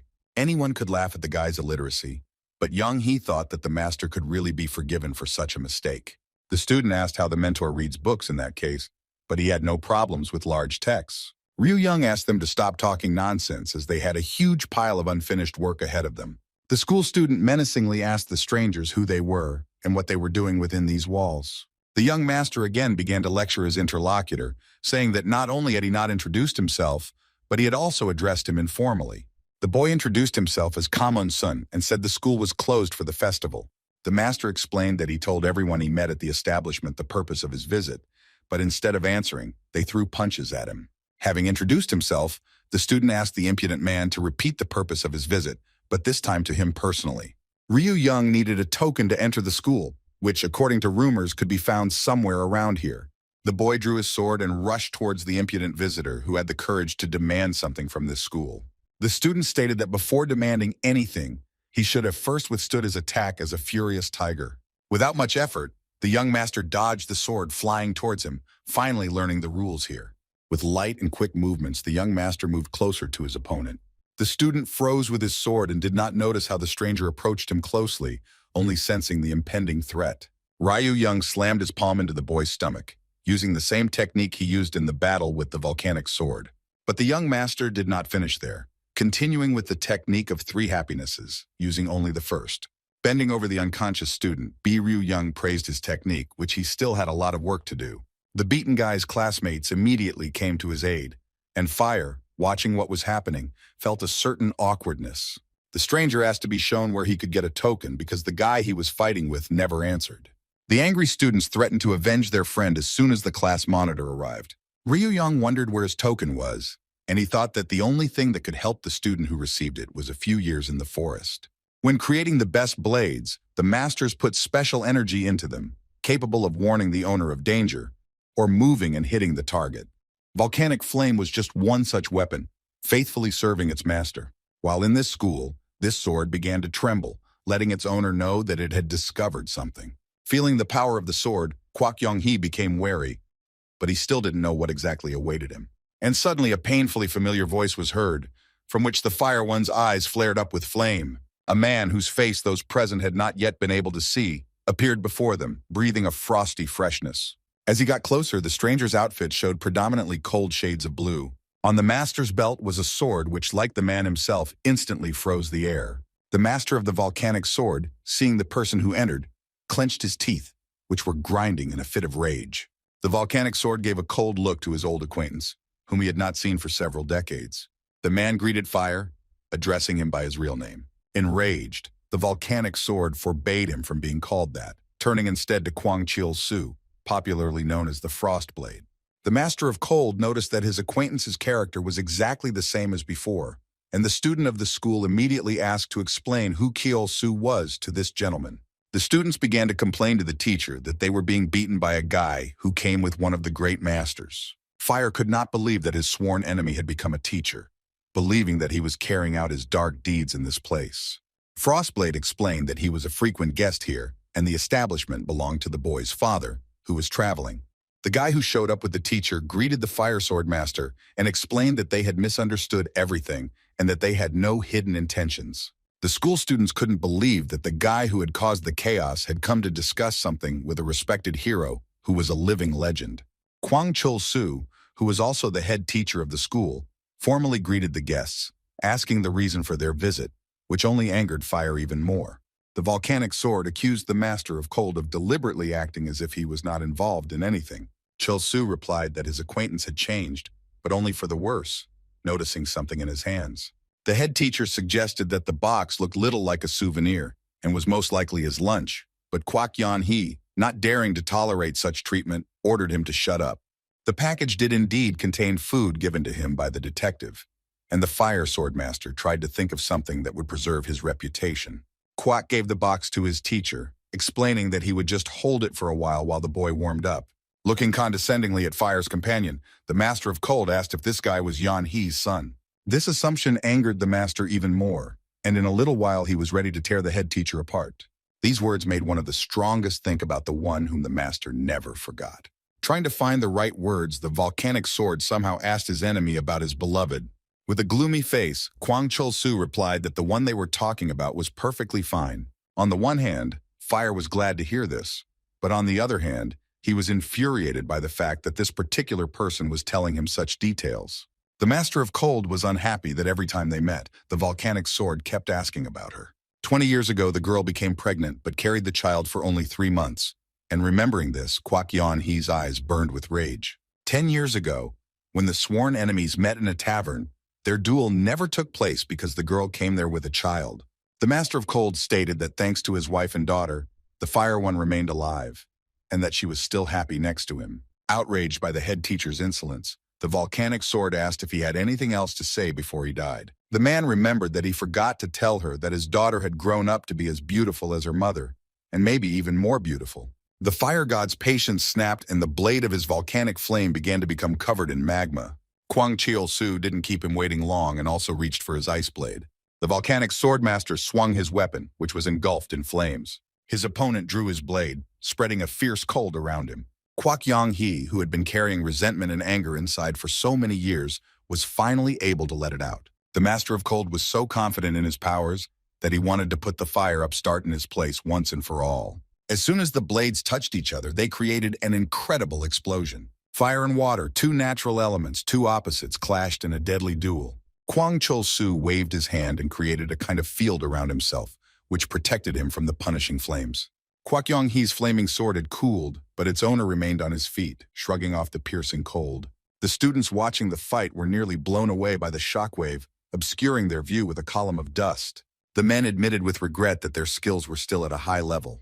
The Master of Cold suggested postponing the duel, since it would drag on for several long days, and in addition to his students, the boy who came with the fire, one could also suffer. And so Chul-Su repeated his question, wanting to finally know why he had come to Tiger's Fang. The volcanic sword demanded that he be given the token of infinite victory, which, in his opinion, should not have been there at all. This statement shocked the student, who asked the master not to give up the token, since it rightfully belonged to the student who owned it. Yan-hee was asking what was done to allow a gifted master to reach the finals, while Chil-Su gave it to a boy who had not known the true sword. The volcanic sword assured its enemy that it would not save him from shame.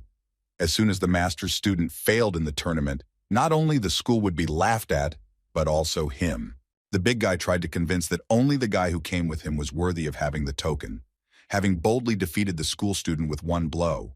The students could not come to terms with the fact that the treasure they had received for the first time in so long could be given to the first stranger they met. The Master of Cold ordered the students to be quiet, which made the situation very annoying. In a calm voice, he ordered the student to give the token to the young master who had laid claim to it.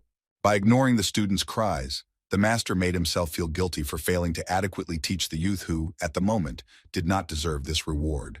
Yoin was delighted with the reward he received in the duel, examining it in his hands. The dragon with a sword depicted on the plaque was the guy's pass to the festival. The master and his student, satisfied, left the school grounds, taking with them what they had come for. The students were still reeling from the controversial decision that was made in a very short time. The young man continued to show his displeasure, focusing the head teacher's attention on the fact that it was reckless to give the token to these people. It was worth the student to declare that if these scoundrels did something at the tournament, the responsibility for it would fall on the master. Kwang Chul-Su was irritated by the student's talkativeness, and he simply replied that as long as he worked there, none of this would happen. The restless young man wanted to get through to his mentor, but the senior student shut him up in time so as not to complicate an already difficult situation.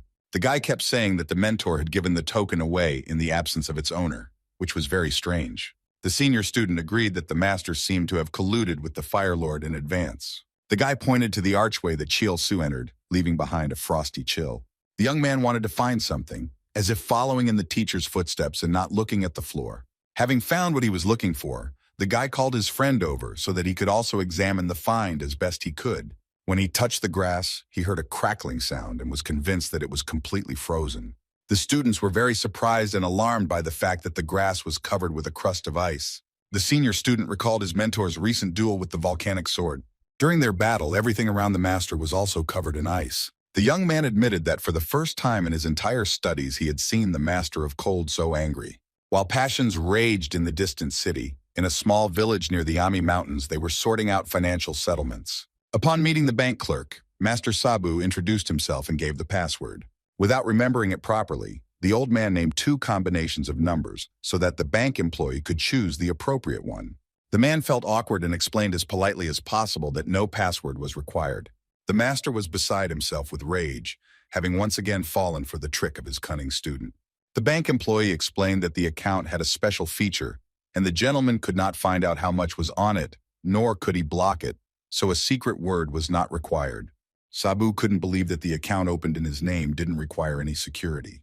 Hiding his dissatisfaction with the aggressive client, the man kindly decided to explain how everything works. As part of the service, the old man received food, house cleaning, and a monthly pension until his death, which employees would bring after each full moon. The master could receive the pension from the courier or pick it up in person, but if he did not receive the benefit that month, according to the contract, this amount would be lost. Sabu indignantly asked if he really had to stay at home all the time. The employee reassured the client, quickly assuring him that everything had been taken care of. Once a year, the master had the opportunity to travel for 2 weeks, but only in the surrounding area. The teacher was, to put it mildly, not happy with such news. But that was not all that Ryuyong had prepared for him. If the master's house needed repairs or other work, the bank employees were ready to provide assistance in this matter. Sabu was also offered a birthday service, the date of which the student chose at random. On the client's birthday, a luxurious festive table with expensive sake was delivered to his home. The master left the bank branch, dissatisfied with how the cunning boy had thought of everything. The old man was going about his business, but a familiar voice called out to him, causing only irritation. The person who disturbed Master Sabu was a courier who brought him food and drink, and he was coughing badly. The gentleman, complaining about the cool weather, noticed that their client was not in a good mood today. The old man replied that it was not the visit to the bank that had upset him, but something else, and he wished the courier a speedy recovery so that he could deliver his provisions to him on time. The man thanked the old man for his expressed concern for him, but the gentleman did not listen to the rest of his interlocutor's speech and had already left. The delivery worker watched the departing customer for a while, noticing his strong irritation, the nature of which was not yet clear to him. Soaring over the icy sea and overcoming the cold gusts of wind, the pigeon reached the hotel unharmed, delivering the parcel in the same condition. The dove flew into the building and flapped its wings vigorously before landing on its owner's hand, allowing the message sent to be seen. In the same building, in one of the rooms, the servants, kneeling before their master, reported that they had done everything that depended on them. One of the guys confirmed the information about the festival, which will last 8 days, and the main exam will take place exactly on the last day. The man wondered how much time he would have to spend on the task, not wanting to hide his face under a mask all the time. One of the servants approved the option of hiding his face, and the second suggested another solution to the problem. From his inside pocket, the guy took out a bag containing powder from 10 poisonous herbs, with the help of which one could try to rejuvenate. An angry Hong Sik ordered the servant to immediately apply the powder to his colleague before using it on himself. The owner took off his cucumber mask, deciding to give up the idea of rejuvenation so as not to make people laugh. Another servant entered the room and announced a letter received from the White Stone. The man was surprised at how quickly the spy sent new information, completely forgetting that the old man was good at carrying out undercover missions. While carefully studying the report, the last slice of cucumber peeled off from Mr. Chan's face. The Shadow Lord was amused by the bank's recent offering of so many different services to its clients, but he was also curious as to where the old man's apprentice was now. At this time, the same student admired the token he had received and listened to someone talking with a flaming sword behind the door. The interlocutors were glad that the great master would teach them, and, in addition, they were ready to take into account any of his preferences. Just as the conversation was coming to an end, Ryu Young got up from the bed, waiting for everyone to leave. Looking out of the room, the guy, hearing the thug say something about 3 days, asked the fiery one if he had really been accepted. The young master suggested not to waste time and go to the festival, because everyone who failed it started a riot, while those who passed treated everyone to drinks. But the face of the volcanic sword, the brute sitting at the table, was darker than night. The guy asked Yan He if he knew what a person feels when looking at a silent rebel who sits for days, and immediately answered that he starts to get nervous, meaning himself. At that moment, the fiery-haired man looked to be Ryu Young like a rooster offended by everyone. It seemed to the master that the snowman had hurt the pride of his student that day, and his feelings could only be put in order by shaking him well with his fist. But before the guy could do anything, there was a loud bang that left him confused. The god of fire slammed his forehead into the table, but being incredibly strong, he left a large dent in the furniture. A second later, the man stood up and declared that he was one of the strongest sword masters and would not yield to the Frostblade in a duel. Burning with fierce hatred, the volcanic sword declared that it would soon settle accounts with its sworn enemy. At the same time, in the head teacher's office, one of the students was reporting on the information he had obtained. The guy said that in 3 days, Mr. Kwok would start his teaching position. Busy with his letter, Kwang Chul-Su thanked the boy with an impenetrable cold gaze. As he spoke these words, the brush in his hands became covered in frost, and the paint on the end of his hair cracked completely. The words of the tournament organizers that they would provide him with the best apartments were floating in the head of the volcanic sword. The man asked for 3 days to prepare, apparently already regretting his decision. Well, since he was a student of the young master, he was obliged to give him half of his salary, unable to influence the situation. Not only will the great master have to work at the school with his eternal enemy, but he will also have to treat him with respect. The thought of having to obey the orders of the Master of Cold made him furious. Literally on the edge after signing a contract with the school, Kwok Young-hee achieved enlightenment. After several hours of deep thought and reflection, the master was able to achieve what he wanted. The man, and on the way, realized that the volcanic sword was not able to find a way out and took a step to the side. His new teacher hung over him like some kind of demon, constantly forcing him to perform terrible tasks. The Fire One asked to leave him alone, not understanding why he had to endure such torment. Suddenly, a more familiar voice was heard around, causing the strongest master to wake up. The mentor's voice told him that this decision was conscious, and there was no point in grieving and shedding tears. The man took a sip from a small cup and said that he regretted nothing, except that he had only taught half of the martial art of fire and ice. The master regretted that when darkness descended upon the earth, he would only be left to repent, since he had never been able to find someone who could completely unite this technique.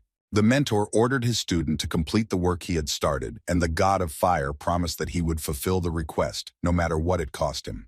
While the master savored his drink, the volcanic sword asked who had managed to harm his teacher. Thanking him for the promise, Yan-hee noted that the tea was especially fragrant today before disappearing. The poor student's heart bled to see his teacher leaving him alone again. The sword master fell to his knees, helplessly realizing that over the past 20 years he had still not managed to find a worthy successor. Because pain and rage had entangled the man's heart, he temporarily forgot about the promises he had made to the master. While in agony, the volcanic sword suddenly gained insight and remembered the day it all began. On the day of his teacher's death, a martial arts master went into a pub to drink to his repose. The man was trying to figure out why that crazy guy who forced him to serve him had come to that particular establishment.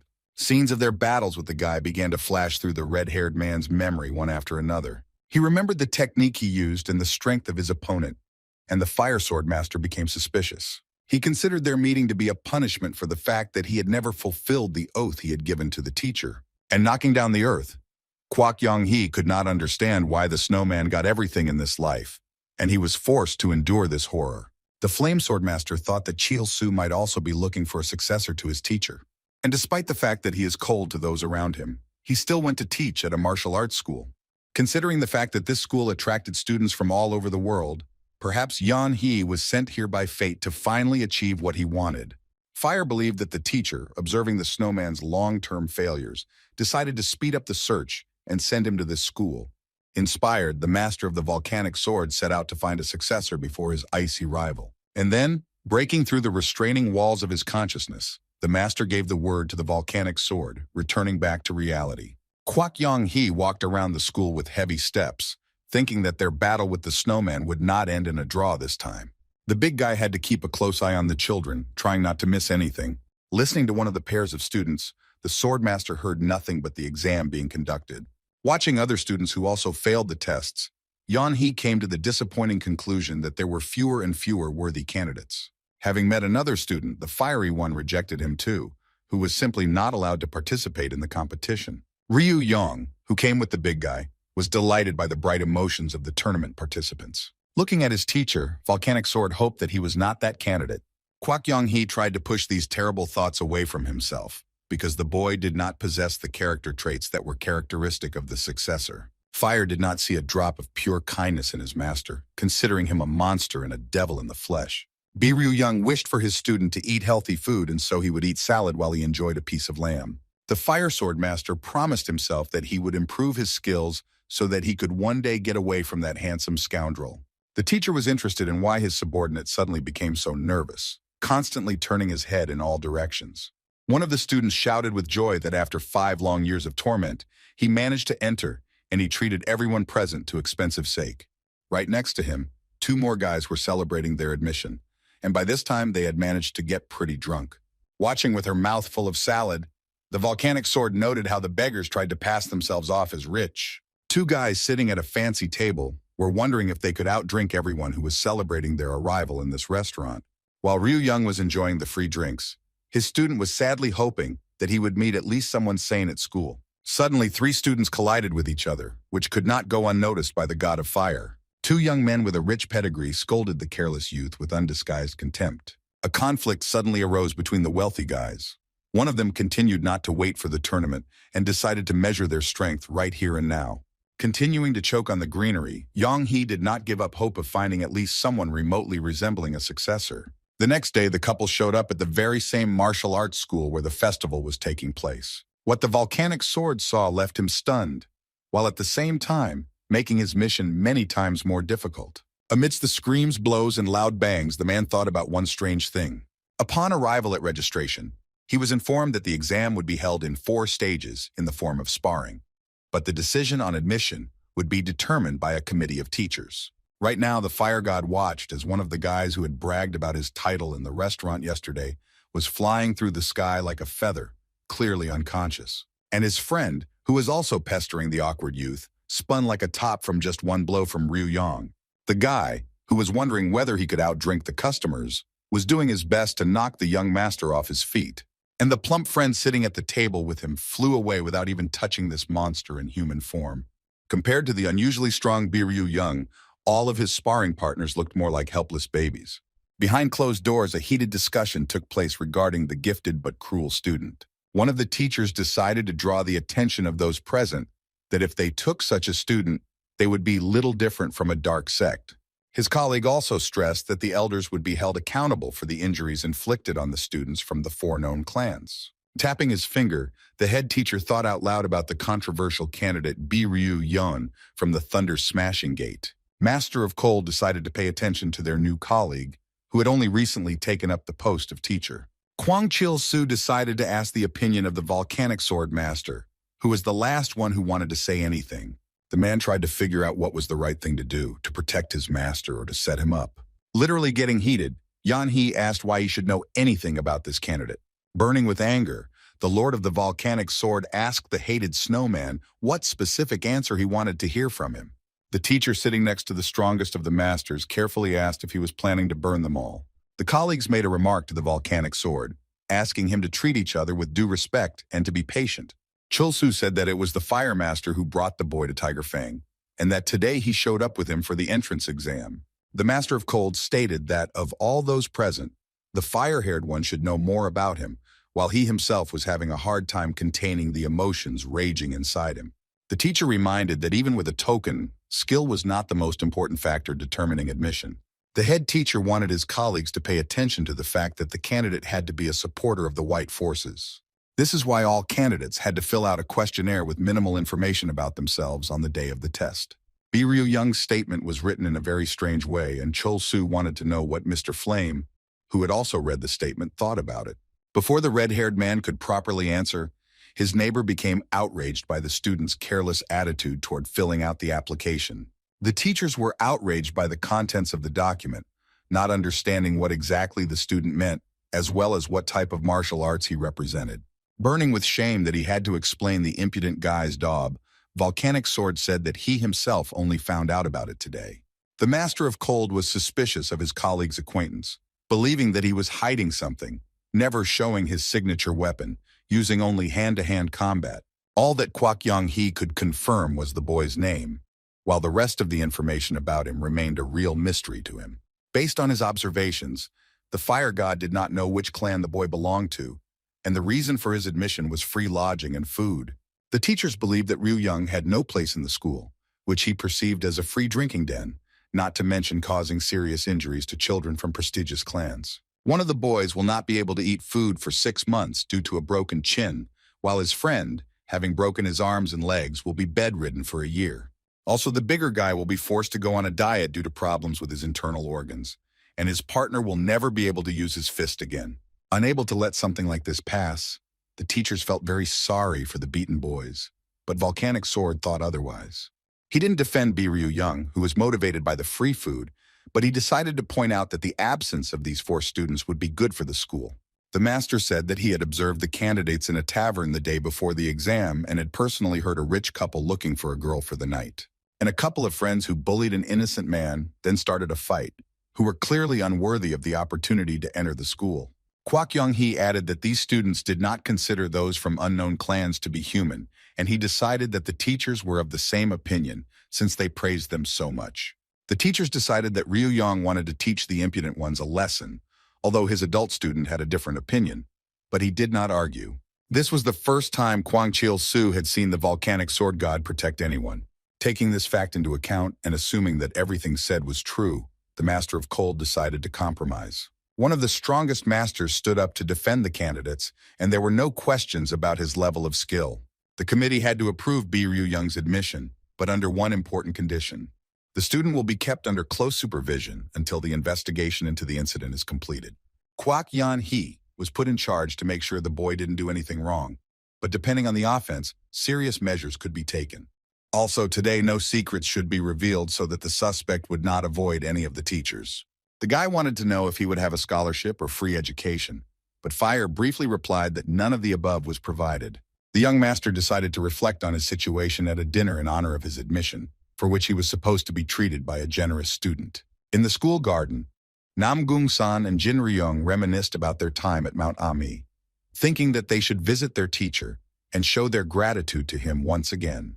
Suddenly, a familiar voice called out to the students, announcing such a possibility. Although not immediately, the students still recognized their teacher, perplexed by his presence here. Even though the guy looked young and wore different clothes, he still exuded the energy of that same Sabu. Hyun-woong couldn't believe that the teacher had become so much younger, but No-hawk didn't doubt for a second that the man in front of him was the same cruel tormentor. Ok-yan and Moon-hai couldn't help but notice how their mentor had transformed into a young, attractive man. San-san also couldn't greet her mentor without a compliment, and Dan-sama was so blinded by his beauty. The wild words that the boys said to Ryu Young were like honey to his ears. The young master liked the mood of his students, and in honor of the reunion, he suggested that they practice a little. During the entrance ceremony, all the students' eyes were on Ryu Young, who managed to fall asleep standing up. Suddenly the boy was awakened by the words of one of the school representatives, who was reading the opening speech. When he woke up, the young master did not understand where he was, and being sleepy began to look around. The student standing nearby looked at the strange man, not understanding how he could fall asleep at such an important moment. Others considered him an eccentric who not only smiled in his sleep but also came from somewhere lower class, judging by his clothing. Much to his regret, Ryu-young was at the entrance ceremony, which was still ongoing. A crowd of students, lined up one after another, stood in the main courtyard of the school. The guy couldn't wait for all the speakers to finish because he was mortally bored, and he was really afraid of dying from it right during the ceremony. In order not to torment himself, the young master decided to leave the event and literally disappeared a moment later. The students surrounding Ryu-young were shocked by his disappearance, and not a single one of them caught the moment of his departure. The guy decided to take a break from the monotonous speeches of high-ranking gentlemen by climbing onto the roof of the building. Sprawled out on the tiles, the young master decided to take a nap under the warm rays of the sun until the farce down there ended. Despite the fact that he had made himself comfortable and had already closed his eyes, he was still not allowed to sleep. Suddenly, a strange boy jumped up onto his roof with a quick and easy movement. The red-haired guy was surprised to meet a student on the roof, but he still said hello to him. The stranger stated that he didn't expect anyone to take the place, but the extremely uninterested Ryu-young simply asked the red-haired man who he was. The good-natured young man introduced himself as Ryu-young, who some also called Elgin's double blade. The young man was glad to find a like-minded person who he believed was also not delighted with the pompous ceremony. The young master remained lying motionless on the roof, but turned to his new acquaintance with a request. Ryu-young waited with genuine interest to see what this guy would say or offer him. Ryu-young, without ceremony, asked the red-haired boy to move away as he was blocking the sun. Having asked the student for forgiveness, the young man immediately stepped aside, still smiling contentedly. The guy's conversation was closely watched by people who were not taking part in this conversation. Hiding in the shadows, Hong-sik kept his eyes on Ryu-young, and the appearance of the red-haired guy only made the spy more wary.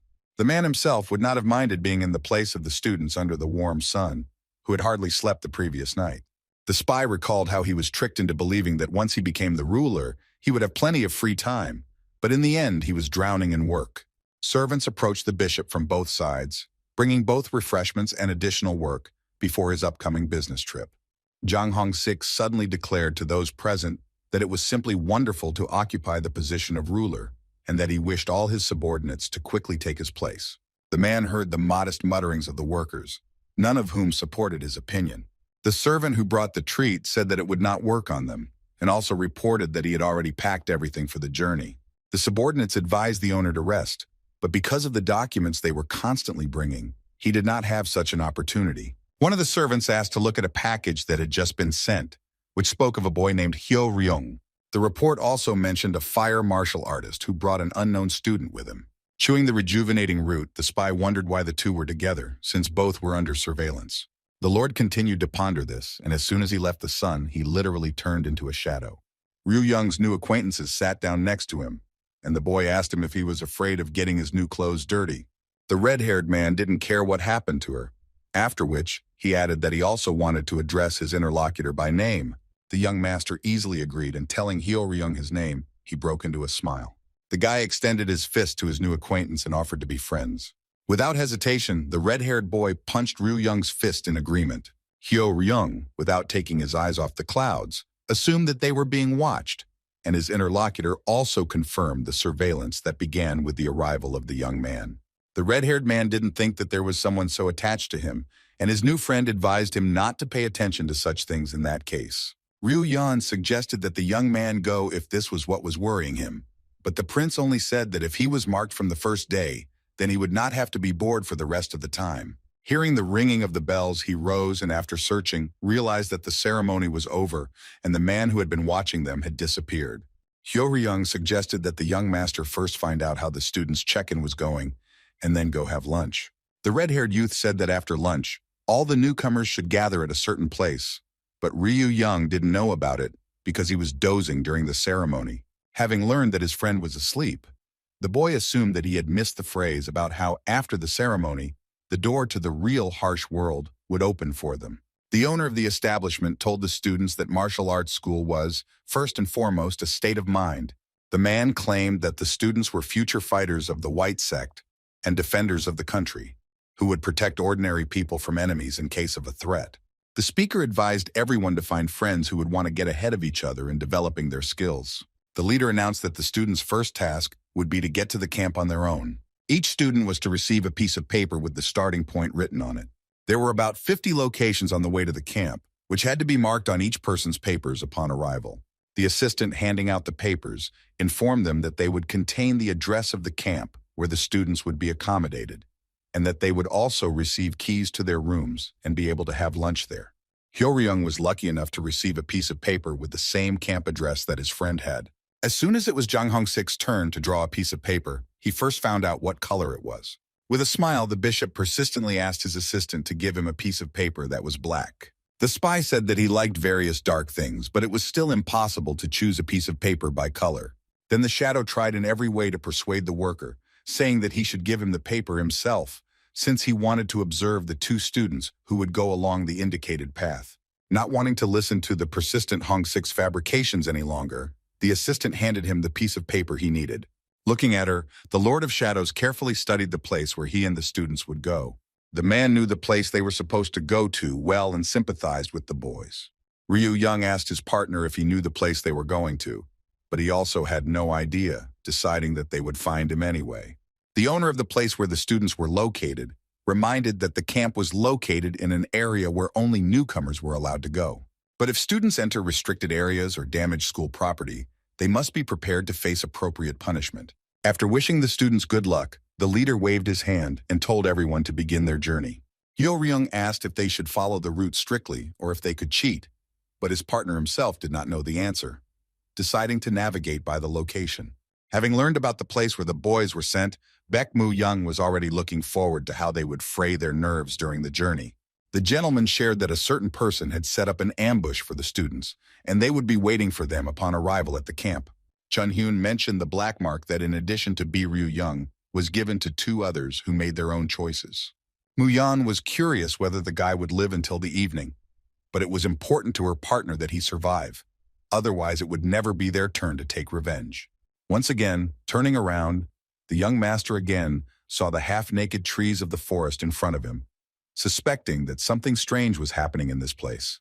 The red-haired boy decided that they were going in circles and guessed that getting out of this territory would be extremely difficult. Ryu-yeon didn't expect that the hardest part would not be getting to this place, but leaving it. Losing patience, Hyo-ryung suggested burning down the entire forest so that they could calmly figure out where they should go next. But it never came to that, because the guys were called out by a stranger who suddenly appeared behind them. With a smile on his face and waving a black piece of paper, Hong-sik told the students that their paths seemed to have crossed. The stranger introduced himself as Hong-sik, adding that he was a new student who had enrolled this year. At first, the guys were meaningfully silent, hearing such a statement from a mature man. The silence was broken by Ryu-young, who stated with displeasure that the man had brazenly lied to them. Hong-sik, trying to change the focus from his age, showed the boys a piece of paper with an assignment. The students began to discuss whether there was some kind of age limit for applicants, and the man noticed their conversation, which hurt his pride. Hyo-ryung guessed that the man was unlikely to have bribed the committee, as he had seen with his own eyes how many people left the school without being admitted. The young master decided that the commission simply took pity on the man, since it provided the students with shelter and food, which, judging by his appearance, Hong-sik needed. The mature student was uncomfortable hearing such comments about himself, and he asked the boys to consider that he got into the school thanks to a bribe. The couple whispered that the man looked over 40, but was not ashamed to prove otherwise. Hong-sik agreed that age was not scary, but it was all because he accidentally took the wrong medication as a child. The man was also irritated by the guy's tactlessness, since they had just met. The students continued to discuss the man as if he were not there, deciding that they would take his word for it, and also ask if he happened to know the way. Ryu-yeon asked the man directly if he knew where they should go to reach the camp. The guy said that having quickly reached this place, they wandered back and forth for about an hour. The new acquaintance agreed that the territory was indeed huge, but not so huge that it would take him so long to walk around it. Hong-sik wondered why the boys didn't know anything, because during the ceremony, everything was explained in detail, but they only replied that some of them had missed it, and some had dozed off. Based on the couple's carelessness, the man assumed that the students did not know about the structure of the institution. He began to talk in detail about the school itself, telling both its history and the places it contained. It was where the heirs of famous clans and students of the most famous martial arts schools gathered to be trained as warriors of the White Sect. The school was a fortress, commanded by a righteous coalition that was supposed to protect the peace of the citizens. Situated on hundreds of tens of square meters, the school could accommodate more than 100,000 people. And on the plateau near the lake, many grain crops and fruits were planted where livestock also fed. The narrator noted that in the worst case, the door would simply be blocked and entry would be impossible. But spending about a year closed off from everyone would not be difficult. In this case, the additional gates remained closed permanently. And most importantly, the gates were guarded by 50 people. But if they were not enough, another 30 guards would arrive, who were always very close. Even if the enemy manages to break through on the way to the inner courtyard, 7 special camps will be waiting for him. The man imagined that even if he entered the territory, the enemy would certainly get lost in the fog. There was also the possibility that he could simply get lost, turning back and forth in search of the road. At the same time, strangers who enter the forbidden lands will not be able to avoid the teachers, who will immediately run to them. The maze became more difficult the closer you got to the center, and the camp the trio were supposed to get to was the closest to the courtyard. Hung-sik explained that the city was built according to the precepts of Confucianism and Buddhism, and anyone who understood these teachings could easily find a way out of the labyrinth. The boys told everything they knew, namely that monks had to adhere to certain rules, namely not shaving, not eating meat, and not getting married. The mature student advised the boys to simply answer such a question next time that they didn't know anything. The students, tired of the endless conversations, said that if they knew anything, they would have already found the way. Initially, the undercover master did not intend to show the students the way in order to fully analyze their behavior. Ryu-yan wondered why, if their acquaintance knew so much about the structure of the labyrinths, then why was he still here with them, perhaps with ill intentions? Hong-sik replied that, unlike the guys, he hadn't wasted any time getting here. He said that the territory was arranged in such a way that anyone who wandered around it could be left alone, and the level of complexity exceeded all conceivable and inconceivable limits, forcing people to wander through it for years. Only by achieving true humility and prudence could one get out of the territory. The students whispered among themselves, trying to figure out what the man meant. In this labyrinth, a winding path awaited them, surrounded on all sides by special traps. Hong-sik added that of the 6 key doors, only one was the real exit, and their location changed every 2 hours. Ryu-yan and Hyo-ryung quickly realized the situation, came to a common decision, and turning around, headed in the opposite direction from their interlocutor. The couple decided to take a short nap and suggested that the mature student also take a rest, since the road was going to be difficult, and he could get very tired. The Lord of Shadows was outraged by the behavior of the guys, who decided to dump all the work of finding a way out of the labyrinth on him. The spy asked what if he suddenly failed to find anything. What would the students do in that case? Hong-sik was furious that, in addition to the lazy Ryu-yang, even Hyo-ryung, who was sent to spy, was shirking his work. Some strange sounds, as if something heavy and large was moving the axis from place to place, did not make the couple get up. Losing his last bit of patience, Hong-sik told the boys to get up as the maze began to change again. After an hour of long wandering, the trio witnessed the moment when the labyrinth began to change its surroundings again. Ryu-yan noted that they left the previous location in time. Otherwise, they would have stayed there for a long time. The red-haired boy thanked their guide, without whom they would not have been able to find their way so easily, not forgetting to also mention how he almost fell into the hiding place. The spy kept cleaning up after the boys, who through their carelessness could cause the labyrinth to change at any moment. Most of the traps ended up falling on Hong-sik, who was forced to endure them. But first and foremost, in order to get to the camp safely, to find the secret space, one had to touch the center of the rock, and the mature student asked the newcomers if they could overcome such a test. Deeming their guide to be the ideal candidate, Hyo-ryung helped him get to the right place on the cliff. Having reached it, not without the help of the Lord of Shadows, one of the 3 had to go down into the pit and take the dinner note indicating the final point and the keys to the rooms. As in other tests, the most experienced among those present was forced to perform them voluntarily. While the trio were looking for the right path, most of the students were already in the general camp area near the sanctuary. The students shared their experiences with each other, which, thanks to a miracle, did not allow them to get lost. The seniors announced that they would check whether the newcomers had reached their camps honestly. One of the students was extremely surprised that the test was over, and his classmates were perplexed as to what he had confirmed. The young man explained that the camp set up some kind of ambush every year for new arrivals. A senior student noted that this was the only place where it was so peaceful, and that the students should be glad that they had the opportunity to study at this particular camp. Other students endured the ridicule of the elders, who forced them to sing songs to escape from traps, while some went through obstacles inside the building itself with poisonous snakes. Hearing about the atrocities that had taken place in other camps, the boys quickly began to apologize. The trio's attention was drawn to one of the newcomers, who was collecting his personal belongings at the counter. The student's room was on the 5th floor and his things had been delivered there in advance. Having thanked the workers behind the counter, the newcomer also received many compliments. The boys were surprised why everyone started to curry favor with this student, and the room he was placed in was for those who took first place in the exams. When the mysterious student left the common room, all the attention of those around him was riveted on his person. One of the newcomers suggested that the student was getting so much attention because of his appearance, but in fact the reason was completely different. This student in a snow-white robe possessed such a level of skill that he could compete with the teachers. The handsome man that everyone admired so much was a descendant of the Moyan clan, the grandson of that very sword lord. The student was none other than Moyan He, known by the nickname the 7th Divine Sword. The senior students did not lie, and the young man's things were delivered to his apartment safe and sound. But as soon as the sun's rays, penetrating through the window, illuminated the furniture there, the guy became wary. Moyan He walked slowly towards the dining table, jingling the ornaments on his head. The student ran his finger across the surface of the table and decided to check if he was imagining things. After carefully examining his finger, the student discovered dust particles and small crumbs on it. The next second, the sword lord's grandson opened the window wide, letting fresh air into the room. Wearing gloves and with a scarf covering his face, the guy took out a certain instrument from a case hidden in the pocket of his robe.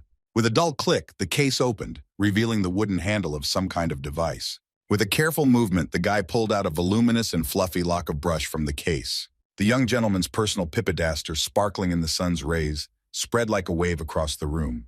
The guy carefully examined every corner of the room before he got to work. Here and there, Moyan He ran with a brush, blowing away every speck of dust that was on the surface of the room. The 3 who arrived had already received their things and were going up to their rooms, discussing that the teachers were preparing something for them for the evening. The seniors checked with each other to see if all the newcomers had arrived, but it turned out that only 3 were missing. The teacher, talking to the people on duty, wondered whether the remaining students would be able to get out of the labyrinth. The teacher told the boys to be as attentive as possible and not to let anyone into the area. The guards were not thrilled to guard the area near the entrance, which was not in the best condition, but were obliged to wait for those who lagged behind. Suddenly, one of the duty officers remembered that the emergency entry mode had been activated, but decided that no one in their right mind would dare to go straight through it. Taking a breather after all the trials, Hongsik wanted to find some simpletons and hand over his position to them. At this time, the partners were discussing the next location, which did not inspire any confidence in them. Ryu Yan in other circumstances would have refused to go this way, but he decided that since they were already here, it was foolish to stop. With a smile, the young master declared that in this case he would have to act decisively. Hyo-ryung, along with Hongsik, who had come to his senses, were so surprised that they asked the guy again if they had misheard. The Lord wanted to stop Ryu Yang and suggested that he first think a little before rushing into trouble. As soon as the guy stepped on the floor, the first of the traps detonated and an arrow flew straight at him. With an unperturbed face, the young master dodged the threat flying at him without moving from his spot. The arrow hit a tree, and Hongsik, seeing it, realized that the foggy road had been put into emergency mode. The man shouted at the boy to come back as soon as possible, because the foggy road should not have been switched to this mode. Continuing to walk forward, Ryu Yun noticed traces of blood on the walls, after which another trap was triggered again. One after another, arrows began flying straight at the student, but none of them hit him. The daredevil's classmates dodged again, and the arrows that flew past hit the same tree, shattering it into pieces. Unlike the newcomers who remained at the trailhead, Ryu Young was interested in what was in store for him next. Several dozen arrows flew at the guy from both sides, which seemed impossible to dodge. The students, cautiously peering around the corner, could not believe their eyes. Shadow Lord could not accept the fact that any human could move so fast. The man compared the young master's movements to those of an octopus, and the red-haired boy completely agreed with him. He also noted that his friend's level of skill exceeded all conceivable limits. Having described circles in the air, Ryu Yong wanted to descend to the floor, but immediately fell under it. The guy saw a hole underneath him, filled with many sharp daggers, into which he was trying to fall. But literally the next moment, the young master, pushing off with force in the air, flew high into the air.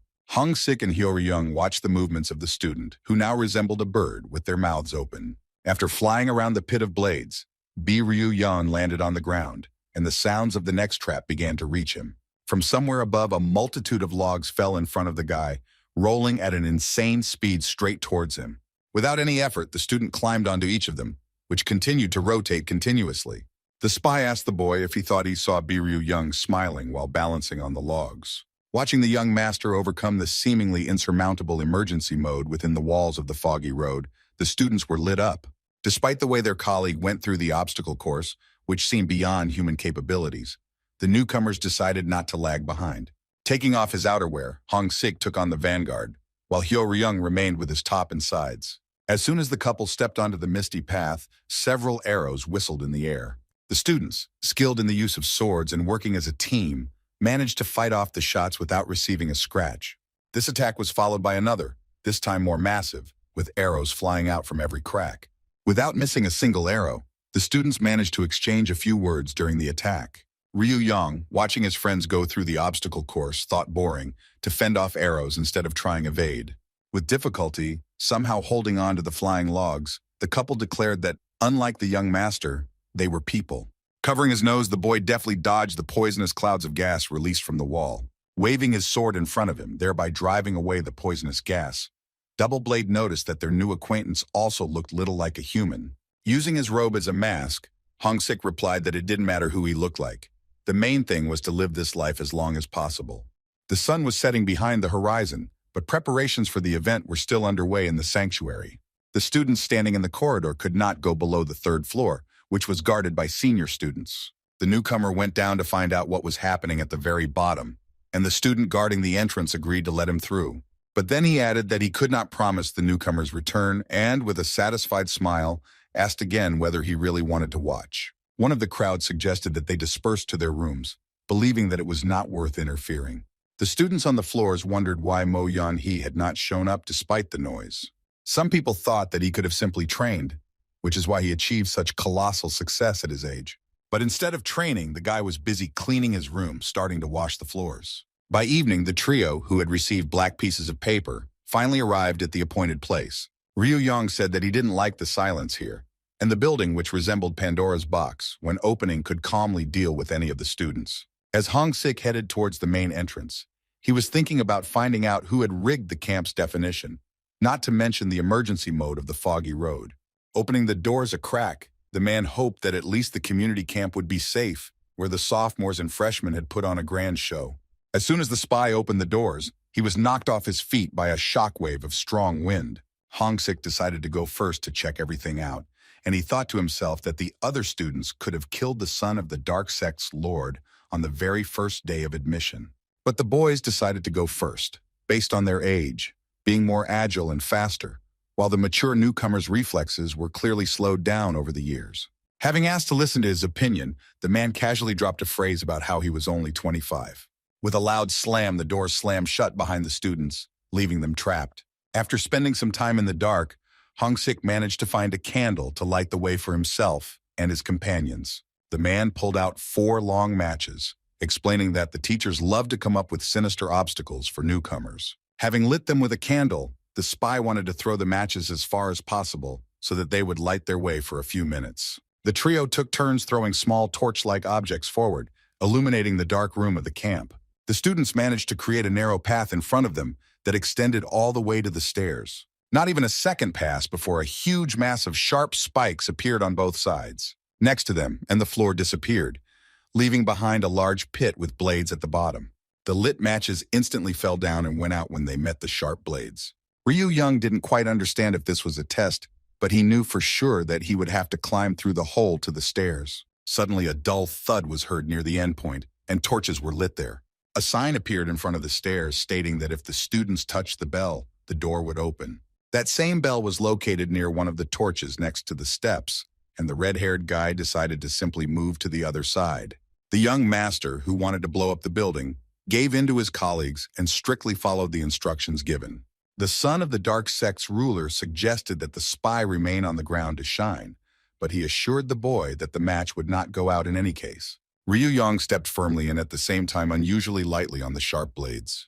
Things were a little more difficult for his colleagues, but despite this, they managed to overcome obstacles. Suddenly, the guy stopped, sensing something was wrong, and shurikens started flying at him from all sides.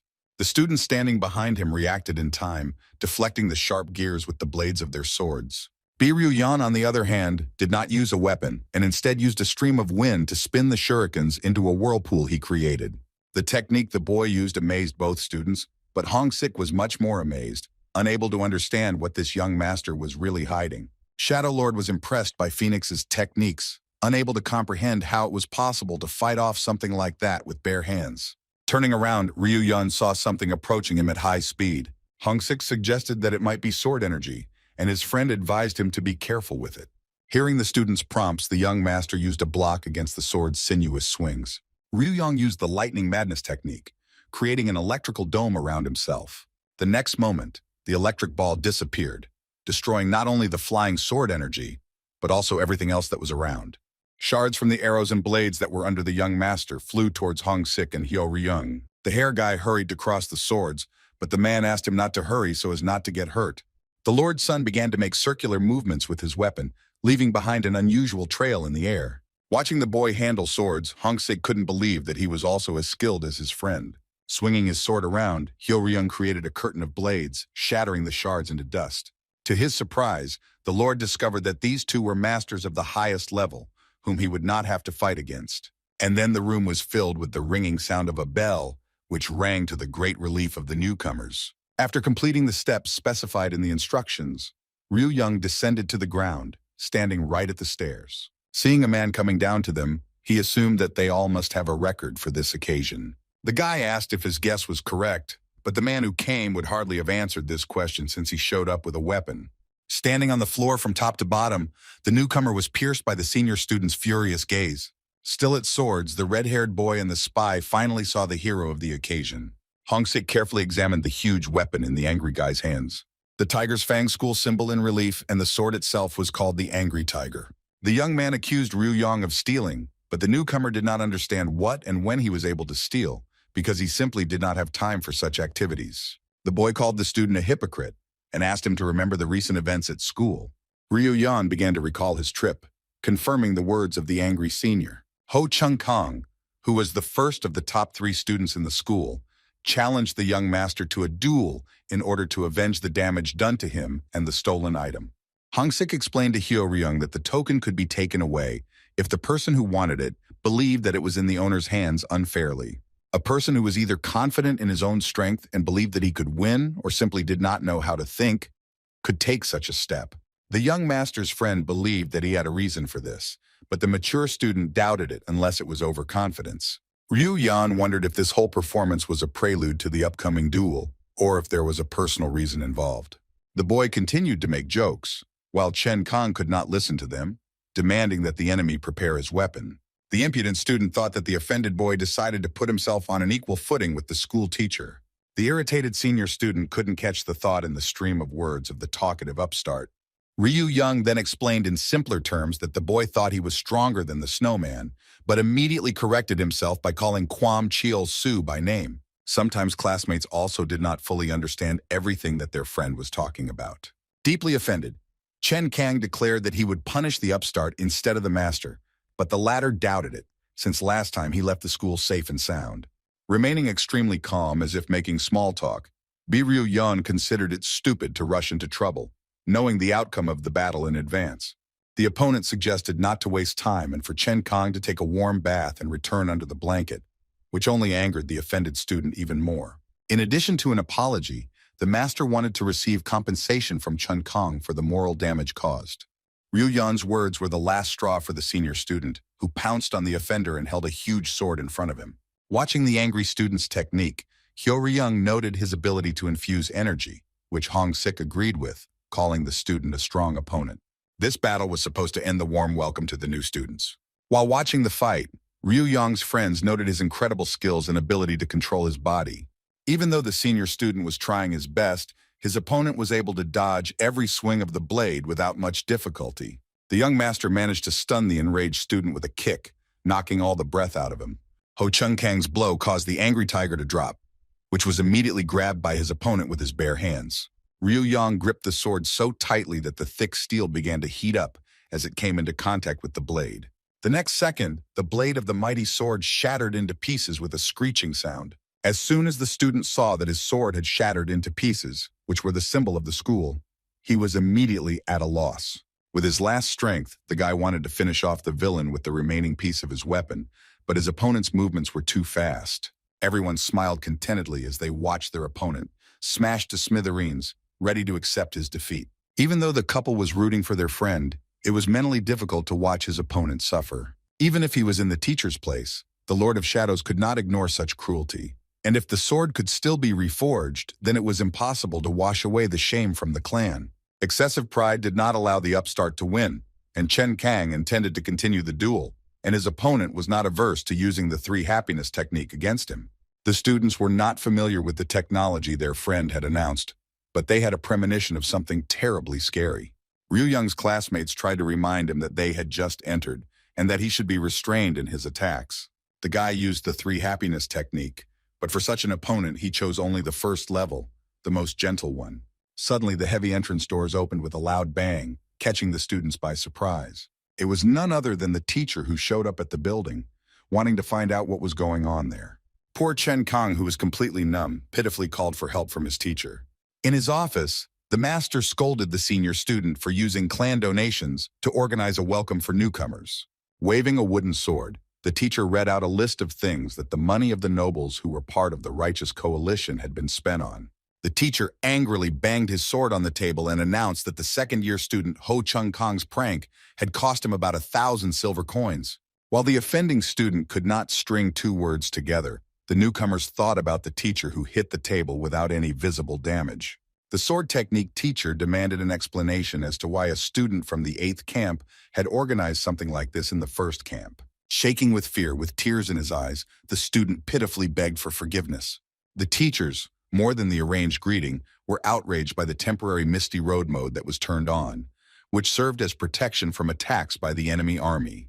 The old man wanted to name the accomplice who helped him pull off such a trick, but Chen Kang continued to swear that he did everything himself. How to activate the emergency mode required level 3 access, while upperclassmen could only know how to activate the first two. The swordmaster said that such a thing could only be done with permission from above. For attempted murder and violating the security arrangements within the school, the student was sentenced to 3 months in a prison cell. The teacher was surprised that the scoundrel feared his accomplices more than being expelled from school and ending up in prison. The vengeful boy still had to answer for his actions before the Council of Teachers. Even though the students found themselves in an unpleasant situation, they still remained under the close attention of the master. The teachers were overcome with some doubts as to whether the students were really newcomers. Hung Sik never tired of making excuses for his age, recalling that his mother had given him the wrong medicine when he was a child. Feeling sorry for the mature-looking student, the master ordered the newcomers to leave as quickly as possible, especially one of them. After leaving the teacher's office, classmates shared their impressions of the unusual first day of school. The students, finding themselves neighbors, said goodbye to each other, each going to his own room. While standing near his chambers, Ryu Yan heard some noise coming from inside. Carefully opening the door, the guy looked inside, discovering someone there. His entire room was sparkling with cleanliness, and a guy he didn't know in a snow-white robe was sitting next to his things. From the very threshold, the young master introduced himself to the young man and immediately invited him to be friends. The student, before answering, first straightened his clothes and then rose from his chair. Placing his palm on his fist, the young man introduced himself to his roommate and stated that they should first get to know each other. Ryu Yan noted that the young man was too strict, which only puzzled the Moyan clan member. Considering that they were both classmates, the guy suggested switching to informal address and stopping adhering to strict etiquette. The 7th Divine Sword understood what his disciple was asking for, but he couldn't take such a step since he barely knew him. The student advised that if communication was strict, then one could push away the interlocutor, while an informal form allowed one to make friends faster. Moyan He continued to push his line and suggested that everyone use the method of communication that was most convenient for them. Noting the inaccessibility of his interlocutor, Ryu Yang found him terribly boring, and when talking to him he felt like yawning. But first, the cohabitant suggested resolving one issue that was of great interest to him. It was about what kind of bed to choose for himself, but Moyan He couldn't figure out this question, just as he couldn't sort out his things. Ryu Yan didn't understand the difficulty in choosing a bed, since to him they both looked the same. The strict guy did not agree with his roommate's opinion and asked him to take a closer look at them, since he himself considered them to be completely different. One bed was located next to the window, while the second was located near the closet. The sun's rays fell at different angles, depending on the position of the bed in the room. The young master asked the slightly strange apprentice which one he wanted, and he abstained, but mentioned that he liked to open the window and often take something from the closet. Ryu Young found his classmates' habits strange, and to make things easier, he chose the bed by the window. As soon as Mo Yun-hee heard the answer, he immediately rushed to the bed to start preparing it. Sprawled out in bed, the student had been watching his roommate clean up for a good hour. Bored to death, Ryu Young asked if he really enjoyed doing things like that. The roommate did not understand the question asked of him, looking up from placing his things on the shelf. The newbie wondered if it was really necessary to smooth out the edges with such diligence, since they were just rags. Ryu Young wondered if Mo Yun-hee measured each side with a ruler, to which he replied with annoyance that it was a matter of habit. The student was no longer happy with their acquaintance, let alone living together under the same roof. The gifted student also had his own rules for storing things, which he arranged in a special order. First of all expensive items, including weapons, should be kept out of the reach of prying eyes and hands. All the junk that was constantly in use had to be placed in a visible place so that it was always accessible. But his cohabitant had much more elaborate and intricate rules regarding this matter. According to the seventh divine sword, all things had to be kept in perfect order. All fabric products had to form a rectangular shape without the slightest unevenness or folds on them. Another rule of Mo Yun-hee, in addition to order, was cleanliness, which served as a guarantee of a great mood. Even though all the furniture on his side was sparkling with shine, Ryu Young still considered this activity to be pointless, which was simply wasting a lot of time and effort. A little tired of watching the neat guy cleaning, the young master asked if he had finished. The Moyon clan member was satisfied with the work he had done today, but despite this, he intended to continue cleaning up the next day.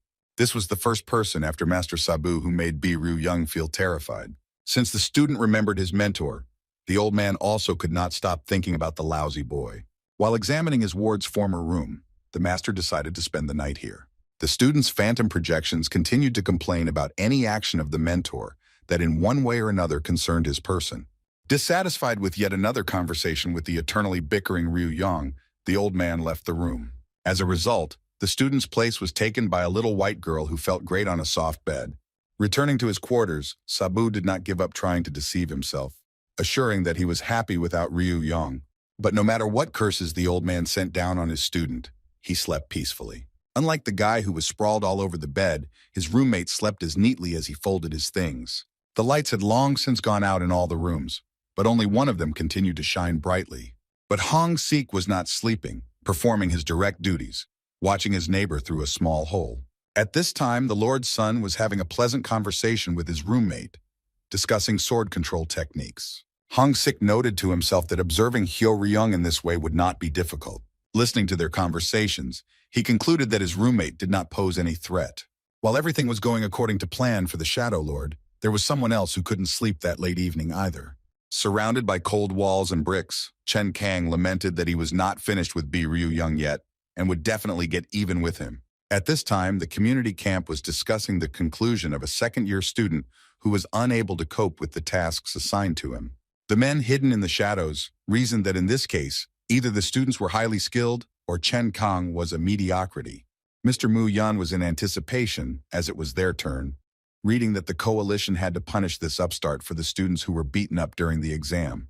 He shared that someone had done the same thing and was most likely in the same room with Ryu Young.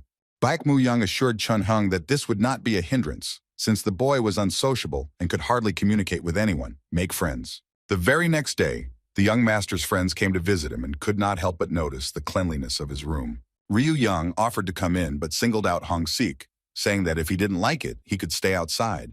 Classmates were already eager to take a look at the room, which was different from the others, as it was provided to especially skilled students. The red-haired boy brought his shy roommate with him, Yun Jun Hong, who wanted to meet a young master of such a level. Ryu Young heard a familiar clan name and said that he knew a guy who was from there. The young man, stuttering and having difficulty pronouncing words, exchanged pleasantries with the student who had already managed to earn himself a certain reputation within the walls of the school. Brushing off the compliments, the guy asked her to take 3 steps back and shake herself off before walking. Knocking off the dust, The friends couldn't understand why such a sloppy guy like Ryu Young suddenly developed such a fear of dirt. Overcoming himself, the student agreed to show the reasons, but removed all possible consequences from himself. The friend's insistent warning made his classmates very wary. The students began to speculate, and Hyo-ryung suggested that there was something in the room that reacted to dust. Hong-sik doubted the existence of such a creature, but still ordered to listen to the words. Since Ryu Young wasn't the type to be afraid of scary traps, the boys decided to thoroughly clean themselves up before visiting. Jun Hong began to vigorously criticize his new acquaintance, and his roommate decided to help him. After letting his classmates in, the guy introduced them to his roommate as Hyo-ryung and an uncle who was supposedly 25 years old. The man introduced himself as Hong-sik, confirming that he was indeed 25. He was young and energetic, like everyone else present. The guy also introduced himself to the guests and apologized for the fact that the clothes were not entirely clean due to the cleaning he had started. The young master assured his roommate that they would not go in his direction and that all his classmates were as clean as could be. The boys felt awkward about interrupting Mo Yan-hee and decided to come back later since their friend also needed to clean up. Hearing this statement, a muscle on Ryu Yeon's face twitched nervously because he didn't understand whether this room really needed to be cleaned up even more. Thinking about their friend's words, the students began to inspect the room for dirt and dust. Ryu Young asked his acquaintances what needed to be done to make the room perfectly clean, even though at the moment it was already blinding with its cleanliness. Looking from the incredibly clean area to their roommate, the students wondered why he was still cleaning when everything was already sparkling. Classmates discussed yesterday's events, debating the fact that a student from Tiger Fang School, instead of being classified as a criminal, was marked as an excellent student. Ryu Young also apologized for the extra attention they were now being kept on because of his stunts. Hyo-ryung asked him that during the exam he sent one guy to the hospital bed. The red-haired boy decided to ask his neighbor how he got there, because it was impossible to have two tokens. Interrupting his comrade, Hong-sik emphasized that the person sitting in front of Ryu Young was his enemy. Without ceremony, the guy suggested naming the place and time for revenge and, if possible, choosing a time after breakfast. Jun Hong instantly blushed, stating that he never even thought of such a thing. The young man understood that he would not be able to defeat such a talented master, and therefore decided to quietly develop himself instead of allowing himself to be disgraced. Your clan. The three had different opinions about the newcomer, as some considered him a good guy, some thought he was smart, and one mature guy thought he was completely crazy. The young man felt embarrassed that after he finished his speech, everyone suddenly became silent. The spy also gave this student an analysis that he couldn't compare to the couple sitting next to him, but he also didn't understand where Jun Hong's lack of confidence came from. Placing his hand on his cohabitant's shoulder, the prince of the dark sect assured him that no one had forced him to fight Ryu Young, and that it wasn't worth addressing everyone so respectfully, and that it was possible to calmly switch to informal address except for Hong-sik for obvious reasons. The man demanded that they also address him informally, but the boys could not agree to this because they considered him an older brother. While chatting, Ryu Young forgot about breakfast and decided to immediately correct this misunderstanding. Noticing how Yoon Jun Hong was looking at Mo Yan-hee, the young master asked what it was about him that caught his attention. The young man was bursting with indignation because not only was the seventh divine sword not invited to breakfast, but everyone gathered considered him to be obsessed with purity. Hyo-ryung, having heard about the man from the Moyeon clan, said that everyone around him believed that the guy would become the best master in the world. Ryu Young, noting all the positive qualities of his neighbor, could not understand what people imitated, because he, besides, it doesn't really do anything other than clean up. Hong-sik asked to be quiet, because there could be a female gang nearby that was stalking the clean freak day after day. As soon as Mo Yan-hee heard the mention of these girls, he shuddered in fear of his ridge breaking. Jun Hong said that girls admired him all day long and stole things that his hand touched. The obsession was so strong that despite the security, these girls threatened the servants of the estate, taking their relatives hostage. The spy added that just recently, a young man from the industrial community said something inappropriate to Mo Yeon-hee, and members of the group cut off his hand. The guys were shocked by this news and, just like the cleaning enthusiast, did not want to meet his fans. It was an honor for Yoon Jun Hong to meet such a great man, but nothing more. Dark Sect's overlord stated that he was not one of the Seventh Divine Sword's admirers, but rather his competitor. His roommate advised him to be careful with such statements because female fans of the community could be close and overhear his words. But such a thought was to Hyo-ryung's liking if something like this were to arise in the Dark Sect. After analyzing all of the above, Ryu Young concluded that the lineup was reliable. The guy told his roommate that everyone present disliked him, and therefore he didn't have to worry and could go to breakfast with them. The guys asked to be more careful in their statements, because the seventh divine sword might think that he was disgusted by them. With a quick but at the same time smooth gait, the lover of cleanliness approached his cohabitant. Without saying a word, the boy simply nodded his head in agreement, and Ryu Young confirmed that he didn't care about their opinions. The boys were on the second floor of the building, where the cafeteria was located, and all students without exception were allowed to enter it. In the canteen, despite the early hour, there were many students from different groups and different years of study. Some of the crowd that weren't completely engrossed in their food took notice of the newcomers who had arrived that morning. The young master was disappointed that the canteen was self-service, but it was more than compensated for by the variety of delicious dishes. Having assessed the strength and convenience of the dishes, which were made of steel, the guy realized that it was not in vain that he entered this place. The spy noted that the dishes were indeed durable, since they could withstand the amount of food that his classmate had served himself. The students began to argue about how much they should eat, and despite the wolfish appetite of the young, the oldest of the group believed that the great masters ate little. Jun Hong began to hear the voices of students who were indignant at their appearance in the cafeteria. The young man wanted to tell the boys about this, but they seemed not to hear him, continuing to stuff their mouths. John Lee Hack and Chuna Young couldn't understand how such an ignoramus could get a token unless, as always, he was sucking up to the teacher again. The couple attracted the attention of the rest of the students to the group of students, who immediately began whispering among themselves. A frightened Jun Hong kept repeating to himself that nothing like that had happened, and then he couldn't take it anymore and declared that he wasn't going to listen to anything like that anymore. At the same time, his classmates, just as calm, were already finishing their meal. The students were so outraged by the newcomers that they asked where they had come from.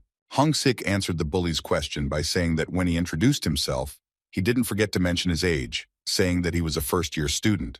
The students who moved to their classmates were from different years. John Chuna Young from the second year, and John Lee Hack from the third year.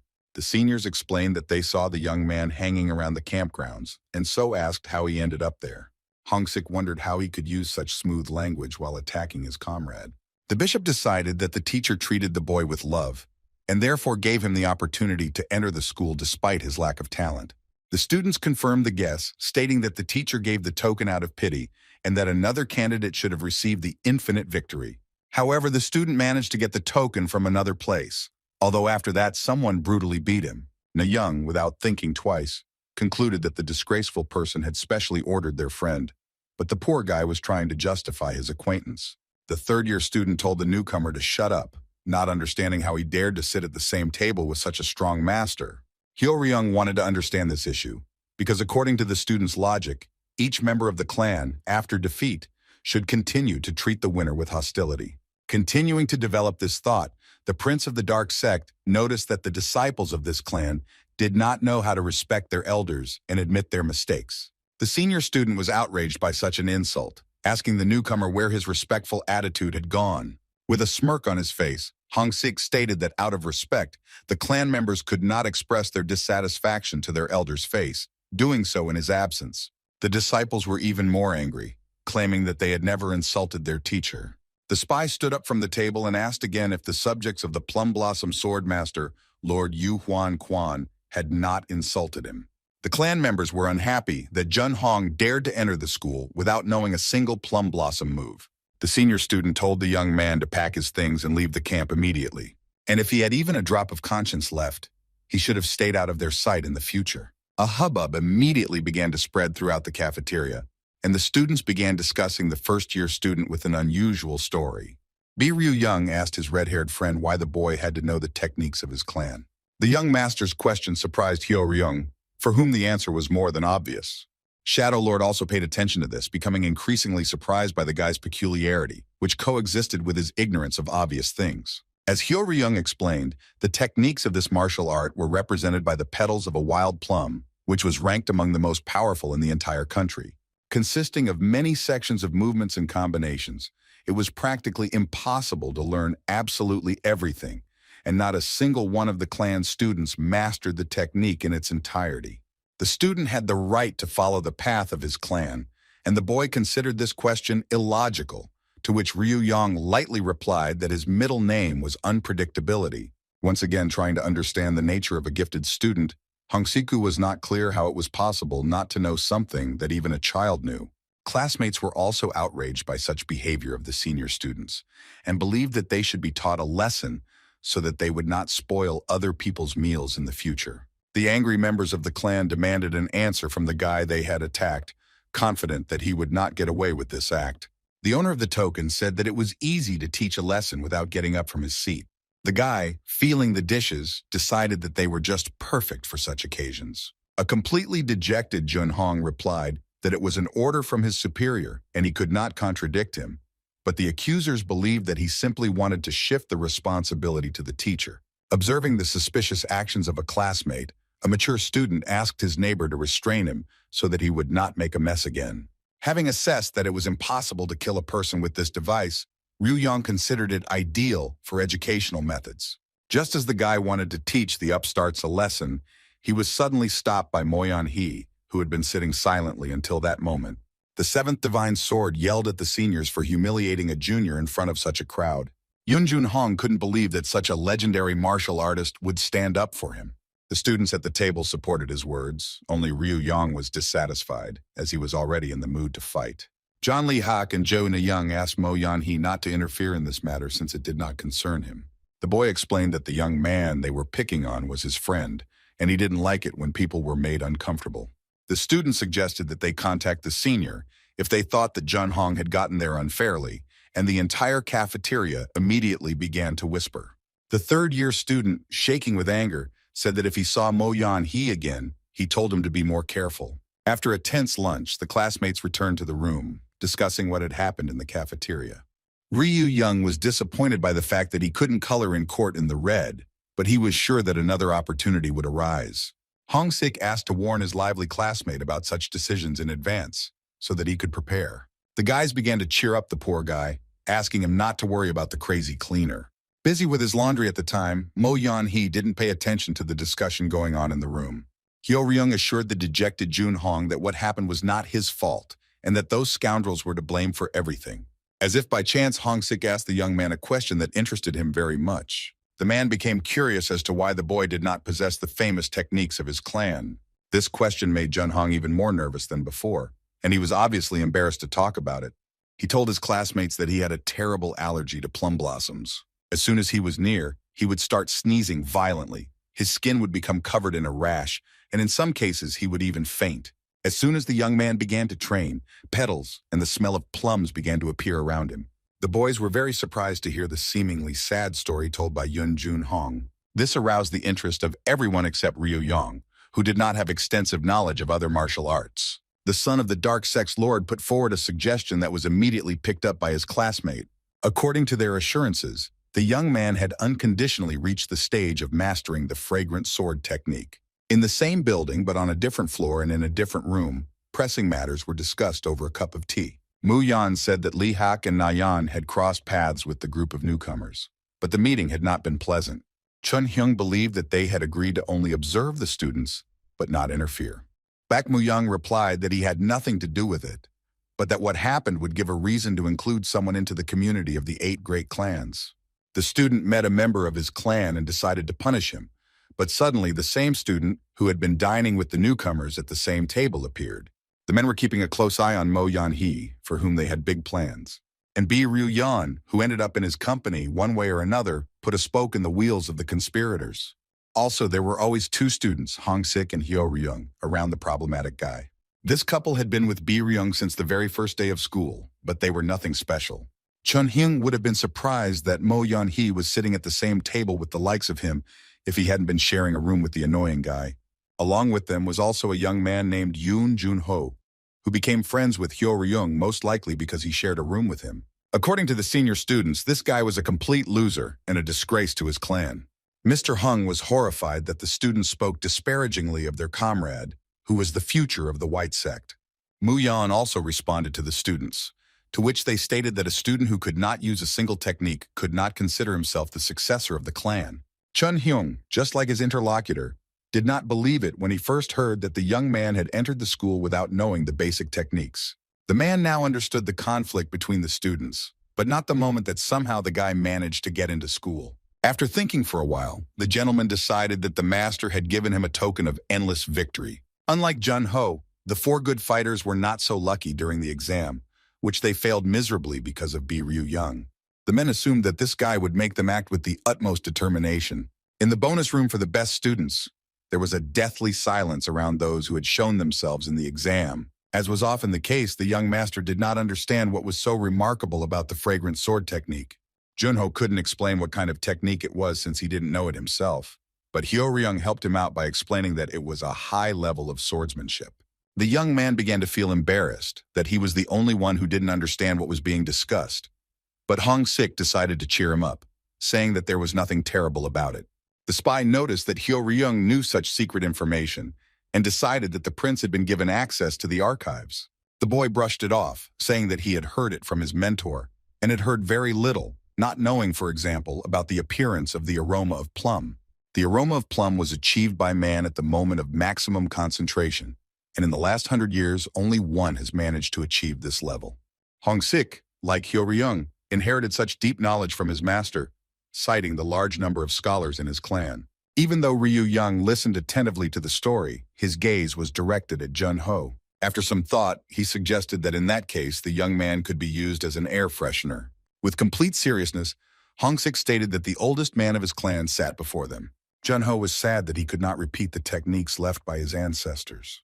His neighbor, on the contrary, praised the guy, noting that he had reached such an incredible level at such an early age. The Shadow Lord was amazed by Jun-ho's skill and asked him to share how he managed to achieve this. At the fire game where the training took place, there were a lot of young plums, and the scarier they became, the more severe the allergy developed in the guy.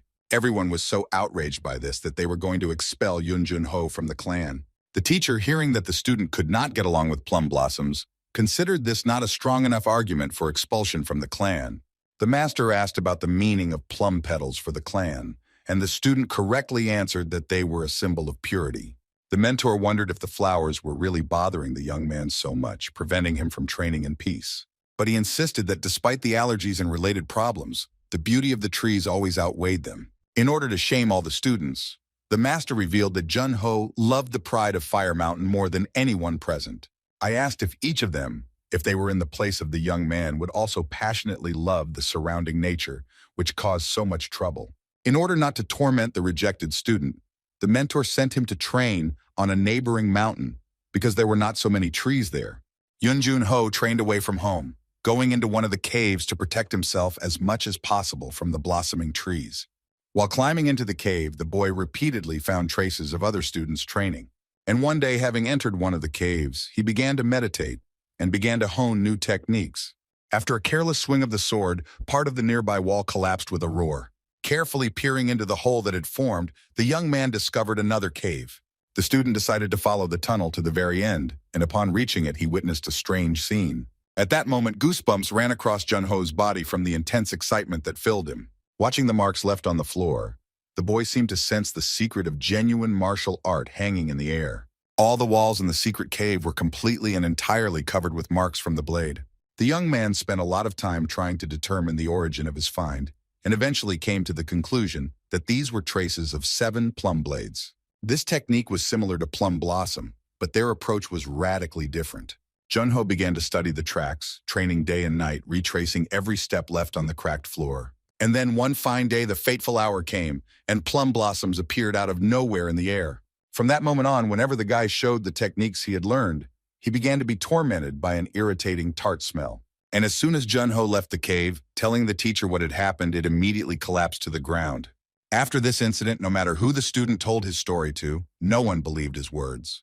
The boys guessed that the young man was the only one in the world who knew this technique, and that the mentor was obliged to believe him and find out what was what.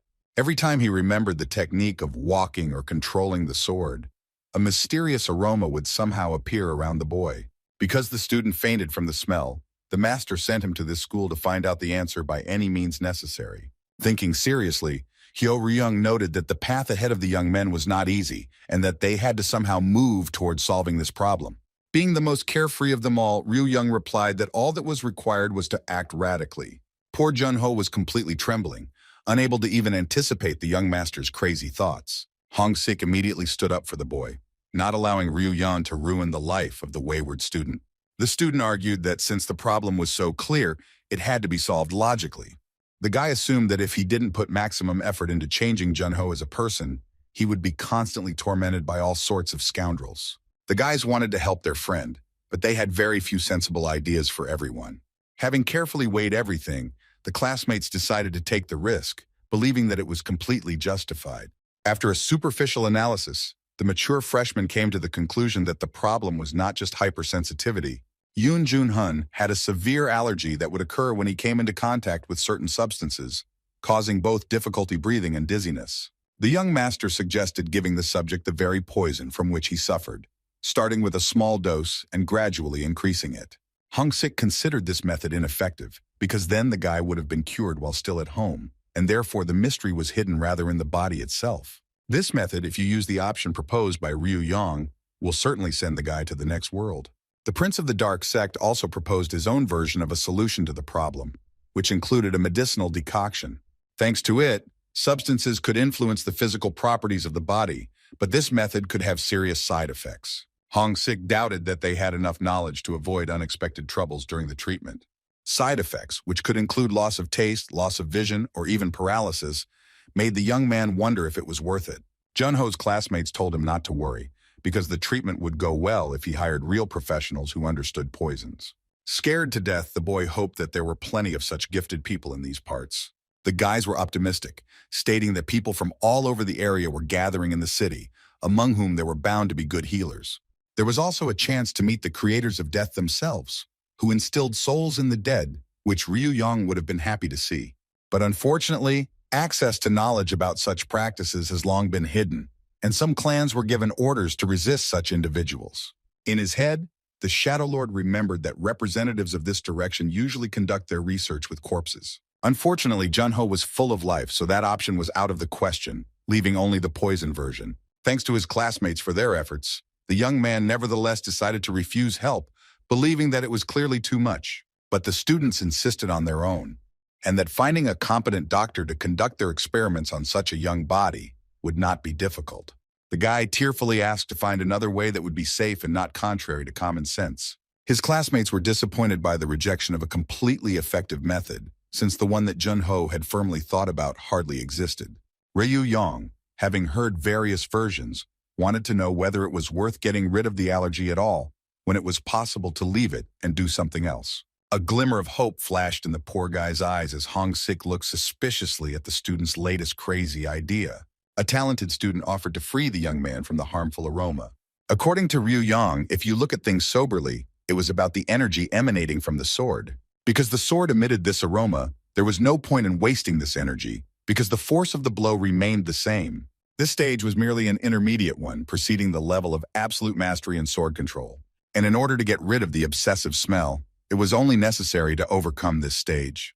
Therefore, with the power of Junho, he will become stronger and free himself from his birth curse. The plan was good in theory, but in practice it was impossible to carry out. The poor guy couldn't even hold a sword. Hong-sik, stating that the young man could not perform a single technique in his life, confirmed Hyo-ryung's words. Ryu Yan was ready to cure Junho himself, having a method to eliminate anxiety and other worries. His friend decided to trust the young master, whose speech was quite convincing. He wanted to know where such a skilled man came from, but the student did not reveal personal information, saying only that he could turn the impossible into possible. When asked why Teacher Kwak was so afraid, Fire replied that he was tormented by a certain feeling that something bad was about to happen. The enraged volcanic swordmaster shouted that he didn't understand the logic in this situation. Kwang Chul-su firmly stated that he would not dare to name the object in such a wild way if he was ashamed to even say the phrase out loud. Convinced that a man should be strong, that is why he came up with the word self-improvement. A small squabble arose between the teachers of opposite elements, which could have escalated into a serious fight. Seeing the men slowly begin to lose control of their emotions, one of the teachers asked them to calm down. The teacher asked the master of cold to be more lenient with his new colleague, who did not fully know all the intricacies of teaching. Having politely refused the fiery one, the teacher provoked another fit of anger in him, that he still did not understand why the lecture could not be called exactly that. A colleague explained that the students first of all paid attention to the name of the subject and the teacher who taught it. The man also said that in addition to male students, There were also girls at the school, and such a phrase could cause a storm of indignation among them. After thinking about it thoroughly, Yan He suggested the following name, namely combat power, speed, high-level blade control technique. The teacher approved of this text, happily noting that his hot-tempered colleague had quickly come to such a decision. Chulsu showed a list of items that already had that name. The teacher clarified that the sword master had special requirements for the educational process. The only and most important condition was not to hire first-year students for his subject, no matter what recommendations they had. The colleague showed genuine interest in what the red-haired man's demand was based on. Well, the answer was quite simple. The master simply did not want to, and in case of failure to meet his demands, he was obliged to often fall ill and not teach. Looking through the subject selection guide, Yoin couldn't figure out why he needed the thick book, unless he was using it as a pillow. The book, according to Hong Sik, although it was like a sleeping pill, it wouldn't hurt to quickly flip through it to choose the item you liked the most. Officially, there were 4 days to choose a subject, but in reality, all the interesting ones were taken apart in the first 2 hours. To begin with, it was necessary to choose 5 subjects that were given to choose from. The remaining 7 were approximately the same for everyone.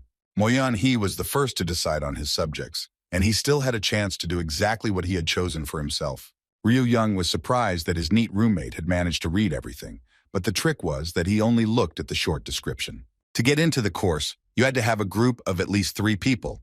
Otherwise, the program would be closed, which is why teachers recruited no more than 3 or 4 groups. Leafing through the manual, Ryu Yang did not understand where so many branches of martial arts came from. Hong Sik kindly agreed to find a suitable course for Junho to make it easier to follow him in the future. Suddenly, not far from the boys, a terrible roar was heard, to which they immediately turned their attention. The group of students clung to each other, each of them wanting to get into the sword control classes.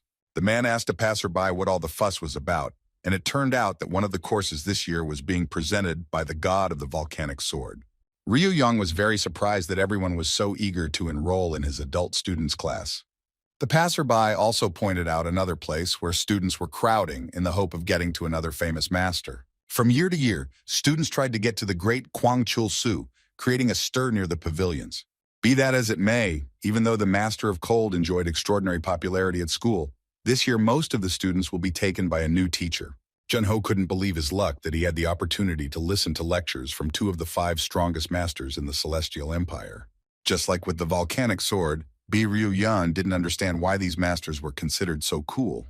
The guy who told about the lectures should have warned the newbies who were not allowed to attend the volcanic sword course. In order to get to the master, you had to study at least in the 3rd year, since the lecture had a note about the high level. It turned out that the new teacher had put forward conditions to exclude first-year students from the list of applicants altogether.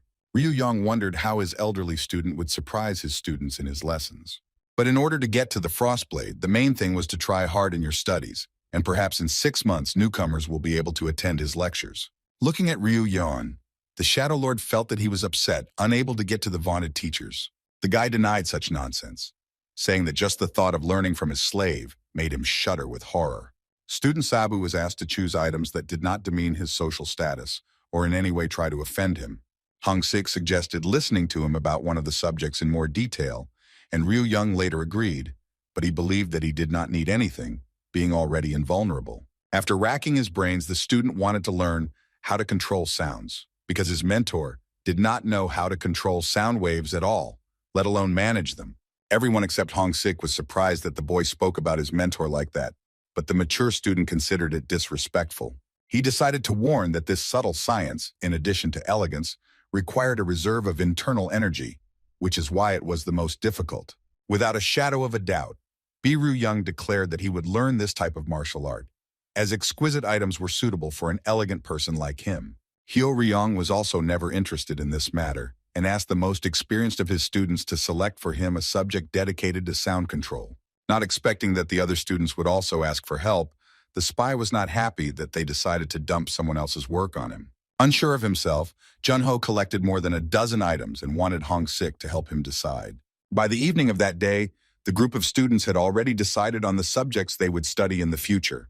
The son of the Dark Sex Lord didn't expect that the required subjects would be from different fields of knowledge. His gifted friend believed that the objects were not worth their attention and were just a bunch of useless junk. Ryu Yan and Hyo Ryung relied more on the extra subjects they chose on their own. Unlike the guys, Junho was pleased with almost the entire list and especially thanked Hong Sik for helping to compile it. His classmates were also quick to praise him for his invaluable help, mentioning that without his wealth of experience, it would have been impossible to figure things out. The man's hands were itching to teach the impudent students a lesson, but one of them was worried that the gentleman had chosen his subjects at random. The Lord of Shadows assured that he had managed to select the ideal ratio of items from those that he had selected for his classmates. The students' attention was suddenly drawn to an animalistic cry that sounded above their heads. High in the sky, above the garden, two loudly screaming birds flew by, which interested the young master. The red-haired boy explained that they were male falcons, trained to carry letters. The student, sensitive to the scent of plums, believed that pigeons were used for such purposes, to which Hong Sik replied that falcons were stronger and more resilient. Unlike pigeons, falcons were difficult to catch for an experienced craftsman, and they could also be taken with you on a hunt.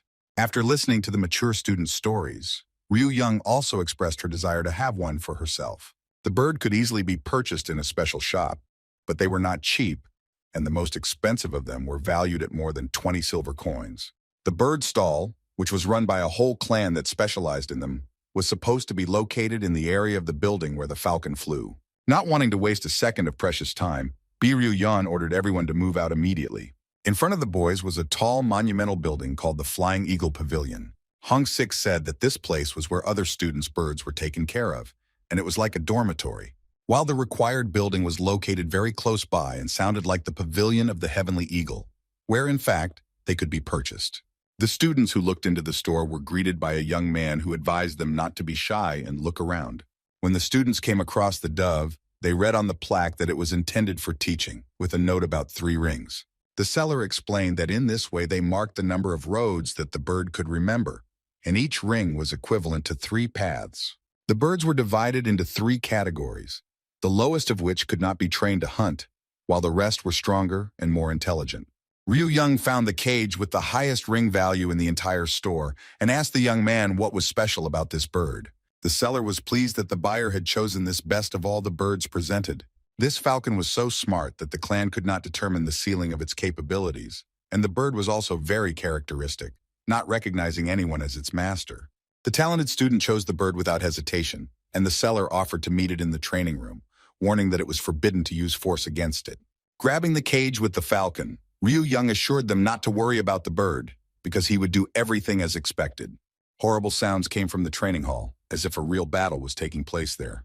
But at some point there was an ominous silence which meant one of 2 things. Either the bird had been tamed or the guy had gotten into a good fight. A contented owner of a tame falcon emerged from the hall, while the bird looked exhausted and tired. Ryu Young's statement was quite unexpected, as he had stated that he was buying it and that when the bird was angry, it acted very cute. Stroking the head of the angry and offended falcon, the guy decided to name him Thunder. Later, as evening approached, exactly the same falcon brought fresh and this time good news. The report stated that the prince of the dark sect was quite pleasant to the guys, giving no cause for concern. Namgung Jin also reported to the master that the girl named Yan Bi had not yet shown up. The conversation between the gentleman and the head of security was interrupted by a knock on the door, and the head of the martial artists ordered him to speak immediately. The attendant at the door announced that the young lady had completed her training and was ready to return home. The next day, the students gathered in the classroom and discussed the 7th divine sword. The 3 students were whispering about the famous Mo Yan He, who had the aura of a straight A student. The guy who arrived before the lecture was going to write down every word the philosophy teacher said. As soon as the rest of the kids showed up, a rumor started spreading in the class that on the very first day, the teacher would be replaced by another teacher, Jang Hong Sik. Ryu Young advised the man to wear a sign stating that he was a freshman in order to avoid similar incidents in the future. Yoon Jun-ho stood up for his classmate, deciding to tell the story of the medicine and the side effects it caused. Hyo-ryung advised not to spread themselves too thin, because if their comrade was really hurt by the words of others, he would try to look younger. Fighting a fit of nervousness, the Lord of Shadows advised them to keep quiet as he was starting to sit up from their conversations.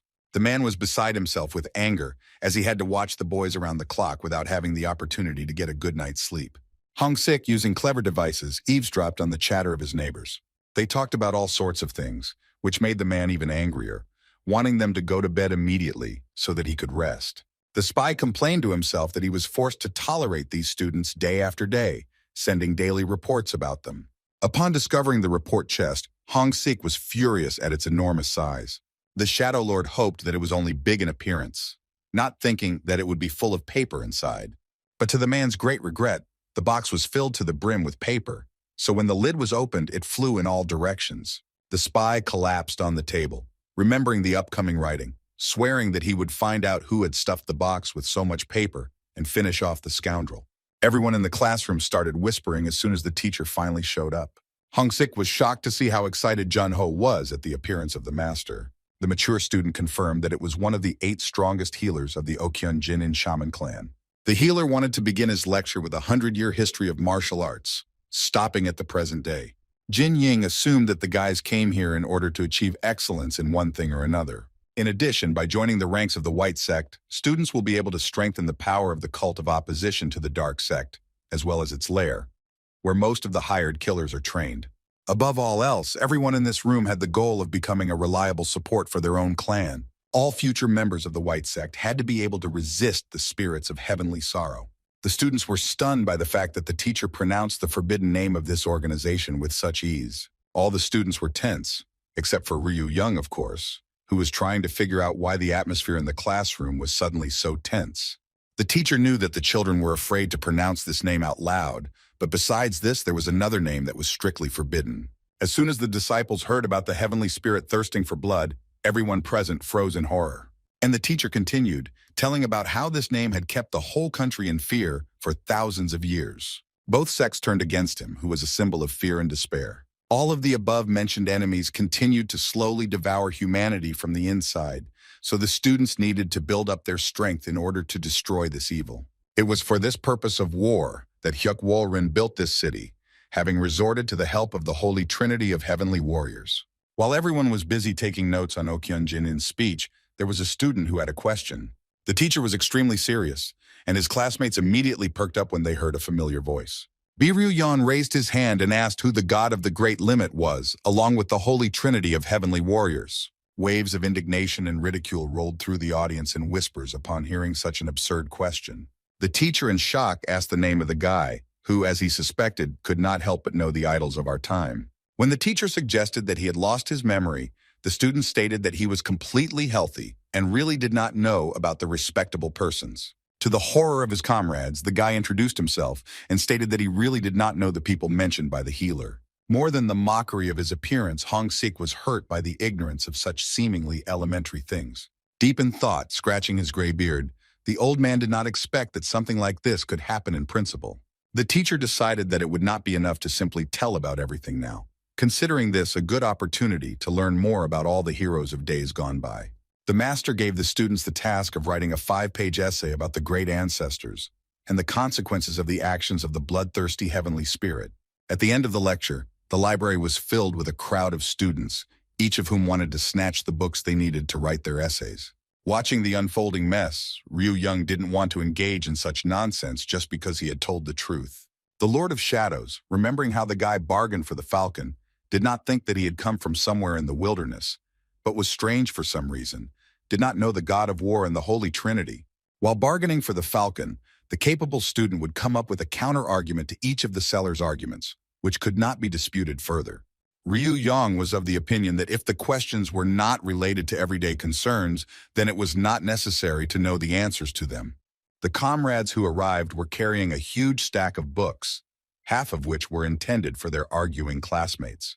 The man was very flattered by such care and by the fact that he did not have to bother helping others once again.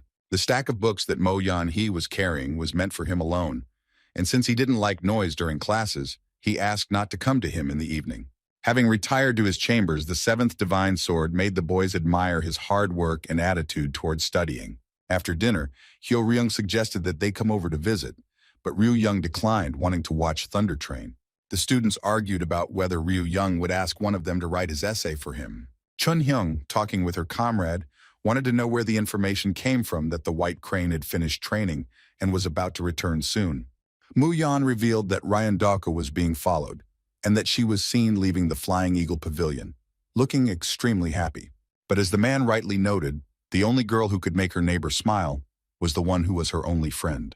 Hung wanted to understand how this was related to the fact that they were supposed to eliminate Mo Yan-hee soon. With a sinister smile, Bak Mu-young assured his interlocutor that as soon as the White Crane returned, the day of the universal execution of the vile offspring would come. All day long, right up until the evening, the students worked on writing the assignment assigned to them. Ryu Young presented his work to his colleagues, stating that he had completed everything perfectly, within the required 5 pages. After reading his friend's work, Hyo Ryung wanted to confirm whether he really intended to submit it in that form. The guys hoped until the very end that the guy was joking about not knowing about the god of war, but he said that he couldn't have known, because no one had told him about it before. The Shadow Lord said with a displeased grimace that everyone in childhood should have heard stories about them at least once. For example, when he scratched his knee to make a child stop crying, the elder could say that the spirit of heavenly sorrow would come for him if he did not stop. The prince confirmed that this method was very effective, and they immediately stopped crying. Also, naughty children who stayed out late were frightened by this spirit, who would jump out of the well and swallow the child alive, and the next morning the water in the well would turn bright red. Ryu Young's frivolity in this matter greatly irritated the spy, who had to explain obvious things. Pointing to the pictures in the text, the man asked why the student had drawn them. There was no other way to get a bad grade. A mature classmate leafed through the scribbled text, in which the bloody killer was praised as a steadfast believer in languid hope. And on top of that, the young master depicted him as some kind of deity, which further outraged Jang Hong-sik. In his defense, Ryu Young said that this is exactly what the most terrible person in the world looked like. The Shadow Lord tried to explain that the spirit of heavenly sorrow was not just a bandit and not even quite a demon. The first thing this scoundrel did when he came into the world was to completely take over the dark sect. And every step of this monster became the cause of thousands and thousands of deaths that no one could stop. Yo Ryung added his comrade's story that by devouring everything in its path, this creature was the cause of the emergence of the Righteous Coalition. The creation of the White Sect, a martial arts community, ultimately led to nothing, as they were unable to deal with even the heavenly spirit. The young master wondered how it was that only the god of war could defeat the heavenly spirit. This is exactly how it was written in the textbook from the point of view of the White Sect, when in fact there were 2 gods of war. The only survivor who defeated the enemy was the god of the Great Limit, also known as Hyuk Wol Rin, who later became known as the god of war. But the spirit was also fought by another swordmaster, the tyrant Kal Jun Hyuk, who was also elevated to the rank of god in the Dark Sect. To distinguish between the gods, the Dark Sect added the prefix demonic to their god. The prince added that after that incident, the Dark and White sects began to get along well with each other. Ryu Yan couldn't fully understand whether, even after joining forces, both sects still lost the battle with the spirit. Each side suffered heavy losses, and both gods had to spend 4 years recovering. As Hong-sik noted, the losses, according to textbooks, amounted to almost half of the population. It took more than 30 years to rebuild the destroyed cities and forces, not to mention how many silver coins it cost. The tragedy was that Wee Chun-moo's body was never found, nor were the murderers, led by the spirit of heavenly sorrow, destroyed. A classmate, listening to his comrade's story, tried to reason logically and assumed that they all probably died, since the battle took place more than 100 years ago. Despite the injuries he received, due to his level of skill, the villain could have lived for another century, since the god of war, along with the demonic one, existed for more than 100 years. The red-haired boy noted that at that time the culprit of death was about 50, so he could easily live for another 50 years. It is precisely because evil managed to survive and there was a righteous and dark coalition. Wanting to prevent the disaster associated with the war, he built this school, to which the trinity of greatest masters of the Celestial Empire also contributed. One of these trinity was Mo Yan-hee's grandfather, who was also his mentor, and Hong-sik felt ashamed for Ryu Yan that he did not know such details.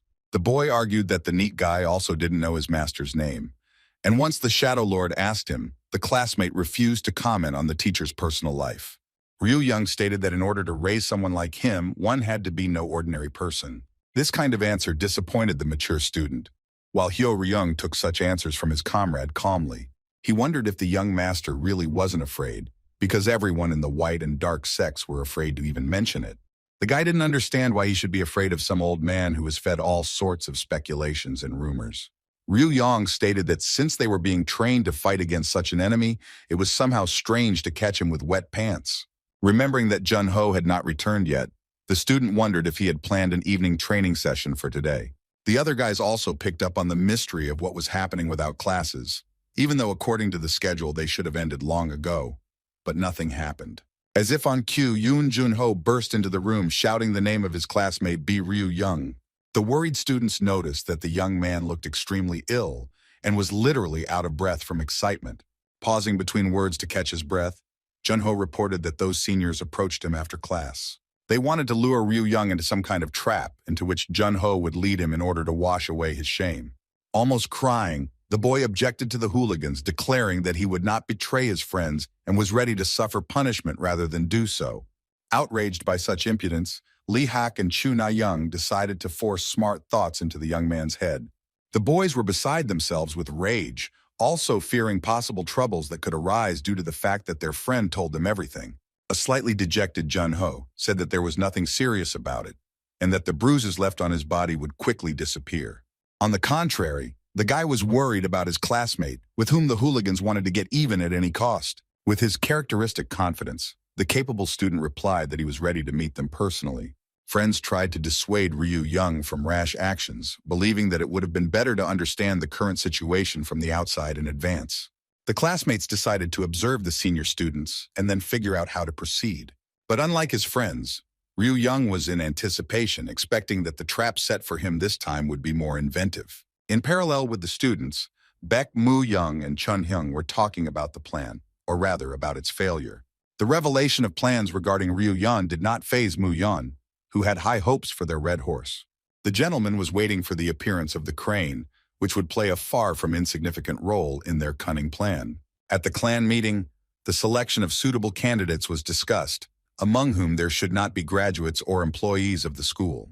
The representative of Seo Cheon-gun of the Cheon-seong clan suggested sending elders to easily deal with the boy. Miss Chen Ha-kyung of the Hwasan clan supported her colleague, believing that it would be humiliating for a crowd to attack one person. Koo-yeon Jin, being from the Gongryun clan, declared that they would only stand in the mouth of the family since the disciples of the Ami clan also refused, not without the influence of Jin Ryun. Yok Sung-han from Gongdong spoke about rumors that the rest of the clan's disciples had joined a strange society that wore heavy bracelets on their arms and legs. His colleague objected, suggesting that the girl had simply grown in skill and was working hard to train her comrades. Jumchon clan member Yu Gi-wayu Sung was furious that the Ami clan disciples turned away, as if it was none of their business.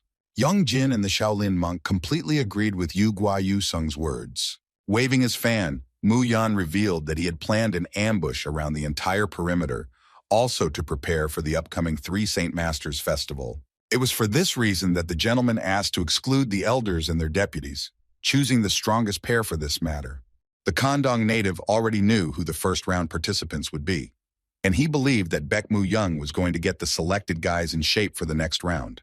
The gentleman confirmed his colleague's theory, as the disciples from the 8 clans community had grown very strong this year, making them impossible to ignore. The first ones to pay attention to were the Namgung twins, who had dramatically increased their strength.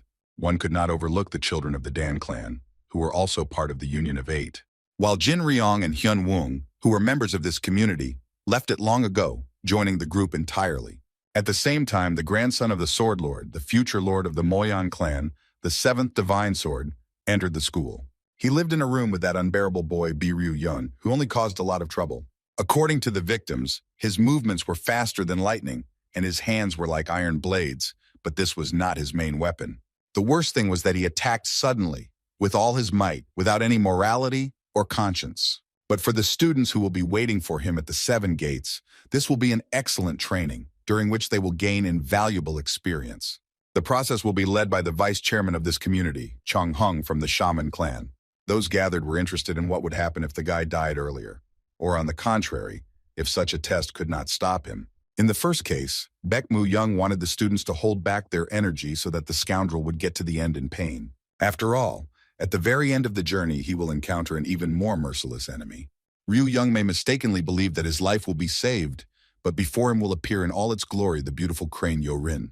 While the secret society was weaving intrigues, the students' homework was being sorted out in the teacher's room.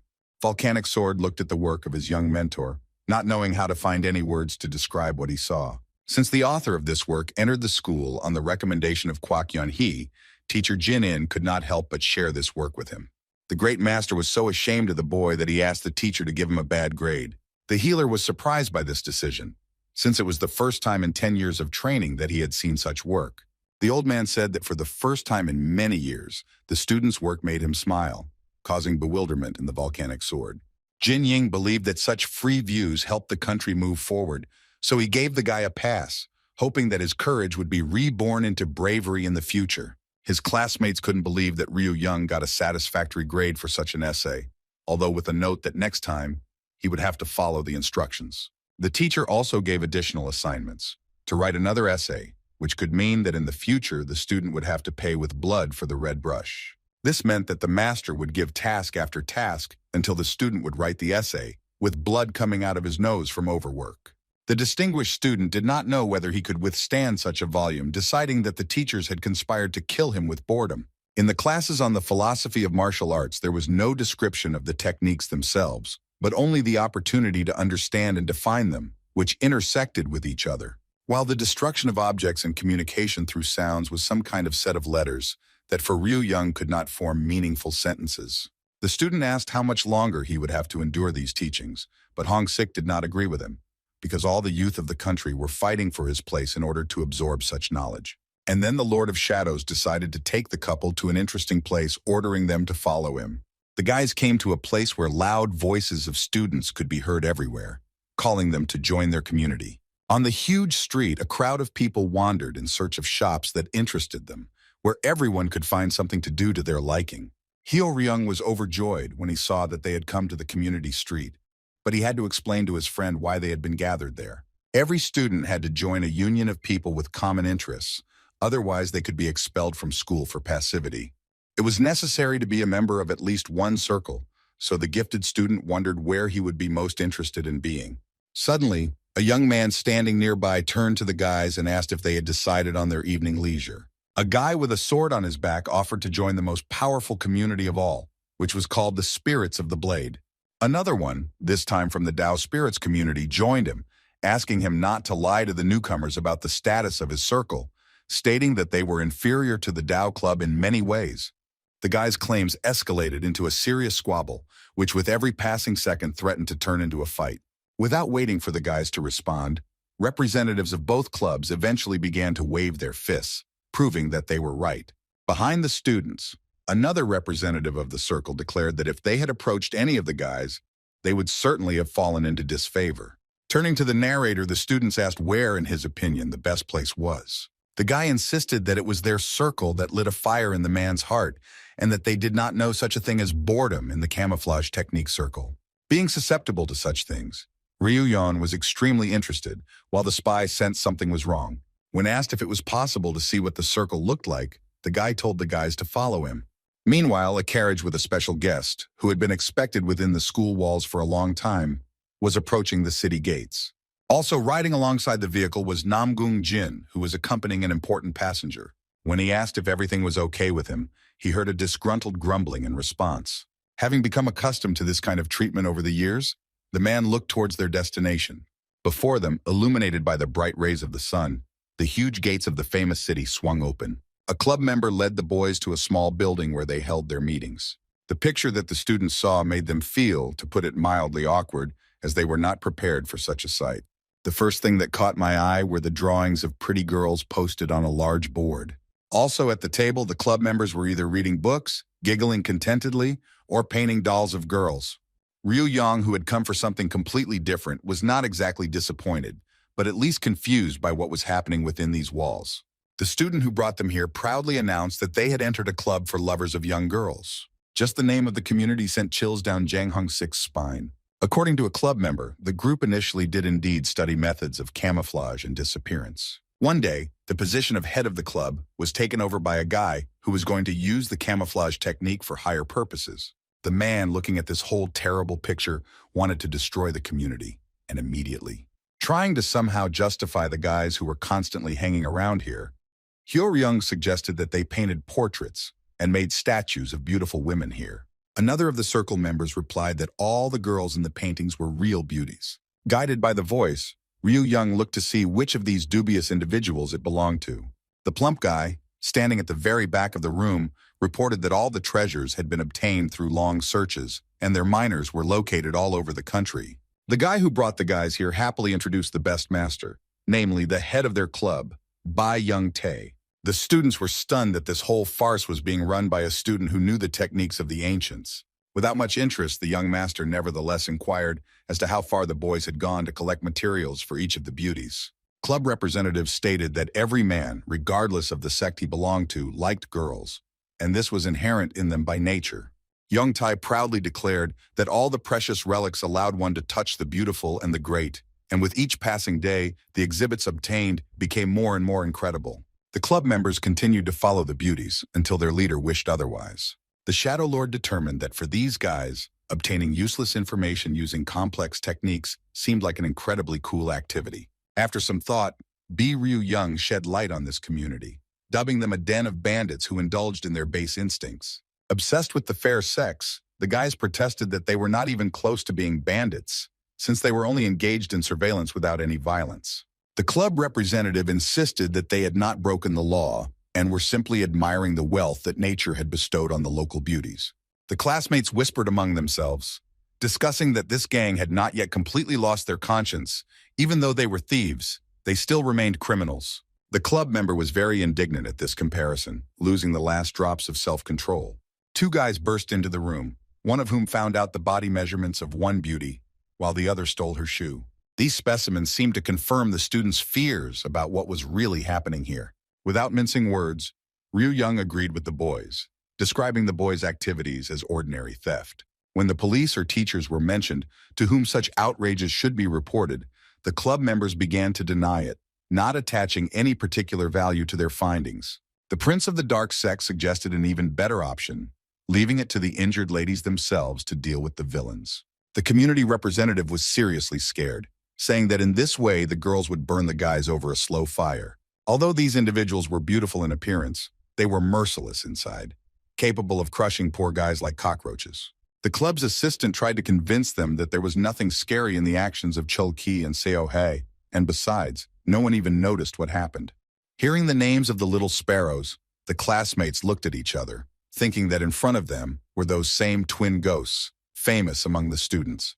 Rumor has it that these infamous master inventors had a long history of trouble behind them. Hyoryung, watching the students' remorse, couldn't believe that they were the same guys, even though Hong-sik insisted that they knew how to get out of trouble in any way. As it turned out, the lovers of girls invited the newcomers to join them because of the boys' wayward nature, believing that they would be able to understand the club's values. The guys shared how Cheol Kai and Seo Hei kept an eye on the newcomers, noting their obstinate nature, which suited the members of the community. A couple of inventors immediately shut their colleague's mouth, assuring those who came that sometimes he talked nonsense without thinking about the consequences. The red-haired boy noticed that the guys were behaving rather strangely, as if they were hiding something. Putting all the pieces of the puzzle together, Hong-sik realized that perhaps they were involved in all the traps that were set for them on the day they entered. The man recalled the words of the head of the department, who stated that it was beyond the capabilities of a senior student to launch the security system alone. The teacher mentioned that Cheon-san was afraid of those who helped him, but if you look at these masters, something was wrong. To confirm or deny his theory, Jang Hong-sik asked the boys directly if they were the ones behind the traps that were set for the new recruits on the day of their admission. The mature student's words passed through the boys like lightning, causing them to freeze in place in surprise. The inventors immediately began to deny it, saying that they didn't know any Hong-sik and hadn't heard about any traps on the first day of training. The Shadow Lord noticed that it was a coincidence that both schools, the Divine Gate and Tiger's Fang, had very close relations with each other. Ryu Yan was very happy to learn that these guys were behind the traps prepared in the camp building, and also turned on the emergency mode in the tunnel. Cheol Ki and Seo Hei, without losing their composure, looked at each other and agreed among themselves without saying a word. The next moment, the guys were blown away by the wind, and in a second, standing still, only a barely noticeable silhouette remained of them. The inventors ran as fast as they could towards the exit, hoping to escape the upcoming punishment. Well, no matter how hard they tried, Ryu Yang was already waiting for them at the entrance, and he had something to discuss with them. With a gloomy face, Yang Tae asked the students to leave the room if brute physical force entered. The young master did not know whether he would use force, or how long the conversation with each of those present would be. Ryu Young then offered to atone for his guilt before the club leader if he followed their instructions. But whatever idea the student came up with, Hong-sik didn't like it from the start. Trying not to show his excitement and still sweating profusely, Young Tai asked what would happen if he suddenly didn't agree. Ryu Young was in a good mood and therefore did not intend to destroy the building, because he really needed to join some kind of community. If the members of this club fulfilled the students' 3 conditions, he promised to join them and insisted that in the future, this place could become very popular. The assistant to the head of the club was overjoyed that they had finally been noticed and wanted to quickly find out how to achieve this. The negotiator's classmates were shocked by their comrade's latest prank, insisting that he should have thought it all through first. Ryu Young made this decision consciously and thoughtfully, noting that if all the club's shortcomings were removed, it could become more interesting than many others. Hong Sik was convinced that if you remove everything unnecessary from the club, there will be nothing left of it at all. But the guy was confident in himself, and continuing to stand his ground, decided to find out the opinion of the community chairman. Before Yang Tae could respond, Ryu Young reminded him that if he refused, all his treasures would be destroyed along with the building. Realizing his club was hanging by a thread, its chairman decided to first listen to the terms before agreeing to the deal. The young master praised the fat man for such a smart decision and began to talk about his proposal. The name of the club remained the same, and its members would still collect useful information about beautiful girls, but without stupid things like body parameters. For a fee, young people will receive advice on how to become friends with the object of their affection, learning about the techniques and methods of courtship. Before Ryu Young could finish his last point, Yoon Jun-ho, who was looking for him in a panic, burst into the club. The young man, scared to death, told his friend that the very day had come when the senior students asked him to bring him to them. After leaving the club, the classmates waited for Ryu Young to appear, asking their friend about what happened. With sadness in his voice, Jun-ho said that they were the same hooligans he met last time, John Lee Hak and Chu Na-young. The Dark Sect Prince asked if those scoundrels had ever laid a hand on him, but fortunately the seniors did not touch him. And even though there was no beating, the student was more worried about his friend, who was expecting something terrible.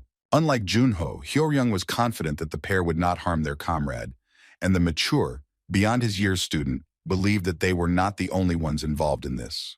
The man considered the possibility that a whole gang of clan disciples would attack Ryu Young, but even if there weren't any, the trap should be worth it considering who he had defeated on his first day. Considering the fact that not only members of one clan suffered at the hands of a capable student, anyone could have come to meet him. It was unlikely that the offenders had planned to finally deal with the wayward student, and the place chosen for the meeting was not frequented by teachers. This place was also intended for independent training, but it was often used for other purposes, as a site for fights without rules. Jun-ho was still worried about his friend's safety, but the red-haired prince was sure that nothing terrible would happen to him, and still did not want to sit idly by in such a situation. The allergy sufferer tearfully asked to join the ranks of assistants, declaring that he would swing his sword vigorously. The wisest and most reasonable of them all, Hong Sik, declared that although they would be present, they should restrain their lively comrade if possible. This was necessary in order to avoid receiving severe punishment for organizing fights without rules, without the permission of the teacher's committee. Considering last time, if someone is injured during the fight, or worse, dies, the students will receive punishments they cannot even imagine. And then the teacher made the students promise that they would be careful in the future, and if something irreparable happened that they were involved in, he would definitely find out. His classmates promised to keep an eye on their bloodthirsty friend in order to continue studying at school. The Shadow Lord was not pleased that Ryu-yeon was still missing, but he was even more concerned about how exactly he had reacted to the meeting. As soon as the young master heard about the upcoming meeting, he immediately rushed for his secret weapon. Shouting after the fleeing boy, his classmates asked him to also grab a weapon for each of them. The students discussed what exactly their friend might use in battle, and given Ryu-young's unpredictability, they didn't rule out the possibility that it could very well be dynamite. But their discussion was interrupted by the hero of the occasion himself, who somewhat puzzled those gathered with his appearance. The guy, not realizing what his comrades were whispering about, decided to remind them that today he, and not they, was the main guest of honor. The guys noticed an object sticking out from under Ryu-young's clothes and assumed that he had seriously brought explosives with him.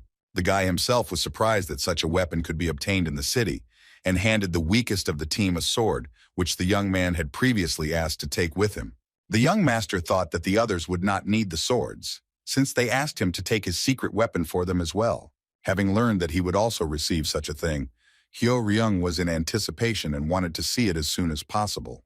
Confident that his friend understood him, the student pulled out a weapon from under his clothes, the edges of which glittered brightly in the sun. His classmates were overcome with quiet horror at the sight of what the unpredictable student had prepared for himself and for them in particular. With each subsequent idea, the student increasingly surprised the spy among them with his unconventional thinking. But when the student declared his weapon, he was referring to ordinary tableware, saying that it contained enormous potential and that one could not judge a thing by its appearance alone. The boys were unable to appreciate the full depth of Ryu-yeon's plan, and so Junho was forced to give his sword to Hyo-ryung, in whose hands it would be of greater use. The student was disappointed that no one was able to get behind his idea and wanted to get it over with as soon as possible. The allergy sufferer, hearing his friend's words, had to show him the way where everything was supposed to happen. The students, following their friend, found themselves in a dense forest filled with silence. Yoon Junho reported that they were already there. The only thing Ryu-yeong noted was the large number of trees in the area. Hyo-ryung and Hong-sik, who were hiding nearby, understood that it would be extremely difficult to use utensils in such an area. Clinging to the ground, the man heard the young man speak to the students of other clans, whom the spy considered to be future invalids. The enraged students could hardly wait for the moment when they could take revenge and finally pacify the impudent upstart. The seniors who gave the allergy sufferer instructions wanted to fight Ryu-yeon themselves, but were forced to leave since only 2 were allowed to fight. While the student was interested in the additional restrictions during the battle, his friend advised him to be careful because he was fighting against strong opponents. Smiling, the young master called to himself all those who wanted to fight him so that they would attack at the same time. The boy and girl were offended by the behavior of the scoundrel, who seemed to be deliberately mocking them, trying to get them angry. The frail Yoon Junho, unable to bear it any longer, burst into angry curses directed towards his clansmen. The young man asked his friend to take care of only the stronger boys, while he asked him to leave a couple for him. But as it turned out, the guy didn't mean a duel at all, but decided to deal with the hooligans by reporting to the committee and his mentor. John Lee Hak and Juna Young rushed after the little rascal who wanted to frame them in the most vile way. The defenders of this gate decided to help Ryu-yeon crawl to the next one, and if he himself was not able to, then just carry him.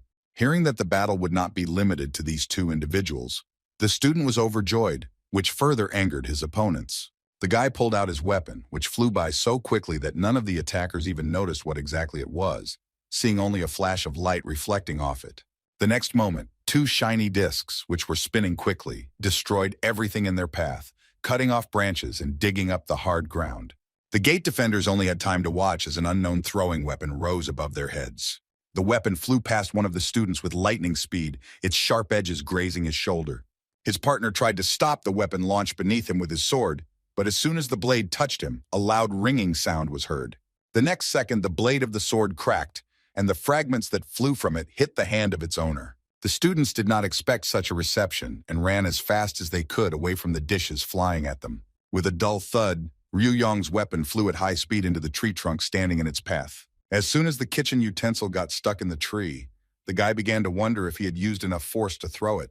Deciding that he had not had time to properly hone the skill, the student began to fill in the gaps in his training right away. His classmates, watching from a distance, continued to be amazed at the new possibilities that their unpredictable comrade was demonstrating. Watching the enemies retreat with screams and shouts, Hyo-ryung suggested stopping Ryu-yeon, but Hong-sik was ready to concentrate on another task. The prince turned his attention from the terrible carnage perpetrated by their friend to an equally horrific sight before his eyes. A couple of seniors with their belongings on their heads were chasing poor little Junho, who wanted to ask his elders for help. The Shadow Lord shook his head because he had in mind something much more serious than the Trinity running through the forest. Hong-sik pointed his finger upward and spoke about the spectators who were slowly gathering to watch the performance that was about to unfold. Hiding behind the trees and standing right on them, the public waited without interfering with the course of events. But as soon as the other participants revealed themselves, the students did not remain on the sidelines and joined their comrade on the battlefield. But once students start fighting with everyone, their expulsion becomes inevitable. It was because of this factor that Hyo-ryung suggested waiting, completely confident in Ryu-yeong's skill. But even if the situation is critical, they will still have to enter the battle, and the students will be able to gain plenty of experience. The red-haired boy watched the figure that towered at the very top of the tree.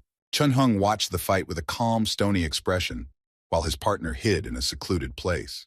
The guy, realizing that they were losing, was unhappy, but did not interfere in the fight, studying their opponent. Incredibly quickly, the kitchenware hit the tree trunk and like a boomerang flew towards the enemies. As they ran away, one of them could not comprehend how such a thing could so easily fly from side to side. Another weapon flew so low that it caught Yoon Chu's hair, but due to a well-timed block, it went to the side. Chen Wei decided to take advantage of the moment while their target was disarmed and strike him with the stub of his sword. The blade, together with the device that ricocheted back, headed straight towards the young master at almost the same speed. As the guy had expected, by reducing the force when throwing, the dishes returned back. The student stopped the blade, holding it between two fingers, continuing to think about how to increase the combat power of his weapon. The attackers were shocked by this reaction, but they were unable to get closer to him to demonstrate their sword skills. Throwing aside the stump of the sword, Ryu Yang noticed that the vessel could also be used as a club. Having received the rest of his sword back, the boy thought in horror that the crazy student was going to beat them with a kitchen item. The partner, remaining armed, decided to take on the enemy in the hope of using his signature move. But the clan member was against this decision, wanting to avenge his broken blade. Beside himself with rage, the boy snatched the kitchen utensil stuck in the trunk, preparing for another attack. Playing with the vessel, shooting sunbeams at his opponents, Ryu Yang appreciated their choice because now they were fighting him on equal terms.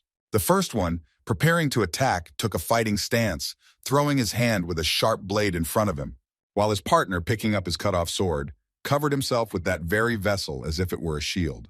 The young master's classmates, who were watching from the side, suspected something was wrong, seeing a familiar technique in their friend's movements. The distraught student was followed by recommendations from his friends that he should not use sharp corners during the attack, otherwise he would be expelled. Not yet knowing what was awaiting them, the pair of young warriors rushed straight towards Ryu Yan. Having described a circle around himself, at the same time raising a column of dust, the guy began to use the three happiness technique. One after another, the student beat them with kitchen utensils, thereby increasing the force of the already strong blows. Hyo Ryung, hiding behind the trees with Hong Sik, watched in horror as the boys were punished and worried that they would survive the injuries they received. And the hooligans who were chasing Jun Ho saw this technique for the first time, and it seems truly knew what fear was. Having finished dealing with his enemies, the guy announced that he had performed a double strike technique with the dish, using only the back part of it. All the students hiding in the forest froze at the sight they saw and seriously thought about their chances if they also entered into battle against such a monster. With undisguised displeasure mixed with the disappointment of his men, Chung Hyung took out a small whistle. Even though they were far from the common camp, the flute's melody easily reached him. The birds, hearing a melody that the human ear was not allowed to hear, began to jump around the cage, surprising those present. Baek Mu Young revealed that it was a reaction to the special sound from Chun Hyung. The fact that the birds couldn't calm down meant that the boys hadn't managed it. Kuyan Jin was outraged that before they could avenge one, they lost two more, and so she wanted to know who was next in line. Unable to contain his anger, Yu Gi-Yu Sung volunteered to be next, assuring that his boys would be able to get even for those who got hurt. To put everyone's mind at ease, Muyan reported that the boy had followed the plan and was getting closer and closer to the white crane step by step. The strategy that had been devised was not particularly to Seo Cheon-gun's liking, as he did not see it as a safety measure for the performers.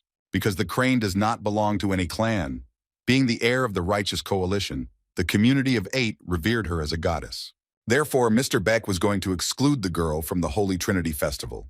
According to the plan, the community will spread a rumor that the crane punished a pervert, which will then sweep across the entire city in exactly this interpretation. But there will also be room for another version, that when Ryu Yan was fighting with several guys, he ran away to save himself, but was met by the white crane and killed. The school won't be able to ignore something like this. They'll have to exclude the girl from the festival and subsequently suspend her from classes. The cunning conspirator explained that Ryu Young was just a pawn who would help recoup the moral and physical costs 2 or even 3 times. Noticing the bird, the guy assumed that the one they were talking about was already there.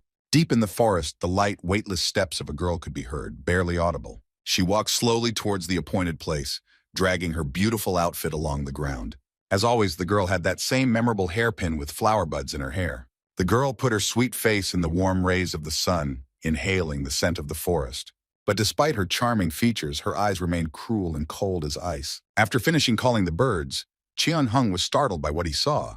The guy with the vessel in his hands began to clean his ears, which were blocked by the loud whistle of the flute. Turning to his opponent, the young master threw out a throwaway phrase about how he knew perfectly well where and who was in ambush. The watchman remembered the words of his friend who claimed that most people would not be able to catch the sound of the whistle, and therefore it was safe to use. Twirling the weapon around his finger, the student was unhappy that the man who had lured him into a trap was now being condemned for taking self-defense measures. Lee Hak and Na Young were outraged by the actions as they considered this not self-defense, but a real beating, and decided to punish the scoundrel immediately. Yun Jun Ho came to the aid of the young master and tried to stop the actions of the seniors.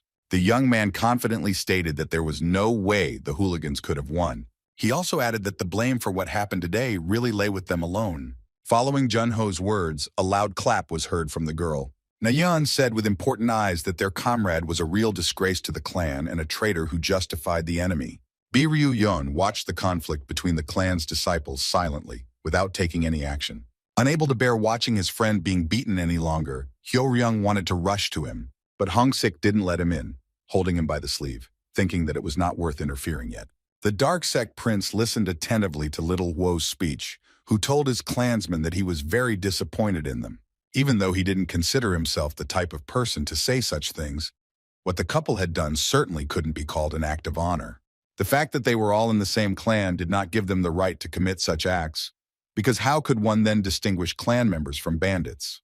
The young man's words touched Lee Hak and Nayeon to the quick, so much so that they could not fully understand whether they were angry at what they heard or surprised by such rudeness. The senior students decided that the traitor himself asked to be executed right here and now. At this moment, Biryu Yeon felt that it was necessary to equalize the forces between the clan members. Seeing the sharp blades pointed straight at Yun Jun Ho's face, he seemed to freeze, thinking that he had gone too far.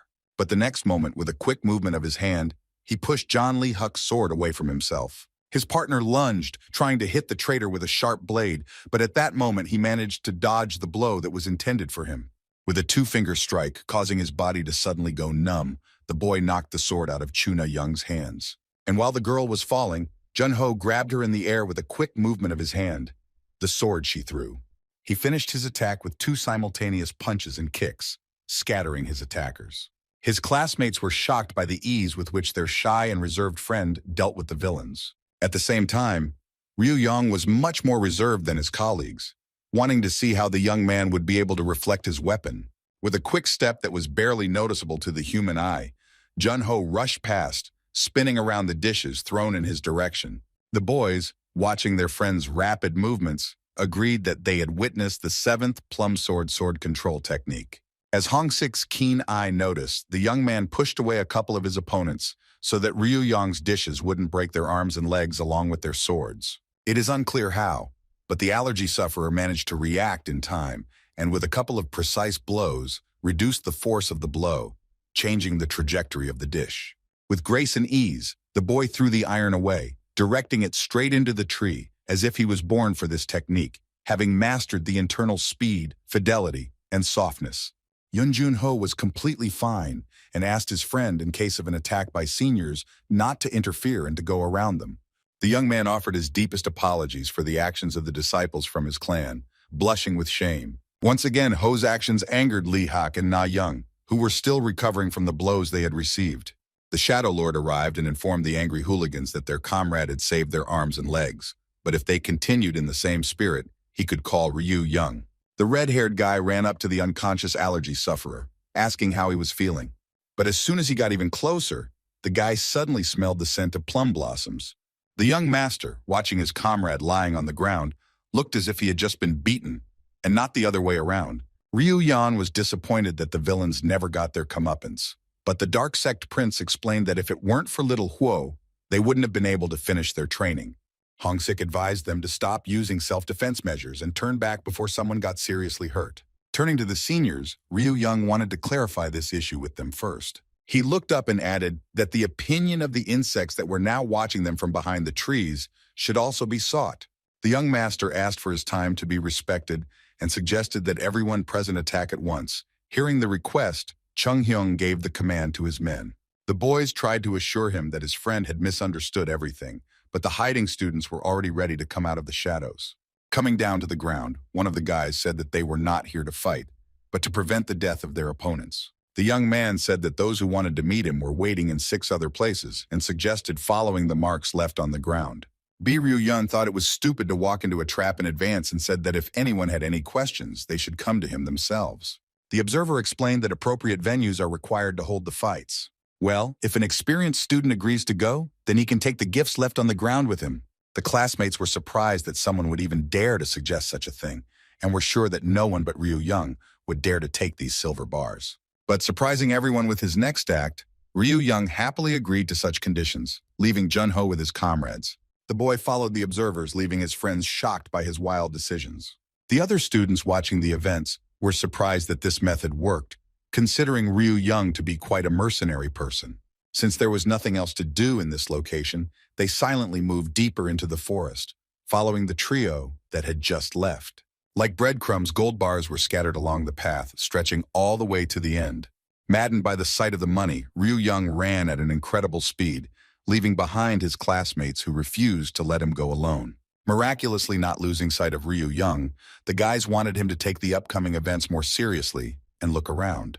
Running out onto level ground, Hyo-ryung announced that he could no longer carry Jun-ho alone.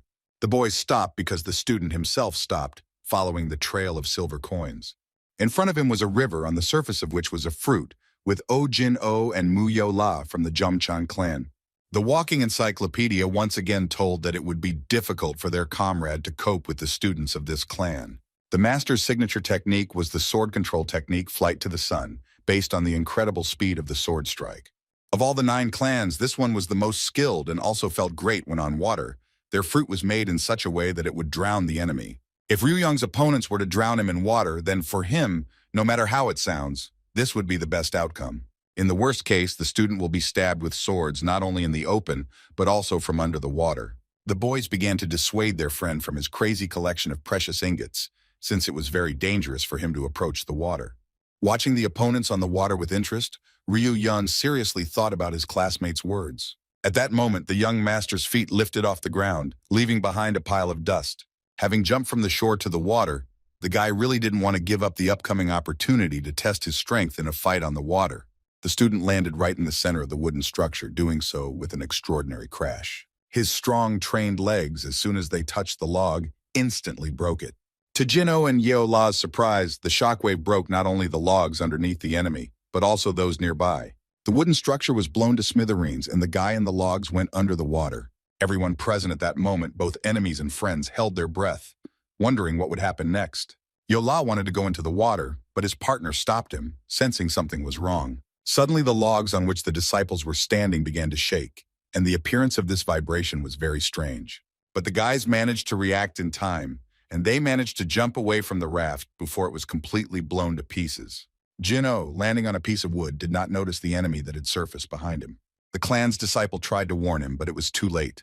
The dangerous student was very close. In front of his friend, with one sharp movement, Ryu-young entered the water with him and knocked down Jin-oh. A shocked Yeo-la wanted to help his friend, but the student who was underwater thought otherwise. Classmates watched with admiration as their friend transformed from a not-quite-human being into a real piranha. Ryu-young suddenly jumped out of the water like a fish, pushing the bluish water in all directions. The students watched as their comrade deftly navigated the remains of the raft and made his way to the other side.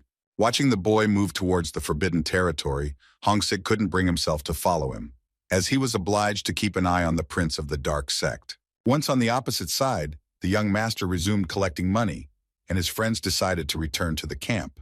The Shadow Lord advised Hyo-ryung to return, as they were clearly of no use to the money-obsessed disciple.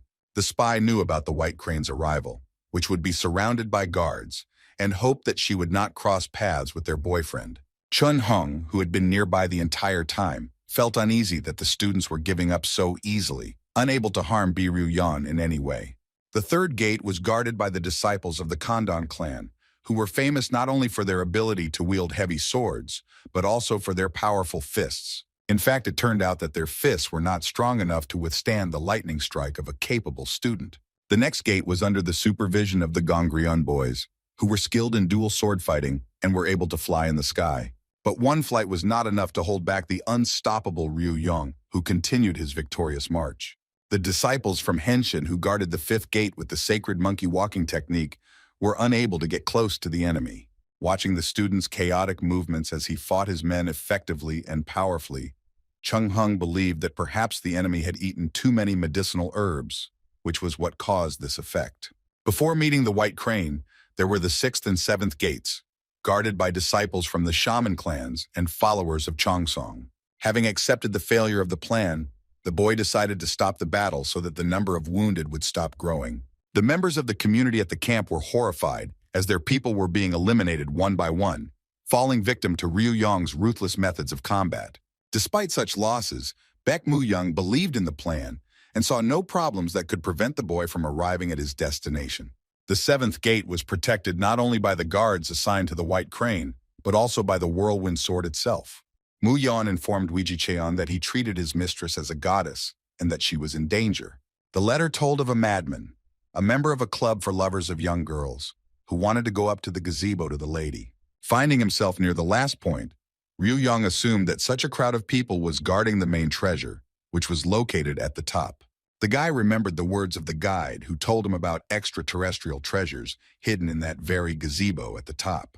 The soldiers, raising their swords, headed towards the enemy, who had broken into the guarded territory. The young master, without much effort, jumped from blade to blade, heading towards the cherished goal without obstacles. Ji Qian intercepted Ryu Yan and used his sword energy, which changed like the wind, to prevent the boy from reaching their pearl. As the student dodged the upcoming blow, he was in anticipation, wanting to see this move as soon as possible. Clinging to the rock, the young master thought about how he wanted to get his hands on the treasure that was so securely guarded. The whirlwind sword burned with an immense fury, which was no doubt transferred to his weapon to deliver that very blow. Pointing his sword towards the enemy, the boy used the defensive technique of the 3rd absolute invincible heavenly sword. An incredibly huge clot of energy in the form of a ball made the earth shake, and the uninvited guest immediately had to leave his shelter. The explosion from the impact was so powerful that the shockwave went straight towards the gazebo. The next moment, the structure exploded from the inside, and the entire construction shattered into many pieces. One of the fragments flew past the lady's ear, unexpectedly hitting a flower bud on the hairpin. Turning away, the girl saw how her precious jewelry had shattered into several pieces. Quickly running to the edge of the cliff, the girl, without thinking for a second, jumped off the cliff. In flight, the White Crane tried to save the expensive thing, hoping that she would have time to collect all the pieces. Just as suddenly as her thing was lost forever, an unfamiliar guy appeared in front of her. Just like 10 years ago when she fell from the window now, while flying from the cliff, she was caught by a stranger. Ryu Yan picked up the girl in his arms, wondering how such a beauty like her was going to commit suicide. But the girl, still holding the sword in her hands, decided to use it and swung it at the guy with all her might. The blade of the sword flew past the head of the young master at speed, and at that moment, not a single muscle on his face twitched. At that moment, Rin remembered an event that happened during the autumn trip. From outside the carriage came shrill screams that echoed with the ringing blows of swords. A rough male voice ordered his subordinates to grab the girl from the carriage first. The young lady looked out the window with big eyes full of horror, tightly clutching a small knife. The man whose voice reached Yorin seemed surprised by something before he received fatal injuries. She watched the door with frightened eyes, hearing approaching footsteps. Suddenly, everything before her eyes began to swim, and her head began to spin painfully. With a loud bang, and the girl jerked sharply, expecting to see the criminals. But before her appeared her mother, whose once beautiful dress was now stained with bloody spots. The woman was very surprised when she found her daughter with a similar object. The mother asked Yorin what she needed this knife for, but she did not answer, continuing to look at her in surprise. While tidying herself up, the woman assured that her daughter had no reason to worry. The young lady's mother explained that if she held the knife in this way, she would not be able to hurt anyone like that. The woman, like her husband, was against the girl taking up arms, but decided to teach her a few things since she had chosen this path. The lady moved from her place, walked around her daughter and ended up behind her, and sat down next to her. Even though the girl would be taught a lot at school, her mother already wanted to teach her something. Helping to draw the blade from its sheath, the woman explained that all sword techniques existed for one purpose. In order to survive, the girl had to get rid of the enemy by any means necessary, pierce, cut, or cut off his head. Then, taking her daughter's hand, the mother began to demonstratively wave it, imitating the infliction of blows. After this, the woman asked, "Can her Yorin kill someone like that?" The girl turned to look at her mother, and her words came as a surprise to her. The girl's eyes were so pure and innocent that it seemed the answer was self-evident, asking her daughter if she could at least wound the enemy. The woman was going through many questions and thoughts about her daughter's upcoming departure to martial arts school. She didn't know if she should leave everything as it was. If you live constantly killing, then one day you yourself will be killed. But strangely enough, the young girl understood everything that her mother's word wanted to convey to her. The young lady intercepted the knife, turning it blade upward, and stated that she was short. Therefore, she will hold the knife in such a way that she will strike from the bottom up, so that she has a chance to pierce the enemy. The mother was stunned by her daughter's actions and at the same time admired her tenacity and determination. Watching the girl put the knife back into its sheath, the mother decided to find out something from her. The woman asked why she chose a knife as a keepsake. For her, the hairpin was obvious, which didn't raise any questions, but the knife as a symbol of friendship was beyond her comprehension. Yoin took the weapon with her delicate fingers and replied that the knife was more suitable for this than anything else. The woman asked whether the knife was a reminder of her friend, but as it turned out, that was not entirely true. Since her dear Yeonbi was incomparable, all she could take for a keepsake was a hairpin. During their meeting, she will show it to her friend, and it will immediately become clear how much she missed her. The young lady will tell Yeonbi that she never got her out of her mind, just as she never took the hairpin out of her hair. The mother did not remember her daughter acting so sweetly and being so interested in who the girl was that she could miss so much. Suddenly, a certain sadness flashed through the girl's beautiful blue eyes, which were full of life and joy. Holding the gifted blade in her hands, the lady said that she had chosen it as a sign of the oath she had given. She promised that before the next meeting with her friend, she would be able to become one of the strongest. Yoin did this so that she would never again let someone close to her suffer because of her. That is why the girl decided to devote the rest of her life to becoming a sword. She will work hard to learn different techniques and acquire skills that will help her become the strongest. Martial arts can also transform her from a soft and fragile girl into a strong and determined one. And if necessary, being always kind and sweet, the lady could even become cold-blooded, all in order to protect her dear Yeonbi. The girl never managed to injure the man who touched her without permission with her blade. She stopped his weapon with just 2 fingers. The white crane managed to escape from the stranger's hands with another swing of the sword, forcing him to move away. As befits the bird whose name the lady bore, she landed softly on the ground without taking her eyes off the mysterious boy. In turn, Ryu Yong, having touched the surface, began to break sharply with his feet, and the silver he had obtained began to crumble due to a cut on his chest. Worried about his wealth, the guy quickly began to collect the money that had fallen out of his stash. The stranger also noted that his favorite clothes were ruined, and he was ready to accept this as a sign of payment for their acquaintance with the girl. Yoin asked the boy if he had guessed that she was going to strike with her sword. The guy replied that he couldn't have known about it in advance, but he still didn't understand why he wasn't angry yet, since he usually didn't like to lose his money. Rin asked how he managed to dodge the blow, and he stated that it was due to his skill, noting that if the blow had been dealt deeper, the mistress could have injured him. The white crane, with a cold, impenetrable gaze, promised that next time she would not make such a mistake.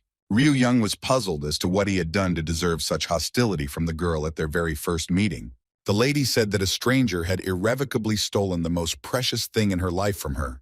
The student was surprised by this statement and began to ask the girl when and what exactly he stole from her. After racking his brains, Ryu Young assumed that it was just a mistake, since he had no idea what the girl was talking about. Watching the guy closely, the lady could not understand what had happened to her because she could not read his thoughts. The stranger's facial expressions, his movements and voice could not tell her anything, as if in front of her was not a person, but a blank sheet of paper. Ryu Young stated that he was the victim because the girl had stolen something from him. The lady decided to find out what it was that she had been able to take away from him, and he, putting his hands on his chest, replied that it was his heart. The words spoken by the stranger made the girl, with the same cold and impenetrable gaze, draw her sword. Whirlwind's sword suddenly intervened in the conversation, calling the guy crazy for boldly speaking about his intentions in front of the lady. Beside himself with anger, Ji-chun declared that this impudent person did not deserve forgiveness and was ready to publicly punish him for his dirty words. The high-flown speeches of each of them that day bored the young master so much that he could no longer stand them. Ryu Yan remembered how he had managed to dodge the guard's defensive technique intended for him some time ago. After the powerful explosion, the guy thought that all his subordinates had already gone flying. Ji-cheon declared that he could no longer take them by surprise, and that here and now the young master would repay the insult to their mistress with his blood. The student claimed that he did not insult the girl, and that what was worse was how men followed her around under the pretext of protection, looking at her body. Whirlwind Sword told the impudent student to bite his tongue, explaining that they were all grateful to the Almighty for giving them the honor of protecting Lady Yorin. With difficulty containing his anger, the guard asked who gave the right to a man from a young girls' club to touch the sacred body of the mistress with his dirty hands.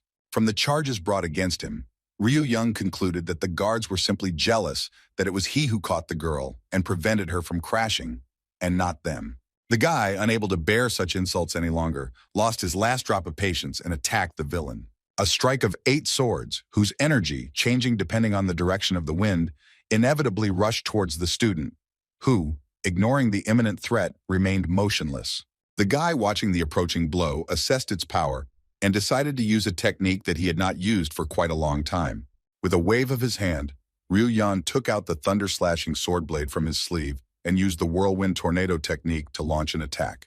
The blades, one after another sparking with flashes like a lightning bolt, approached their target in a zigzag beam. Yorin, watching the technique that the stranger used, remembered that she had seen it once before, but that time it was used by a completely different person.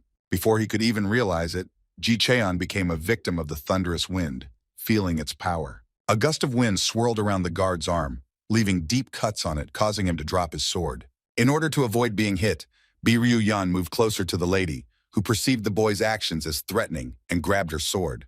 Stopping, the guy managed to repel the attack with a simple wave of his hand, which greatly surprised Yorin. The girl was fascinated by this strange stranger, who in fact was not just defending himself, but defending her specifically, something no one had done for a long time. As soon as the danger had passed, the young master headed towards the enemies, who were eager to measure their strength with him. Coming closer, he told his opponent that he had left the nerves and bones intact. Even though the wound seemed serious once it healed, Ji-chan would be able to hold a sword again. Students from other clans who had formed his squad immediately ran up to the wounded man, asking about his well-being. The angry students did not want to let the scoundrel go so easily and threatened to take revenge for the damage caused to the commander. Rolling up his sleeves as if for another reception, the student declared that he was tired of throwing around arrogant fools left and right. As much as he didn't want to entrust them to him, he told Ryu Yonan that it was time for him to leave. Using the Phoenix technique to walk, the guy deftly jumped up the rock and said goodbye to the girl, promising that they would meet again. Deprived of the opportunity to take revenge, the guards of the Whirlwind Sword began to shout various curses after the student, but they fell silent for a moment, enchanted, watching as the white crane followed the stranger along the cliff. Suddenly, a familiar voice, sounding very, very stern, addressed the armed students. Turning around, the students saw an angry teacher with his favorite wooden sword, who, blushing with anger, demanded to know what they had done here. And while educational work was taking place on the distant grounds of the school, the students were recuperating in the camp. Yun Jun Ho lay in bed, exhausted from the fight that had taken place in the forest. With a bowl of hot soup, staying by the bed all this time, Hyo Ryung finally waited for his comrade.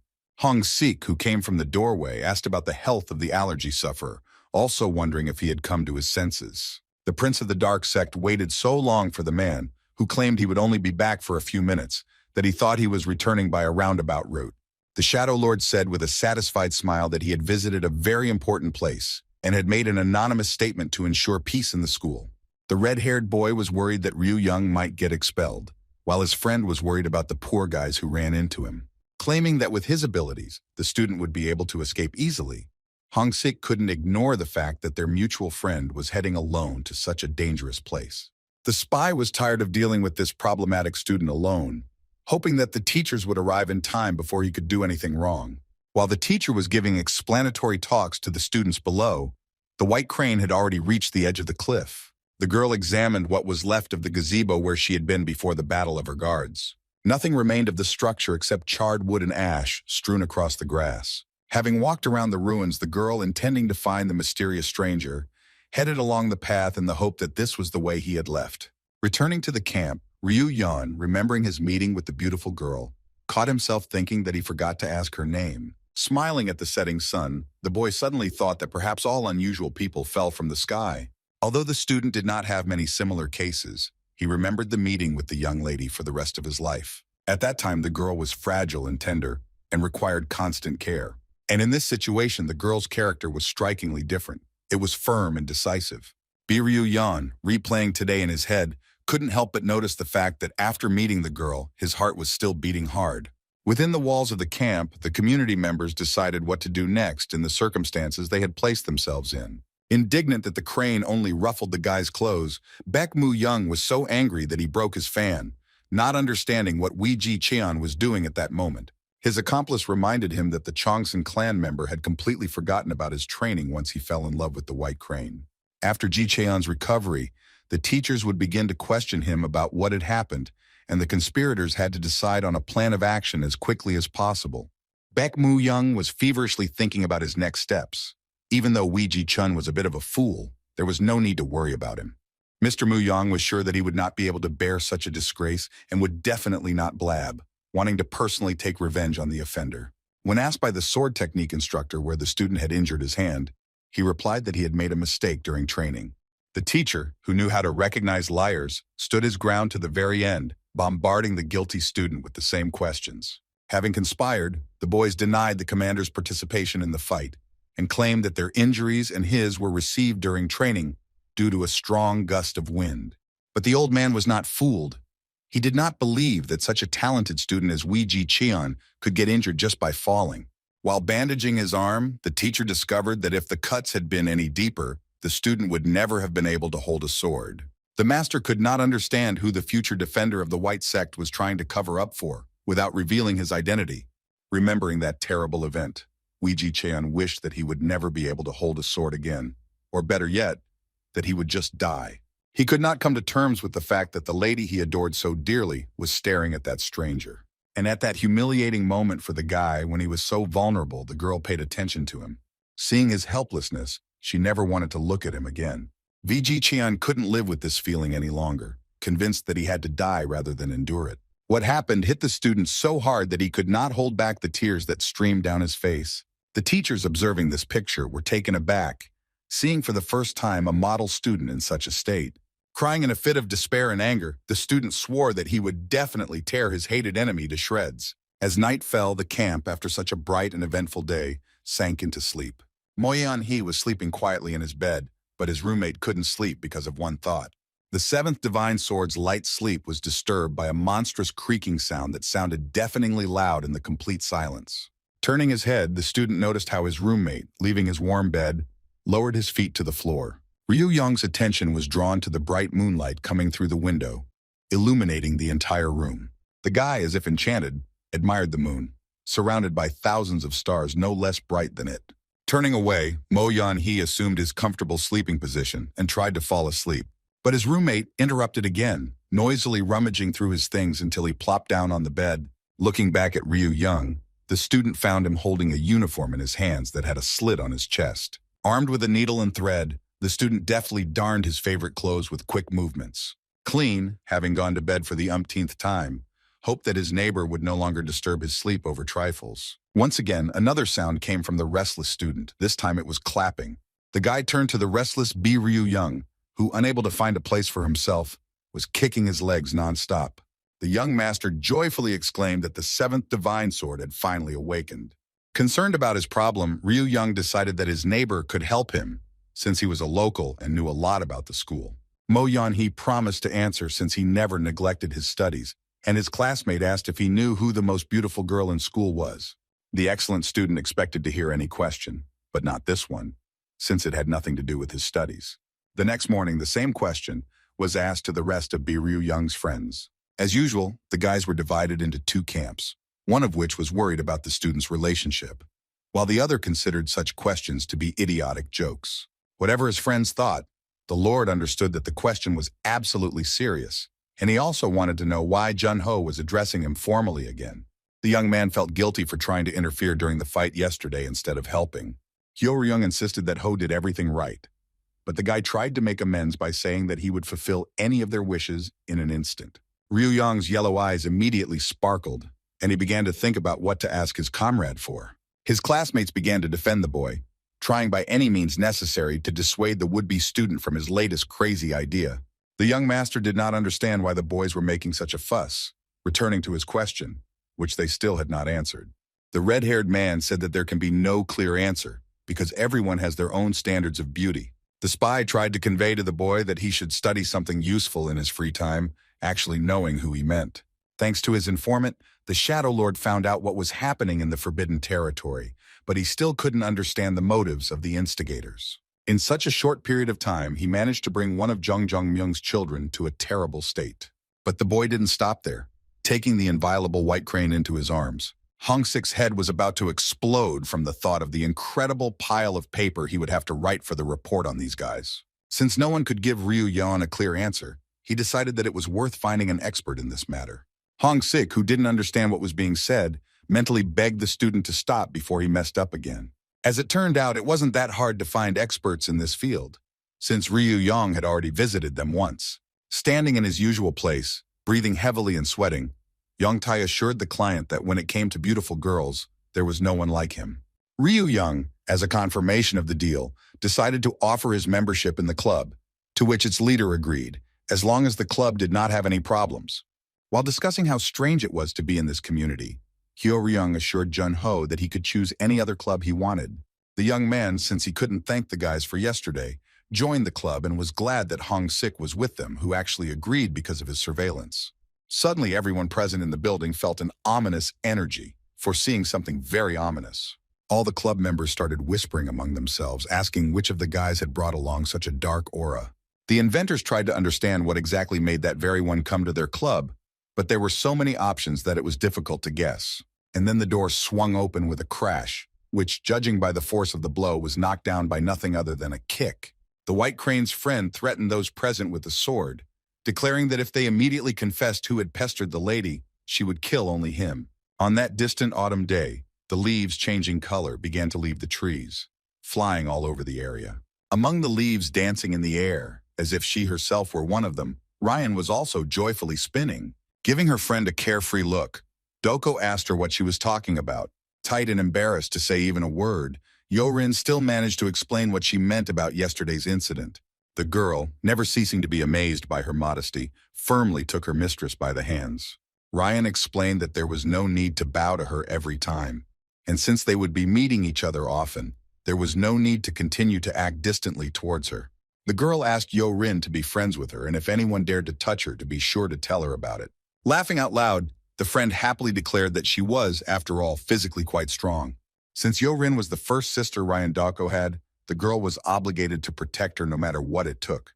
Many years later, the girl relived this important memory for both of them. It was this scene from their carefree life that made the student wake up in the middle of the dark night. Looking around, she saw that her roommate was gone and the bed was made. Taking her black bandage, the girl began to dress, realizing that from this moment her dream was over. Under the cover of twilight, Ryan Doko walked slowly through the garden, trying to spot the White Crane in the morning blue. Moving away from the garden, the girl came closer and closer to the forest, starting to make her way through the thickets. And having confirmed her suspicions, she finally found her friend, feeling relief and peace in her soul. Yorin, meditating with her sword, sat under a tree upon which the rising sun cast its first rays. Drops of morning dew glittered on the leaves, blinding, like stars that you could reach. And one of these beautiful drops ran down to the edge of the leaf, fell down, continuing to shine dazzlingly. In a split second, the sword left its scabbard with a dull sound, describing a circle in the air. The White Crane spun around its axis so quickly that it managed to leave a mark from the sword while the drop was still flying. Thanks to her dexterity, the lady managed to hit the drop twice with her blade, cutting it into 3 even parts. After this, the drops fell to the ground and, upon impact with it, crumbled into even smaller particles. Coldly, without showing any emotion on her face, the girl returned the sword back to its sheath. Ryan Doko praised the lady for the smoothness and precision of her movements, but the reason why she had a sword in her hand since the morning remained unclear. After greeting him, the girl said that she had come to training so early because of some thoughts. The girl with the bandage wanted to know who her sister had been thinking about that morning, and she answered with some thoughtfulness that she had been thinking about one man. What she heard shocked her friend, and the first person who came to her mind was VG Chun. Yorin explained that it was someone else, and that she had only met him once and did not know his name, but her adopted sister immediately suggested killing him. Having replied that there was no need for this at the moment, the lady said that she was unable to read it. Doko was surprised that the boy managed to avoid her gaze, which could only mean one thing, that he was stronger than her.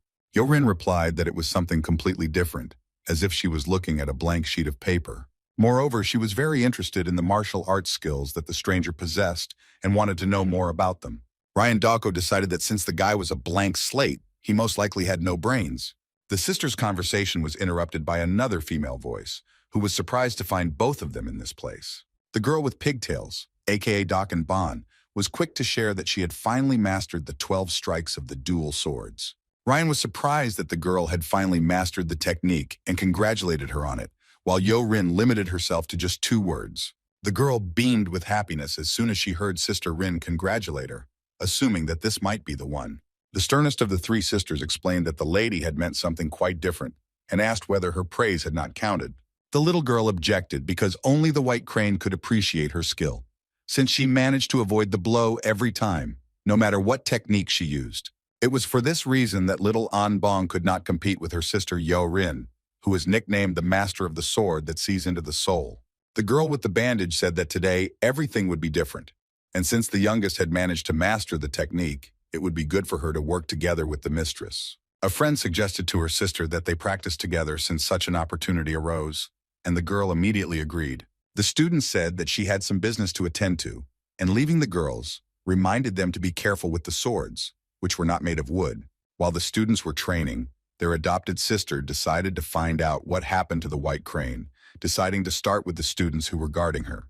After training for about half an hour, young Anban was unable to defeat the incomparable Yoin, who touched her with her blade time and time again. After talking to the security, Ryan Dako, using harsh communication methods, got useful information from the guys heading to the club for lovers of beautiful girls. A couple of tricksters tried to talk to the angry girl using compliments and their charm, hoping that their method would work. While the student was sorting things out with the club members, Ryu Yan, like many others, did not know who the White Crane was. Besides Hong Sik, who kept the secret, the prince of the dark sect also did not know about the origin of the White Crane, which however only increased his interest. Suddenly, Jun-ho whispered to his friend so that he wouldn't be heard, and said that the girl who had that nickname was called Yo-rin, who was the daughter of the headman whom everyone protected. Hearing the familiar name, Hyo-ryung revealed that the formidable girl was Ryung Doko's friend, and the spy added that she could really cause trouble. During the heated exchange, the inventors used smoke grenades to escape Miss Doko's fury. Ryu Young asked if the boys had ever tried to lure a girl somewhere like this, and the assistant to the club leader confirmed that the boys had always had a plan for such a situation. To the surprise of those present in the room, another person of the fair sex entered, whose silhouette everyone recognized and could not fully believe that it belonged to Lady Rin. As soon as the smoke cleared, she appeared before the boys, the unrivaled Yo-rin, who was also known as the White Crane. The club chairman and his deputy blushed and were so excited they were out of breath. The friend couldn't understand why her sister personally came to this disgusting place. Remembering VG Cheon's words, the lady replied that there was a person here who could answer her questions. The girl looked at the members of the club with her gentle, beautiful gaze, which instantly captivated the soul. At the sight of such a beauty, the guys seemed to turn into wild animals and other representatives of flora and fauna. Not finding the right person among the admirers, the girl turned her piercing gaze in another direction. At another table sat another group of guys who, although they didn't lose their minds at the sight of the girl, also couldn't take their eyes off her. And then, having completely captured her attention, Ryu Young turned to her to find out if she was looking for him. Without ceremony, the girl asked the guy to give his name, and after that, he in turn also asked the lady her name. The student thanked the White Crane, who had not really known who she was before, to which Ryan Doko was indignant, unable to imagine how anyone could not know the lady. The girl with the bandage threatened to kill someone, and Hong Sik, fascinated by what was happening, asked to watch the show to the end first. The man, watching the picture unfolding before him, wondered how he would formulate everything he saw here in his reports. Ryu Young asked if Yo-rin had received all the answers, or if there was something else she wanted to know. Carefully examining the guy's appearance, the girl noticed the bracelets on his wrists and asked if he was part of a special group. Looking at his hands, the young master replied that an old man had given them to him, lying that such things were popular among young people. Chul-ki and Seo-hei immediately began to fawn over Miss Yo-rin, praising the bracelets and the group of students who used them. White Crane, after receiving the answer, wanted to know the name of the mentor who gave Ryu Yan these bracelets, but the guy just threw up his hands, saying, unfortunately, that he could not reveal the name of the master, since it was a secret. The boys began to whisper, discussing the strangeness of their friend, who could not reveal the name of his teacher, which created a strange impression of him. All the questions that the White Crane asked led her to a dead end, but she still thought about how to get out of it. In that case, the lady asked Ryu Yang to name the names of his teacher's other students, if there were any. The guy happily declared that he could give an answer to such a question, but unfortunately for the girl, it was negative. The thread that led Yoin to the information she needed kept breaking, and she tried to grab onto it by continuing to mention her sisters. The young master thought about the question asked in this vein, whether his mentor taught other students, among whom there were possibly girls. Ryu Yang gave a vague answer, stating that someone like that might appear right now, and not wanting to remember his past, he found it difficult to give a precise answer. The capable student concluded by saying that the master had no other students, and he hoped that he would not have any in the future. Ryan Doko couldn't understand what was going on and why her sister was asking such strange questions to the guy who was causing so much noise. The lady asked that even if the boy had a sister, would he be able to accept her? Thinking about this possibility, the student explained that she would not always be around, but in any case, he would do everything to get rid of her as soon as possible. After stopping answering questions, Ryu Yang began asking them himself, wanting to know why the girl was so interested in such topics. His classmates mentally supported their friend, who were no less interested in knowing the answer than he was. And while Chulki and Sohei were supported by their club members, Mrs. Doko tried to understand what her adopted sister was thinking. But in order to find out the reason for all these lengthy questions, Ryu Yan needed to defeat her in a duel. Taking up her sword, White Crane challenged the young master of Thunderstrike to a duel. The worried sister finally realized the real reason why Yerin came to this club, which was to punish the guy. Hyo-ryung expected to see something interesting, but the spy who had lurked among them was wondering whether he should stop the couple before it was too late. The community members were concerned that if the fight took place in the building, all their valuables could be damaged. If Ryu Yan won, he would get an answer, but he was interested in what the lady would get in return if she won. With a cold look, the girl mysteriously replied that if she won, she would be able to test something. The lady said that the student's weapon and skills could not be seen just like that.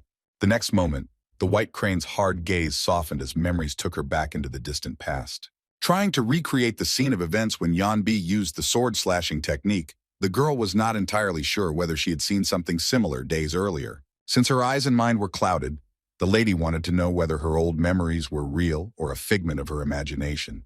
That's why Yorin wanted to see the martial arts technique that Ryu Yan used again. Although he didn't show it, the student was very tense because, using this technique, he could either harm the lady or completely expose himself. The classmates were in a state of agonizing anticipation, which seemed to stop them breathing so as not to miss a single word spoken by their comrade. Ryan Doko was completely confused by her sister's actions, unable to understand why she was risking herself so much. But the young master was forced to refuse the girl, since their interest in each other was not worth the injuries they received during the duel. The friend couldn't believe her ears that someone imagined himself stronger than the White Crane and was capable of harming her. No matter how his words were interpreted, Ryu Yang refused to participate in such a venture. Then the lady asked the guy to promise her that he would not harm her during the fight. One of the students remarked that they both did not have to draw their swords to determine each other's skill. Hong Sik stated that it would be enough for the lady to just watch the boy fight, unless, of course, she was going to punish him. White Crane explained that she had to see everything in action to understand the technique, and Ryu Yan usually didn't show his weapons. The man posing as a young guy asked not to worry about it, because the Academy was planning a festival in honor of the Holy Trinity of Masters. To sum it up, the Lord of Shadows suggested holding a test at the festival, because there anyone could give it their all and show what they were capable of. On this hot, sunny day, a hot wind raised a column of sand that was in the desert. The headman, looking ahead, said that the wind was blowing in the same direction they were heading. Namgung San turned to the squad and announced that they would begin the race from now on. The students shouted joyfully as they finally waited for the long-awaited event to begin. Rushing as fast as they could, the students were glad that they didn't have heavy bracelets on their arms. The boys were amused by the fact that their master felt sorry to watch them refuse the bracelets, but he could not influence this in any way. The lagging Dan Sama, Wang Bo Jin, and No Hak were unhappy that the boys brought up this damn topic, preferring to run in silence. Despite the fast pace at which the students moved, they were unable to reach the next point before tomorrow morning. Raising his head, Hyun Wung noticed that they would continue on their way while taking a shower. After a deafening clap of thunder, the rain actually began to fall, forcing the students to take a forced break and rest. Having prepared themselves, the brother and sister took out a rope with small blades tied to its ends. With a quick movement, Chil Young and Moon High threw their blades in different directions, causing the rope to tighten, which would serve as a frame for the roof in the future. Having spread out the canvas, San and Okyeon threw it onto the rope, which was stretched like a string. Grabbing the sheet by the edges, the boys secured it, immediately pinning it to the ground. From a nearby tree, Namgung-san and Jin-ryung used their swords to cut firewood. And the next second, having piled the logs into a pile, thanks to their blades, the boys were able to instantly light a fire. Taking shelter from the rain, the boys discussed whether they would be able to defeat the blue dragons despite the difficulties that arose along the way. Ryu-young couldn't believe that Miss Yorin agreed to Hong-sik's proposed conditions. White Crane confirmed that she would answer all the questions the guy was interested in if he won this year. The young master decided to clarify whether he would have to answer all the girls' questions if he lost. Lady Rin only insisted that the boy do his best to win if he had important questions for her. Ryu-young didn't yet know whether he would try, because first he had to get to the festival and only then think about winning. While Chul-ki and Seo-hai discussed the overconfident student, Ryung-doko tried to figure out what her little sister was planning. With a gesture, the lady hinted to her friend that it was time for them to leave this place. While the club members were mesmerized by the beautiful girls who deigned to visit their circle, the young master's classmates were still trying to understand what had just happened before their eyes. As soon as the ladies slammed the doors, Yan Tae and his assistant began to share with those around them the effect that the visit of the lovely guests had had on them. Hyo-ryung and Jun-ho also joined the boys, saying that it was as if they had become extras. The Shadow Lord was angry that their madcap comrade could lose his life this time by getting involved with the icy white phoenix. Jang Hong-sik asked the boy if he knew why the lady was given such a nickname. It was a mistake to think that she was nicknamed that way because of the way the girl wielded her cold sword. There were rumors that anyone who dared to cross her path disappeared before Lady Yorin even knew of their existence. Besides everything else, the girl remained the target of one of the most dangerous people whom no one has yet been able to defeat. In his own interests, Hong-sik suggested that Ryu-yan refuse to participate in the Three Holy Masters Festival, never getting involved with the Ice White Phoenix again. Having listened to all the warnings of his classmate, the guy still did not agree with him, intending to take part in the competition. The club representatives were ready to root for their new member, already making a list of hundreds of questions that they could ask the Icy White Phoenix. Ignoring the mature student's statement that they would all die because of his comrade's thoughtless prank, Ryu-young was more interested in what the boys in the club were doing. As if mad, the boys fenced off the place where the lady was, trying to find any traces of her presence, such as hair. Their colleagues asked them to remain as quiet as possible, while trying their best to write down their memories of what happened in detail. And while the students were writing on the paper, Ryu-young suddenly threw a pill with a chair at them. The thrown furniture landed right in the areas fenced off by the club members, making it impossible for them to find anything related to Yorin. The young master, observing the dexterity of the circle's representatives, noted that thanks to their criminal life, they had succeeded in the technique of flight. The student asked why the boys didn't say goodbye to such a past, making Hong-sik increasingly think that it was the lady he was looking for all this time. Regardless of whether it was a crime or a sacred rite of worship for beauties, Ryu-yun found it strange and disgusting. Turning to the guys, he decided to clarify whether the Festival of the Three Holy Masters was some kind of competition. He also wanted to know what was needed to participate in it, shocking his friends with such a statement.